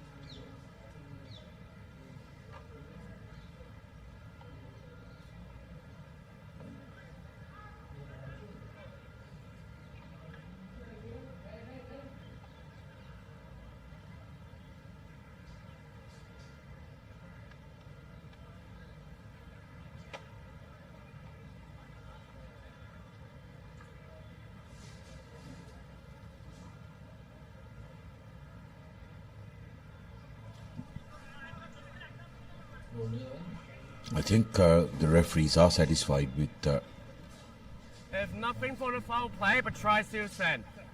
Time back on, please. Thank you. Yep, where you are. Referees are satisfied with the try. Don't say anything. They were looking at some foul play as well, but have deemed it all okay. The conversions through, and Singapore gets on to the lead. Very important score for them. Need to make sure that they try and capitalize during the time that they have the numerical advantage in these finishing minutes of the game. Great recycle, and just like that, the gap's opening up. It's the Philippines now with a numbers disadvantage. Good defense coming in by Singapore. Has won a penalty taken quickly. The number 7. On the chest. Another high shot advantage for Singapore, who's now with the momentum shift in their hands. Who sees past the first defender, trying to sneak past the desperate defense coming in yet again for the Philippines. Hidayat, the man who got that brilliant step in, and in goes Samuel Ko. Now Singapore slowly steering away from the Filipinos. 19 points to 12 with just under 3 minutes to go on our clock. Philippines will be disappointed at where they've ended up, because they were controlling possession of the game, but since that yellow card, Singapore have made them pay. Indeed, between that 2 minutes they've considered 2 tries. The conversion unsuccessful, but nevertheless Singapore now in the driving seat. 19 points to 12. 7-point buffer between them and their opponent. Taken quickly. Good sniping run there by that AP number 9 for Singapore. So they've made full use of that numerical advantage they've had over their opponents. Philippines, if they were to stay alive in this game, need to make a good exit out of their own half. Good collection so far. Singapore kicking deep, putting pressure on the Philippines, and just like that have managed to turn over, really putting Philippines under pressure. Now Singapore will be looking to manage this, running across and now straightening up. Here's the offload coming in for Jerifteen, who goes into the 5 meters, and Singapore wins the penalty for not releasing the player. The correct part of the field, Singapore to win this one. Stay behind your line, please. But there is a stoppage.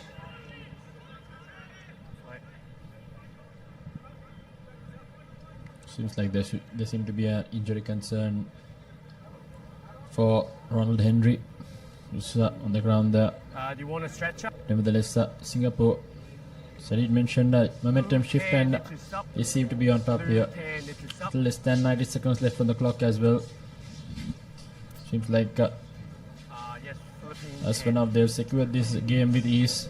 Good game management, using that yellow card advantage, taking in the 2 tries, sneaking them in. Philippines still haven't found the answers. Seems like there's the last we saw of Ronald Henry. He's been taken off and replacements come on the field now.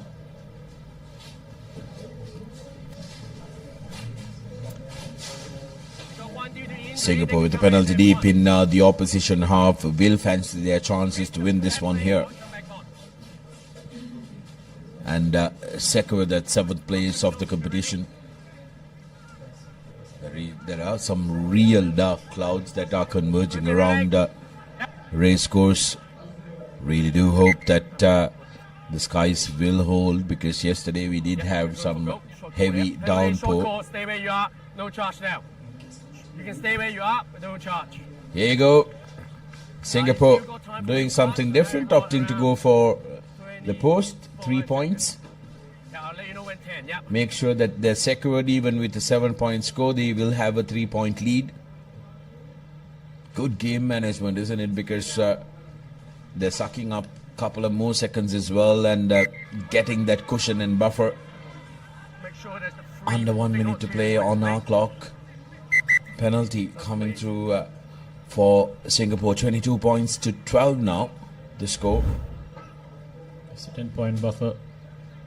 Smart decision there, not risking it, making sure the game is secured. In that penalty right under the post, so seems like they have secured this game and the 7th position in the overall tournament. So with 30 seconds left on the clock, Singapore managed his game quite well.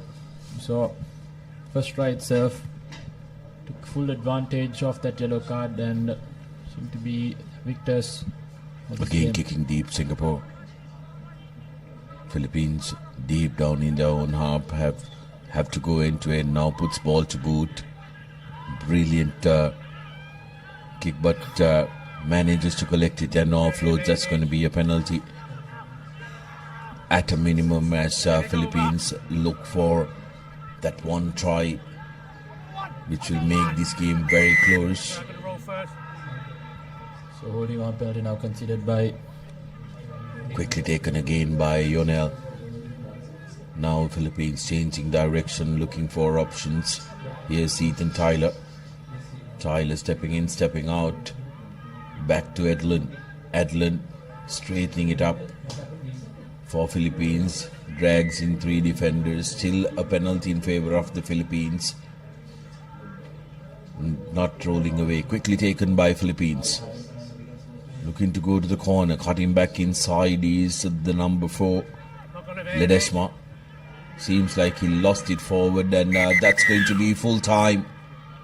12 points to 22. It's Singapore that secures the 7th position, and Philippines will have to be satisfied with the wooden spoon in this leg, finishing at the bottom.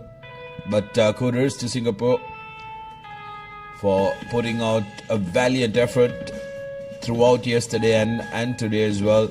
And also Philippines, who did trouble some of the big names in the group encounters, but couldn't translate most of that into points. some highlights from the second half as well. Singapore capitalizing on their numbers advantage, scoring the 2 tries, securing the game for themselves. You see the sniping run there from the number 9.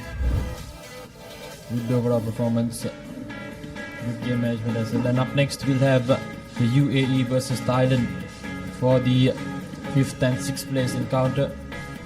That will be definitely a nail-biting one. UAE did threaten some teams as well. Team cards, 2 games. Brad James, Tobias, Oakley, Thomas, Nico. 5th place playoff between Thailand and UAE. Both these teams have been absolutely fabulous and will be disappointed that they are battling it off for the 5th place and are not in that top 4 bracket. Been brilliant, Thailand and UAE, but will have to be satisfied with either 5th or 6th after this game. UAE, of course, in their green livery, and Thailand in red and blue.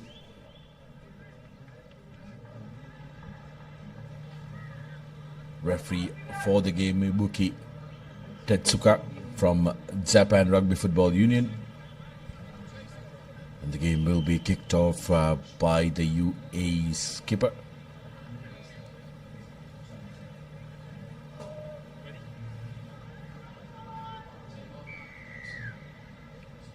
Here we go. UAE kicking things off, kicking deep and straight away to the hands of Peripol. And this is the range of man, Podo, who really creates trouble to the oppositions. A little kick pass attempted, but Thailand still managing to keep on possession. Seems like they've earned a penalty as well for their troubles. It was the number 3, Thomas Effley, who went off his feet. So Thailand opting to go for a scrum. They are not afraid of the physicality. They want the fight up front as well. Will be looking to exploit the outer channels. They have some very interesting runners, especially the Paudo in the number 6 jersey, and also Pirapol Chukon in the number 12 jersey. Set. Scrum. Paudo to Pirapol. Attacking the outside channel.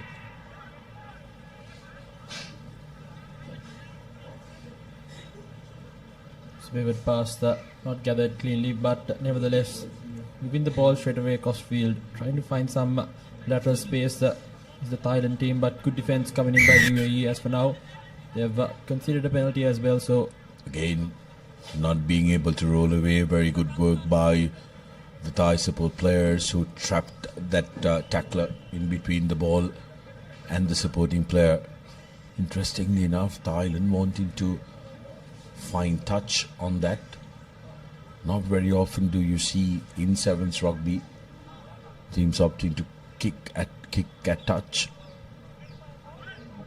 UAE have been starved of possession so far this game. Haven't had any possession in their hand. let's take a look at the replay of that incident. Taken quickly. Now Paudo yet again stepping in, stepping out, creating space, and gets away. Here's Paudo going inside, right underneath the post. First try of the game for Thailand, and it comes through their playmaker, Mukhe Paudo. straight away sniping through that mid defense. Paudo, brilliant stuff. Penetrating the defense with ease, I'd say. Managing to snipe through. Good fend off. Stepping past some big players in front of him. So Thailand straight away drawing first blood in this 5th place encounter. 7 points on the board. Less than 4 minutes left on the clock as well. Paudo has been an absolute live boy in this Thai outfit. How about that for a restart inside the 10 meters? But the Thai collector collecting it just before the ball crossed into the 10 meters. Opportunity now for UAE to create something. They've been starved of possession, like we said. Here's the UAE taking the direct route. Thomas Affley, Finlay to Sofidia. But Paudo manages to turn over possession. The craft is coming into play. That's going to be a penalty. Hands on the ground. Not supporting the body weight is a call from the referee. So Paudo has been really real live wire, being in the thick of action.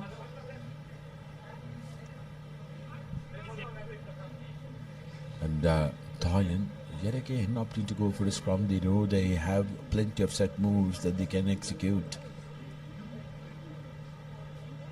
Just, I think they're determined in the pace of the game. Starving UAE from position as well. Smart play by them. Taking their time. Maneuvering, and as we say that, here we go. The danger man, Paudo.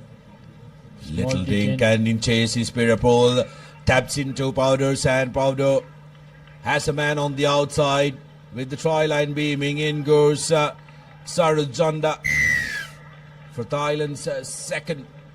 Increased their lead to 12 points with the conversion to come, and Thailand really shifting gears here now. It's the pace of Paudo. Good combination in that incident as well. Finding the small cheeks in the defense of UAE. 2 tries now in with the conversion to come.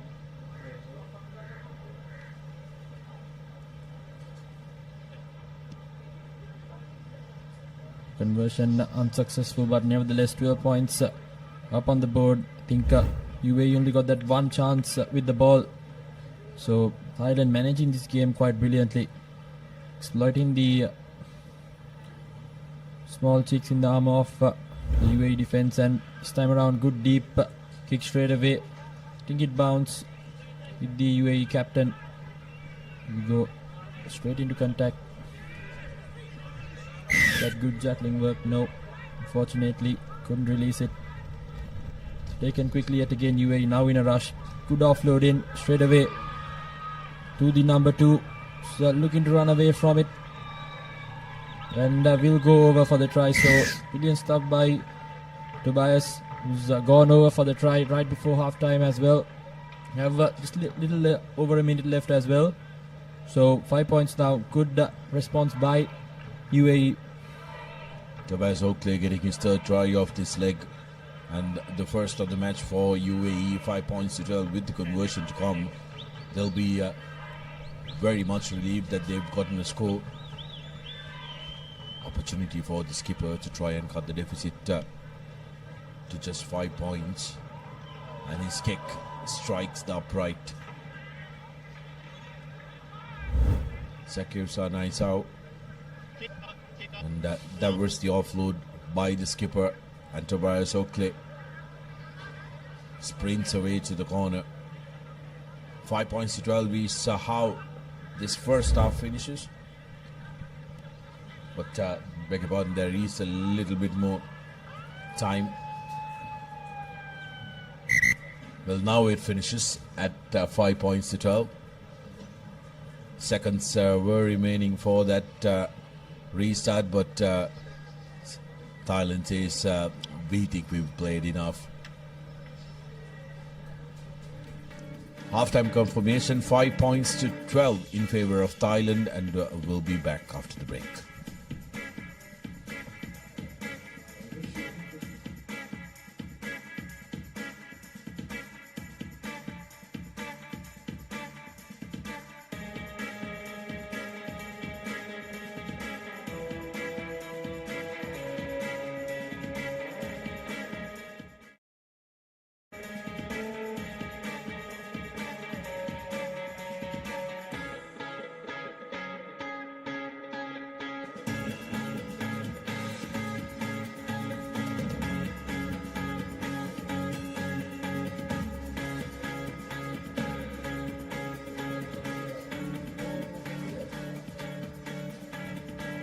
And back for the second half action.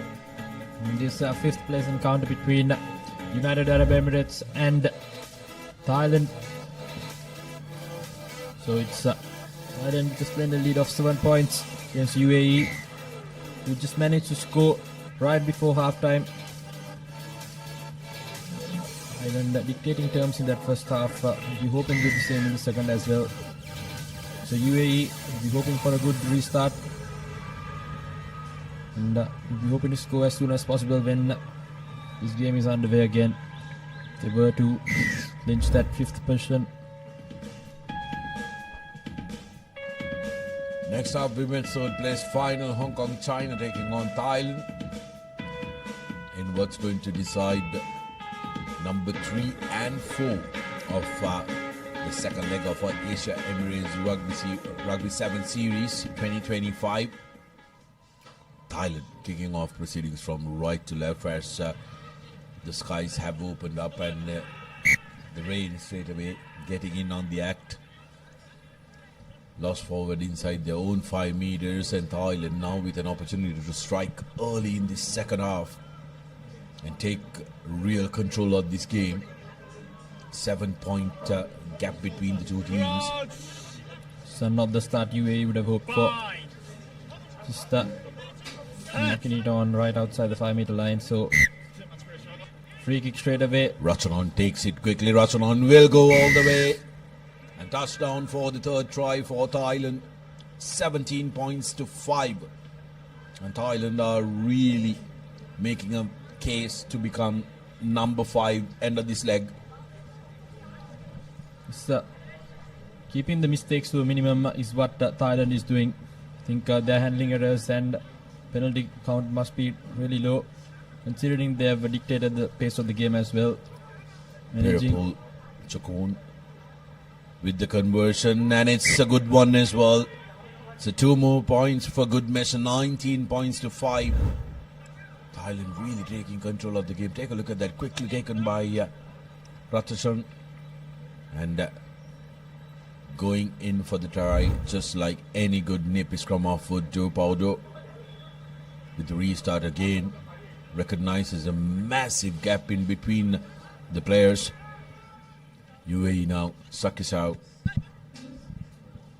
has been a workhorse for UAE, but this time penalised for not releasing the ball. Quickly taken by Thailand. Improm, and here's the try scorer of the first half, Jonda. Paudo, danger for UAE, who's changing direction, runs across, drags all the defenders after him, looks for support, still going. This time though, caught in a bear hug of Yenka, and have lost the ball forward. Thailand wouldn't mind this. They're camping on the opposition 40. UAE, if they need to win this game, try and change the fortune, they need to at least score twice. Converted tries as well to at least draw the game at this point. But nevertheless, Thailand, good management. I think their first mistake, the first costly mistake I'd say in their game so far. Played quite brilliantly to change the scrum down now in favour of UAE, who also just managed to score in the second time they got the ball in the game. So it's important that they keep position for the next 4.5 minutes if they were to come out as the fifth place winners. Changes coming in for both the teams. UAE bringing on some fresh legs as well, with Tobias Oakley taking on the reins of being the halfback, put into the scrum. Here's Oakley to Sakisau. Sakisau to Ali. Ali looking to run on the outside. Tobias. And that's lost forward through Yenika.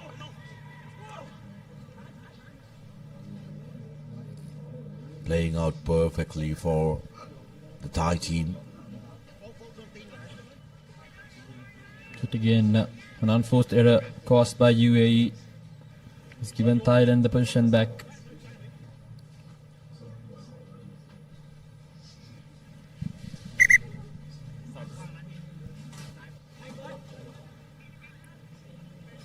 Sakyus Anaisau has been an inspirational leader for this UAE outfit during that first leg. Happy relieved faces of the Thailand bench as Ratchanon readies to put in for Thailand. They're in brilliant space, just under 4 minutes to go in the second half. 14-point lead. Can they increase it and really put this game to bed here? Peter Paul to the corner. The new man in Kavikeo loses the ball forward. So still some hope for the UAE. Just the UAE using that touchline as an extra man. Getting that line out in. Takes it quickly. Short man there. Here we go. The captain who opts for the boot.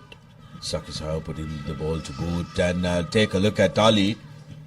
He looked like he was from a different planet, sprinting down that ball. Penalty in favor of UAE. They need to take it quickly.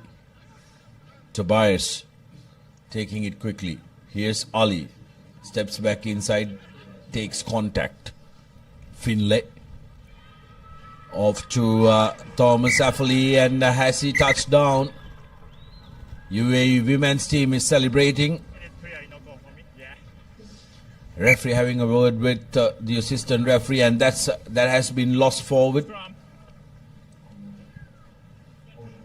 So when it's not going your way, it's just not working out for you, Sudarshan. I think rather unfortunate there. Just couldn't touch down, losing it the right end. Just couldn't finish it through. Some good defense yet again by Thailand. Yeah, a score there would have really lifted the spirits of the UAE, but losing that ball forward. Thailand, of course, will be hoping that they can try and go to the other end of the field. Rastron, despite the knock, okay to continue. But the bench thinks otherwise. They've sent in a replacement. It's crucial end here at the game as well. Just over 2 minutes left. I think Thailand would want to field all 100% capable players as well.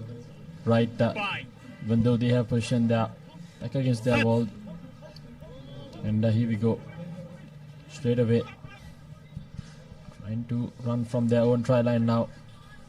A bit of a lateral space. Trying to break past Ali. Does so with ease. Now final defender to beat. Will he outrun his opponent? Yes, he does. Well, So- end-to-end stuff. That is the number 13. Pachara. Poltapapi.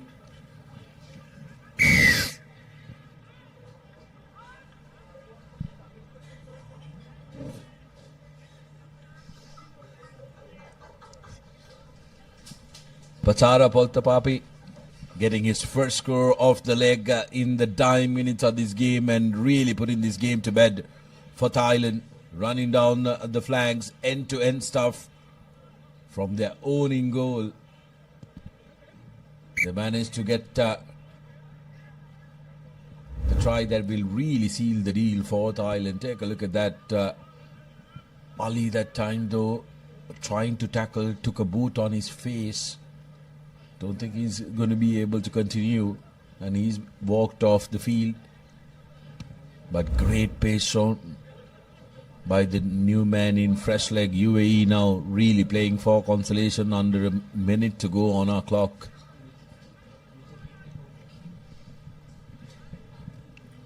Here we go. Big fend off coming in there by the number 11 for UAE. Good tackle yet again by Paudo. Now moving it midfield. Does the captain opts to go by himself. Good power on there. Takes 2 minutes to bring him down. Now another penalty advantage for UAE. Hoping for at least some consolation points at this point. So we'll be taking the tap and going are the UAE players. Time has now officially run over in our clock here. New man in.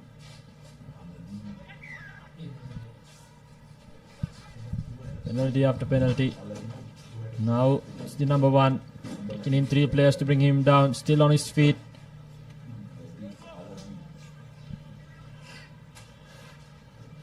We go.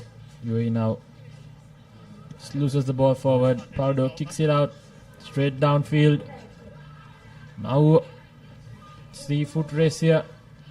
UAE finally managing to get the ball. Again, number 11 now. Searching for support. Switch straight away to Thomas. Now with a bit of space on the far outside. Cutting back inside is the number 1. Brilliant, isn't it? You know, Thailand have secured this game, but they are not going to let any cheap tries being scored against them. But both teams, UAE knows that the game is already lost, but they want to finish this. This is the same spirit that you want every team to be playing with, as UAE keeps going towards that try line. Sakisau. Sofidin in support. Battling, struggling. Sakisau still going, and he will touch down right underneath the post. And that's celebrated by the women's team of UAE. So and UAE that's the spirit that you want the game to be played at. So UAE getting some consolation points. So conversion not attempted, I suppose. It's 10 points to 26. Yep, conversion added. So 12 points to 26. UAE will be the 6th in this tournament. Congratulations to Thailand, who's managed to secure the 5th place. Not the top 4 finish they'd wanted, but definitely happy with their efforts in this game. It's the full-time confirmation. 12 points to 26. Thailand the 5th position winners of this game. And some highlights from that second half. The nippy scrum half straight away going through as soon as the game began for that second half. This was coast to coast stuff from Thailand. You can see beautiful fend off, good individual brilliance, seeing it all the way through. Top start and brilliant flurry of acceleration and finish by Thailand's winger. So it will be a change in voice. It will be Abid Jamil and Nathan Coggins who will be taking on.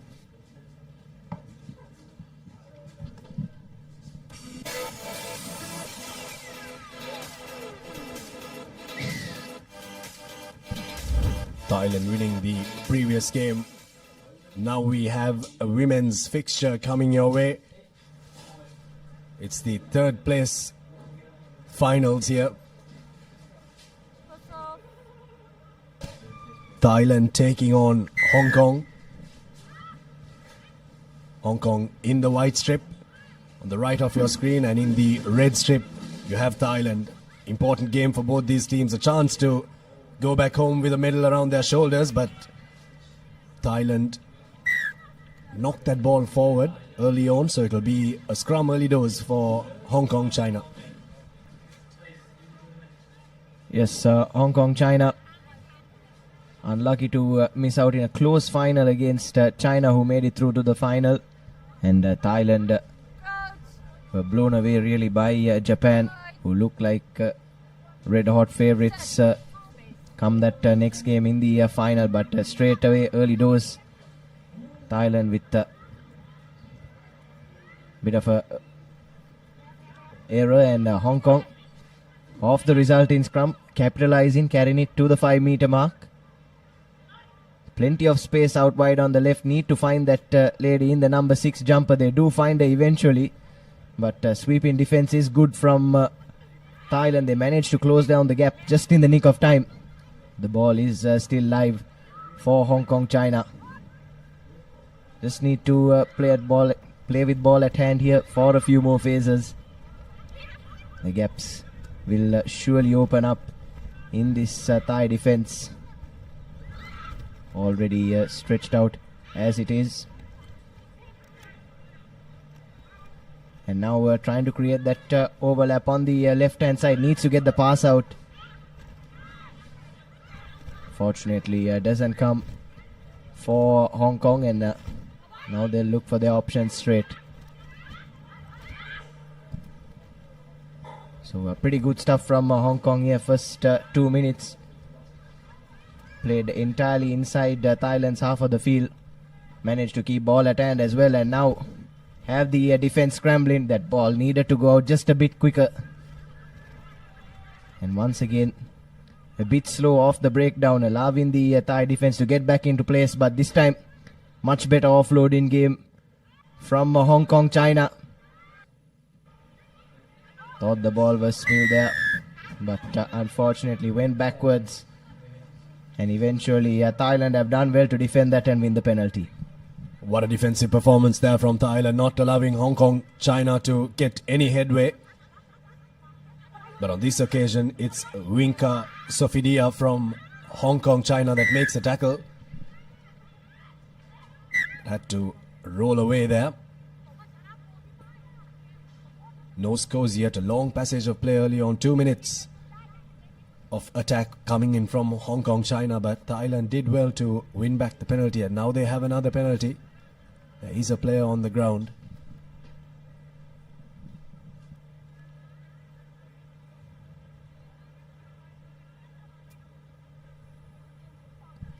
A wonderful game by Hong Kong, China.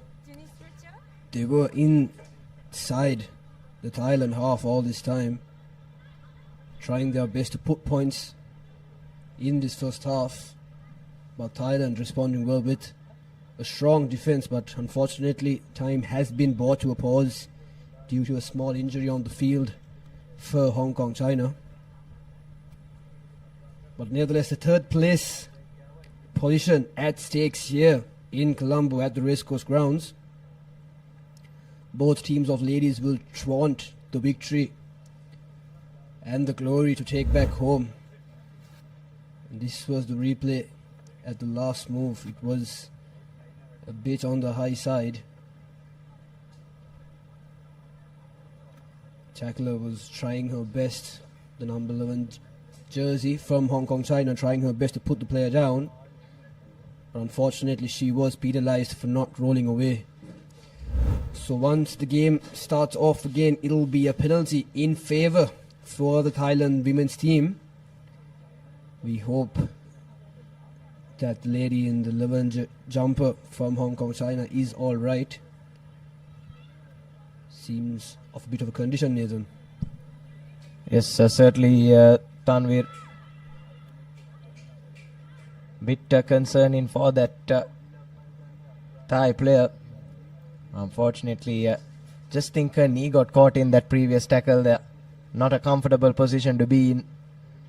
And hopefully she'll be back up on her feet soon and will be able to continue. But what a tournament this has been so far, isn't it, Abid? It's really been a pleasure and privilege to host this as Sri Lankans. As you can see, the spectators also flocking in as the home team will play in that third place final against China. They already convincingly beat China.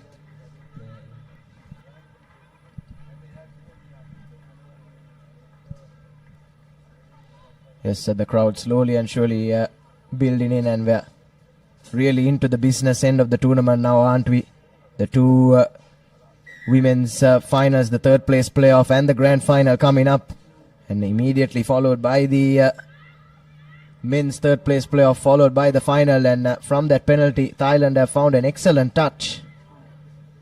Not often have we seen teams opt for that touch finder after winning a penalty, but Thailand, after doing so well defensively in the opening 2.5 to 3 minutes, with one heavy kick, have managed to get right up into the Hong Kong China 22 and are in prime real estate now to try and go over for this opening try. But unfortunately, that line out has been overthrown. Yes, Hong Kong China with ball in hand and a high tackle penalty coming the way of Hong Kong China. They take it quickly. Ka Yang Chong there for Hong Kong China. No scores yet so far. 3.5 minutes remaining on our clock. Ka Man Nang takes it and drops the ball there for Hong Kong China. And now a real opportunity to get the first score for Thailand. Running on the outside is Yodia. Has just the line in front of her and dots it down for the first score. Coach Lotte Raikambula will be very proud of that try from Thailand. Not a stranger to Sri Lankan shows Coach Trinity College in Kandy. 5 points to nil early on for Thailand. Yes, certainly, and a well-deserved and a much-deserved 5 points as well for Thailand. Like we were saying, Tanvir spent most of the first 2.5 to 3 minutes on the back foot, managed to get up the field and eventually go over for the first score and an all-important score in this ladies' third place playoff at the Asia Rugby Emirates 7 series. Take a look at the replay there. Good continuity of play. Created that overload on the left-hand side, and all that Yodha had to do was just find that corner, and she did exactly that. Easy does it. A textbook try coming in from Thailand to get things underway here at Racecourse. Definitely, Nathan. That was the kickoff once again from Thailand. Not collected the first time from Hong Kong China, but they are once again in the attack. Thailand has been showing some dominance in the defensive outfit, and as we can see, applying that pressure, the line speed and the support that each player is doing is what has gotten them that penalty for holding on. Now KIKI from the quick tap.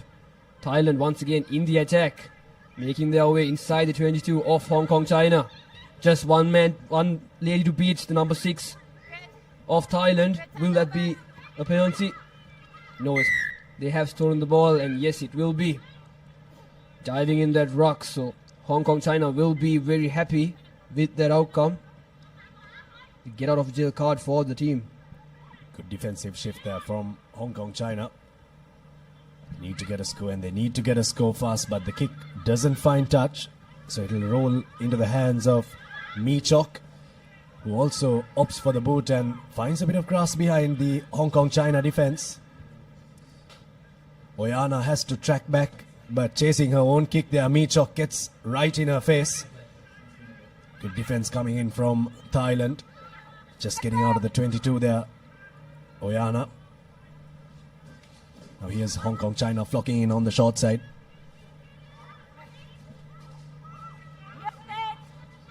Slowing things down. Hong Kong-China, 30 seconds remaining in the first half. Here's a good, strong break here. Space opening up on the outside. Karman Nam put the good pass in for Oyana, but brought down in a very good tackle. The turf here at the racecourse is becoming slipperier by the minute, and we're getting into the business end of the competition. Rain has ceased up, but the underfoot conditions still remain to be moist. Good continuation of play for Hong Kong-China now. Thought the tackler may have needed to release there, but just let go. Thailand defense shoots up, so Jess Ho has to take the ball forward. Now penalty for Hong Kong-China. Yes, this is good stuff from Hong Kong-China right at the end of this half. Just as time has run out on our clocks as well. Slowly but surely building up an attack, making their way out of their own 22. And now around the 40-meter mark. They'll be desperate to try and close out this half with a score to try and level things here at the racecourse. But that's a good spot tackle coming in on that occasion. And Hong Kong will be made to work a few more phases. Tries to go through the gap. Lovely show and go. But again, desperate defense from Thailand. Tried to get that offload in. But unfortunately, Jess Ho has spilled it. Looked like a golden opportunity there for Hong Kong-China. There was no one sweeping back for Thailand. But they've done well to hold on to this lead by the skin of their teeth. Just as the referee blows for halftime here at Racecourse. Quite the intense battle here in the Racecourse grounds. But that will be our halftime confirmation. Hong Kong-China still not being able to put some points into the border. But Thailand will be leading this third place position match by 5 points.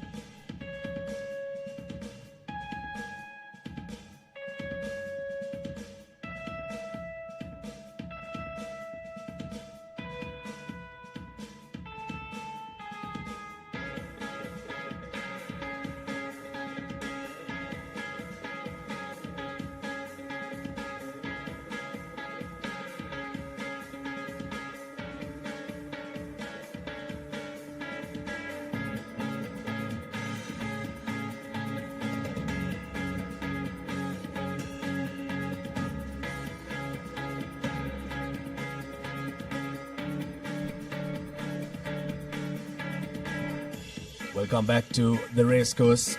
Third place playoff here in the women's category of the Asia Rugby Emirates 7 Series. Second leg in Colombo. We're down to the business end of the competition. This is the first score coming in from Thailand in this third place playoff. Yodhya scoring the only try in this half so far.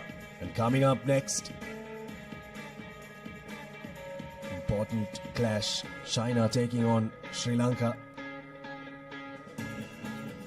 Placed third and fourth. Yes, identical clash, isn't it, to what we had up in China. China and Sri Lanka had a hard-fought battle there, went right down to sudden death. China eventually prevailed and claimed that third spot, but I'm sure on home turf, Sri Lanka will be hoping to do one better this time. Try and beat China twice in a day, especially after running a strong outfit like Japan so close in the semi-final. That game would have taken a toll on the Sri Lankans, as would have the last couple of minutes in the previous half of this match that we're playing. Thailand had to defend quite a bit before we went into the halftime huddle. And you saw on your screen at the end of the half the Thai players on their knees. So hopefully for them they are able to recover quickly and play 7 minutes more. Last 7 minutes. in their tournament for both these teams. Here's Hong Kong China through Maggie or Yong. Now looking to create something from their own half, but the Thailand defense, my apologies, right up there. Spread out evenly. Now a little bit of a short line from Melody Lee. Handling errors creeping in for Hong Kong China. No real advantage there for Thailand, so we'll go back for the scrum. Yes, handling errors have really come and haunted Hong Kong China in this game, haven't they? But even in the first half, they conceded that solitary try after a handling error at the breakdown. Ball was loose, and now yet again a good opportunity for Thailand to try and double their advantage here with a scrum well inside the Hong Kong China territory. Running a few changes as well. Thailand getting fresh legs on to try and close out this game. Just around a 6 minute stand between them and a third place position at the Asia Rugby Emirates 7 series.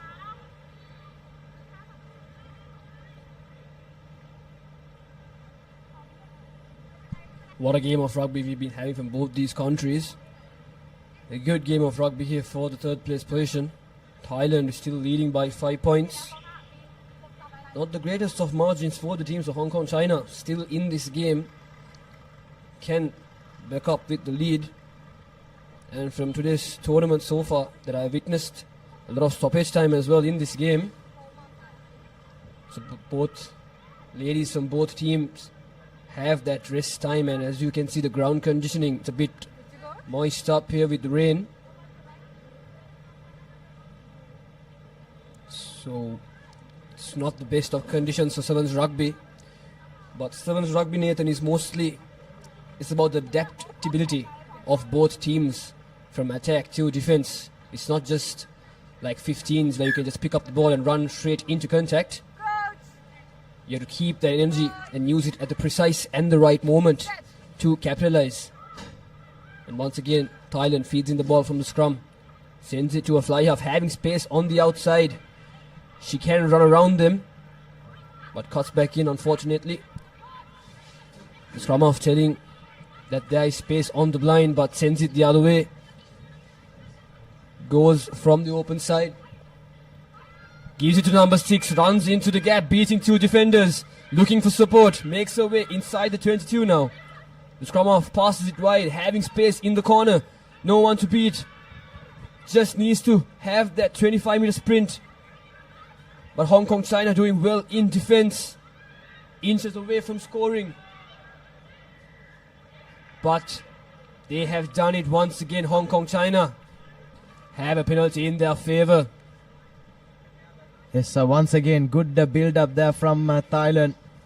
But unfortunately, just played off the ball off the floor there in that last phase. You have to say that's another good opportunity for them that goes begging. Thought the build up was really good there. Abid really worked through the phases nicely. Came right to the 5-meter mark, but unfortunately for them, Hong Kong China's defense a bit too strong on that occasion. And they've opted for touch. And has put them just outside their 22. Work at line out time is neat from Hong Kong China. Running straight into traffic though is the number 1. Looking for their options on the open side, trying to create that overlap, but a good spot tackle coming in from the try scorer on that occasion. Stopping the Hong Kong China attack dead in its tracks. So good defense has been the theme so far in this game, hasn't it, Abid? Of course. Really has been the mantra for both these teams so far. Just the one score in the first half from Thailand. No scores in the second half. Hong Kong China's defense has been very good. Their attack need someone to create a moment of magic for them to try and pierce this defense. They're getting a couple of penalties their way. Need to make the most of it. Here's one of those opportunities that they need to take. One-on-one up on the outside there. Lineham is brought down to the floor. It should be a penalty for Thailand. Player off her feet there from Hong Kong, China. All Black Sevens legend watching on. Just game management here, but one more score for Thailand. Really allow them to breathe a little easier. Definitely, Abhigan. As we see, Thailand just dominating in their defense is what is making them lead in this game. Unfortunately for Hong Kong, China, they've had the opportunities, but unfortunately, once again, they have fumbled it quite a couple of times.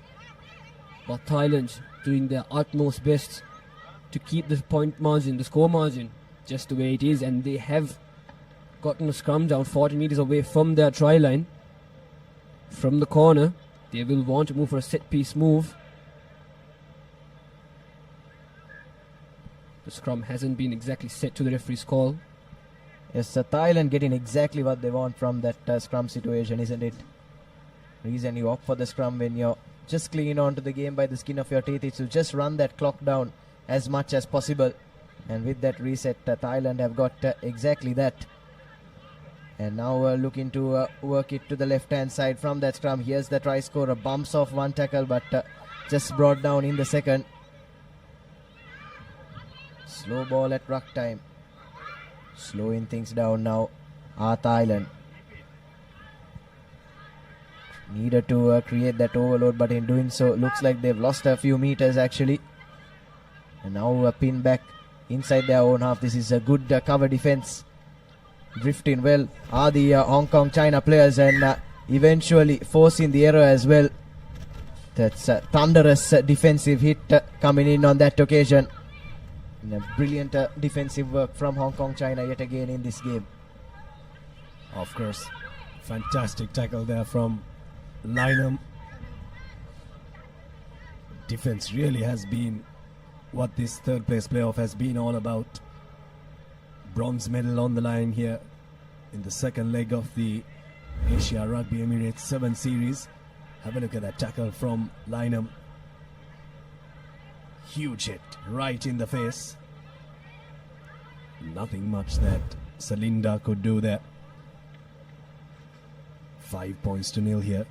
And what that has done, Nathan, is it has opened up an opportunity and a set piece for Hong Kong China to maybe try and manufacture something from here. Around 30 meters away from the line, what have Hong Kong China got in their armory? Yes, they really do need to make something happen from here, don't Hong Kong China? Lovely wraparound move. Have that overload on the left-hand side. Bumps off one tackle and goes towards the try line. And that's the equalizer for Hong Kong China. Julia Oyana goes over. And that try is identical to the one that Thailand scored in the first half in almost exactly the same place. A lovely set move from the back of that scrum from Hong Kong China. And they've finally found their mojo in attack to equalize things and make this a really interesting game with just 30 seconds to go. Well, we haven't really gone to sudden death much in this leg in Sri Lanka, and we might just go into sudden death if this kick doesn't go through and no team scores. Kick hasn't gone through, so 20 seconds remaining for one of these teams to clinch the bronze medal in the women's category. Have a look at the fend off from Oyana. Had Jai Jarim on her shoulder, but way too strong there. The girl from Hong Kong, China. 5-all here. What a game of rugby we've had here in Colombo. The score is tied. So the question is, what will happen after this? Will be they go to overtime? But still Thailand still in the game, having space on the outside. Realizing it, not really looking forward. But the previous try scorer trying her best in the attacking position, but is finally taken down in the corner off the 40-meter line. Once again having that space on the outside, but a terrible pass gives the ball to the try scorer from the Hong Kong team. And they managed to have turnover the ball in the ruck, but they will bring it knock on advantage, and that is the full-time confirmation. The score is tied all here for the bronze medal in Colombo. So what we'll do now is the officials will have a quick word. Duroy Fernando comes onto the pitch and tells the referee what to do. It's going to be sudden death here.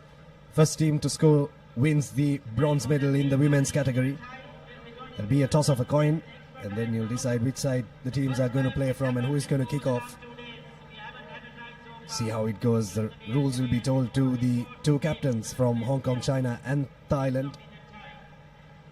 Now these teams, it's not going to be about defense here. It's not only going to be about defense here, Nathan. It's going to be about how well they can exploit the other side's defense. Yes, indeed, Abid. As we take a look at that solitary score in the second half, Oyana going down in the corner to drag her team into sudden death, and across 2 days of action, we haven't seen a game go down to sudden death so far. And what a time to have our first game go down into sudden death. The third place playoff for the women. But yes, like you were saying, Abid, in a game where attritional defense has been the talking point, perhaps a bit more in attack, a few more risks that these teams can take in attack to try and get that cutting edge will do them a world of good, as the players are resetting themselves for the restart. So 3 minutes of sudden death set to come our way here at the racecourse. Yes, and Hong Kong China has made two substitutions. The previous try scorer from Hong Kong China has been brought out. But the impact that both teams, the impact they've had here, already tired from the first half, and an impactful second half as well, as we saw them exhausted on the ground just moments earlier. But that will be the kickoff from Hong Kong China. A high-hanging kick, a contestable kick from them. But Thailand collect them cleanly, hits the gap, offloads it to the number 15. Once again is brought down well from the defense of Hong Kong China this time. Planning to send the ball wide. Tells her to go across, but that will be a high tackle for sure. Yes, she will be penalized, and will that be a card? Yes, it will. But first, the official will want to have a word with the TMO.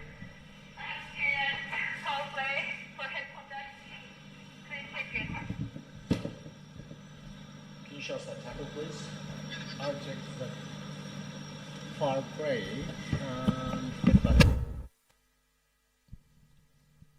Here's a replay of that.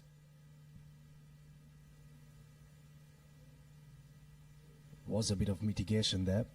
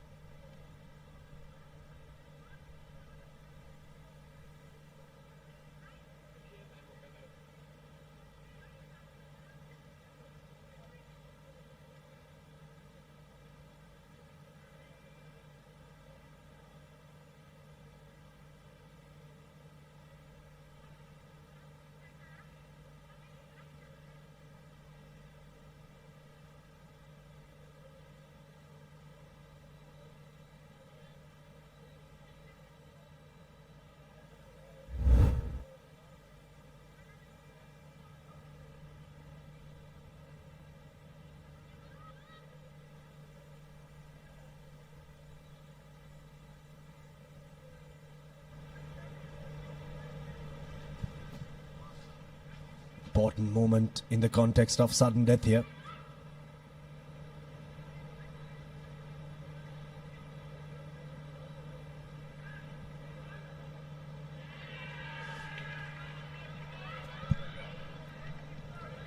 And that's a yellow card given to Gabriella Rivers for Hong Kong China. And you have to say, Abid, probably a bit lucky to get away with just a yellow. That looked like a nasty tackle on the second viewing. And a scrum in favor of Thailand to restart things. Thankfully though, the Thai player is okay, back up on her feet and fit to continue. And a perfect opportunity for Thailand to try and capitalize on this numbers advantage, to try and seal that bronze medal here.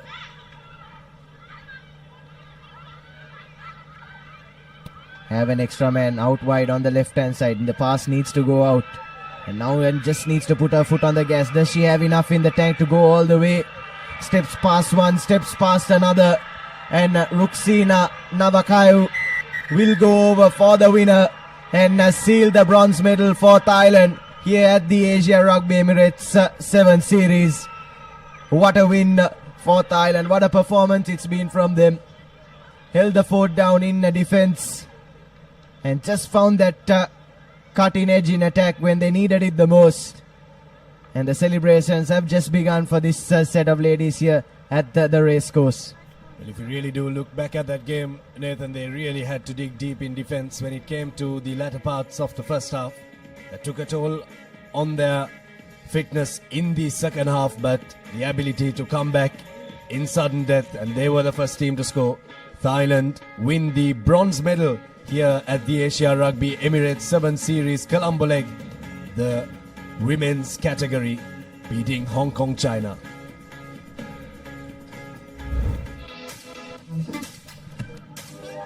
Have a look at the replay of that first half. That was a try from Oyana of Hong Kong, China that brought them back in contention. But then at sudden death, it was Ruksina who had to step back in. And have a look at this, calling her teammates, celebrating before the try was even scored. And celebrating with the entire Thai contingent. To take you through the next big match, China versus Sri Lanka, the third place playoff. In the men's category, you have Sudarshana Piris and Abdullah Yusuf.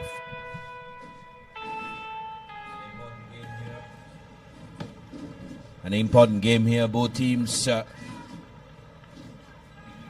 with the replay of the first leg, Sri Lanka and China, and they did play a game today in the morning as well. Sri Lanka coming up trumps and straight away holding on to possession and looking to run Jansen to the corner. Here's the skipper coming to Pereira, gets away from the first tackle. Jansen spreads it back to Chatura Soisa. Soisa takes contact, goes to ground. Here's Jansen again. Akash Madhushankar straightening things up. Surya Bandara in the corner has one man to beat. Srinath Surya Bandara will go in for the first score for Sri Lanka. This man is an absolute legend of the game here in this island.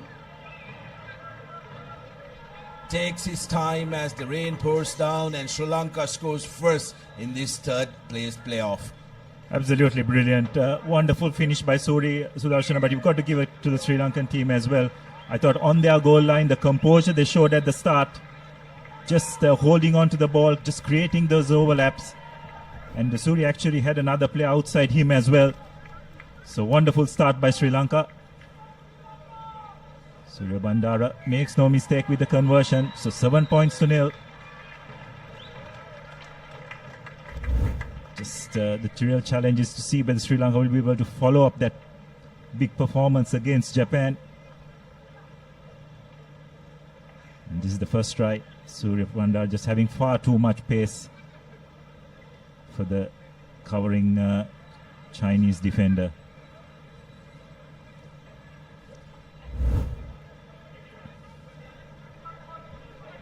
Sri Lanka's restart is going to be absolutely important as China will be looking to strike. They opt to go to the mid area. Good defensive work from Akash Madhushankar, but here's Chongma, a dangerous player in that Chinese rank. Here's Chongma looking for options, spots a half gap. Sri Lanka equal to the defense. Zeng loses the ball forward. Good defensive work, some friendly fire as well for Sri Lankans. Yes, Jansen and I think his skipper Kavindu Pereira both getting, both going into that tackle simultaneously.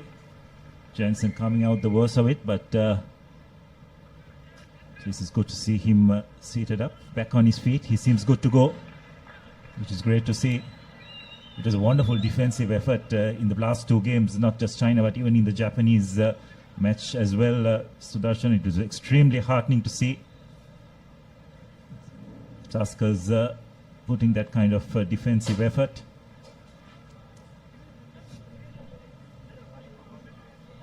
Here's Jansen playing a little bit of games, and here's a ball out first to Kavitu Pereira running across, finds Dinale Kanayaka, steps in, steps out, tries to beat him, but good defensive work by the Chinese number 5, Surya Bandara. He's there to pick it up.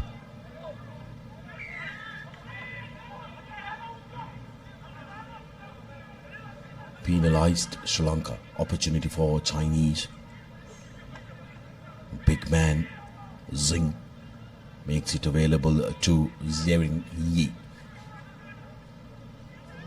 Floated to the corner, and that's going to be options are going to be given to Sri Lanka whether they want to go in for a line out, but referee has called for the forward pass.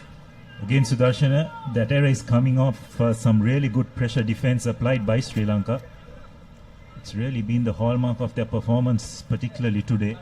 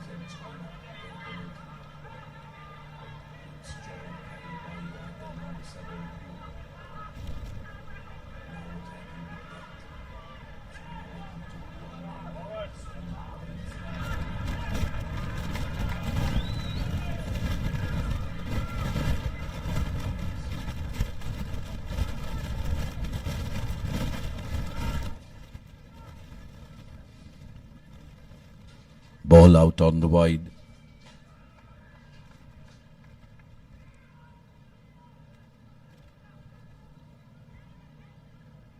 Now China serving options onto the corner. Zheng into the 5 meters. Sri Lanka in under a lot of pressure, but Akash Madhushankar comes away with a brilliant jackling effort, winning the penalty for their side. China looked like they were on the groove, but Sri Lanka will breathe a little easier. Wonderful bit of work by Sri Lanka defensively under the pump. Big hit by Akash, desperately clinging on. And who's the person who did it? Sudarshana, that man again, Srinath Surya Bandara, probably the smallest player on the field, but just got into such a good position. Just his ability to read the play, absolutely brilliant, and saves his team from conceding a try. Dinale Kanayaka will be revving to go. It'll be interesting to see what option Sri Lanka takes from here. They're deep down in their own half, and they will explore the option of running from here as well, because they do have the speedsters who can, if they break the gain line, they can go all the way. Surya Bandara momentarily down, but gets back up on the field as we take a look at the solitary try that has been scored. It was Surya Bandara who had Dinale Kanayaka charging up on him. He says, I'll take this one, and cruises through right underneath the post to get Sri Lanka the lead. Sri Lanka have opted to go to touch through Surya Bandara's boot. It's slippery conditions here, Abdullah, especially with the wet ball. That would have played a big part in Sri Lanka deciding to go to touch. Yeah, that's right. And I think if a play had continued immediately, maybe they would have taken the quick tap. But since they had to stop for Surya's injury, decided that the Chinese defense was set. So safety first approach. Now it's a crucial line out. No doubt the ball will go for Chatura Soiza. China have got that big man right at the front.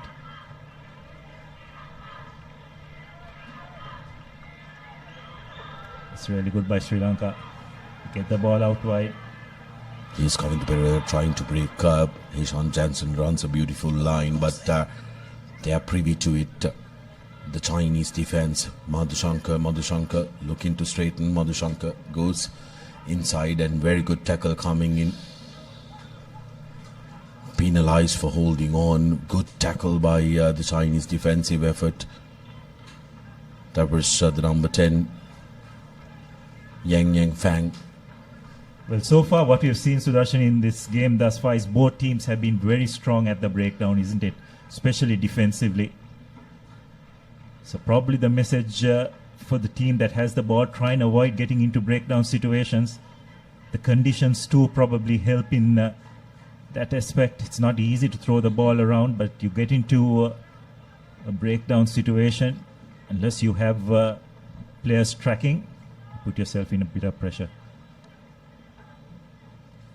Dangerous man, Chongma almost into the 5 meters. China recycle options on the outside, and here's a free run to Yang Fang right underneath the post, and China reply with their own just before half time. 5 points to nil underneath the post, easy conversion, and it's up to Chongma to make it level. Yeah, crucial score for the Chinese. They did well there to retain possession. There was a bit of pressure on them in terms of the touchline being there and being pushed out or bundled into touch, but it wasn't the case. The conversion is successful. So that's half time. 7 points all. And that 7 minutes just flew by, didn't it, Sudarshana? Just shows the intensity of the game.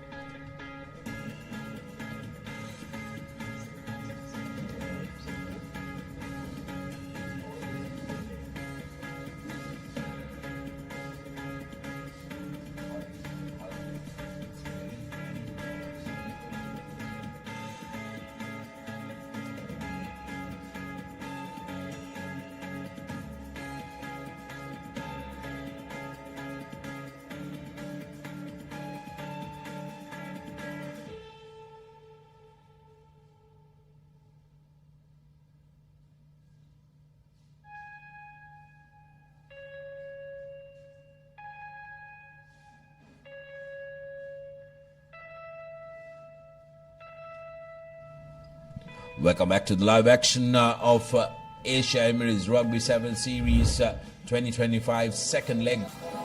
First half action of the third place player of in the men's. Sri Lanka got off to a brilliant start with their veteran Srinath Suryabandar touching down right underneath the post, and just before the halftime whistle, Yang Fan touching down underneath the post and getting 7 points for his team as well. Next up we have the Women's Cup final, Japan taking on China, in who is good, and it will decide who is going to be taking home the big goal from Sri Lanka. Sri Lanka making some changes, Ranga Tenakon coming in, and also Brian Pereira, who have been brilliant additions to the outfit. They want to make sure that the fresh legs does some work for them. Tenakon putting it up. Good tussle by Ekaraika, who gets the ball back through Dange to Tenakon. Jansen puts in a little dink. Chatursoisa still going. Big tackle on him. Madhushankar, quick ball out, plenty of men for Sri Lanka, and here's Delushka Dange with the dive. Second try for Sri Lanka, and within seconds of the second half they pick up the lead. Just the start Sri Lanka would have wanted. Absolutely brilliant. From the point of time they won that kick-off, they just held on to possession. Lovely chip ahead by Jansen. It looked as if he had lost possession, but just that desperation for him to retrieve it and set up the next phase. The entire Chinese defense was extremely narrow. And Sri Lanka, despite wet conditions, just passed the ball brilliantly to Dange, who went over for Sri Lanka's second try.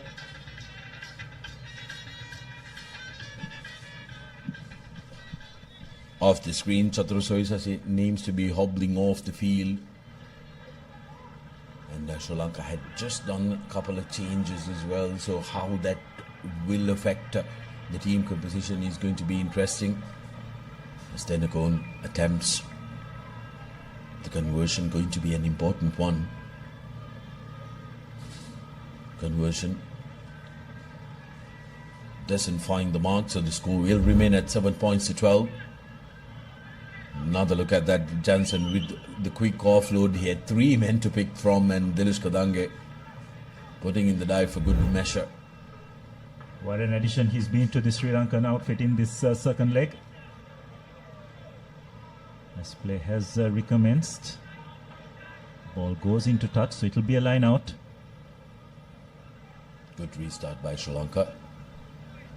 Kavinda Pereira, the skipper, barking instructions from the bench. He's been taken out.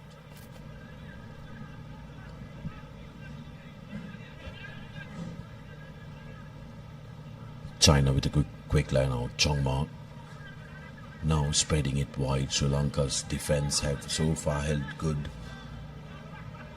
That time Dinale Kanayaka missing his man.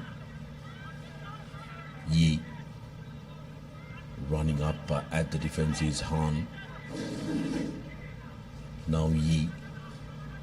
Again, this is the try scorer for China. Big physical lad, Zheng Jie Han. China looking to play it close to each other and put pressure on Sri Lanka's defense and use their physicality. That bars, crowd not agreeing, but referee says play on. Here's an opportunity. Player not rolling away. Akash Madhushankar in traffic there. China now. Zheng. Breaking tackles. Ball available outside. Yi to the try scorer. Makes it available. Opportunity for Sri Lanka. Dange puts ball to boot and there is a collision. Penalty quickly taken by Chongma. Ankle tap. Rugby ping pong going on here. Absolute pinball. Zheng carrying it. Chongma looking for options. The conditions are really testing the athletes here. China throwing everything in the kitchen sink at Sri Lanka to try and get into the lead. Looking at the shorter side, but Akash Madhushankar is privy to that.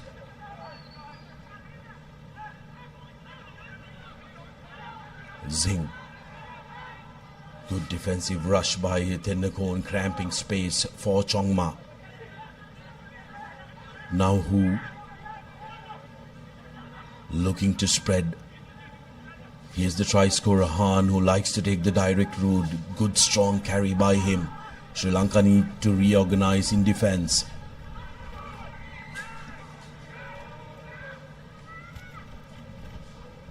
Lehan Bulat sought approval and then went and pounced on that. China getting, seems like they are getting a very much needed breather. It's very difficult, humid conditions despite the rain, Abdullah. Even the local lads are feeling it. Absolutely, and the amount of defensive work Sri Lanka has done in this half, Sudarshana, unknown to us, about 5.5 minutes have gone in this second half. And for majority of that time, Sri Lanka have been defending.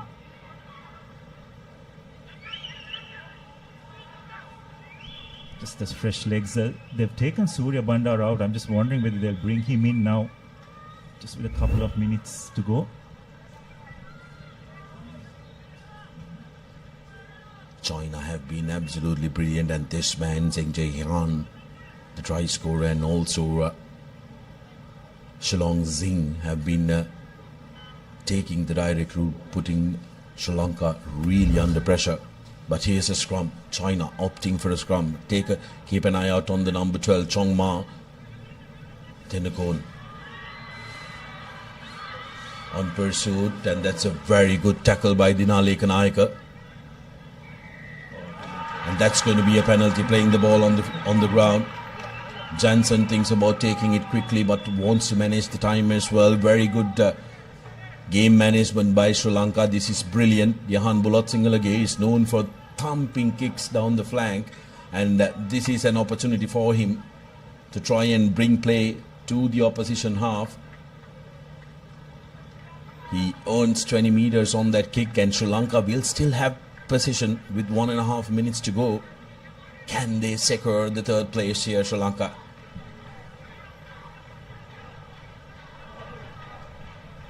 Yes, what that has done is it's also run the clock down a little bit. Good line out from Sri Lanka despite the height disadvantage. Here's a long cutout pass, trying to get away. Guyan Pereira takes two men into contact. Ball available for Jansen. Here's Tennakon to Madhushankar. Madhushankar shows and goes. Bulat Singalage seals that off. Tennakon. Jansen puts the ball to boot. And here's Dabare looking to collect, and he will go the distance. Will not be caught. Dabare will touch down for Sri Lanka's winning try, and will seal the deal, and spot number 3 for Sri Lanka in the home leg. Brilliant. That's fresh legs on the field, but wonderful bit of vision. I think it was Guyan Pereira who executed that kick ahead. China did not have anyone at the back, and a wonderful chase by young Dabare. Conversion is successful. It's just the composure that Sri Lanka have shown in this match is what really matters. Take a look at that lovely collection by Dabare. Going, and he knows, big smile on his face, and this was a grudge match for Sri Lanka. Last leg, same game, third place player of Sri Lanka thought that they should have had it, but today in the morning they put in a superior performance. But China will not go down without a fight. Seconds remaining, they still want to go, they still want to be in the fight. Sri Lanka will not give any freebies away as well, but Zwengi, another fresh leg coming into the park, scoring the try, and they don't want to attempt the conversion. They want to restart. Is there any more time left? And has the best buzzer gone on? And well,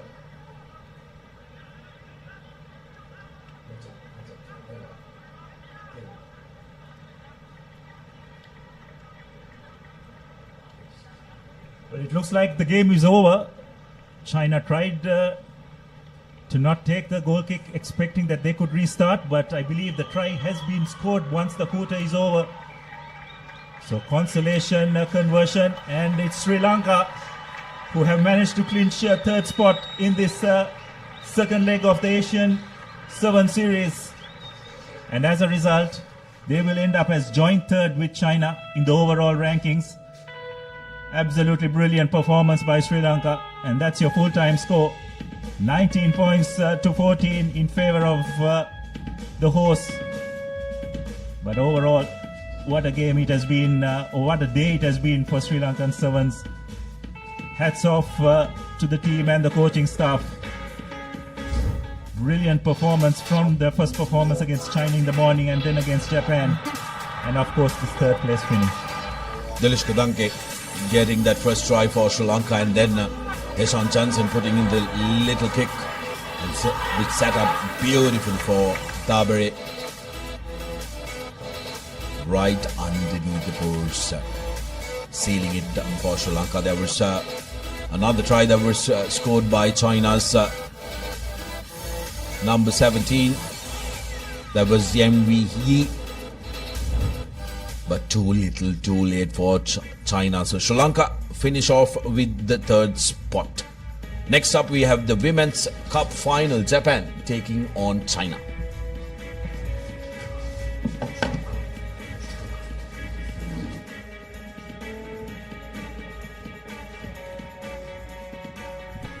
Big game coming your way. The finals of the women's category here at the racecourse in the Asia Rugby Emirates 7 Series. Second leg in Colombo. Koide, Susumi, Saigesu, Hirano, Utsumi, Bodman, Otani, Akita, Nagata, Mizutani, Yazaki, Matsuda and Konishi for Japan. Sugan, Seun, Chen, Zhojin, Zifei, Yan, Yutong, Jiajia, Jia Yi, Li, Jia Yun, Fang Yu and Jian for China. Yes, sir, we are right into the business end of the tournament, aren't we now, Abid? That's what's up for grabs. The Asia Emirates 7 Series second leg here in Sri Lanka. First of the finals, Japan taking on China. What promises to be a tantalizing affair here at the Colombo Racecourse. Both captains leading their sides out with the flag in hand. Plenty of pride, plenty of bragging rights at stake here at the racecourse, and Japan, after coming up trumps in that first leg, will be aiming to get this one in the kitty as well and just seal that overall championship too. The Japanese faithful gathered here in their numbers have made the long flight from Tokyo to Colombo. They've been cheering on and rallying on their side all throughout these 2 days here. Probably have been the most vocal set of visiting supporters, and even at a rainy racecourse, they're still standing tall here to cheer on their team. Japanese faithful have come with their Japanese drums known as the taiko. Rain starts to pour here at the racecourse. It poured around the same time yesterday, or maybe a little later, but there's a little bit of lightning as well that will cross over to the national anthems of Japan and China.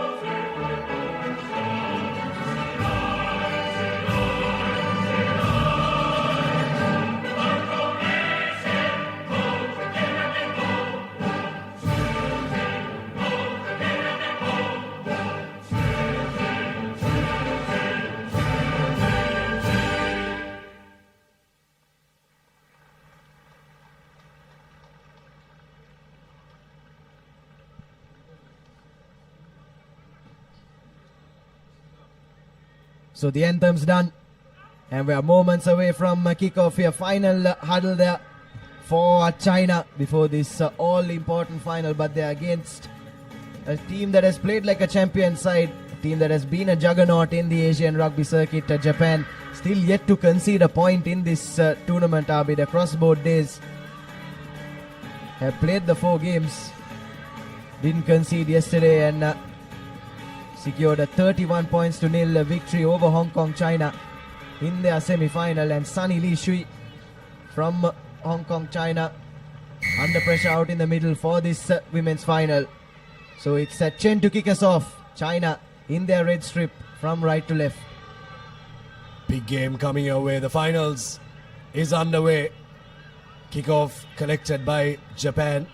Taken into contact by Chiaki Segusa. Looking to move out of their 22 there. Japan looking to launch an attack from their own half through Haruna Konishi. Ball available there once again. Chinese defense looks to rocket up. Taking route one there, Japan releasing, going up once again. That will disorganize the Chinese defense and maybe open up something for Japan. Handling is not going to be very easy here. It's a huge downpour at the racecourse. Momentarily it has halted, but the underfoot conditions are still wet, so won't allow for free, fast-paced rugby, which the Japanese have been known for. And a handling error creeps in. First set piece coming up with a feed into the scrum for China. This was a good build-up there from Japan on that occasion, but unfortunately we've anticipated that the handling errors could creep into the game considering the underfoot conditions, and after a good build-up, Japan have just thrown that one forward. But what that means is for China, the first set piece deep inside the Japanese territory, and probably the chance if they can make something of note from this scrum to try and go over for the first score in this final. Hops up from the blind side does Yu Tong Cheng. Yu Tong Cheng needed to find a supporter on the right hand side, doesn't, goes right into contact, and now China have to look for their options once again. Gets the backhanded offload in. Here's a Chen out to the winger, but good drift defense from Japan, not allowing any wriggling room for China, and shooting up, closing down the options for China. This is excellent defending from Japan, pushing back their opponents and forcing them to go to boot. No one sweeping behind though, and now it's a foot race to the ball, and just slips on the turf. Does that Japanese chaser, picked up and grounded by Sugan Lu, but I think the ball was knocked on just momentarily before that.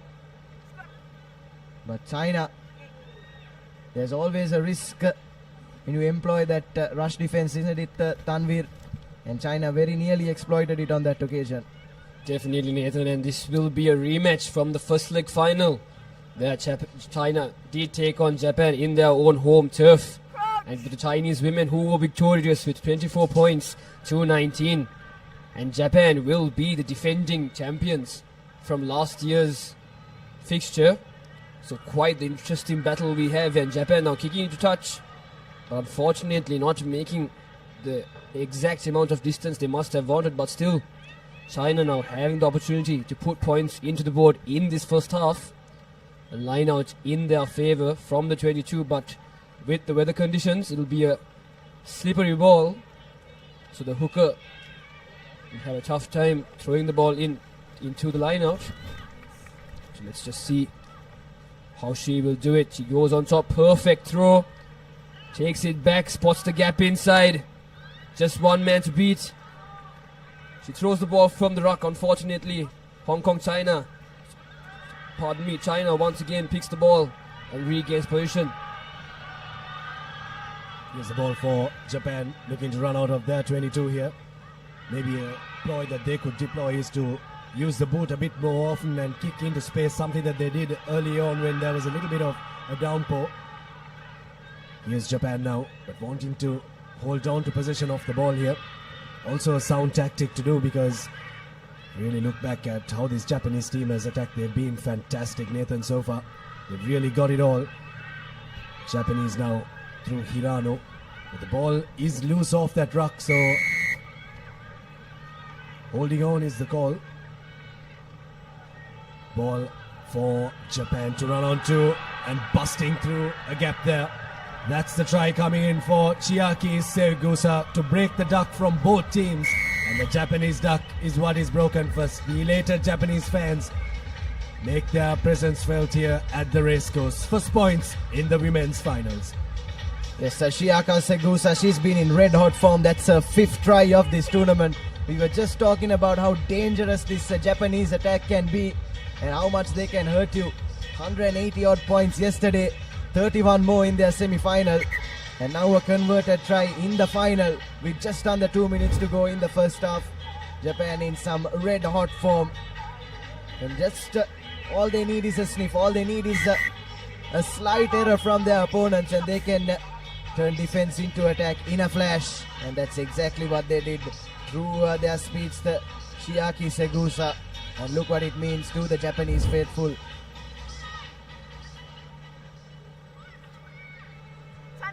China might have won the first leg, but Japan here in this rematch doing their best. Unfortunately not making that 10 meters from the kickoff, but still momentum is on their side with leading by 7 points. It will be China's with the free kick. So they will take the tap from the center of the ground. They will want to make a move. So let's see what they can do from here. The number 55 of China takes the tap. A scissor in the center to change the direction, and once again goes to change the direction, but still Butterfingers not being able to hold the ball at hand. China this time in the attack. They would not want to make any fancy ploys here with the ball wet, considering the weather condition. And they have lost the ball from the ruck, but referee says the ball has been grabbed from the ruck illegally, so China once again will have a penalty in their favor. Just 40 seconds remaining as well in this first half. They will want to score one more time before the halftime whistle is blown. Not releasing there is the call from the referee, so China want to set up a scrum here, set up a set piece. Possibly the last attack that they could launch in this first half in the finals. Oh, the slippery turf really does come to the party there. Not able to bind cleanly, so we'll reset to the call of the referee, Sunny Lee, to feed it into the scrum. Sheng Yutong.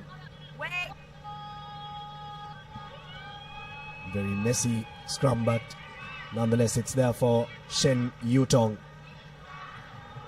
Here's China looking to get the offloads in, and another handling error. And it's going to be half time. A very quiet way to end the first half in the women's finals here at the racecourse of the Asia Rugby Emirates 7 Series, leg number 2. Good first half from Japan to get the score, but just the one score between these two teams.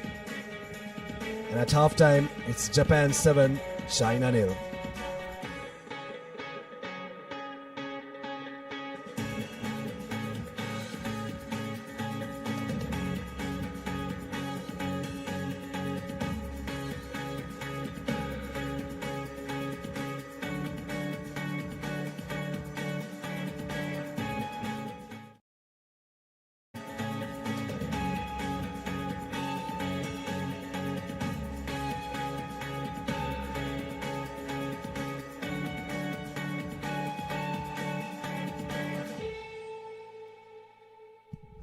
So welcome back to the race course. We've had our first 7 minutes in the ladies final. So take a look at the first half highlights. Japan doing what they do best, taking that quick tap and sending Shiaki Segusa right down the middle on her way to stroll over for the only score in that first half. But apart from that, it's been some good defensive efforts from Japan, hasn't it, Abid? As we take a look at what's coming up next, the showpiece of this tournament, the final, Hong Kong China taking on Japan. Hong Kong China coming into this one, having taken the honors in that first leg, and I'm sure Japan will have plenty to say about that, and all that action live soon after this next 7 minutes. Kick off from, or restart rather, from Japan, and the assistant referee has spotted something, and it's a penalty for China. Taken it out in the air is the call. They've called for a scrum here, China, once again, wanting to settle things down, take a set piece. Try to get an attack going here. The Chinese travelling down to Sri Lanka for the second leg. 12 women's teams, 12 men's teams, and these are the final two teams standing in the women's category. Here's the live wire for China, looking to spark something. Shen Yutong.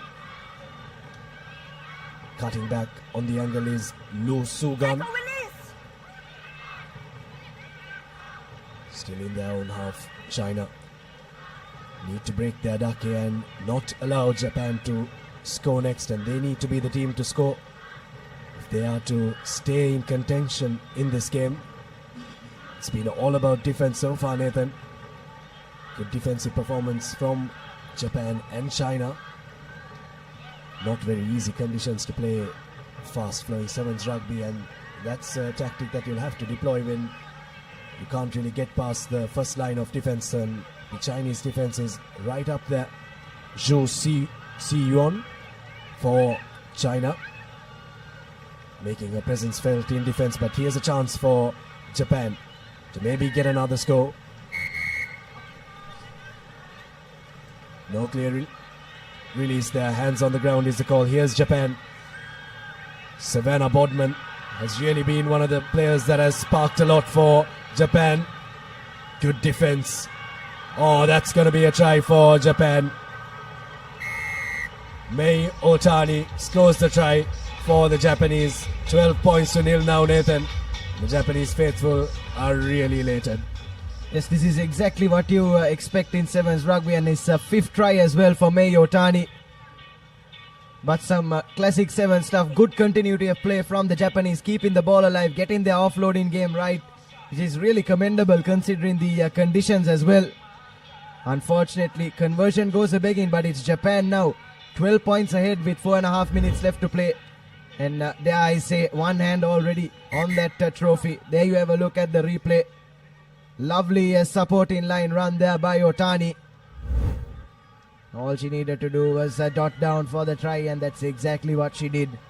And Japan now 2 scores to the good. Japan doing very well in this game, in this final, leading by 12 points to 0 in this second half. Starting with the kickoff once again, but not collected cleanly, but is knocked back, referee says. So China now in the attacking position in their own half. The weather condition not looking very good here in Colombo, but still China trying to run with the ball, but Japan with a thumping tackle, pushing the attacking line of China backwards, and they have gotten a penalty. Holding on is the call, taken quick from number 6 of Japan. Just 5 meters away now, looking for support. Sends it, tries to send it out on the wide, but unfortunately the Japanese team fumbles it. Knocked back is the call once again. The number 10 of Japan has the try line on sight. She picks it up, and it's a try from the number 2 of Japan, Honoka Tsutsumi. Does it for her team and scores the 3rd try in this game. And as you said, Nathan, they already had one hand on the trophy, but this time it will be very comfortable with 17-point lead and 2 points to follow. But can they convert it? Unfortunately cannot, but still the lead is very comfortable, Abid, as well. 17 points to 0 is the call, and here we have the replay of it. The pickup from the number 10 of Japan, hitting that gap, making her way almost towards it, and just assists her teammate to pick up the ball to go over the line. 17-0. A little bit of lightning around the racecourse stadium, spreading some light on this Japanese team, but we really do hope that it doesn't continue, that we can have the finals. But this Japanese team is really something else, aren't they, Nathan? Really have got it all. Restarts, defense, attack. They've really been the best team in the women's category, and you really have to take your hat off to them. Not allowing a team to score in sevens rugby is not easy in any game, let alone a tournament. And this Japanese team in defense have not allowed any team to cross their line, and even in the finals No team has been able to score so far. China will want to try and break that, but the Japanese don't seem like they want to allow that. Here's the try coming in for the Japanese. Another one. That's going to be the fourth try. It's Sakura Mizutani. Yes, Japan. Free flow in rugby. It's beautiful to watch, isn't it, Abid? And Sakura Mitsuani goes over for her third try in this leg.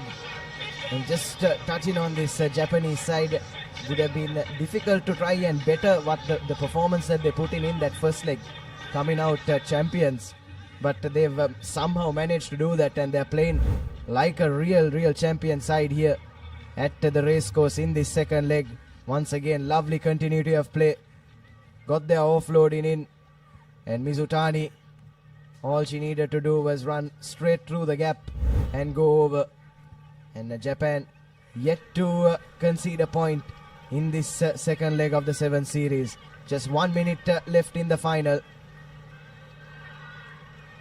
And China haven't really come out of their own half in this final. And that just tells you how good this Japanese outfit has been. Played like a champion side from the first whistle yesterday. Definitely. As we see, Japan winning a penalty and taking the quick tap. But they have fumbled, unfortunately. But Nathan, as you said, a commendable champion side this team has been. Still no team worthy of scoring against them as well.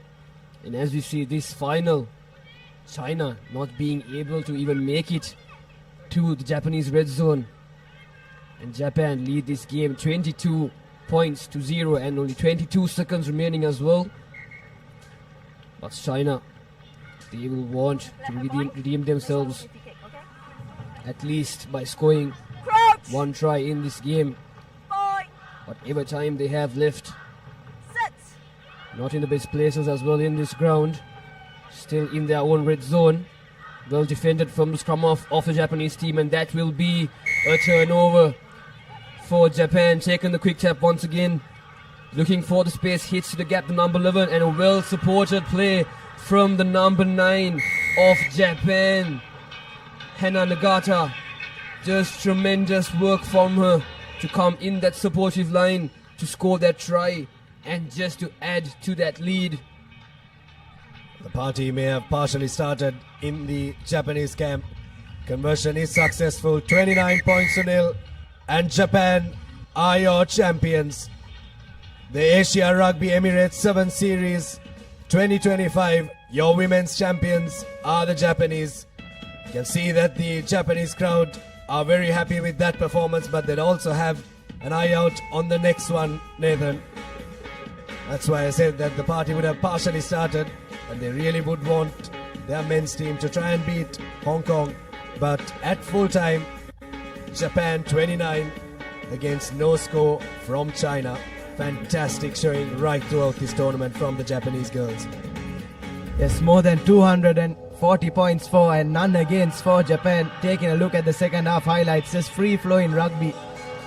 And it's what any rugby lover would love to watch. And Japan, they did it up in China. They've done it down here in Colombo as well. Their ladies have done the double and have confirmed themselves as the champion women's outfit at this Asia Emirates 7 Series for 2025. Some lovely offloading from the Japanese, free-flowing rugby, as we've said countless times, and deserving victors of the women's title here at the racecourse. So your key stats then: Japan with 5 tries and 2 conversions. China unable to break their duck. But commiserations to China as well. They did mighty well throughout the tournament, but unfortunately this Japanese juggernaut just a bit too hot to handle here at a rainy racecourse. And we'll move on into the men's final. For that we have a change in voice up in the comm box.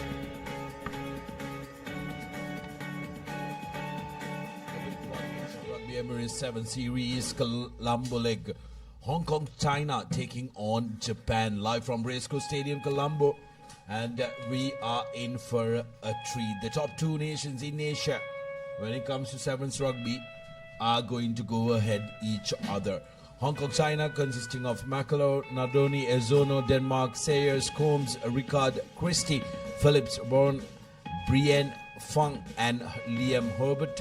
Japan, Taki, Takamoto, Ochi, Yumera, Ogita, Miyasaka, Takamechi, Joan, Roido, Toma, Sharoto, Koga, and Jisoo Lee, making up that squad for Japan.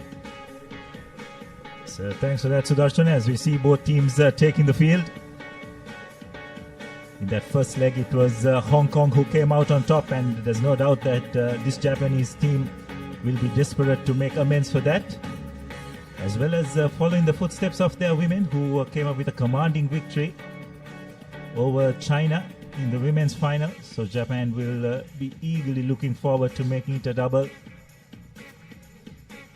The Japanese women's team have been absolutely phenomenal, haven't they? They've been absolutely top-notch. Abdullah, winning both the legs is one thing, but going this entire leg without their line being crossed is fabulous.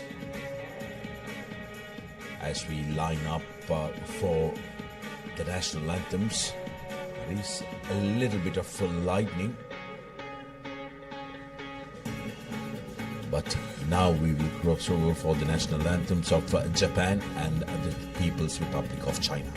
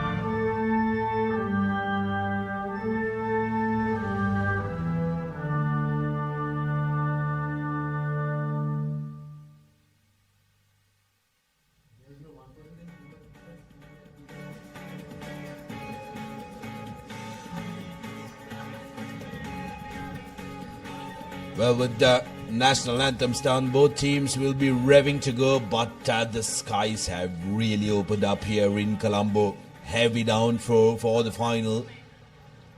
Hong Kong definitely, Abdullah, has been the strong favourite coming into this final, but this massive downpour can be the greatest leveler when it comes to the shorter format of the game. One slip here, one slip there. Japan could really claw their way into this game. There's no doubt about it that Hong Kong are coming as favourites. But as you very correctly said, Sudarshana, the weather conditions could be a real leveler. Q Shengang will officiate this final. Kick off from Hong Kong, changing directions last minute.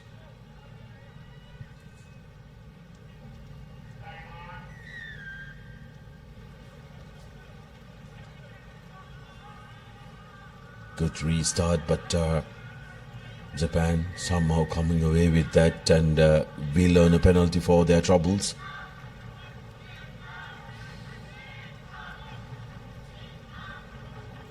It's interesting. Looks like Japan will just try and slow the game down a bit. They received a real scare in that semi-final against Sri Lanka, didn't it, Sudarshana? No doubt they would want to put in a much better performance. They will need to if they are to get the better of this Hong Kong outfit, who have really been dominant in the seventh circuit, especially in the men's segment over the last few years. Shotaro Tsuka went in for thrice against Sri Lanka.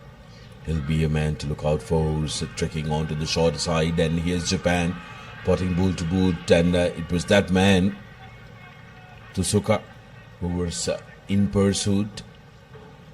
They are playing the conditions here, Abdullah. They know it's going to be difficult to handle the ball, so they are going to play that territorial game with their speedsters backing it up, as Hong Kong, with a settled line out, sends it to the outside. Good carry and equally well tackled by Japan, trying to come through the gate. Here's Hong Kong to Alessandro, taking it to ground, keeping it alive inside their 22. Here's Fang. Cross pass to Sayers. Sayers making it available, penalty available for Hong Kong. High tackle. It's a call from the referee. Yes, it's really interesting to see how both these teams approaching this game seem to be going for the territorial gains rather than speeding up. And I dare say, Sudarshana, the conditions have a lot to do with that. We've seen both teams opting to go to touch when they win penalties. That's a monstrous touch from Hong Kong within their own 22, getting into the opposition 40. Important line out here for the men in white. Phillips gives it to Mayers. Sayers rather. Brienne. Ball is brought to ground. Fong acting as half-back. Good defensive work from Japan, but that's a brilliant one, creating space for Herbert. Herbert inside the 22 meters finds supports in the form of Brienne. Out to Alessandro. Space for Sayers. Harry Sayers breaks the first tackle, and he will go for the first try of the final for Hong Kong. Harry Sayers touching down for Hong Kong, and just like that they are in the lead. It's just wonderful control of possession. Japan just probably missing a couple of crucial first-time tackles. You got to get the player onto the deck and try and create a ruck situation, but that wasn't the case. Conversion is successful. So Hong Kong going to a 7-0 lead, and as we can see, the Japanese defender just lost his footing and just couldn't get into good position to make that tackle. And Sayers was just strong enough to evade that attempt and go for the first score of this final. Big strong leg, Harry Sayers getting the job done for Hong Kong, and their restarts have also been sublime. Julian Byrne has a monstrous boot underneath him. He's the one who got Hong Kong from their own 22 into the opposition 40, which resulted in a try on the other end of the field.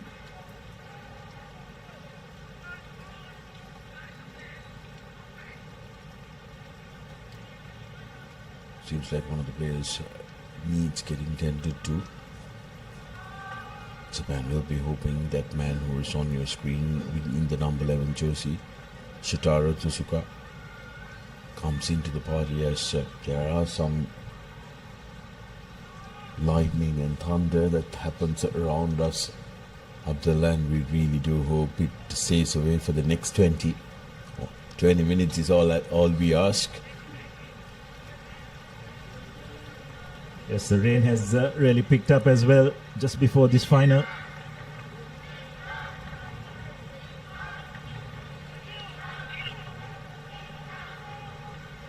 Good clean line out by Hong Kong. Harry says again, acting as a ball carrier, and that's what a wet ball can do. Julian Burton normally very safe with the ball in hand, loses it forward. Opportunity for Japan now. 2 minutes to go till half time. If they can get a score here, that will really lift their spirits up. Yes, given the condition, it's always going to be a really tight game. Defense is going to be crucial. See a bit of conversation in the scrum.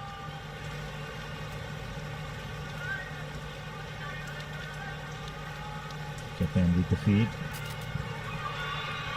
Here's a wraparound from Japan, losing their footing in the muddy underfoot conditions available for Japan. But referee deems the last player who is on the ground palmed that ball back. It's a penalty in favor of Hong Kong. Can really look to double their lead. The Japanese supporters, who were thrilled with the performance of the women's side, will be hoping the men's team can mirror that performance. Yes, you could see the anxiety on their face. They do realize they are in a real battle here in this men's final. Hong Kong with the feed. Just about a minute to go to half time. Phillips now find Harry Sayers, who carries it forward. Big ball carrier Sayers. Now Jace Julian still available for Hong Kong, but losing his feet on that ball was the arriving player. Yes, the breakdown is getting very competitive and to a certain extent messy as well. So how the referee adjudicates that area is also going to be crucial. Interesting, Japan at this time opted for a scrum.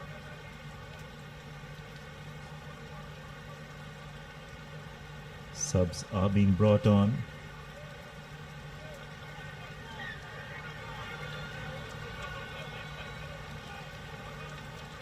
Japan with the feed.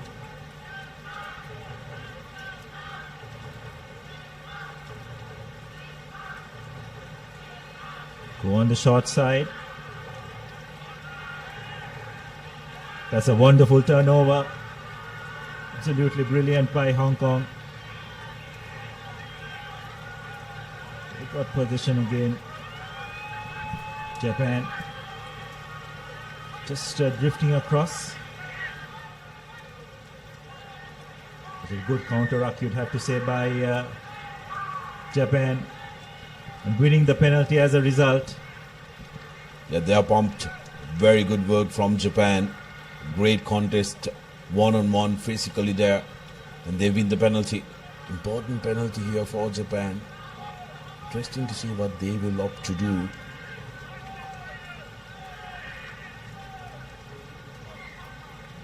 The rain is really ramping up, isn't it, Abdullah?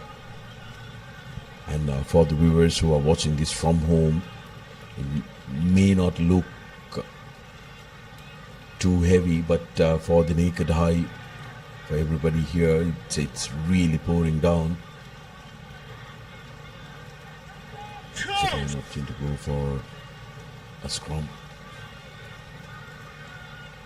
So probably the final play of this first half.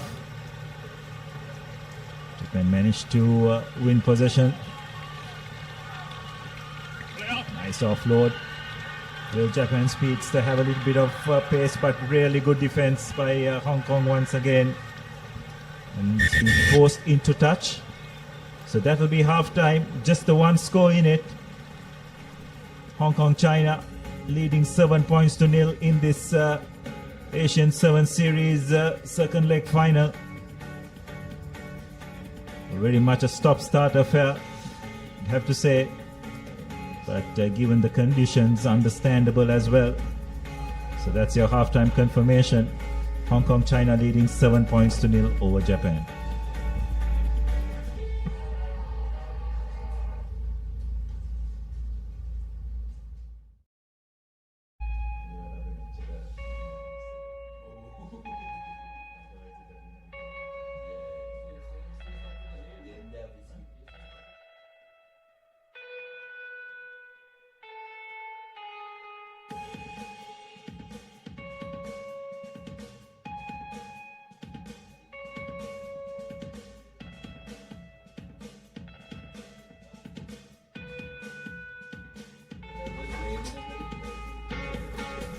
Welcome back to the live action brought to you from Racecourse, the business end of the tournament, and the big one, the men's final.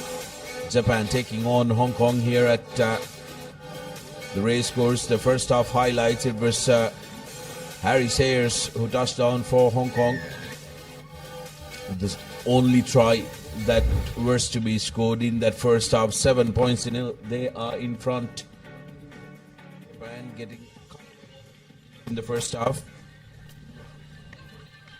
but haven't been able to capitalize and get any scores on them. But they definitely, Abdullah, without any hesitation or doubt, have had the loudest and the most enthusiastic fans from the visiting teams. Oh, definitely, and it's just great to see the way they are getting behind their team. And more often than not, the team has definitely lived up to their expectations. Just about to recommence the second half. Again, Hong Kong really proficient at kick-off time. Hong Kong with the collection, and now we'll put ball to boot, calling on the speedsters, and that's a massive territorial gain for Hong Kong. Well, that's just playing the conditions, isn't it, Sudarshan? And that's experience. Just putting the pressure right back on Japan, forcing them to run from virtually their own goal line. Not to mention the pressure that they could apply from this line out as well. Japan goes to the back, beautifully collected by Japan, and referee penalizes Hong Kong for the entire line being offside, the backs being offside. Opportunity really for Japan to really get into the opposition half with ball in hand, this touch finder inside their own, but they will take those 20 meters.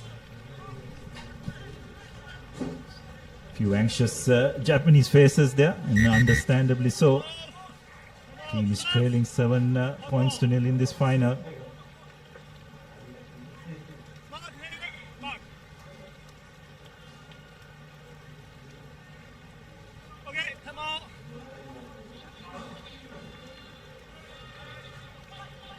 Japan with the throw in, going long, really well executed.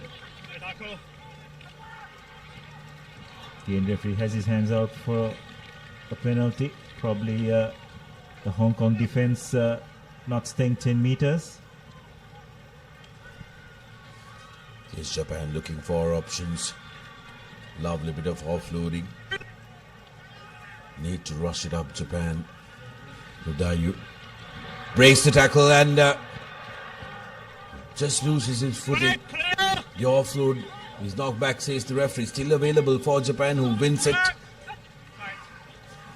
Need to send it out before the defense organizers. Christie looking to trouble the Japanese, but here's Soko. Slippery conditions, wet conditions have made it a real brawl here. Japan taking it quickly, taking the straight up route is Ogita, but he's penalized. Yes, I just don't think that was the correct option. Sudarshan needed to spread the ball out wide. He'd probably feel that emotion got the better of him taking the ball into contact. Didn't have the players to support him there in terms of getting that clean out, and as a result, a reprieve for Hong Kong.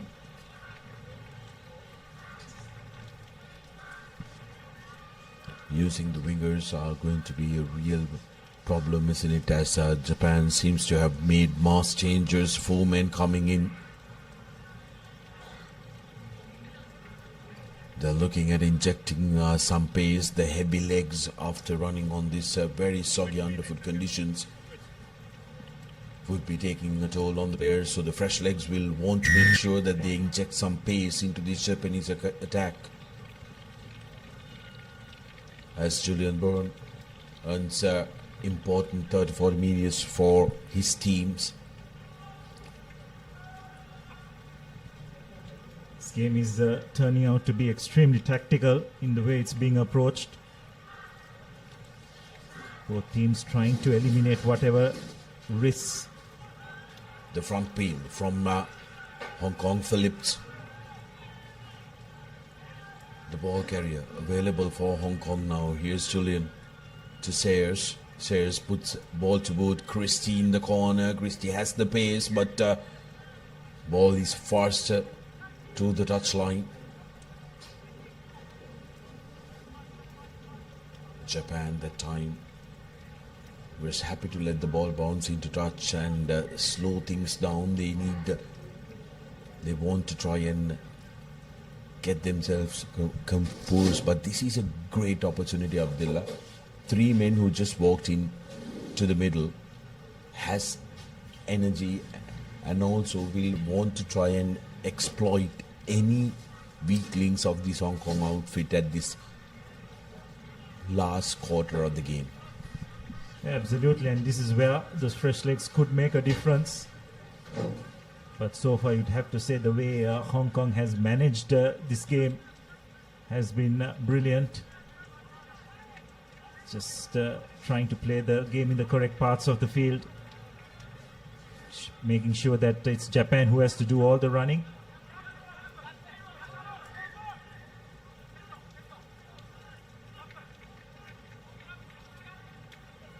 A wonderful steal. Hong Kong with possession. It's the Denmark breaking one tackle, almost breaking the second. What a brilliant take under pressure.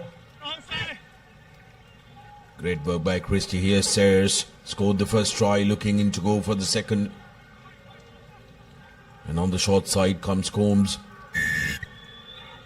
But that time penalized for not releasing the ball. Japan doing really well to see off the threat.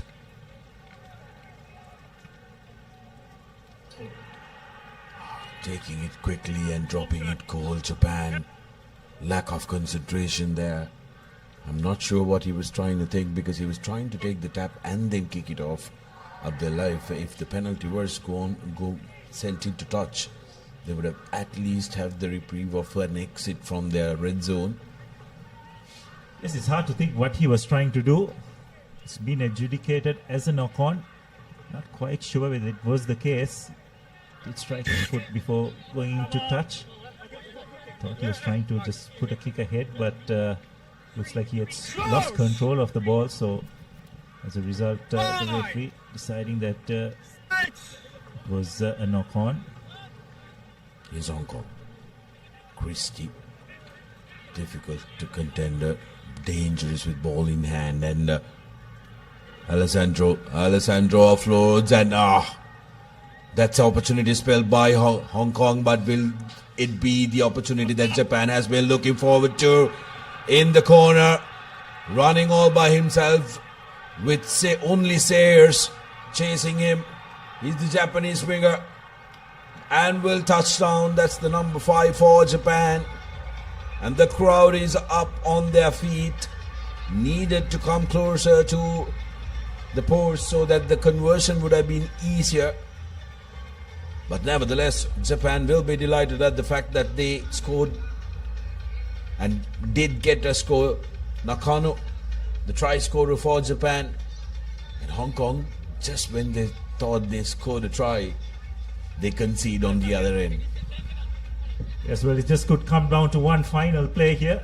Have Japan opted to take the kick at goal? Yes, they have. Struck well. What a conversion. Under pressure. 7 points all. And Sudarshana, just like that, this final has come alive. Just the final few seconds. And from their own goal line, Japan mounting an attack. Just for a moment there, Hong Kong defense caught napping. Restart from Japan. Here's Christie. Still on his feet, Christie takes 3 men to bring him down. Alessandro, strong carrier of the ball, and he has been absolute workhorse for Hong Kong. Here's an opportunity breaking away. He's the number 11 for Hong Kong. Brian swinging it wide. Are the white shirts. Japan. Kick and a chase. The ball stays. That's going to be a close one. I think the referee will have two things to look at. The touchline and also the grounding as the referee signals to the TMO.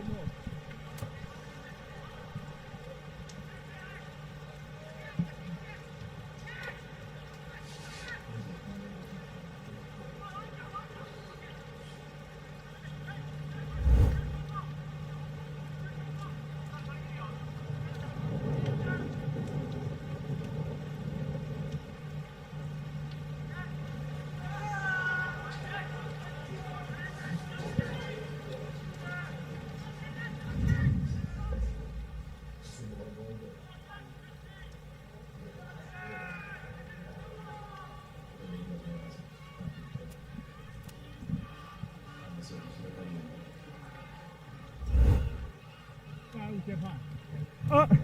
100 meters.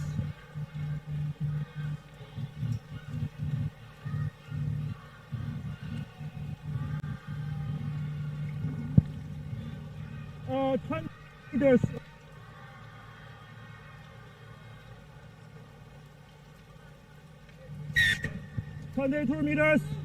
Yeah, it will be a 22-meter dropout. And the Japanese fans will be breathing very, very much easier. It's going to be interesting what Japan's strategy is going to be from this dropout. Keep in mind, the area is very waterlogged. Your kicks are not going to be bouncing back. At least the ball drop will not bounce back ideally. So I think they're just checking whether the hooter went off before that grounding happened.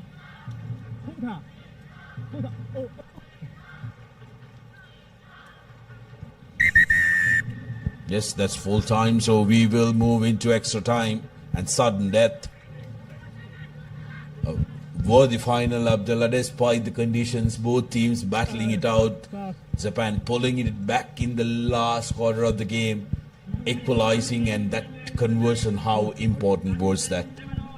Absolutely brilliant, isn't it? Under pressure.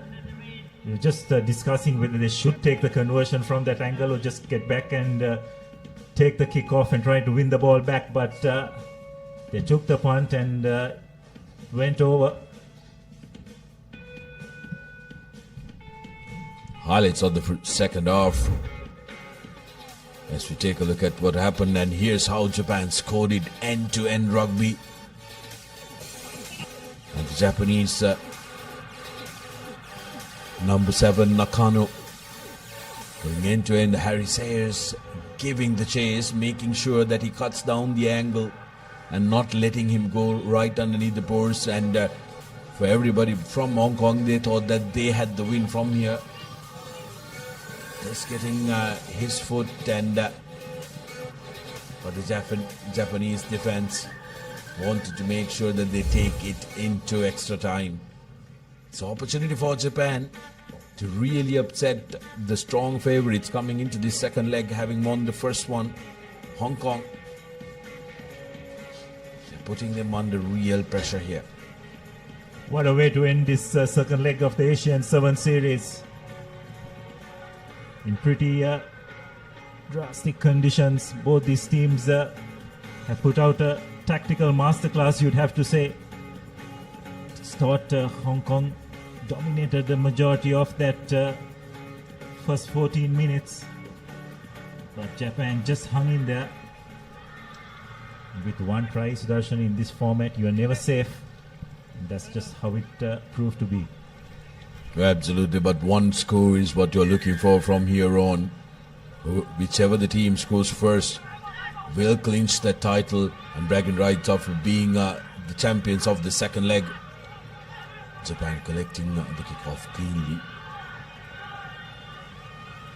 Oh, slip of the foot, but no harm done. Japan still with possession, goes to ground. That's going to be a penalty any day of the week. Christie doing beautifully well. to win that. And Hong Kong straight away opting to go for a scrum. They're looking to commit the Japanese defenders and then pull it out. Christie seems like he's injured one of his fingers in that collision. Again, very impressive the way Hong Kong held their shape in defense. Did not overcome it. Japan looked very threatening, but just the experience, isn't it, of that Hong Kong defensive line. Just how well they maintained their shape. Waited for the correct moment and forced Japan into making that error.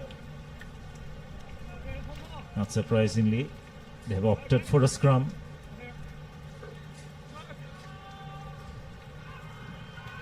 They're going to create a pedestal where they can attack from. Always difficult, isn't it, in these very wet and soggy unfit conditions when you have to scrum and then quickly change your direction. Good pressure coming in from Japan. Here's Sayers taking the direct route. He has been the standout player for me up the line. This Hong Kong outfit has been fabulous. But Japan now penalized. Opportunity for Hong Kong. Combs, and in the corner is Christie. Christie will touch down, and that will be the win for Hong Kong, who cement their place with 2 wins in the 2 legs as the champions of Asian 7 Series, Asian Emirates 7 Series 2026. Brilliant work from Hong Kong. Japan fought valiantly, but have to surrender in extra time. Yes, well, that's just the hallmark of a champion outfit. Just waited for the correct moment and absolutely took the opportunity. Japan had the first bite of the cherry in this extra time when they received the kickoff, but just Hong Kong's composure in defense, enabling a turning over of position through a penalty. And then with ball in hand, they just knew exactly when to send the ball out wide, pick their moment brilliantly to seal this final. And as a result, as that scorecard shows you, Hong Kong, China 12, Japan 7, and they will be crowned as the Asian 7 Series champions for 2025 for another year.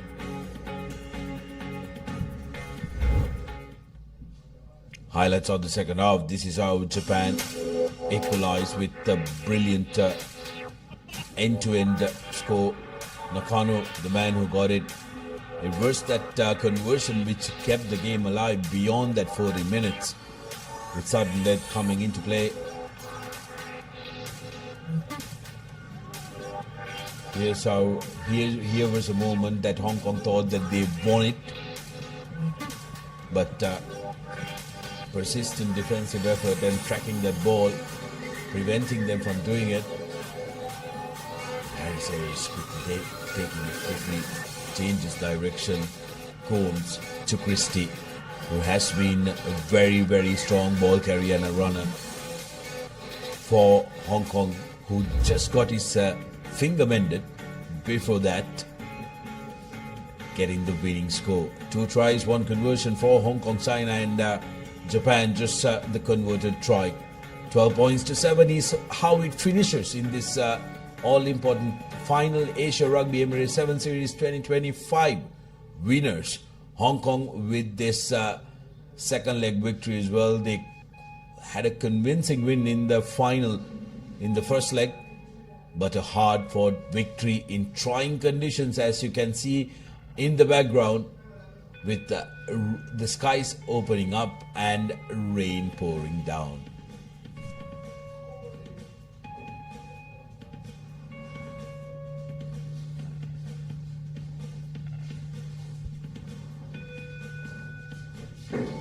So as you can see, the rain pouring down here. So these are results too from the women's segment. In the 9th place first semi-final, Philippines getting the better of Indonesia. Sri Lanka going down to Malaysia, 19 points to 24. India with a good victory over Singapore, 33 points to 5. The Emirates going down to Kazakhstan, 38 to 12. And in the first cup semi-final, it's Hong Kong, China going down rather tamely, you'd have to say, to Japan 31-0. China in a close fought encounter, going down to a very impressive Thai women's team. And of course, in the 11th place final, Sri Lanka just managing to clinch that with a good victory over Indonesia, 38 points to 10. Malaysia overcoming Philippines 24-12 to clinch 9th spot in the 7th place final. It's Singapore who just managed to pip UAE 14-12. And in a closely contested 5th place final, Kazakhstan just getting the better of India. In the 3rd place final, Thailand managing to stave off a strong performance from Hong Kong, 10 points to 5.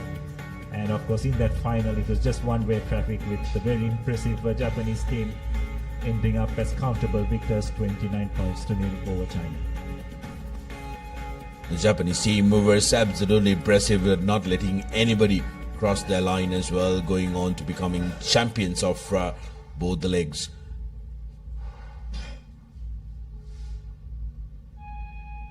Results in the men's section, as we had the first semi-final being won by Malaysia and 19 points to 7 against Chinese Taipei, and Korea going down to Uzbekistan. That was a surprise, with Uzbekistan putting up a real good show here in this second leg of the competition, and UAE got the victory, 17 points to 10 against Philippines, with in the 5th place semi-final won. And in the second semi-final, it was one-way traffic. Thailand running right, 32 points to their name against Singapore. And in the cup semi-final number 1, it was Hong Kong who dominated proceedings, 29 points to 12, with a very, very closely contested second semi-final coming to the end, with the Japanese taking that one, 15 points to 12. The 11th place final, it was won by Korea, 27 points to 5 against Chinese Taipei, with the 9th place being secured by Malaysia, 31 points to 5 against Uzbekistan. 7th place were secured by Singapore with a win of 22 points to 12, with 5th place being secured by Thailand, who put on a big shift in their semi-final, continuing the good work against UAE, 12 points to 26.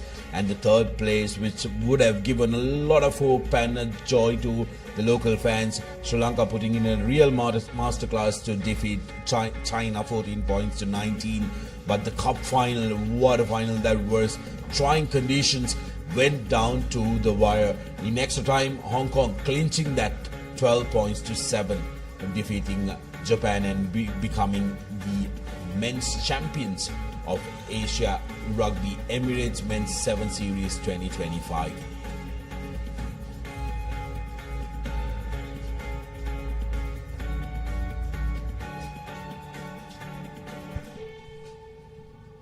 So the women's points table accumulated over the 2 legs, Japan winning comfortably with 40 points to their name, and China with 36 points. Thailand comes in joint 3rd alongside Hong Kong, China with 30 points. Kazakhstan with 24 points, and India has been the most impressive out of the lot, haven't they? 20 points to their name. UAE with 14, Malaysia with 10, Singapore with 9, and Sri Lanka in the 10th position with 6, Philippines and Indonesia in 11th and 12th respectively with 5 points and 2 points to their name.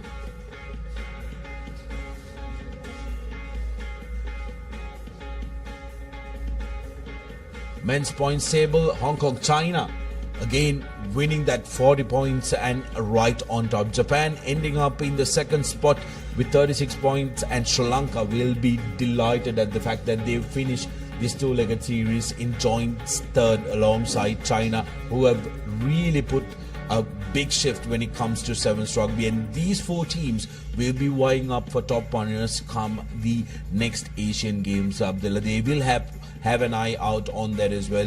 UAE in the 5th spot with 22 points, will be happy with their performance. Malaysia in the 6th, but this side of the column, Thailand, Singapore, especially Korea, Chinese Taipei, will be disappointed at the fact that they are languishing in 9th and 10th position, with Philippines dropping down to the 12th place. But Uzbekistan, I beg your pardon, the joint 10th place will be Chinese Taipei, Uzbekistan and Philippines. And Philippines will be very disappointed because they did have a formidable side a couple of years ago.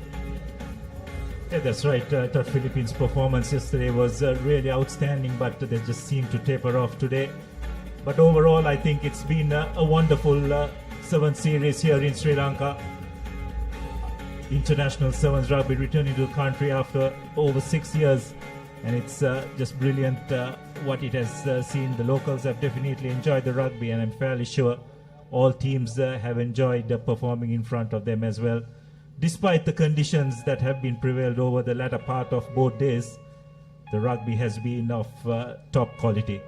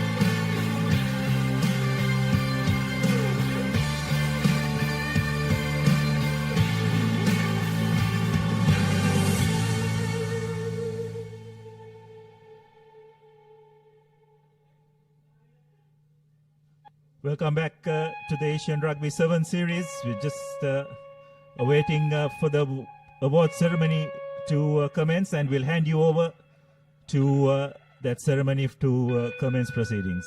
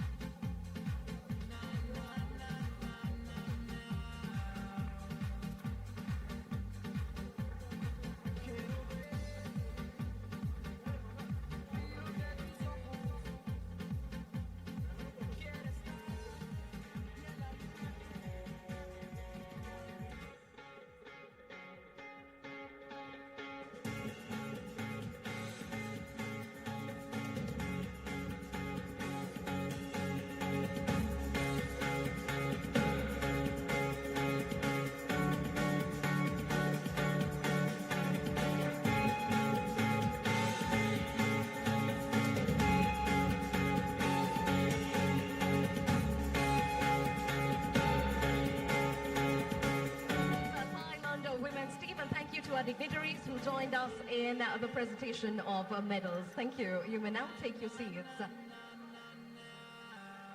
Thank you. May I now invite Mr. Ruchira Virakona, Vessel Team Mobitel PLTV, to hand out the silver medals to the China women's team. Ladies and gentlemen, let's give a big round of applause to the China women's team.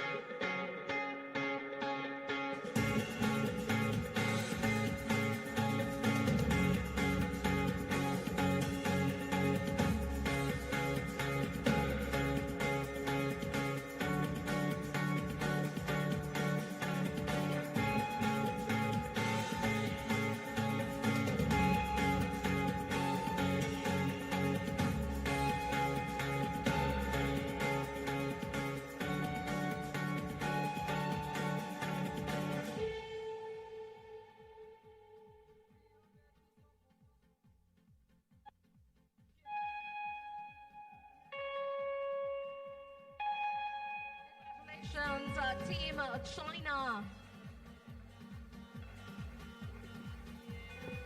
Thank you, Mr. Ruchira Virakona, for joining us in presenting. May I now invite Mr. Pavitra Fernando, President of Sri Lanka Rugby, and Mr. Sajid Gunaratna of Ceylon Agro Industries, Prima Group Sri Lanka, Also joined by the Honourable Minister of Sports and Youth Affairs, Mr. Sunil Kumar Gamage, to please join us in handing out the gold medals to the Japan women's team as winners of the Asia Rugby Emirates 7th Series Leg 2. Please put your hands together for Japan women's team, the winners of the Asia Rugby Emirates 7th Series Leg 2.